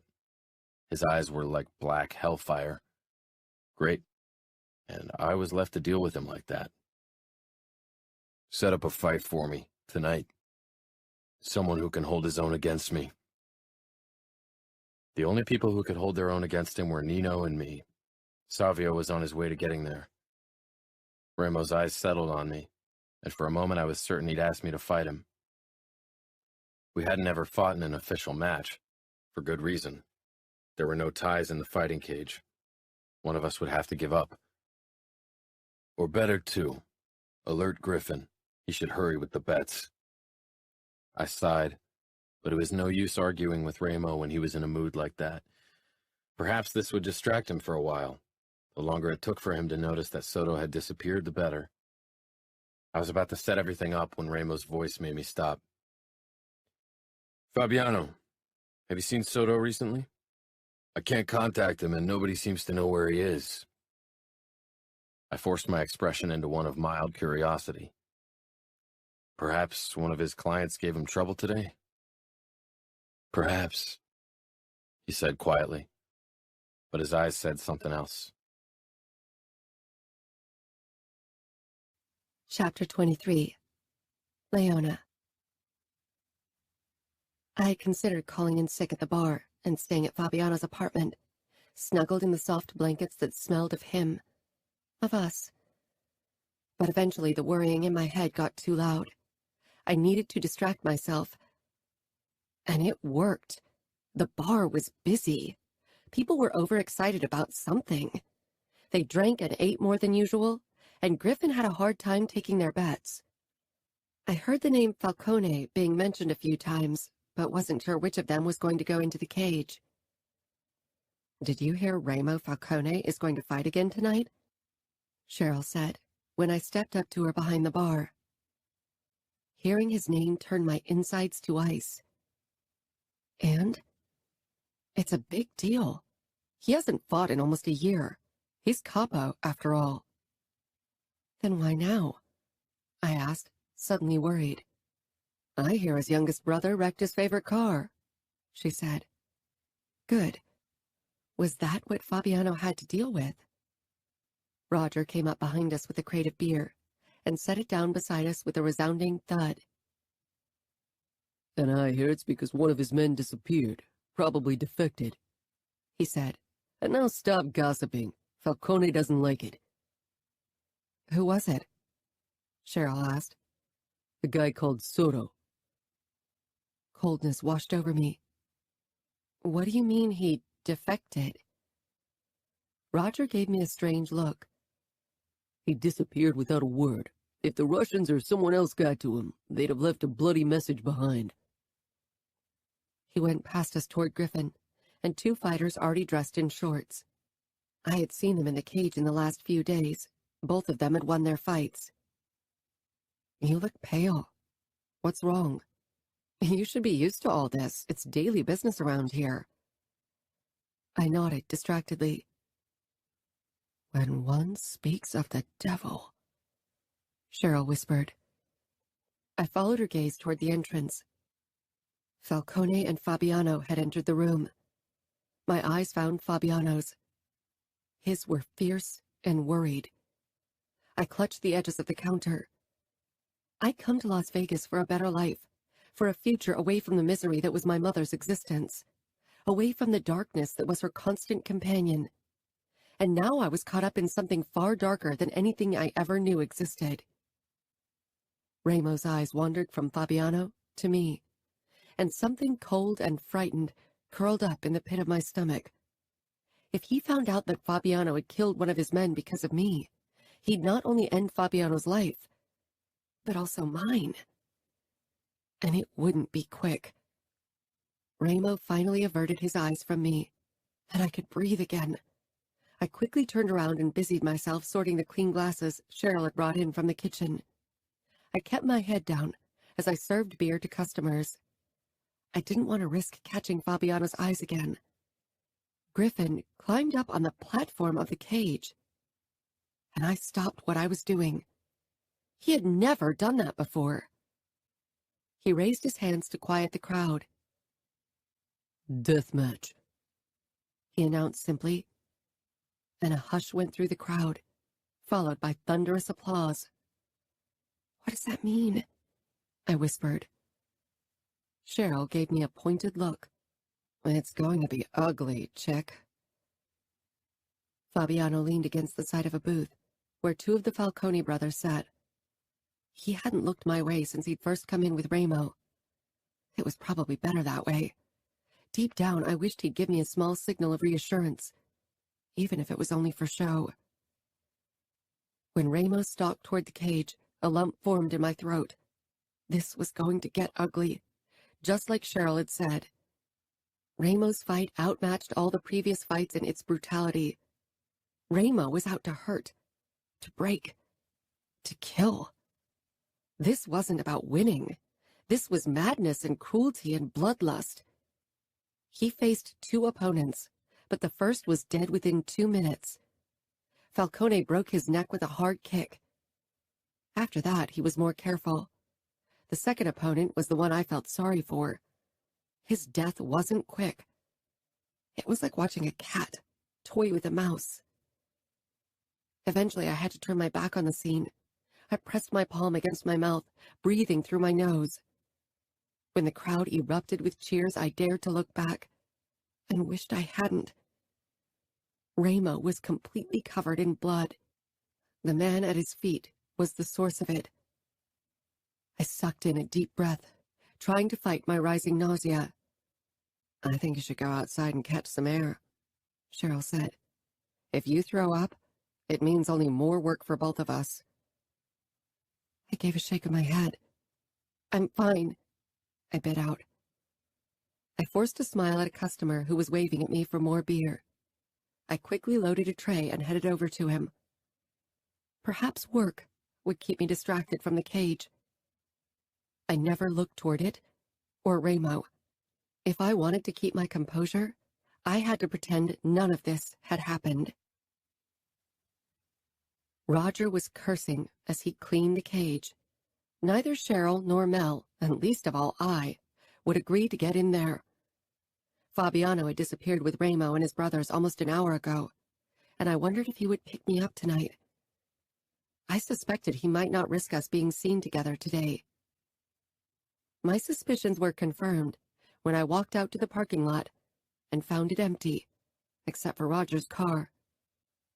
I hesitated. Should I wait for him? What if Ramo required his presence? Fabiano couldn't risk anything right now. Lifting my backpack on my shoulder, I decided to head home. I wrapped my arms around myself for warmth. I wasn't sure if my teeth were chattering because I was cold, or because of what I had witnessed. I still had the money I won from my bet against Boulder in the backpack. I hadn't found time to give it to my mother yet. I wanted to get rid of the money as quickly as possible. A new wave of panic washed over me. We needed to leave Las Vegas before Ramo found out. And when did I become a we? When I watched Fabiano commit the ultimate sin for me? He'd done it before, but this time I let him. The familiar purr of an engine caught my attention. I stopped and turned to see Fabiano's Mercedes driving down the street toward me. Of course, he would make sure I was safe. I got in when he stopped beside me. He hit the gas and did a U-turn, taking us back to his apartment. After what had happened in the last 24 hours, it was difficult to form the right words, or any words, really. Fabiano didn't speak either. He was tense, his fingers clutching the wheel, eyes glaring out into the darkness. Does he know? Is that why he went berserk today? That wasn't Ramo going berserk. Trust me. That was him trying not to go berserk. So much blood, and the sick excitement in Ramo's eyes when he broke the neck of the first man. And then what came after? If that wasn't going berserk, I didn't know what was. Fabiano? I began, but he shook his head. At home. I need to think.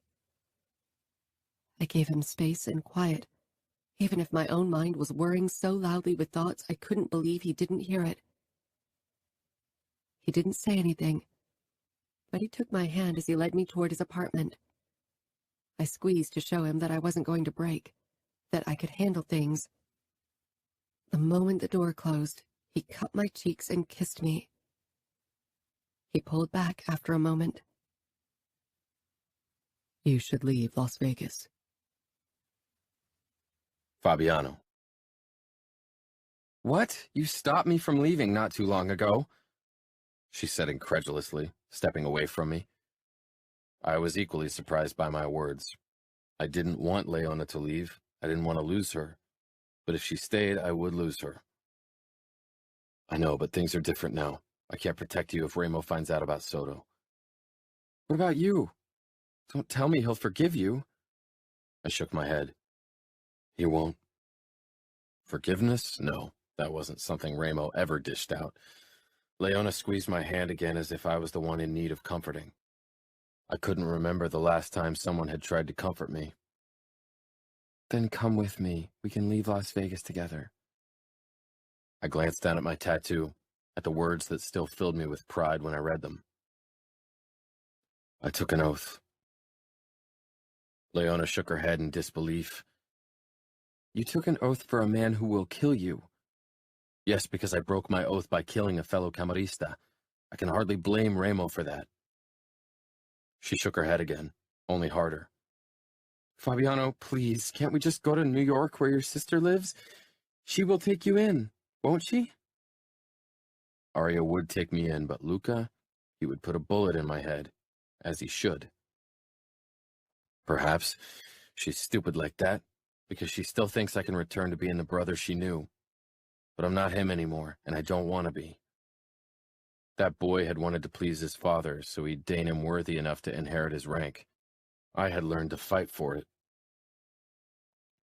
She'll learn to accept the person you are now. I doubt it. Why? I do. Her eyes had become soft, and something in my chest tightened. Sometimes you actually remind me of Arya with your stubborn insistence of taking care of your mother, even if she doesn't deserve it. That's because I love her. I can't help it. Then maybe love isn't the right choice for you. She regarded me with a strange expression, one I couldn't place. Yes, very likely. My mother always loved the wrong people and things. I guess I got that from her. She didn't say anything for a while, and I wasn't sure what to say. I cleared my throat. I won't leave Las Vegas, or the Camorra, or Remo and his brothers. I'll risk his wrath, but I'll keep my oath. Why does this mean so much to you? I don't get it. Her fingers clutched my shirt. Explain it to me. Why would you risk so much for them? My sisters and I, we were a unit. We stuck together against our father and our mother. I thought it would always be like that. I was just a boy. Then, one after the other left, until I was left in a huge house with my choleric father and his child bride. They thought I could handle myself, but back then I was still weak. And when my father decided he didn't need me anymore, I was lost. I didn't want to run to New York with my tail between my legs like a fucking failure and beg Luca to take me in. He would have done so only because of Arya. I ran my hand down Leona's throat and shoulder, relishing in the softness of her skin. I could tell she was trying to follow my words, but for her, my world, the Mafia, was foreign. If you didn't grow up like me or my sisters, you wouldn't understand exactly what it meant to be born into our world. I would have died without Remo. I was incapable of taking care of myself, of fighting, of pretty much anything. But Remo knew how to survive, and he taught me. He took me in like I was another one of his brothers. Remo is a cruel fucker, but over all the years he fought to claim Las Vegas, and in the years that followed, he kept his brothers close. They were more of a burden than help in the beginning, especially Savio and Adamo, who were too young. He could have controlled Las Vegas sooner, but he stayed in hiding to keep them safe. He protected them and me. I don't always know what's going on in his twisted mind, but he's loyal and a good brother. I could tell that she didn't believe it, and from what she'd seen of Remo, her disbelief was understandable. So you'll leave Las Vegas and take your mother with you, if you must, and move to the East Coast. Remo won't risk an attack on Luca's territory right now. I lifted her arm with the bracelet. And if you don't know what to do, if you need help, then go to New York, to a club called The Sphere, and show them your bracelet. Tell them Arya will recognize it, and tell Arya that you are the one. The one? She asked with a frown. Arya will understand. Chapter 24. Leona. I washed a few glasses that nobody had taken care of last night. This morning I'd finally given Mom the money I won. I hoped she'd use it to pay her debt. I warned her to not pay everything at once, so it wouldn't raise eyebrows. She'd probably spend most of it on a supply of drugs anyway. Cheryl was rolling cigarettes beside me. When things got busy later, she would hardly find the time. Her fingertips had a slight yellow tinge. She'd been smoking a lot in the last few days. Considering my frayed nerves, I wished I had something to calm them. She hadn't asked me about Fabiano in a while, and I knew better than to offer my information to her. It was too complicated to involve more people. The door swung open. "We're closed," she shouted, without even looking up. My eyes slid over to the entrance and my hands stilled. Nino Falcone and one of his younger brothers entered. Cheryl followed my gaze and set down her cigarettes. Her eyes darted to me. They came over to us. They didn't hurry, and seemed almost relaxed as if this were a friendly visit. But Nino's cold gray eyes settled on me, and I just knew that they were here for me.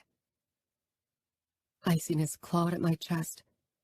I quickly dried my hands, my right hand reaching for the mobile I'd put down on the counter beside me. I needed to tell Fabiano about this. Perhaps he could at least escape. But I knew he wouldn't.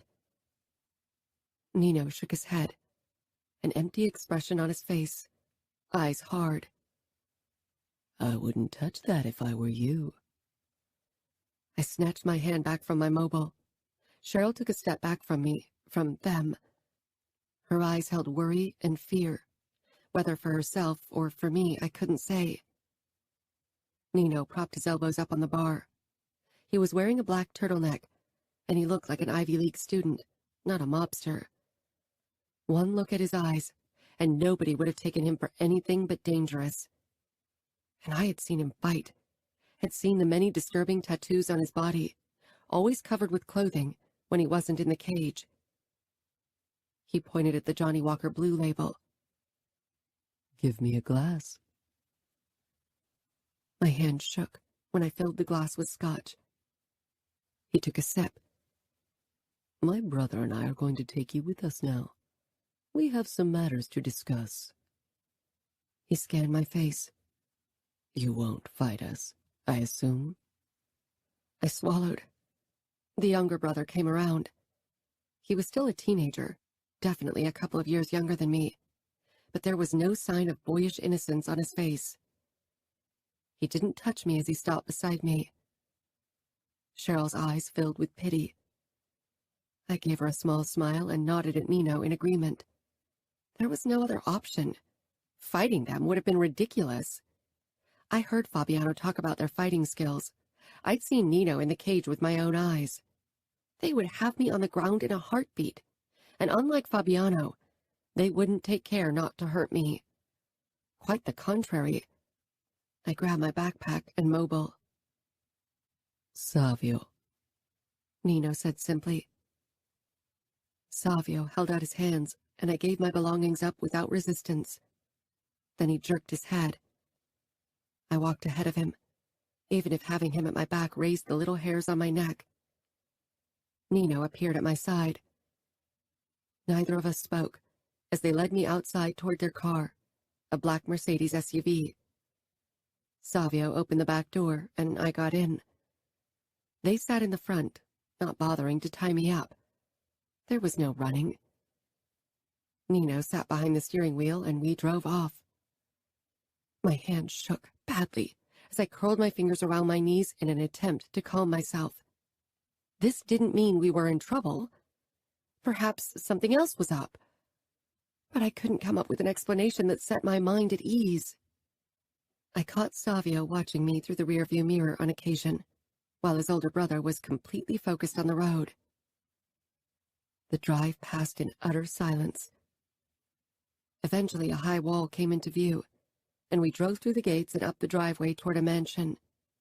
It was a beautiful, sprawling estate, white and regal. The Falcone brothers got out. A moment later, Nino held open my door. I hopped out of the car, glad my legs managed to hold me up despite their shaking.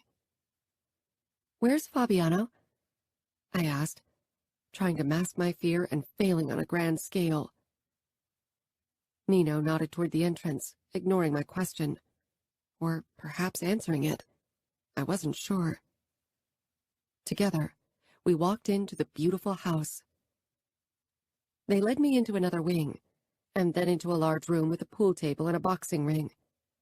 In it, Ramo was kicking and punching a heavy bag. He wasn't wearing a shirt, and for some reason that sight, more than anything else, sent a wave of terror through my body. His upper body was covered in scars, most of them not as faded as the one on his face, and like Fabiano, he was all muscle. A tattoo of a kneeling angel with broken wings covered his back. I'd never seen it up close. He jumped over the rope and landed gracefully on the other side, his eyes never leaving me as he approached me. My entire body seized up with tension. "Where's Fabiano?" I asked again, hating how shaky my voice came out. He tilted his head to the side. He'll be here soon. Don't worry. His words weren't meant to be consoling. The menace in them prevented that. Fabiano. I stared down at Ramo's text. Come over. Nothing more. I paused, knowing immediately that something was up. I tried calling Leona, but I got her voicemail, and that was when a stab of worry went through me. I raced toward Roger's arena. Cheryl was having a smoke in front of the entrance, fingers trembling as she held the cigarette to her mouth. Fuck. She shook her head at me. She's not here. They took her. She took a drag. I hope you're happy now that you've ruined her life. That was the first time she'd given me anything but fake friendliness. I had no time to waste on a reply. Instead, I slipped back inside my car and raced off. Would Ramo do the honors himself, or would he ask Nino to put a bullet in my head? That was assuming he'd allow me the privilege of dying a quick death at all, which I doubted. And what about Leona? I could handle his torture, but Leona? What if he hurt her in front of me and made me watch her die? My hands clawed at the steering wheel. I pulled up in Ramo's driveway and jumped out of the car, not bothering to close the door. A few of Ramo's soldiers watched me like the dead man that I was. We all knew I wasn't getting out of here alive. I didn't have to ask where Leona was. I knew where Ramo held these kinds of conversations. I didn't bother knocking and instead stepped right into the sparring hall. Ramo, Nino, and Savio were there, and Leona stood in the center. Her eyes darted to me and relief flashed in them. Her hope was misguided. This time I couldn't save her. We'd both die. I'd die trying to defend her, but it wouldn't help. Not against Ramo, Nino, and Savio, and all the men gathered in other areas of the house. Ramo perched on the edge of the pool table. He looked controlled, which worried me. He wasn't a man that usually bothered controlling himself or his anger. Ramo? I said quietly with a nod. I walked up to Leona. I needed to be close to her when things escalated. Ramo's eyes flashed with suppressed rage. I had to fight the urge to reach for my gun. Ramo, Nino, and Savio appeared relaxed enough, but I wasn't stupid enough to think that they hadn't taken all necessary precautions to guarantee we didn't get out of here alive. What's the meaning of all this, Ramo? I asked carefully. He gritted his teeth and pushed himself away from the table. Still not admitting to it. My muscles tensed. Admitting to what? I didn't know what exactly Ramo had found out. Admitting to killing Soto for Leona would be suicide. When you started pursuing her, I thought it was a brief adventure, but you got yourself in over your head. I've been doing my job as always, Ramo. He stopped across from me, too close. I don't recall asking you to kill Soto. There it was, the thing that sealed our fate. I considered pretending that I didn't know what he was talking about, but that would have made things worse. I pushed Leona a step back so my body shielded her completely. Ramo saw. All this because of that girl. He snarled. You betrayed me for the daughter of a cheap crack whore and a gambling addict. After everything I've done for you, you stabbed me in the back. I held Leona's hand in a crushing grip, shielding her with my body, even if it drove Ramo into madness. My eyes did a quick scan of the room. Ramo alone was a dangerous opponent, but I would have tried my luck. With his two brothers in the room with us, I stood no chance. Nino, too, was impossible to beat. I would still fight them, but it was only postponing the inevitable. I allowed myself a glance down at Leona, who was watching me with trust in her eyes. She thought I could get us out. Slowly, fear replaced her trust. I squeezed her hand once. She rewarded me with a shaky smile, and I released her hand. I needed both hands if I wanted to stand the slightest chance at all. I considered denying that I had killed Soto, but while I could withstand torture, Leona wouldn't be able to keep our secret if Ramo or Nino turned their special talents on her. I never meant to betray you, and I never did. Soto was a rat. He wasn't a good soldier. It's not your place to decide who is a good soldier. I am Capo, and I decide who lives and dies, he said in his quietest voice. Ramo was never quiet like that. He wasn't just furious. He was fucking crushed, because I'd betrayed him, and that was so much worse to him. I shouldn't have. I have always been a good soldier, and I will always be your loyal soldier if you let me. Are you asking for forgiveness? For mercy? He laughed. I smiled coldly. No, I won't. Leona looked at me like I'd lost my mind, but she didn't know Ramo. I'd seen him laugh into the faces of the begging and dying for years, and knew he didn't have a heart to melt. Do with me whatever you want, but as a favor for years of loyal service, I ask you to let Leona go. Ramo laughed again. From the way his eyes wandered over Leona, he was probably already thinking about all the things he could do to her. Raw protectiveness crushed me. Let me fight for her life. I'll fight as many men as you want. Ramo walked toward me. I fought the urge to pull a weapon. He stopped right in front of me. Our eyes locked. Years of loyalty, of brotherhood, passed in that one moment, and deep regret settled in my bones. You will fight me to the death, Ramo said. I stared at him uncomprehendingly. Since my sisters had left, since my mother had died and my father had wanted me dead, he was the only family I had. He and his brothers. Fuck, we'd spent every day together for the last 5 years. Had bled together, laughed together, killed together. I'd sworn loyalty to him. I would have put my life down for him. I turned my gaze to Leona, who was watching me and Ramo with her innocent doe eyes. For her, I would kill him. I would kill them all. If you win, she will be free, Ramo said to Nino, who would become capo if Ramo died. And you, Fabiano, will put your life down without another fight. I will. He nodded. Perhaps Nino will feel lenient enough to grant you life afterward. Nino's expression left me little hope for that. Not that it mattered. If I killed Ramo, the Camorra would be in uproar. Nino would have his hands full with that. He would prevail, of course, but perhaps it would give me the chance to what? Run away with Leona? From Vegas? From the Camorra? Join the fucking Familia? Fuck. I wasn't sure I could do it. But it wasn't something I had to decide now. Probably never. To the death, I told Ramo, holding out my hand for him. He gripped it, and we shook hands. He stepped back, fixing his cold stare on Leona. I hope you can live with yourself now that Fabiano signed his death note for you. Leona opened her mouth in what looked like protest, but I gripped her hand hard and she pressed her lips together. Tomorrow, Ramo said, then turned to Nino. Set everything up. Call Griffin. He'd fought 2 men yesterday, but I knew the advantage that gave me was balanced out by the fury Ramo felt. His eyes found me again. You'll spend the night here, where I can keep an eye on you. You know I won't run, I told him. Once I knew you were loyal, he said. He nodded at Nino and Savio, and they led Leona and me toward a panic room without windows and locked the door. Leona gripped my shirt.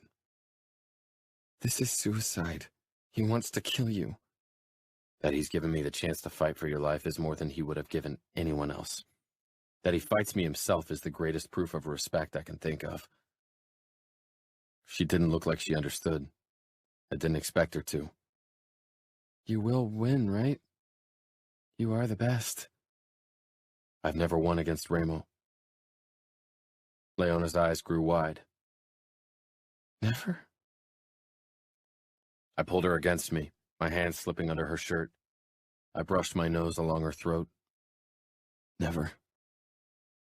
Her hands tightened on my shirt, then she slid under the fabric, her fingers raking over my skin. Her need met my own as we tore and tugged at each other's clothes until we were finally naked. I tried to memorize every inch of her body, her smell, her softness, her moans. Later, when we lay in each other's arms, I murmured, I don't mind dying for you.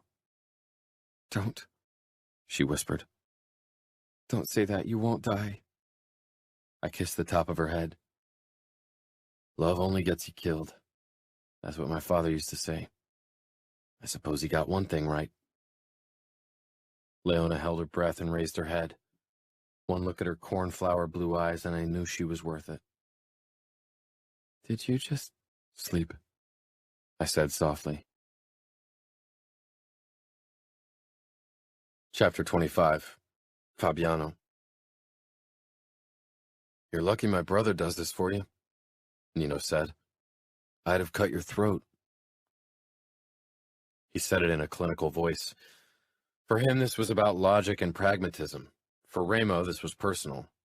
For Ramo, I was like a brother, and I had gone against him. Nino moved across the room to his brothers. Every last seat was occupied. Even more spectators stood against the walls, eyes eager for the fight of a lifetime. Leona wrung her hands beside me, eyes sliding from me to Ramo, who was surrounded by his 3 brothers. Even Adamo would be watching the fight for once. They knew it might be their last chance to say goodbye to him. The excitement of the crowd slowly crept into my bones. The thrill of the fight took hold of me. Ramo looked at me. Tonight, we'd both die. We knew it. Every other outcome would be a miracle. Leona was reluctant to let me go when Griffin called my name. Before I loosened her grip, I kissed her in front of everyone, because it didn't matter anymore. I pulled back and climbed into the cage where Ramo was already waiting for me. Griffin was saying something to the crowd or to us. I wasn't sure. Ramo approached and only stopped when his chest almost touched mine.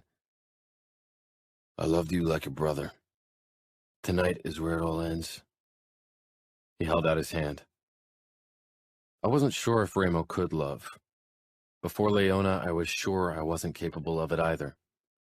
I gripped his forearm, my palm covering the tattoo on his forearm, and he mirrored the gesture. Then we let go and took a few steps back. Griffin climbed out of the cage and locked the door before he shouted, "To the death!" The bar erupted with applause, but it all faded to the background. This was about Ramo and me. I charged forward and so did he. After that, our world narrowed to this fight, to this moment. Ramo was fast and angry. He landed a few good hits before my fist collided with his abdomen. There was blood in my mouth and my right side ached fiercely, but I ignored both, focusing on Ramo, on his heaving chest, his narrowed eyes. He lunged and I tried to duck, but then he was upon me. We fell to the floor, his forearm pressed against my throat. Ramo tightened his hold until stars danced in front of my eyes. "Do you still think she's worth it?" he muttered into my ear. I sought Leona's fear-stricken face in the crowd. "Yes," I gritted out. Never had anything been more worth dying for. Leona. Fabiano's face was turning increasingly red in Ramo's chokehold. I couldn't breathe. The crowd around me cheered like madmen, as if this wasn't about life or death.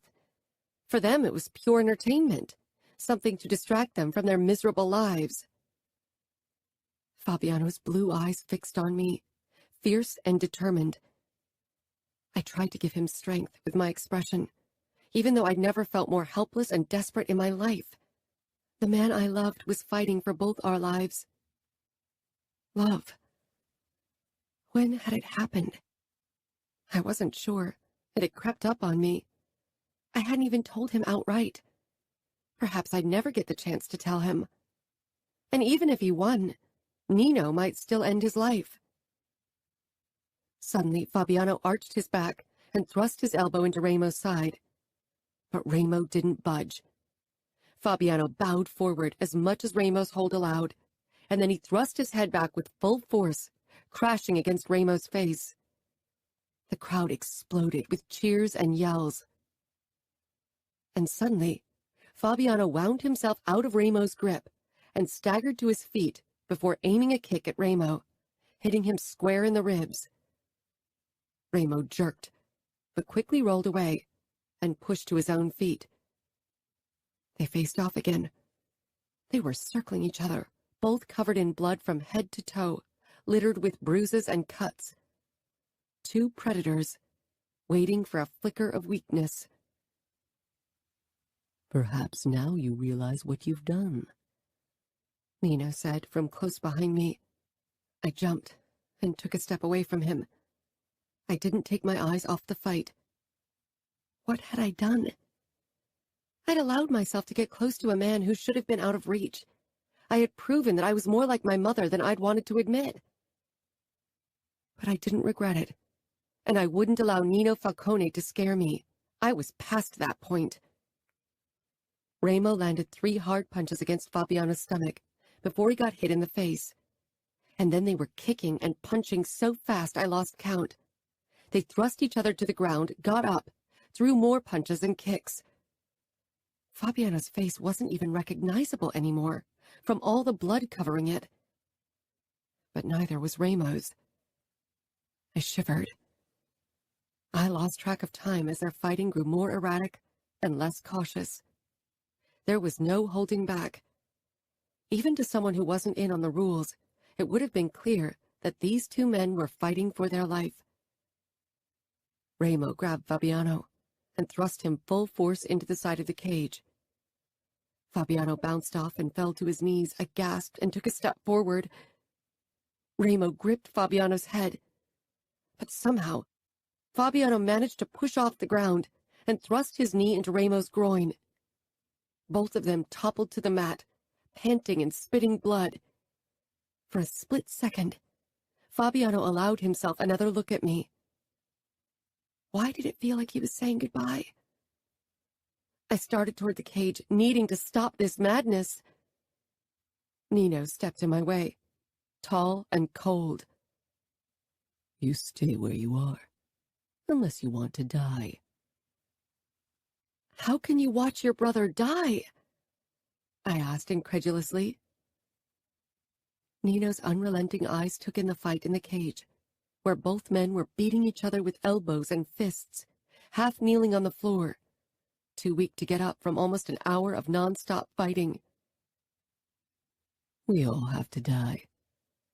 We can choose to die standing up, or on our knees begging for mercy. Ramo's laughing death in the face like any self-respecting man should. Fabiano. Every breath I took felt like a knife was slicing into my lungs. I pressed my palm against my right side, feeling my ribs. They were broken. I spit blood on the ground. Ramo was watching me closely as I knelt across from him. He'd make sure to aim his next hits on my right side. His left arm was hanging limply after I had managed to dislocate it with my elbow. This time I wouldn't give him the time to set it in place. I pressed my palm against the ground, trying to push myself back into a standing position. The floor was slippery with blood. The room shook with roars and clapping when both Ramo and I had managed to get to our feet, swaying. We wouldn't be able to last long. Every bone in my body felt broken. Ramo winced, not bothering to hide it. We were past the point of pretending we weren't in pain. This was coming to a close. "Thinking about giving up?" I asked. Ramo pulled back his lips in a bloody smile. "Never. And you?" He could have killed me without getting his hands dirty. He could have put a bullet through my skull and would have been done with it. Instead, he chose to give me a fair chance. Ramo was hated. He deserved that hate like few other men in this world, but for what he did today, I'd respect him till my last breath. "Never." I barreled toward Ramo under the thunderous applause of the crowd. The money the Camorra would win with bets tonight would set new standards. My body exploded with pain as I collided with Ramo. We both fell to the ground and began wrestling. We had no strength for kickboxing anymore. This would be settled on the ground with one of us choking the other or breaking his neck. Something exploded. Ramo and I fell apart, disoriented. The door to the fight arena went down and men stormed in. They shouted at each other in Italian and English. Not the Russians. The outfit or the familia attacking Las Vegas on their own? They flooded the room like wildfire, lighting it up with gunshots. Ramo and I sat in the middle of the room in an illuminated fighting cage, like goldfish in a bowl. From the corner of my eye, I saw Nino pushing Leona to the side so she fell to the ground, out of the line of fire. He began firing at the intruders as he rushed toward us. Ramo and I pressed to the floor, trying not to be hit by stray bullets. It wasn't an honorable death to die kneeling on the ground, unable to fight back. I could see one tall masked intruder heading our way, already reloading his gun. This wasn't the end I'd imagined, being shot in the head by some outfit or familia asshole. Nino reached the cage when 2 men began firing at him.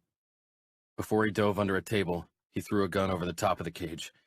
It landed with a soft thud in the blood puddle between Ramo and me.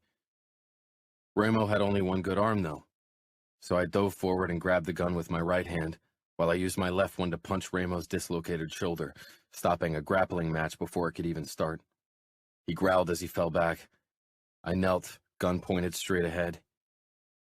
Ramo smiled crookedly and opened his arms in invitation. "Do it. Better you than them."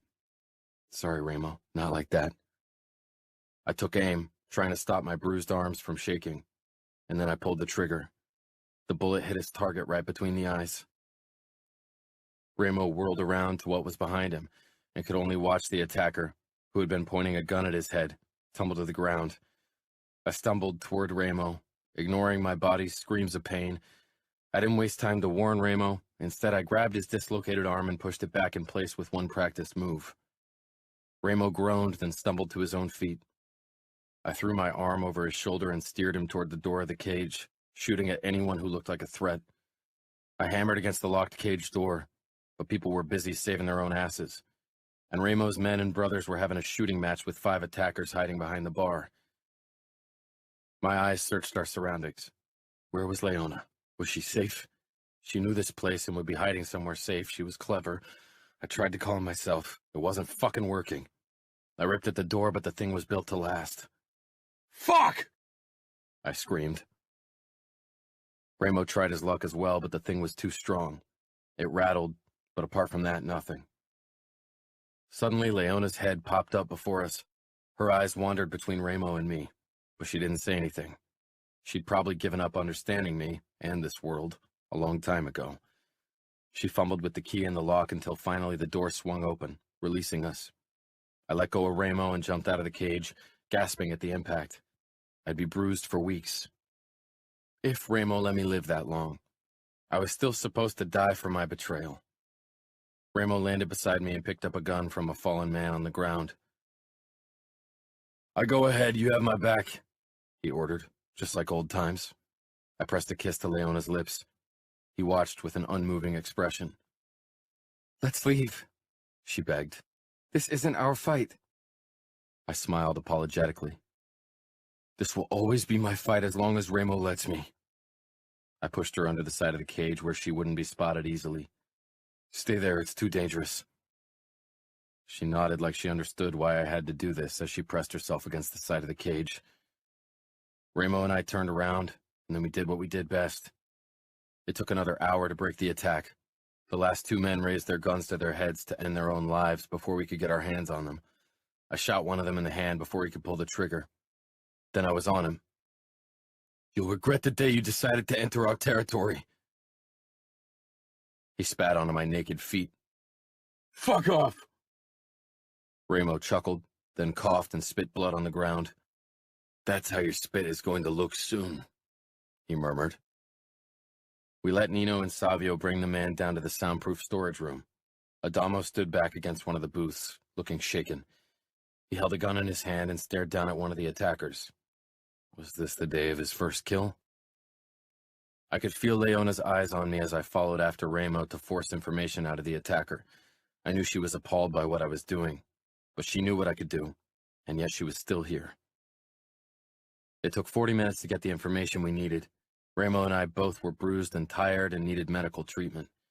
We couldn't waste time on elaborate torture methods. Luckily, Nino did most of the work. The man was lying on the ground, wheezing. Ramo knelt beside him. "So let me get this straight," he said calmly. "The outfit sent you to my territory. For what?" The man shook his head. "I don't know. I'm following orders. Your territory is bigger than ours. We want a peace. This was a good time." Ramo nodded. "Playing dirty. I like it." He stood and gave me a look. I shoved my knife up the sucker's throat. "This means war. If the outfit thinks they can play, we'll show them what we are capable of." I wiped my knife on my bloody shorts. "I bet that would be interesting." Ramo raised his dark eyebrows. "Would be." I straightened, ignoring the pain in my ribs. "I'm supposed to die, remember?" Ramo and I stared at each other for a long time. Nino and Savio exchanged looks. I wondered what they wanted. Me dead? I couldn't say, and they weren't the ones to decide. Ramo put his hand on my shoulder, eyes fierce and full of warning. This once, I will let you live. You prove your loyalty by putting a fucking bullet into the head of my enemy when you could have killed me instead. Don't go behind my back again, Fabiano. That time there won't be a death match. I'll just put a bullet through your skull. As you should, I told him, then pressed my palm against my side again. Leona must be safe. She must be mine. I want her at my side. I want to spend my life with her. If that's what you want. I nodded. She's seen me at my worst and she's still here. Ramo waved a hand at me. He couldn't comprehend. She's yours, no worries. Now go to her and get a nice long blowjob as a reward for your troubles.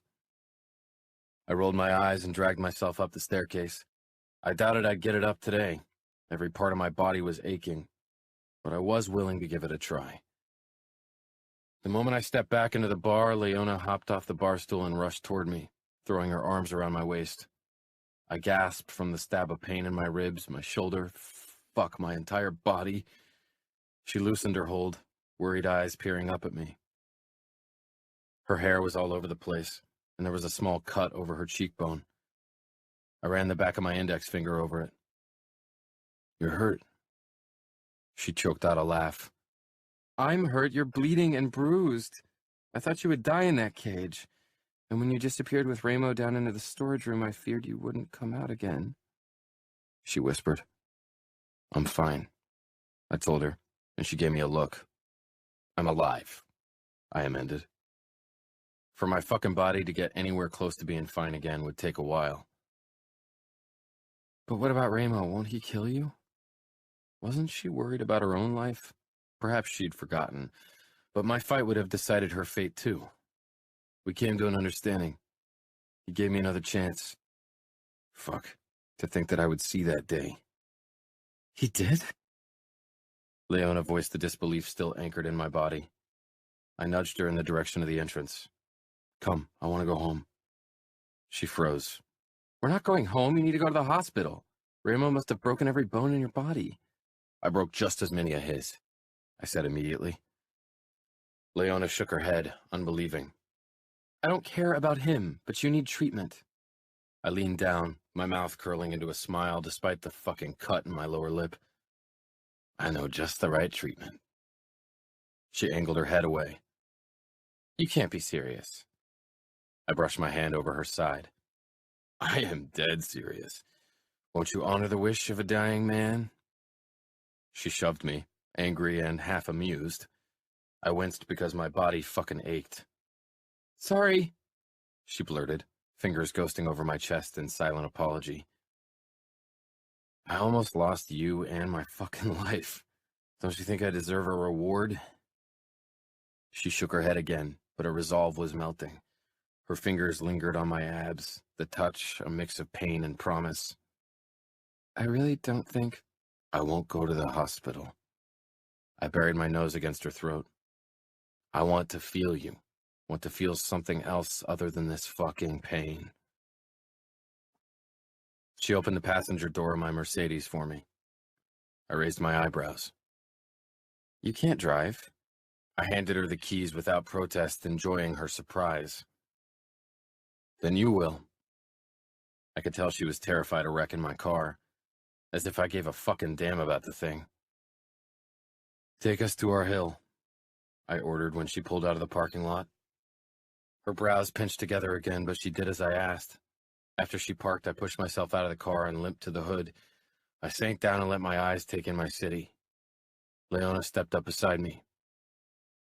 And now? She whispered. I pulled her between my legs and kissed her softly, then harder, but had to pull away when my vision began spinning. I tried to mask my dizziness, but Leona's eyes narrowed. Your body is a mess, Fabiano. Let's go to the hospital. There's no way you can do anything right now anyway. I guided her hand to my dick, which was growing hard under her touch. Her blue eyes met mine. So every part of your body is hurting except for him, she said, squeezing my cock through the fabric.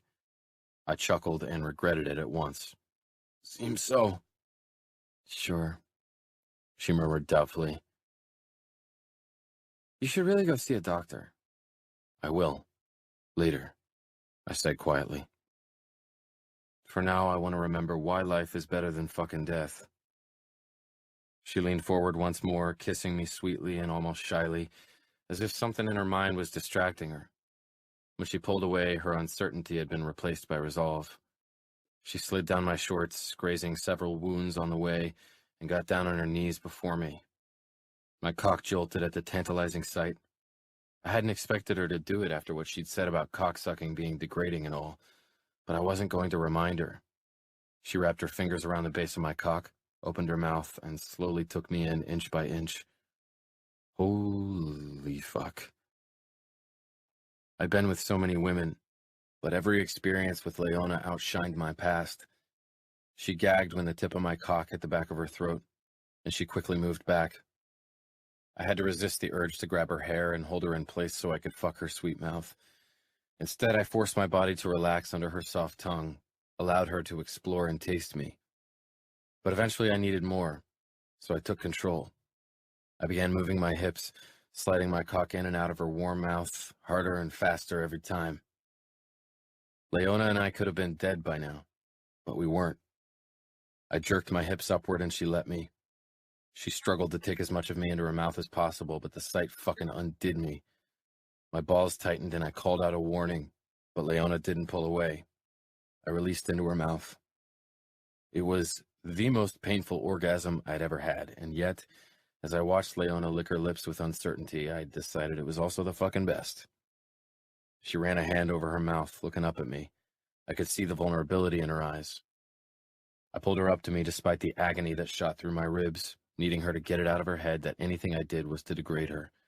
I needed her to understand what I felt for her, even if I had a hard time understanding it myself. Leona, nothing I do will be to degrade you, and no one else will ever dare degrade you. I softened my voice. Are you okay? I ran my thumb over her soft lips. She ran a hand through my sweaty, blood-streaked hair. Can we be together now? I mean, for real? We can, and we will. I want you to move in with me. I want to bind you to me. I want to stop you from getting away ever again. It wasn't romantic, it wasn't nice, but I wasn't either of those things. Then I'm okay. I let out a small laugh, followed by a wince. She traced my ribs, but even that hurt. Why did you want me in the first place? I've been wondering about that from the start, but I knew you'd never tell me the truth. And now you think I will? She traced the cut below my cheekbone. You're pretty rattled. I think now is my best chance. You're becoming more cunning. She shrugged. Survival of the fittest and all that. Or what did you call it? I slipped my hand under her shirt and bra and ran my forefinger over her nipple. It puckered immediately under the ministration. Leona licked her lips as her eyes glazed over. Why? She repeated her earlier question. I tugged at her nipple. She smiled. Stop distracting me. I slid my other hand up her thigh and into the leg of her shorts. My thumb brushed aside her thong and slid into her wet heat. She was still tight, but there was no resistance. Her walls squeezed around my finger as I slid it in and out slowly. She moaned and bucked her hips. Why? She ground out again as she rocked her pussy against my hand. I exchanged my thumb for 2 fingers and moved faster. I stood and lifted her shirt, then closed my lips around that perfect pink nipple. I tasted sweat on her skin. She'd been afraid for me, for us. I sucked her nipple harder. She gasped, slowly coming undone. I added a 3rd finger and she clawed at my shoulders, her expression a mix of ecstasy and discomfort. Pain shot through me when her fingers dug into bruised skin, but it felt fucking good. I thrust my fingers harder and faster into her, enjoying her tightness, her wetness, her whimpers. Fuck, those breathless sounds were music to my ears. Her walls clamped down on my fingers, and she threw her head back, letting out a long moan. I released her nipple and watched my fingers slide in and out of her. Her grip on my shoulders loosened. Slowly, her eyes peeled open and she watched me. I kept moving my fingers in and out of her, letting her ride out the last gentle waves of pleasure. Because you didn't judge me. You didn't know me. You didn't go into our conversation hoping to get something out of it. Leona smiled. But I did get something out of it. I got you. I shook my head at her. As I slid my fingers out of her, I said, "You don't know what's good for you." She released a small breath, then lifted a shoulder. Good's overrated. I kissed her again, tasting myself on her. You almost died today. For me, she whispered. Nobody has ever done something like that for me. People can keep telling me to stay away from you if they want, but it won't make me love you any less. My body grew taut at her admission. Love was a dangerous thing, something that had brought the hardest fighters to their knees. Weakness was something I couldn't afford, not if I wanted to stay on Ramos' good side. But love wasn't a choice. It was like fucking torture. Something that happened to you and you were unable to stop it. It was the only form of torture I was unable to endure. I brushed a sweaty curl out of her face, wondering how she could have put a hole in the impenetrable facade I'd built since my father had abandoned me. Leona, with her infuriating naivety, her shy smile. I'd watched the people I cared about leave me one after the other. I'd sworn to myself to never allow anyone else into my heart, and now Leona had changed everything. Your expression is a bit on the unsettling side. What's going on? I shook my head in exasperation. I hadn't been afraid of anyone or anything in a while, and here I was being a fucking pussy about this. Fuck. I breathed. I love you. She took a small step back, astonishment reflecting on her beautiful face. I didn't think you'd say it. You didn't think I loved you? She laughed, wedging herself between my legs again, bringing us closer and sending a stab of pain through my body from the movement. But I couldn't care less. If I didn't think it might shove one of my broken ribs into my lungs, I'd have fucked her right then. No, made love to her. God, help me. After you agreed to a death match, I was fairly certain you did, she said with a small smile. But I didn't think you'd admit it. Sometimes I forget how well she'd come to know me. That she still wanted to be with me filled my heart with a strange sense of comfort, but also with a bone-deep fear I hadn't felt in a long time. The idea of a death match with Ramo hadn't scared me. Death and pain certainly didn't. But Leona's love and my love for her scared me shitless. There was something I'd just have to deal with because Leona wasn't going anywhere, and I wouldn't stop loving her. Chapter 26. Leona. Fabiano's bruises and cuts had healed. Roger's arena had been renovated, but I was no longer working for him. Fabiano didn't want me to. After all, now I was officially his girl. Even my mother had stopped selling her body because she didn't have to do it anymore. She got her meth from Fabiano.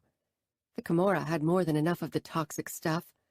It wasn't what I'd wanted for her, and I still wish she'd stopped taking the shit. But it was her choice. I'd done what I could for her. Suddenly people treated me differently. With respect. Not because of who I was, but because of who I belonged to. The enforcer of the Camorra. It was nice in some regard, but I still preferred that people respect me for my own accomplishments. One day, perhaps. I sat quietly beside Fabiano, watching Nino Falcone destroy his opponent in the fighting cage.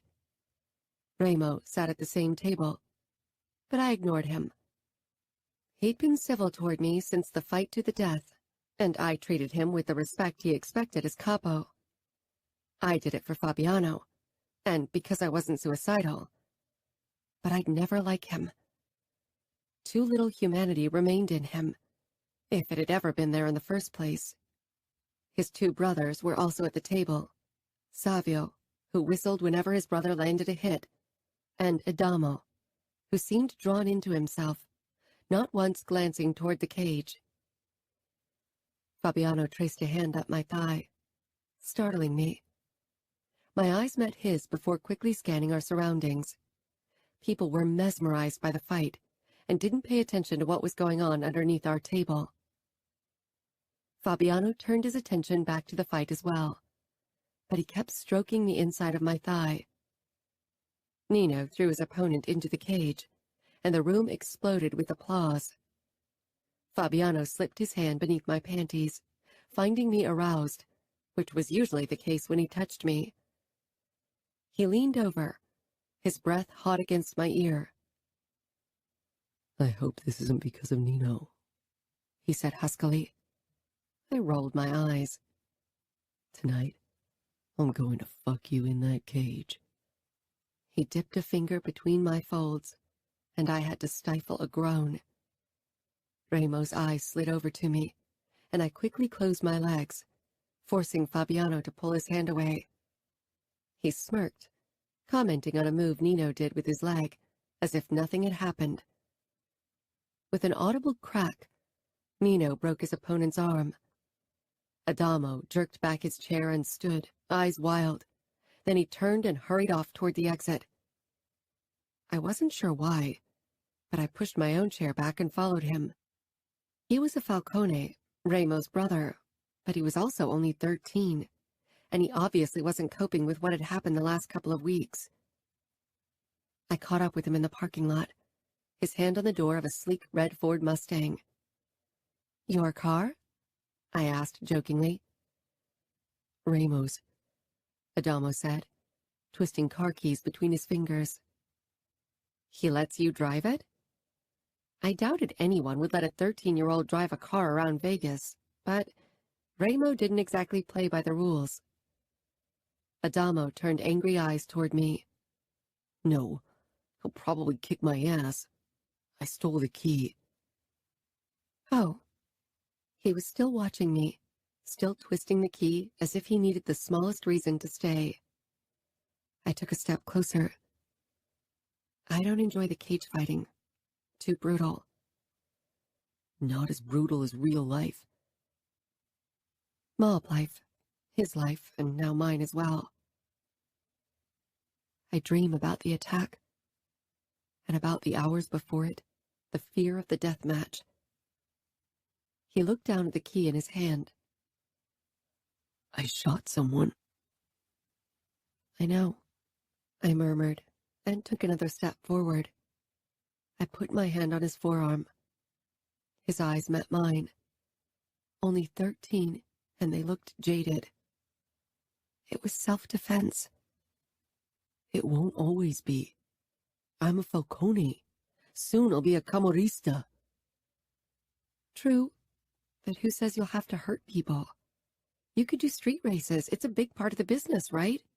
So it would be good to have a Falcone showing off what he can do. I hear you're quite good already." His lips twitched. "Yeah, but Ramo thinks I'm too young." "Once you're inducted, I'm sure he'll change his mind. If you can handle a gun, you can race a car, don't you think?" He shook his head slowly. "Ramo will attack the outfit in retribution. He will need a fighter, not a racer." I'd figured as much from Fabiano's cryptic comments these last few days. Things would get rough pretty soon. "Why don't you come back inside? Stealing your brother's car won't get you any favors." His eyes shifted between the car and the bar. Then he closed the door. We turned and headed back toward the entrance, where Fabiano was waiting with his arms crossed over his chest. Adamo winced. "Have you been spying on us?" I asked. He pushed off the wall. "You both have a penchant for getting into trouble." I huffed. Fabiano caught Adamo's gaze and put a hand on his shoulder. "Running won't help." He poked his index finger against Adamo's forehead.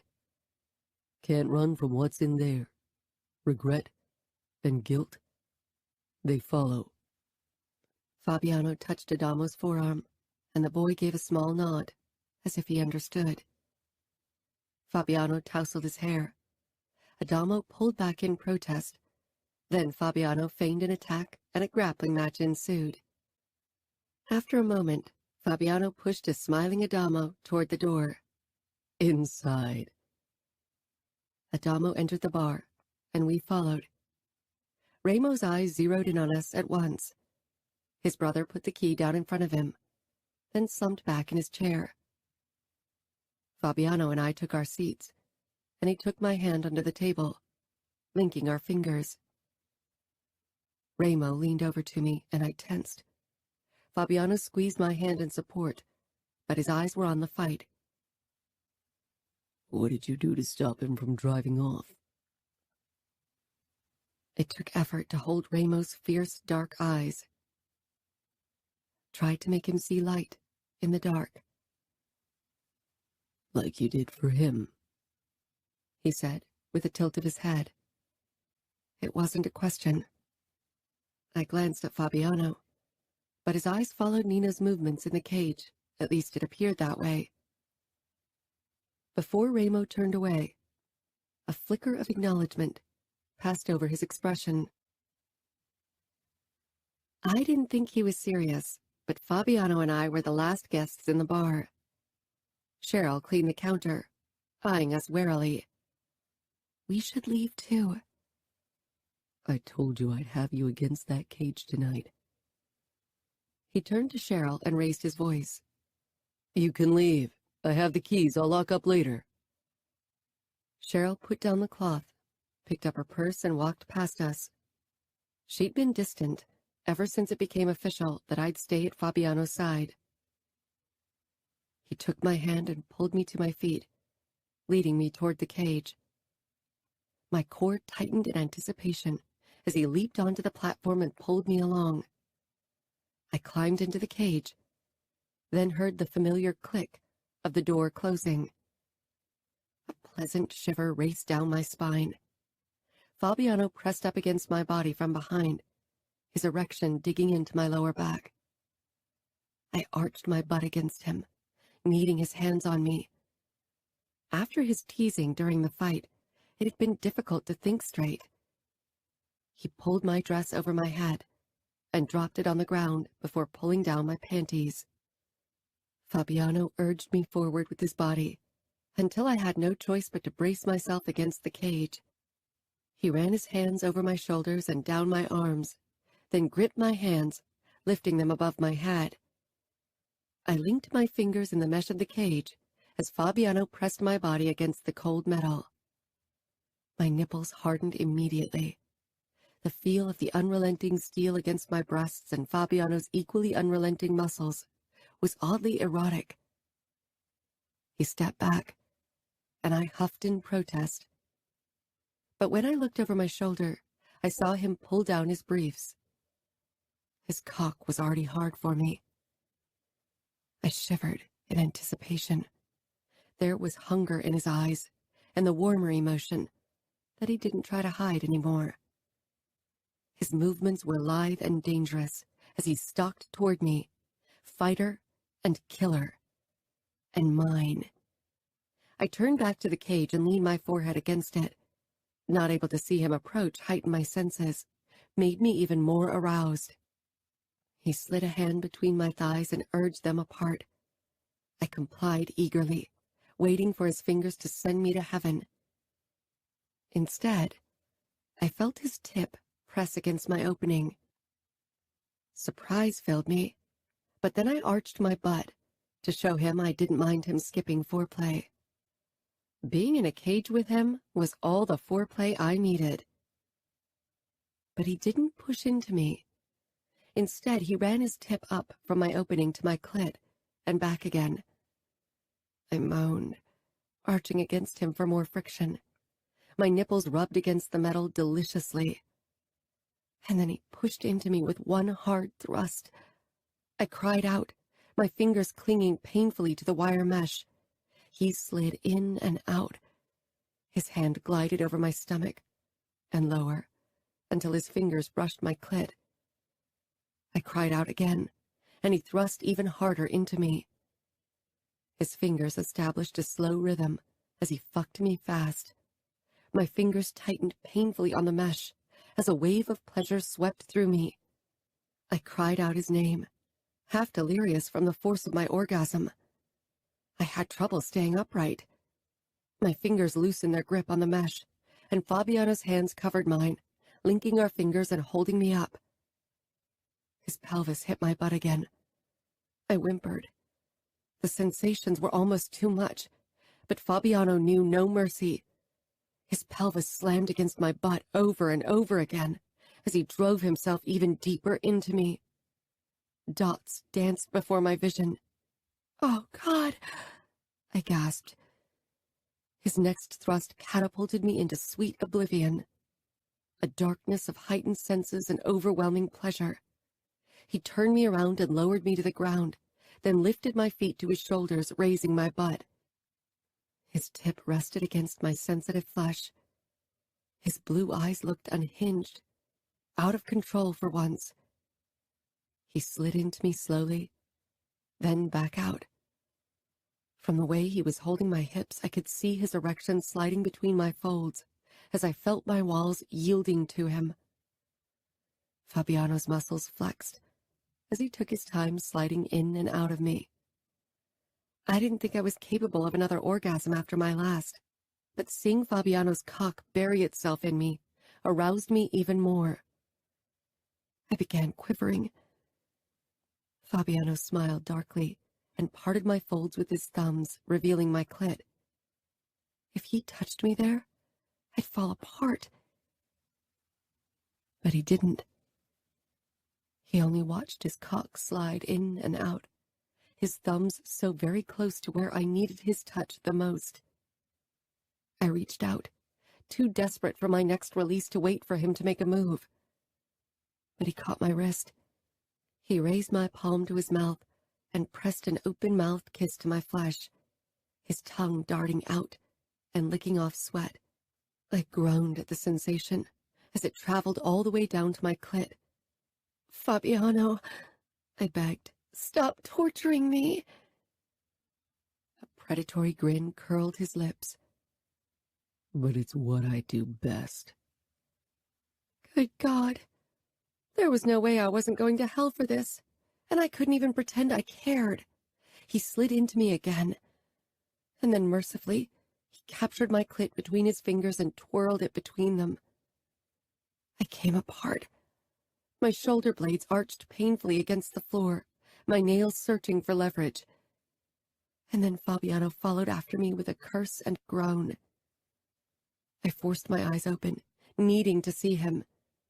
He had his head thrown back, eyes closed, the most amazing sight ever. Slowly, he lowered his head and looked at me, his lips twisting wryly. "I truly corrupted you. You weren't even worried someone could walk in on us." I turned my head to the side. The bar was deserted, but of course he had a point. We hadn't locked the doors, and it wouldn't be the first time Roger had spent the night in his office. I covered my eyes with my hand, trying to catch my breath. Fabiano took my wrist and pulled my shield away, then lifted me, so I straddled his legs. I wrapped my arms around his neck, searching his eyes for confirmation that he was okay with me enjoying this so much. "You were worth it, you know?" He nuzzled my neck, and I smiled to myself. "Worth what, exactly?" I whispered. "The pain, the weight, Ramo's wrath, everything." That was where it all started, where my dreams of an ordinary life ended, and something else, something equally good, I realize now, had begun. "I love you," I breathed. "And I love you," he said. The words still sounded foreign from his lips. I touched the tattoo on his forearm. "More than this." "More than this." But because I knew he loved the Camorra, loved Ramo as a brother, for whatever inexplicable reason. I would never ask him to choose. He brushed my hair back from my sweaty forehead. You should start looking into applying to college. University of Nevada is a good place to start. I pulled back. I don't have the money. Fabiano smiled. I might as well put all the blood money in my account to good use. The Camorra still needs a good lawyer. Why not you? I couldn't believe it. You mean it?